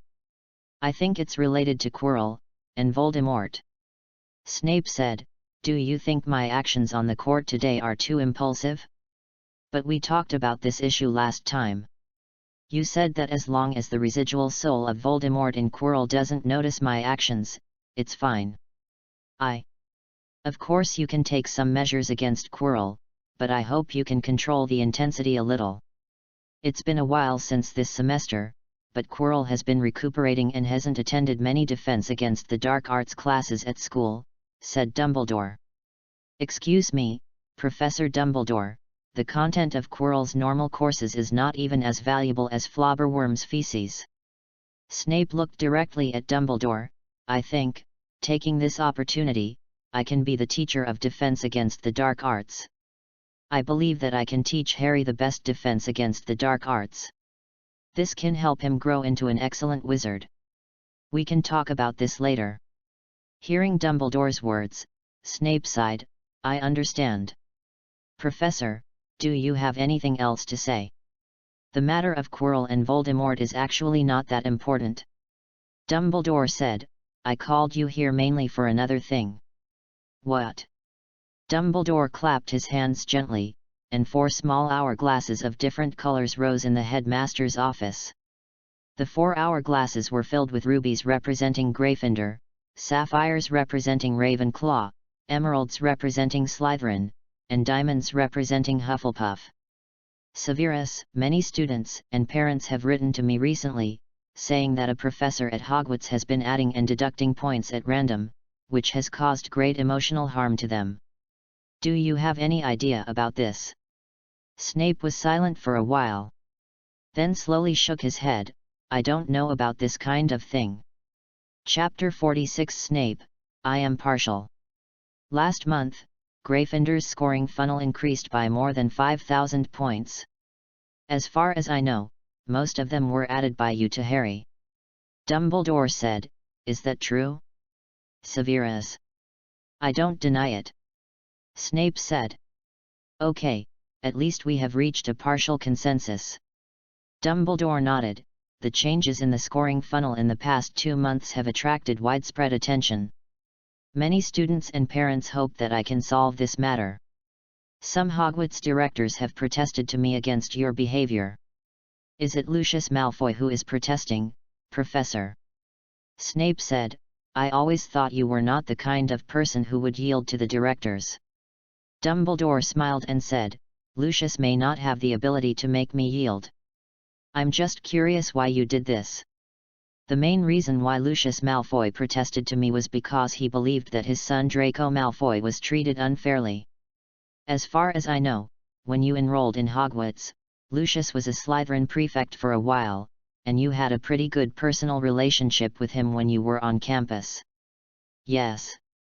Snape said, "Lucius Malfoy treated me well when he was a prefect. I think Lucius must have thought that you would treat his son Draco Malfoy well in Slytherin." Dumbledore said, "But in fact, you have deducted nearly 1,000 points from Draco in the past 2 months. This incident, like Harry's 5,000 points in the past 2 months, has never happened in the history of Hogwarts." Severus: "Why did you give Harry so many points?" Dumbledore said, "You should understand that for a child of Harry's age, excessive fame is a double-edged sword. Giving him too many points may make him too proud." Snape said, "I just think that Harry's performance in the past 2 months deserves so many points." Dumbledore coughed. As soon as he waved his hand, a red gem flew out of the Gryffindor scoring hourglass, and Snape's voice came out from it, "I like students who walk into the potions teacher with their left foot. Harry gets 10 points. Dumbledore said, "This is one of the extra points records at the beginning of last month." Snape was silent for a while and said, "I think that Harry can take the teacher's preferences into consideration during class, which shows that he attaches enough importance to potions and is worthy of encouragement. In that case, Severus." Dumbledore waved his hand again, and a new red gem flew out of the Gryffindor scoring hourglass. "Then how do you explain the next bonus?" Last weekend, Harry and Seamus Finnegan were in a group, and they caused a small explosion during the potion-making process. In the end, you still gave Harry 10 points. Inside the ruby, Snape's voice sounded, "Don't worry about the failure of brewing the potion, failure after failure will eventually lead you to success.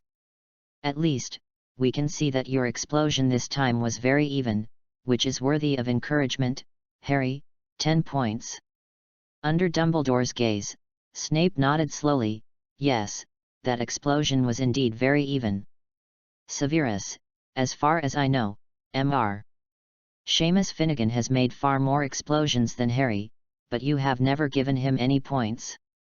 In the potion class in the first week of school, you even deducted points from Seamus Finnegan because of the explosions caused by the potion brewing process. Mr. Finnegan's explosions are pure destruction, bringing only chaos, while Harry's explosions are a kind of art." Snape said calmly, "Professor Dumbledore, I not only gave Harry points, I also deducted points from him. Yes. Dumbledore nodded. When you deducted points from Harry, he was in the boy's position. State. So. Severus, Dumbledore said, you gave Harry extra points because he looked like Lily when he turned into a girl. It's mainly because Harry performed well and deserves encouragement. Snape said, of course, I don't deny the part you said. Mr. Malfoy was deducted more than 1,000 points by you, is it also because of the girl Harry? Yes. Well, at least you are willing to answer the question honestly, Dumbledore said after a silence for a while. In this case, let's talk about Harry and the girl Harry first. You don't seem to have completely solved the problem of Harry turning into a girl from time to time. This matter can't be completely solved. Snape shook his head. The unstable polyjuice potion in Harry's body is not a pure potion. I can sense that there are many complex spells mixed in it. It is those spells that make the effect of the polyjuice potion in Harry's body permanent and change from time to time. It may take me several years to learn some permanent spells in the ancient Egyptian pyramids if I want to completely crack it. Dumbledore said, but I remember that the effect of the polyjuice potion in Harry's body is to make Harry transform randomly, not stably into a girl Harry who looks like Lily. Snape admitted, although it is impossible to completely remove the unstable polyjuice potion in Harry's body, I can use potions to adjust some of the medicinal properties. This will allow Harry to stably transform into a girl Harry every time he transforms. Severus, I hope you know one thing, Harry is just Harry, he is not the Lily who grew up with you. I understand, Professor, Lily is dead and will never appear again. Snape said calmly, it's just that after I saw Harry become a girl, that face that looks like Lily, I felt better. Dumbledore sighed. In short, Severus, I hope you can be more restrained when adding points and deducting points when facing the girl Harry. Otherwise, Gryffindor's scoring funnel may be damaged even if it is protected by magic. Snape nodded, He seemed eager to end the topic and changed the subject. According to your plan, after a while, Quirrell, who is controlled by Voldemort's remnant soul, will start to grab the Philosopher's Stone. I have made basic preparations. I am always very confident in your work. Dumbledore said with a smile, Voldemort's remnant soul can't cause any trouble, let's watch Quidditch. Today's Quidditch game is particularly exciting, right? I was busy searching for Horcruxes before. After I came back, I heard from Professor McGonagall that Gryffindor's chaser Linchiu scored 16 quaffles by himself and won with an overwhelming advantage. What a great guy! I think you may not have noticed that I am the head of Slytherin. I am not too happy about Gryffindor's Linchiu. Snape said, if you have nothing else to do, I will go back first. In the Gryffindor common room, the Gryffindor wizards surrounded Linchiu, calling out his name, Linchiu. Linchiu. Linchiu. It was as lively as a Quidditch match, and everyone was ecstatic. From time to time, they patted Linchiu on the shoulder and smiled kindly. Wood was almost going crazy with joy. We won. When I was the captain, we beat Slytherin once. Linchiu, it's all your credit. The Weasley twins set off colorful fireworks in the room. Those fireworks turned into Linchiu riding a flying whip and scoring a goal, flying in the air. I'm a little envious of Linchiu. Ron whispered to Harry, when I'm in the 2nd grade, I'm going to find a way to join the Quidditch team. Harry was a little absent-minded, thinking about Professor Quirrell's pitiful look after the Quidditch match today. Professor Snape seemed to be targeting poor Quirrell. Why? Hermione ran to Linchiu, her face flushed. Linchiu. You did it. You led Gryffindor to win. Hermione pulled Linchiu to sit on the sofa in the common room, and told her feelings when watching Linchiu's goal from her perspective. Linchiu, your goal is great. Those people in Slytherin can't do anything to you at all. You are so awesome. Listening to Hermione's chattering and watching other people singing and dancing in the Gryffindor common room, Linchiu couldn't help but feel happy. Of course, The main reason is that after the extraordinary performance in this Quidditch match, the reminder sound in the background of his system kept ringing. Ding! Excitement detected. Drawing treasure chests for the host. Chapter 47. The scoring funnel exploded. Ding! Seamus Finnegan's excitement detected. Ding! The Weasley twins' excitement detected. Ding! Minerva McGonagall's excitement detected. Ding! Hermione Granger's excitement detected. Lin Qiu saw the dense prompts in the background of the system and couldn't help but sigh, "It's really Quidditch." According to statistics, his extraordinary performance in this Quidditch match alone directly produced 58 treasure chests of various levels. Many system prompts come from those who usually have little presence in Hogwarts, and they also drop the lowest level bronze treasure chests. After Lin Qiu opened it, he found that there was basically nothing special. Except for some gold galleons, there are things such as love potions, hair growth potions, and Bibiduo. Miscellaneous items such as flavored beans. Only those who are familiar with Lin Qiu have higher quality treasure chests, all of which are silver. Open all the remaining treasure chests. Ding! Silver treasure chest has been opened. Congratulations to the host for obtaining the intermediate blasting genius. Congratulations to the host for obtaining the intermediate swordsmanship mastery. Congratulations to the host for obtaining the intermediate magical animal affinity. Congratulations to the host for obtaining the intermediate magic trick mastery. Ding! Gold treasure chest has been opened. Congratulations to the host for obtaining the advanced transfiguration mastery. Congratulations to the host for obtaining the advanced flying talent. Congratulations to the host for obtaining the imitation mastery. Congratulations to the host for obtaining the advanced silent spell mastery. Just looking at these 933 pop-up reward prompts, Lin Qiu felt physically and mentally happy. Intermediate explosive genius, Seamus Finnegan is born with a talent for blasting. He can even cause a violent explosion when casting an almost harmless levitation spell. Professor McGonagall was deeply impressed by this. So, on the eve of the final battle of Hogwarts, she assigned Seamus to blow up the bridge of Hogwarts. After using it, your blasting spell will cause several times the damage, and the power of all your attacks will be enhanced to a certain extent. All your attacks on the enemy have a certain chance to cause a magic explosion, causing additional damage to the enemy. Good guy. Seamus's blasting genius talent was just a joke in most of the original book, but I didn't expect it to be so valuable. Lin Qiu was really surprised. If Lin Qiu fights a dark wizard in the future, both sides will fire spells at each other and fall into a state of anxiety. When in the state, the explosive genius talent will work, causing an explosion, which can directly catch the enemy off guard or even directly destroy the opponent. Lin Qiu looked at Intermediate Sword Mastery expectantly. Intermediate Sword Mastery, the Sword Master, who learned magic in Hogwarts, drew his sword to kill snakes and destroy demons. During the Battle of Hogwarts, Neville Longbottom pulled out the Gryffindor sword from the sorting hat, killed the snake Nagini, and destroyed Voldemort's last Horcrux, laying the foundation for Voldemort's demise. After using it, you will master swordsmanship and become a skilled swordsman. Your close combat ability will be greatly enhanced. Rebuilding the glory of the Sword Master is our duty. I'm afraid I won't become a close combat mage in the future. Lin Qiu muttered as he checked the other gains that followed.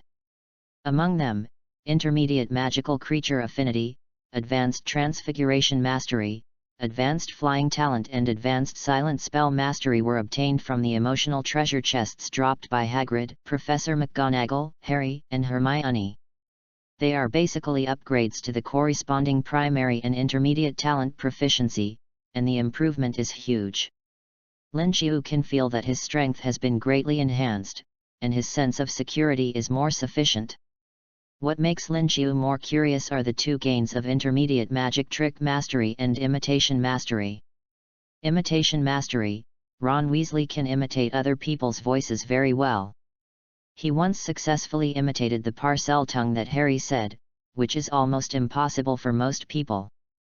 But Ron successfully opened the Chamber of Secrets in Hogwarts by imitating the Parseltongue, and successfully destroyed the Hufflepuff forest with the help of the Basilisk's fangs. After using it, you will have a strong ability to imitate. When the enemy wizard chants a spell, you can say the corresponding spell at the same time. When you have enough spell knowledge and rich experience in wizard duels, you can predict the spell that the opponent may release in advance to a certain extent and counterattack the opponent first. Spell copy. Lin Xiu didn't expect that Ron could bring such a surprise. Even if we put imitation aside, the talent of imitation mastery is powerful enough.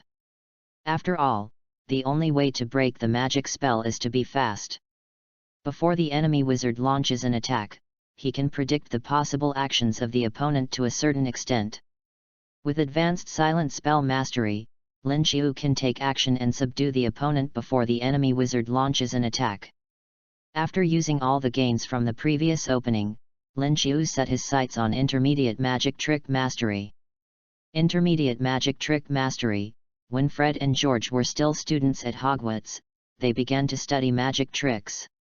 During their time at school, the things they researched and invented were widely welcomed by students. Later, even the Ministry of Magic began to order magic props from them. After using it, your understanding of magic props will be more in-depth. When you come into contact with magic props, Seb J, you can reduce the damage of the evil curses in the magic props to a certain extent. You can use the spells to make various magic props, and the magic power on the magic props will last for a very long time. The Weasley Twin Arms dealers, even the Ministry of Magic recognizes the gold content. Lin Xiu's mind immediately had many wonderful ideas for making magic props. In a small way, if he is short of money in the future, he can make various magic props and sell them to make money. In a big way, in the future he can even find a way to combine wizard's magic with various modern scientific and technological concepts to make various high-tech magic props. For example, Gatling gun wand, magic atomic bomb, magic armor. The future is promising. After combining all the things opened from the treasure chest, Lin Xiu felt satisfied with his growth in strength, which made him feel very good for several days. One afternoon a week after the Quidditch game, Lin Xiu lay on the lawn softened by magic and basked in the sun. Hermione sat beside him, holding a book and reading quietly, turning her head to look at Lin Xiu from time to time, and occasionally glancing at the book. Harry and Ron ran over. Lin Xiu, I know what the three-headed dog in the mysterious room in the school corridor is guarding. Harry whispered, just now Ron and I went to visit Hagrid's cabin, and he accidentally revealed that the thing guarded by the three-headed dog is related to Nicholas Flamel. Nicholas Flamel? If he is a wizard, I can definitely find him in a book, but I don't have any impression of this name. Hermione said, I think we need to read more books to find out who Nicholas Flamel is. Without further delay, I'll go now. Harry excitedly took Ron and ran towards the library. I don't understand. Hermione looked at the disappearing backs of Harry and Ron, puzzled. Why are Harry and Ron so concerned about what is under the trapdoor of the mysterious room? I remember Ron said that he thought the three-headed dog might be guarding some treasure, and it would be an interesting adventure to find out this matter. Lin Xiu stretched. As for Harry, he thinks that what the three-headed dog is guarding is of great importance and may endanger the safety of Hogwarts. Out of a simple emotion, Harry wants to protect Hogwarts and his magical world. As he spoke, Lin Xiu told Hermione about Harry's past life in the Dursleys' home. Oh my god, the Dursleys are too much. Hermione said angrily, I'm going to call the police to arrest them. Hermione suddenly looked at Lin Xiu cautiously, you don't think I'm too barbaric, do you? I think you have a strong sense of justice. Hermione snorted, you're making fun of me. Lin Xiu got up from the lawn, let them solve the problem of Harry and the Dursleys. Harry is not young anymore. What's more, Harry said that it was Hagrid who received Dumbledore's order and rescued him from the Dursleys' home. Lin Xiu said, I think Dumbledore may have his own considerations. It's getting late, Hermione, let's go back. Hermione put away the book and followed Lin Qiu towards the castle. As soon as we entered the castle and walked to the location of the scoring funnels of the 4 major colleges, we found a group of people gathered around. The Weasley twins walked out of the crowd with smiles on their faces that could not be concealed. What happened? Hermione looked over curiously. Fred laughed. When Harry was reading in the library, he ran into Snape and turned into a girl Harry on the spot. So Snape gave Harry a lot of points. In the past period of time, Snape has added too many points to the girl Harry, George Weasley said. Now Gryffindor's scoring funnel has reached its limit. So, it exploded. Chapter 48, Harry also slapped Voldemort in the face. The explosion of the Gryffindor scoring funnel became a hot topic in a short time. Even though Dumbledore sent someone to repair the scoring funnel and balance the extra points that Snape gave to Gryffindor, the impact of this incident still lasted for a short time. The reason why this topic lasted for a short time was because Snape took action himself. Snape did this not because others talked about him behind his back. Snape never cared about this. He just couldn't stand the latest magic prop developed by the Weasley twins. The Weasley twins drew inspiration from the fact that Harry turned into a red-haired girl, and together with several senior students, they developed a magic prop called Snape Happy Bonus. This magic prop is essentially a low-quality, short-lasting polyjuice potion, in which the red hair of the girl Harry is added. The Weasley twins hoped to use this magic prop to turn people into the appearance of the girl Harry, so as to add points to their own college in Snape's potion class. But it failed. The magic effect of Snape's Happy Bonus is unstable. All those who have used this magic prop have successfully turned into Harry with long red hair, but with a red face. Different versions of the red-haired boy Harry made Snape have a bad temper for a long time. The Weasley twins were punished and locked up for a period of time. It was mid-December when Lin Qiu saw the brothers again. That morning, Lin Qiu woke up from a dream and saw through the window of the dormitory that there was a deep layer of snow on the ground and the ice on the lake was hard. The Weasley brothers excitedly knocked on the door of Lin Qiu's dormitory. "Hi, Lin Qiu, good morning." Fred said, "It's a beautiful snow, isn't it?"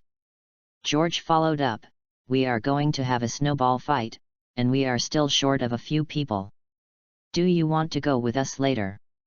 Lin Qiu thought about it and had no classes this morning, so it would be nice to have a snowball fight. After the last Quidditch match, Lin Qiu hadn't received any drops from the emotional treasure box for a while, so he thought that participating in this snowball fight might be a good opportunity. By the way, he could also test some of the gains he had from the emotional treasure box. "Okay, I'll go with you." The Weasley twins were overjoyed. "That's great, you must join us. Judging from your performance in the Quidditch match, you must be very accurate in throwing snowballs." They took the opportunity to pull up Ron, who was lying in bed. Harry took the initiative to join, as he hadn't had much of a snowball fight in the past few years. When he was at the Dursleys' house, he was always the one that Dudley threw snowballs at. The Weasley twins found Lee Jordan and others to make up the numbers, and finally, the group came to a patch of grass in front of the castle. There were 8 people in total, divided into 2 groups, and used the piles of snow on the grass as a battlefield. "Let's start the fight." Ron was a little reluctant when he came out of the bed, but now he was more excited than anyone else. "George, watch out." But Ron's snowball hit Fred next to him. "Good boy. Take my ball." On the grass, the snowball fight began in full swing. At the beginning, the 2 teams fought back and forth. But not long after, Harry called for a stop. "This is unfair," Ron said angrily. "You don't have Lin Qiu. His accuracy is too good, the snowballs he threw alone overwhelmed the 4 of us." The Weasley twins shrugged. "Okay, then you can have one more person." In the end, the snowball melee became Lin Qiu and the Weasley twins, 3 people against Harry, Ron, and the other 5. But the situation did not improve much. Lin Qiu's current comprehensive strength is not exaggerated. Under the same condition of not using a wand, his combat power of throwing snowballs is enough to crush the others on the scene. In the end, even the Weasley twins went to the opposite side, and Lin Qiu fought against the other 7 people alone. Even so, it was a bit difficult for the 7 of them to deal with the snowballs thrown by Lin Qiu. "We can't go on like this," George said. "You can't beat Lin Qiu by playing snowballs in the ordinary way." "That's right, Lin Qiu is too strong." "We are wizards after all," said Fred. "I think we should fight each other and play snowballs in the wizard way. How about that?" Lin Qiu drew out his wand. "I have no objection." "Okay. It's time to show our true strength." Ron shouted excitedly, "Harry, let's go against George and Fred." Seeing Harry also draw out his wand, the Weasley twins smiled maliciously. "Ron, you asked for this." For a while, the snow on the whole lawn danced wildly. The wizards present all used the less aggressive transfiguration spell to transform the snow on the ground into different forms for snowball fights. Harry and Ron didn't learn much in the transfiguration class. They could only turn the snow into small animals to attack. "Go!" Ron conjured up little mice and rushed towards the Weasley twins. "Go bite Fred and George's clothes." Harry, based on his experience when he lived in the stairwell compartment of the Dursleys' house, conjured up an animal he often saw, a spider. Ron was frightened when the spider transformed from snow crawled over. Fred and George laughed and conjured up snow cats and snow dogs. After defeating Harry and Ron's attack, the snow cats and snow dogs threw them down in the snow. Finally, when the Weasley twins aimed at Lin Qiu, they were surprised to find that Lin Qiu had already controlled 14 snow wolves to rush over and easily knocked everyone down.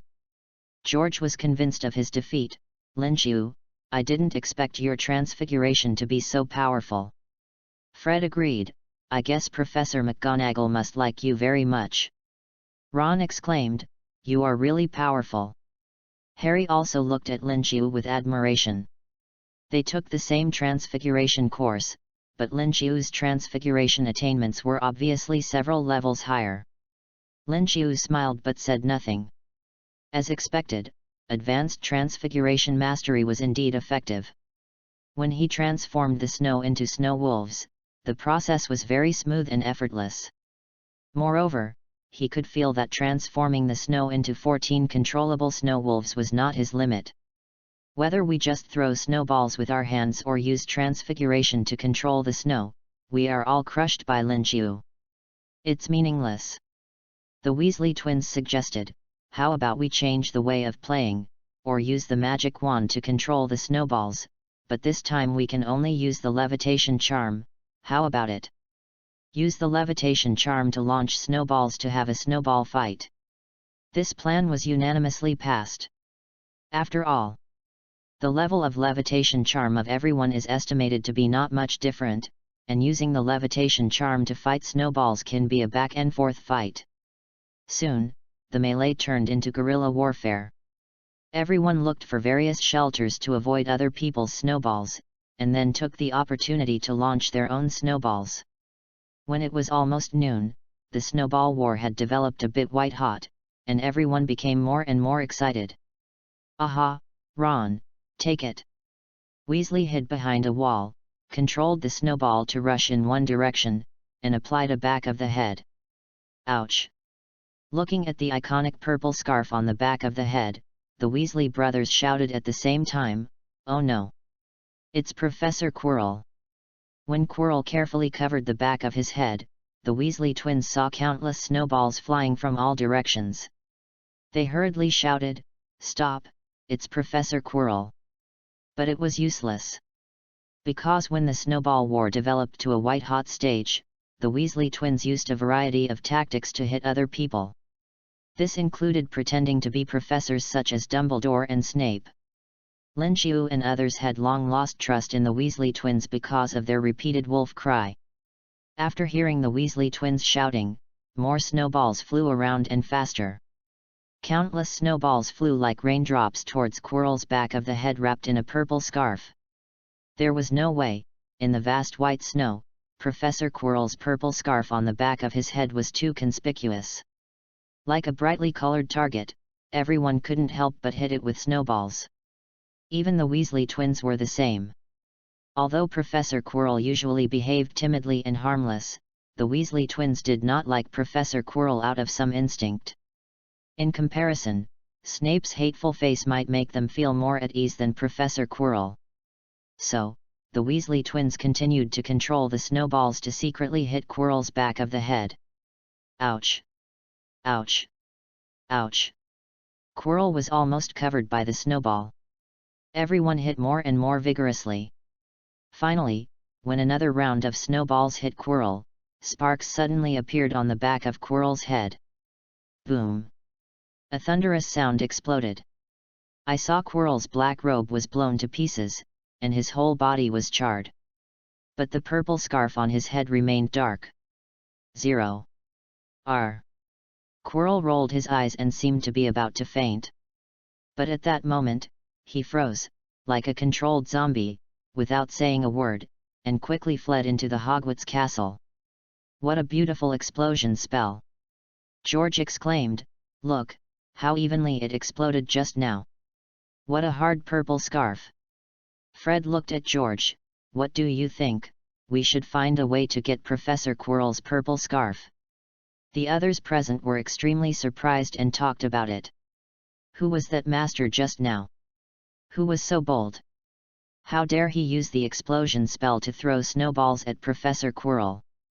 Lin Qiu quietly put away his wand in a corner where no one noticed, and he adjusted his clothes a little unnaturally. To be honest, he didn't expect that this thing intermediate explosion genius would be so useful. When he played snowballs with Harry and the others before, it seemed that it was not an attack, so it was not triggered at all. When Lin Qiu finally made up his mind and planned to hit Voldemort on the back of Quirrell's head with a snowball, he accurately identified that this was an attack against the enemy and triggered it directly. It almost blew Quirrell to the point of fainting. Lin Qiu felt that the triggering of explosive genius was quite good this time. Because he heard the system prompt. Ding! Voldemort Tom Riddle's anger was detected. Drawing a treasure chest for the host. Congratulations to the host, you have won a silver treasure chest.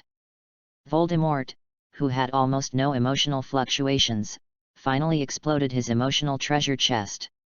Lin Qiu thought about it carefully and felt that it was reasonable. They threw snowballs at the back of Quirrell's head, which was equivalent to hitting Voldemort in the face with snowballs. Voldemort, who was so proud, would definitely not be able to bear it. Professor Quirrell was hit like this by our snowballs. Ron said worriedly, "Will we be expelled?" Harry was also a little worried. The Weasley twins were very confident. "Don't worry, we have observed that Quirrell is not well liked. It's okay for Professor Snape to trouble Quirrell and drug him again and again. We are just throwing snowballs and having a snowball fight. It's okay."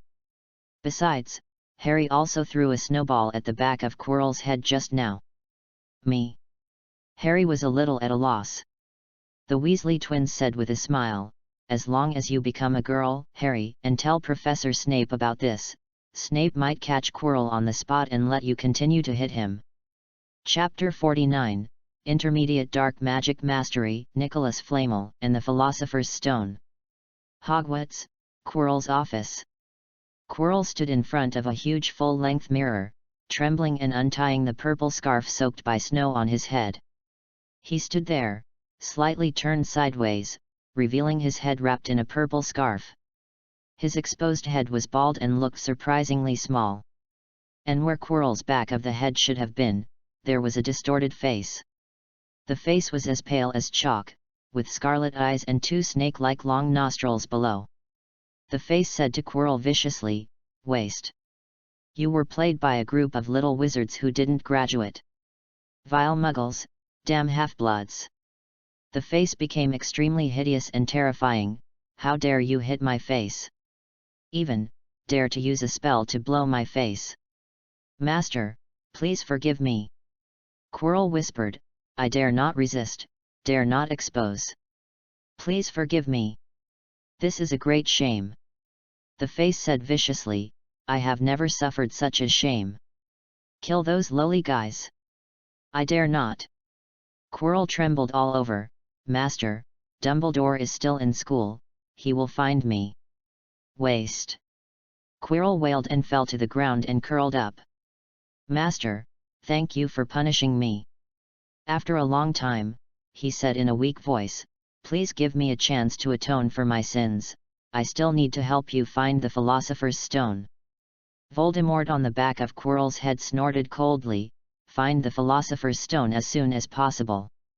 7 or 8 also, find a chance to kill the guy who used the explosive spell on my face.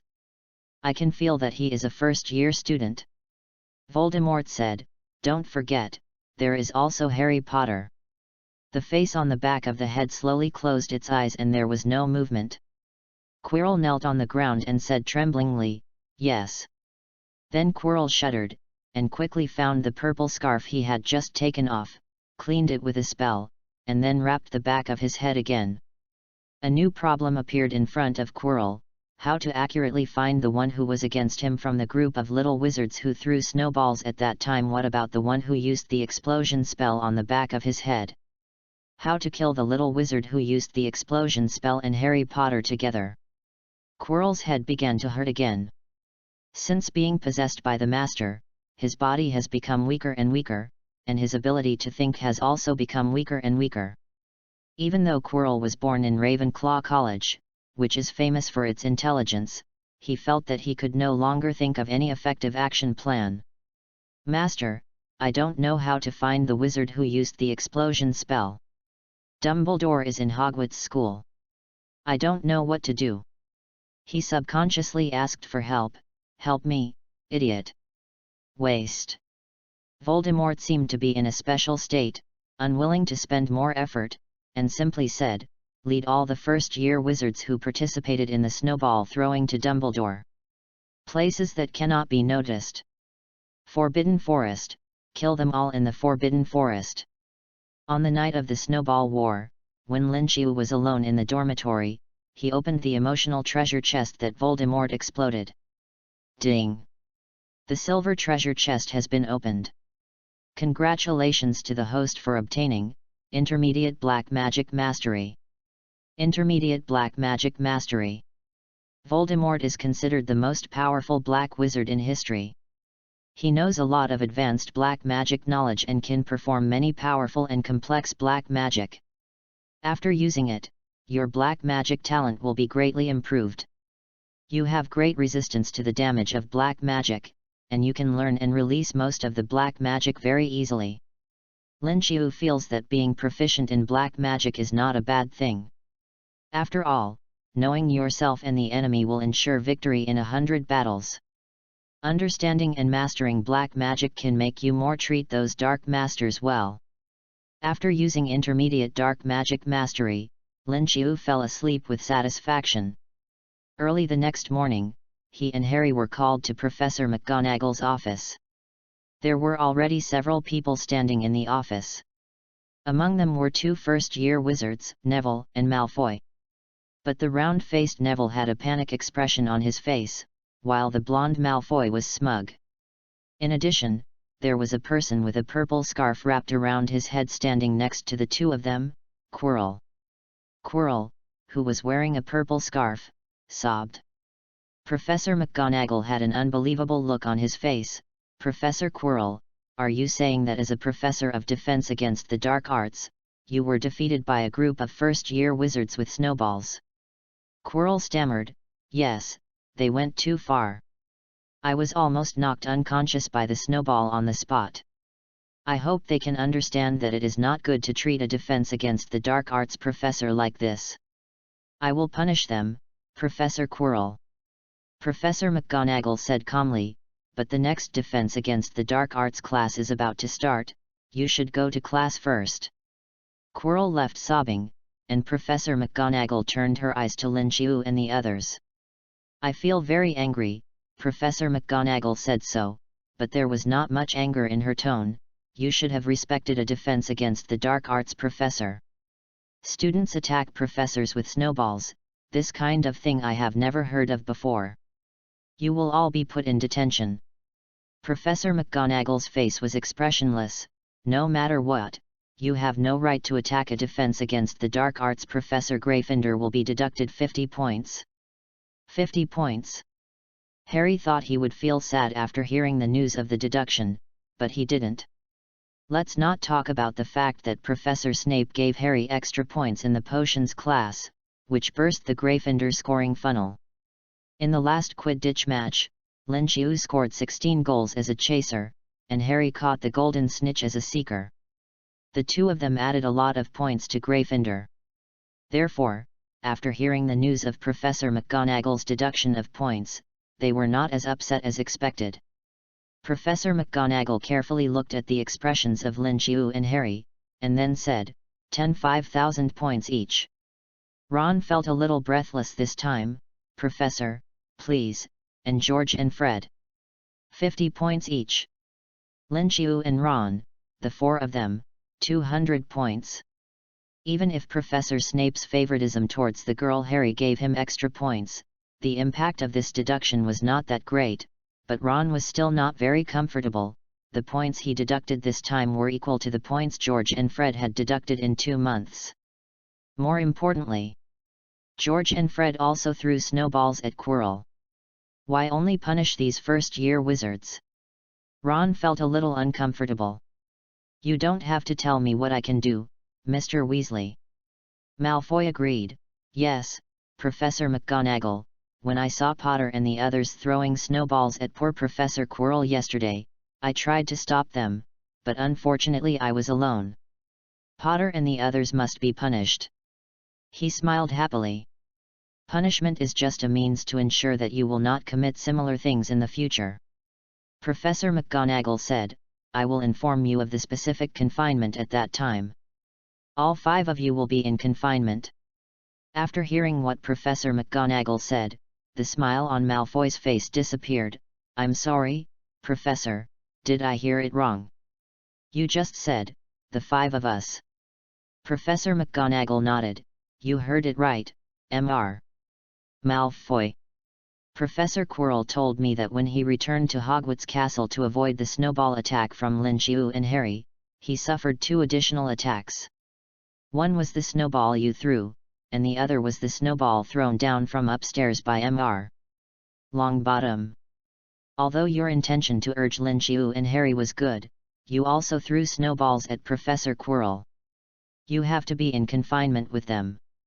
Malfoy said quickly, I was playing in the snow with Crabgoyle and others on the side of the road, and Professor Quirrell's purple scarf was too conspicuous. I thought it was a magic target, and I couldn't help throwing snowballs. We didn't know the situation at that time, and those who don't know are ignorant, Professor. Professor McGonagall shook her head. Okay, the matter has been decided, you can go to class. Malfoy left angrily, and Harry and Ron finally smiled. Seeing Malfoy unlucky together, it really makes people feel happy. Lin Qiu looked at Neville. Neville, why did you hit Quirrell's head with a snowball? I'm so unlucky. Neville was about to cry. That morning, after the Weasley brothers called you to play snowballs, I was also a little tempted, but I didn't want to leave the dormitory door. I opened the window to play with snow, but I accidentally dropped it on Professor Jolu's head. Harry said strangely, but the snowball you dropped from the Gryffindor Tower is unlikely to hit Quirrell, who entered Hogwarts Castle through the main gate. I forgot that I wrapped the memory ball in the snowball. The solid snowball rolled around the outer wall of the castle, and more snow gathered, just gathering into a super large snowball that fell from the sky and hit Professor Quirrell hard.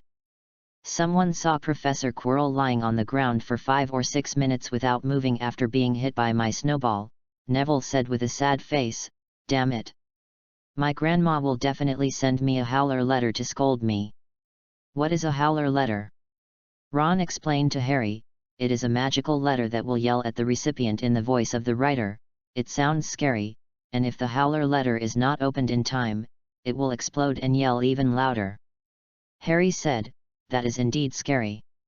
It seems that I finally have something to be thankful for. The Dursleys will not send me a howler letter. Actually, you don't have to worry so much. Lin Qiu said, I don't think Professor McGonagall is too angry. Harry sighed, I hope so, but we have been deducted points from Gryffindor and have to go to detention. Fortunately, at least several of us are in detention together, so it shouldn't be too scary. Ron said, Fred and George told me that sometimes it's fun to do detention with a group of people. The incident of Quirrell being hit came to an end. Harry thought that his group would be targeted because of the deduction and punishment, but in fact, almost no one in Gryffindor paid attention to the deduction. Because Professor Snape always gave extra points to the girl Harry. Even if Gryffindor was deducted a full 200 points, Gryffindor's score was still higher than Slytherin. Compared to 4.9, the little wizards in Gryffindor were more concerned about the snowball fight between Lin Qiu and Harry. Many little wizards complained that why they were not invited to such a fun thing as hitting Quirrell with snowballs. Seamus was particularly regretful, because he heard that on the day of the snowball fight, someone used a beautiful explosion spell on Quirrell's head, and he regretted that he didn't see it. The days passed one by one, and soon it was the Christmas holiday. At first, Harry and Ron were a little uneasy about the upcoming detention.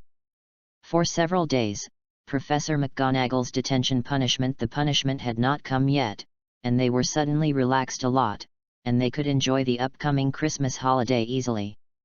Before the Christmas holiday officially began, Harry turned into a girl and read a book in the library one day. When he and Ron were looking for information about Nicholas Flamel, they finally made a breakthrough. It was not because Hermione saw Nicholas Flamel's information in a book she was with Lin Qiu most of the time. Harry, a girl, accidentally heard Professor Snape, who accidentally passed by the library, say that Nicholas Flamel was the only known maker of the Philosopher's Stone. And the Philosopher's Stone can turn stone into gold and make people immortal. All kinds of speculations in Harry's mind were immediately linked together. He thought clearly that the three-headed dog must be guarding Nicholas Flamel's Philosopher's Stone. He told Lin Qiu and Ron his speculation. The mysterious man who attacked Gringotts must want to steal the Philosopher's Stone to make himself immortal. Chapter 50, Mirror of East, True Desire. Harry and Ron were excited for several days after discovering that the three-headed dog was guarding the Philosopher's Stone. Lin Qiu was a little uninterested. After the Christmas holiday began, Hermione had to go home to celebrate with her parents. Lin Qiu felt a little bored because he couldn't stay with the little witch. He could only stay at Hogwarts with Harry and Ron for Christmas. Ron began to teach the two to play wizard chess. However, he soon discovered that Lin Qiu didn't need to teach at all. Harry and Ron together couldn't beat Lin Qiu alone. Lin Qiu, I really don't know how you did it, Ron said enviously. You are good at Quidditch, and you are also so good at wizard chess. Harry was also a little envious. Although he was comparable to Lin Qiu in Quidditch and flying brooms, he didn't play wizard chess very well. Lin Qiu said, maybe it's because I watched others play some chess before. The rules of wizard chess are similar to chess, but this is just an excuse made by Lin Qiu. The real reason was that he had opened wizard chess mastery from the emotional treasure chest before, and his chess skills should not be underestimated. In the end, Lin Qiu, Harry, and Ron, the three of them, changed from a one-on-one game at the beginning to a one-on-two game. Lin Qiu challenged Ron and Harry alone, and basically never lost. He won more times and occasionally had a few draws. Of course, neither Harry nor Ron was the kind of person who would get stuck in a rut. Even if they lost more than they won, they still had a lot of fun. When Lin Qiu woke up early the next morning, he saw a pile of packages at the foot of his bed. Lin Qiu 24, Merry Christmas. As soon as Lin Qiu got up, he heard Ron's sleepy voice. Merry Christmas to you too. He looked at the foot of his bed and found that the number of Christmas gift packages was unexpectedly large. Lin Qiu picked up a package at the foot of his bed and found that it was sent by Ms. Okiba, the director of the Wu orphanage. It was an exquisite men's suit. I heard that students at Hogwarts may attend a dance, and you can wear this dress to invite girls to dance with you. Martha Oakby. Lin Qiu didn't know whether to laugh or cry. Hogwarts does hold a dance, but first-year students can't attend.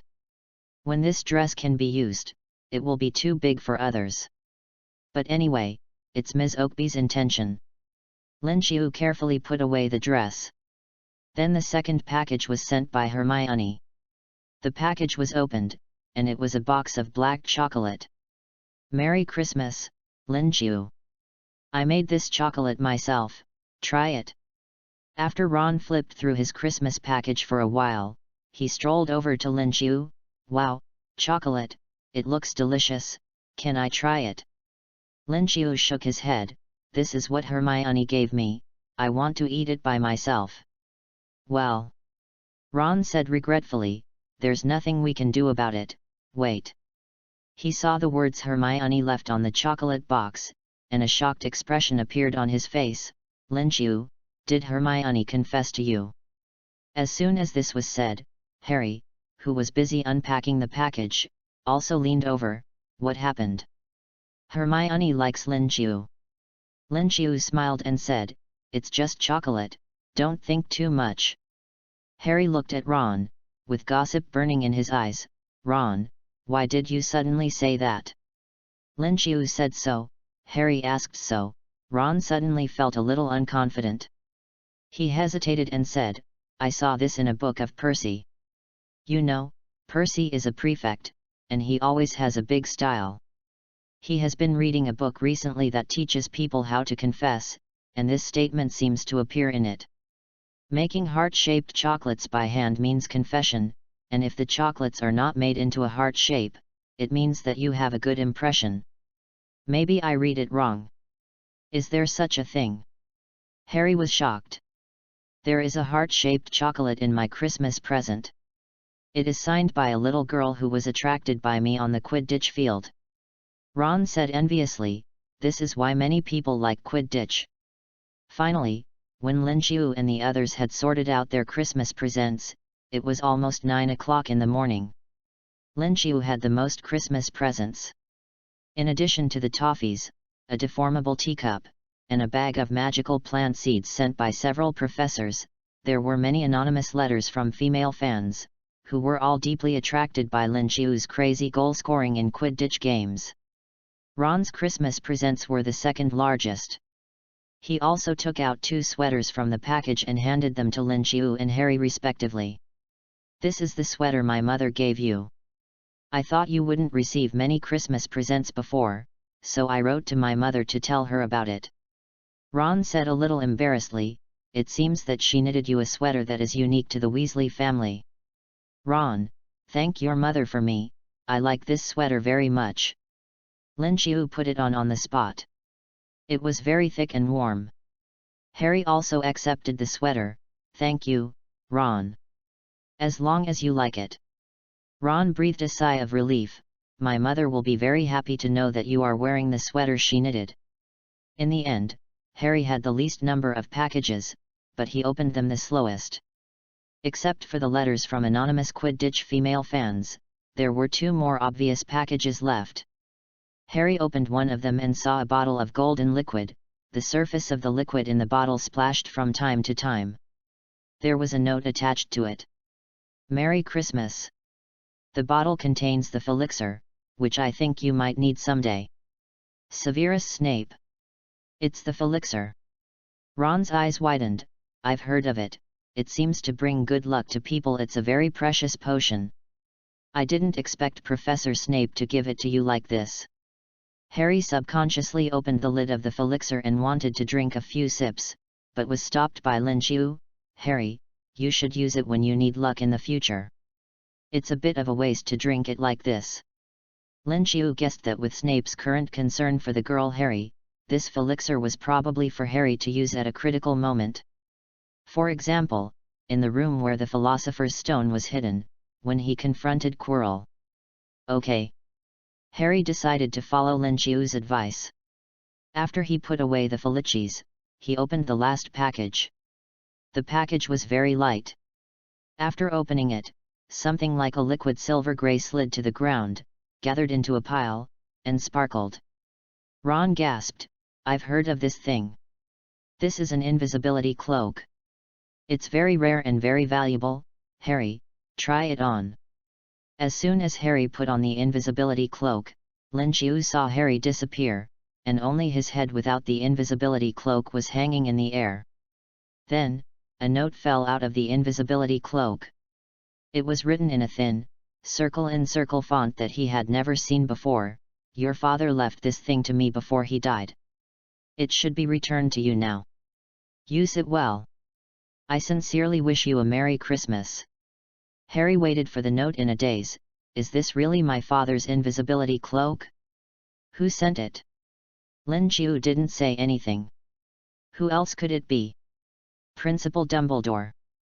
The turmoil caused by the invisibility cloak soon subsided. They spent a happy Christmas. The Hogwarts Great Hall was decorated very warmly, with magical stars shining everywhere. The Christmas dinner was also very sumptuous, with hundreds of plump roast turkeys, piles of roast meat and boiled potatoes, plates of delicious sausages, and bowls of butter-mixed peas, plates of thick gravy and cranberry sauce. You can't finish it, you can't finish it at all. The little wizards who stayed in Hogwarts for Christmas all had smiles on their faces. They had a happy Christmas. At night, Lin Qiu and Ron fell asleep quickly. But the next morning, Lin Qiu found that Harry got up very early and sat on his bed in pajamas in a daze. "Harry, did you get up very early, or didn't sleep last night?" Lin Qiu looked at Harry's dark circles and said, "Did you go out for a night tour last night?" "Almost." Harry came back to his senses and said, "I was wearing an invisible cloak last night, and I almost ran into Filch on patrol while I was out for a night tour. I accidentally saw a very magical mirror while hiding. I saw my parents in that mirror, so I stayed outside until 3:30 and came back very late." After hearing this, Ron said angrily, "Harry, you should have woken Lin Qiu and me up. I want to see your parents. You can come tonight. I will go again. I will let you see the mirror." It was night soon. Harry was sleepy during the day, but he was full of energy at night. Harry covered Lin Qiu and Ron with the invisibility cloak and took them to the room where the magic mirror was. This room seemed to be an abandoned classroom, with many tables and chairs piled up, forming a large dark shadow in the corner. But next to one wall of the room was something that didn't seem to belong here, as if someone had temporarily placed it here because there was no place to put it. It was a very imposing mirror. It reached the ceiling, with a gorgeous golden frame, and was supported by two claw-shaped feet. Above the mirror was a line of words engraved, which read Aristrahulu at Ubikaflu at Onvahis, which was not smooth. But Lin Qiu read the English on the mirror backwards and understood it. "I am not showing your face, but it is your desire. The mirror of Arist can show the most urgent and strongest desire in a person's heart." Harry and Ron were still arguing about what they saw in the mirror. Ron saw himself becoming a prefect, reaching the peak of his life, and looking proud. Harry saw his family reunited and happy.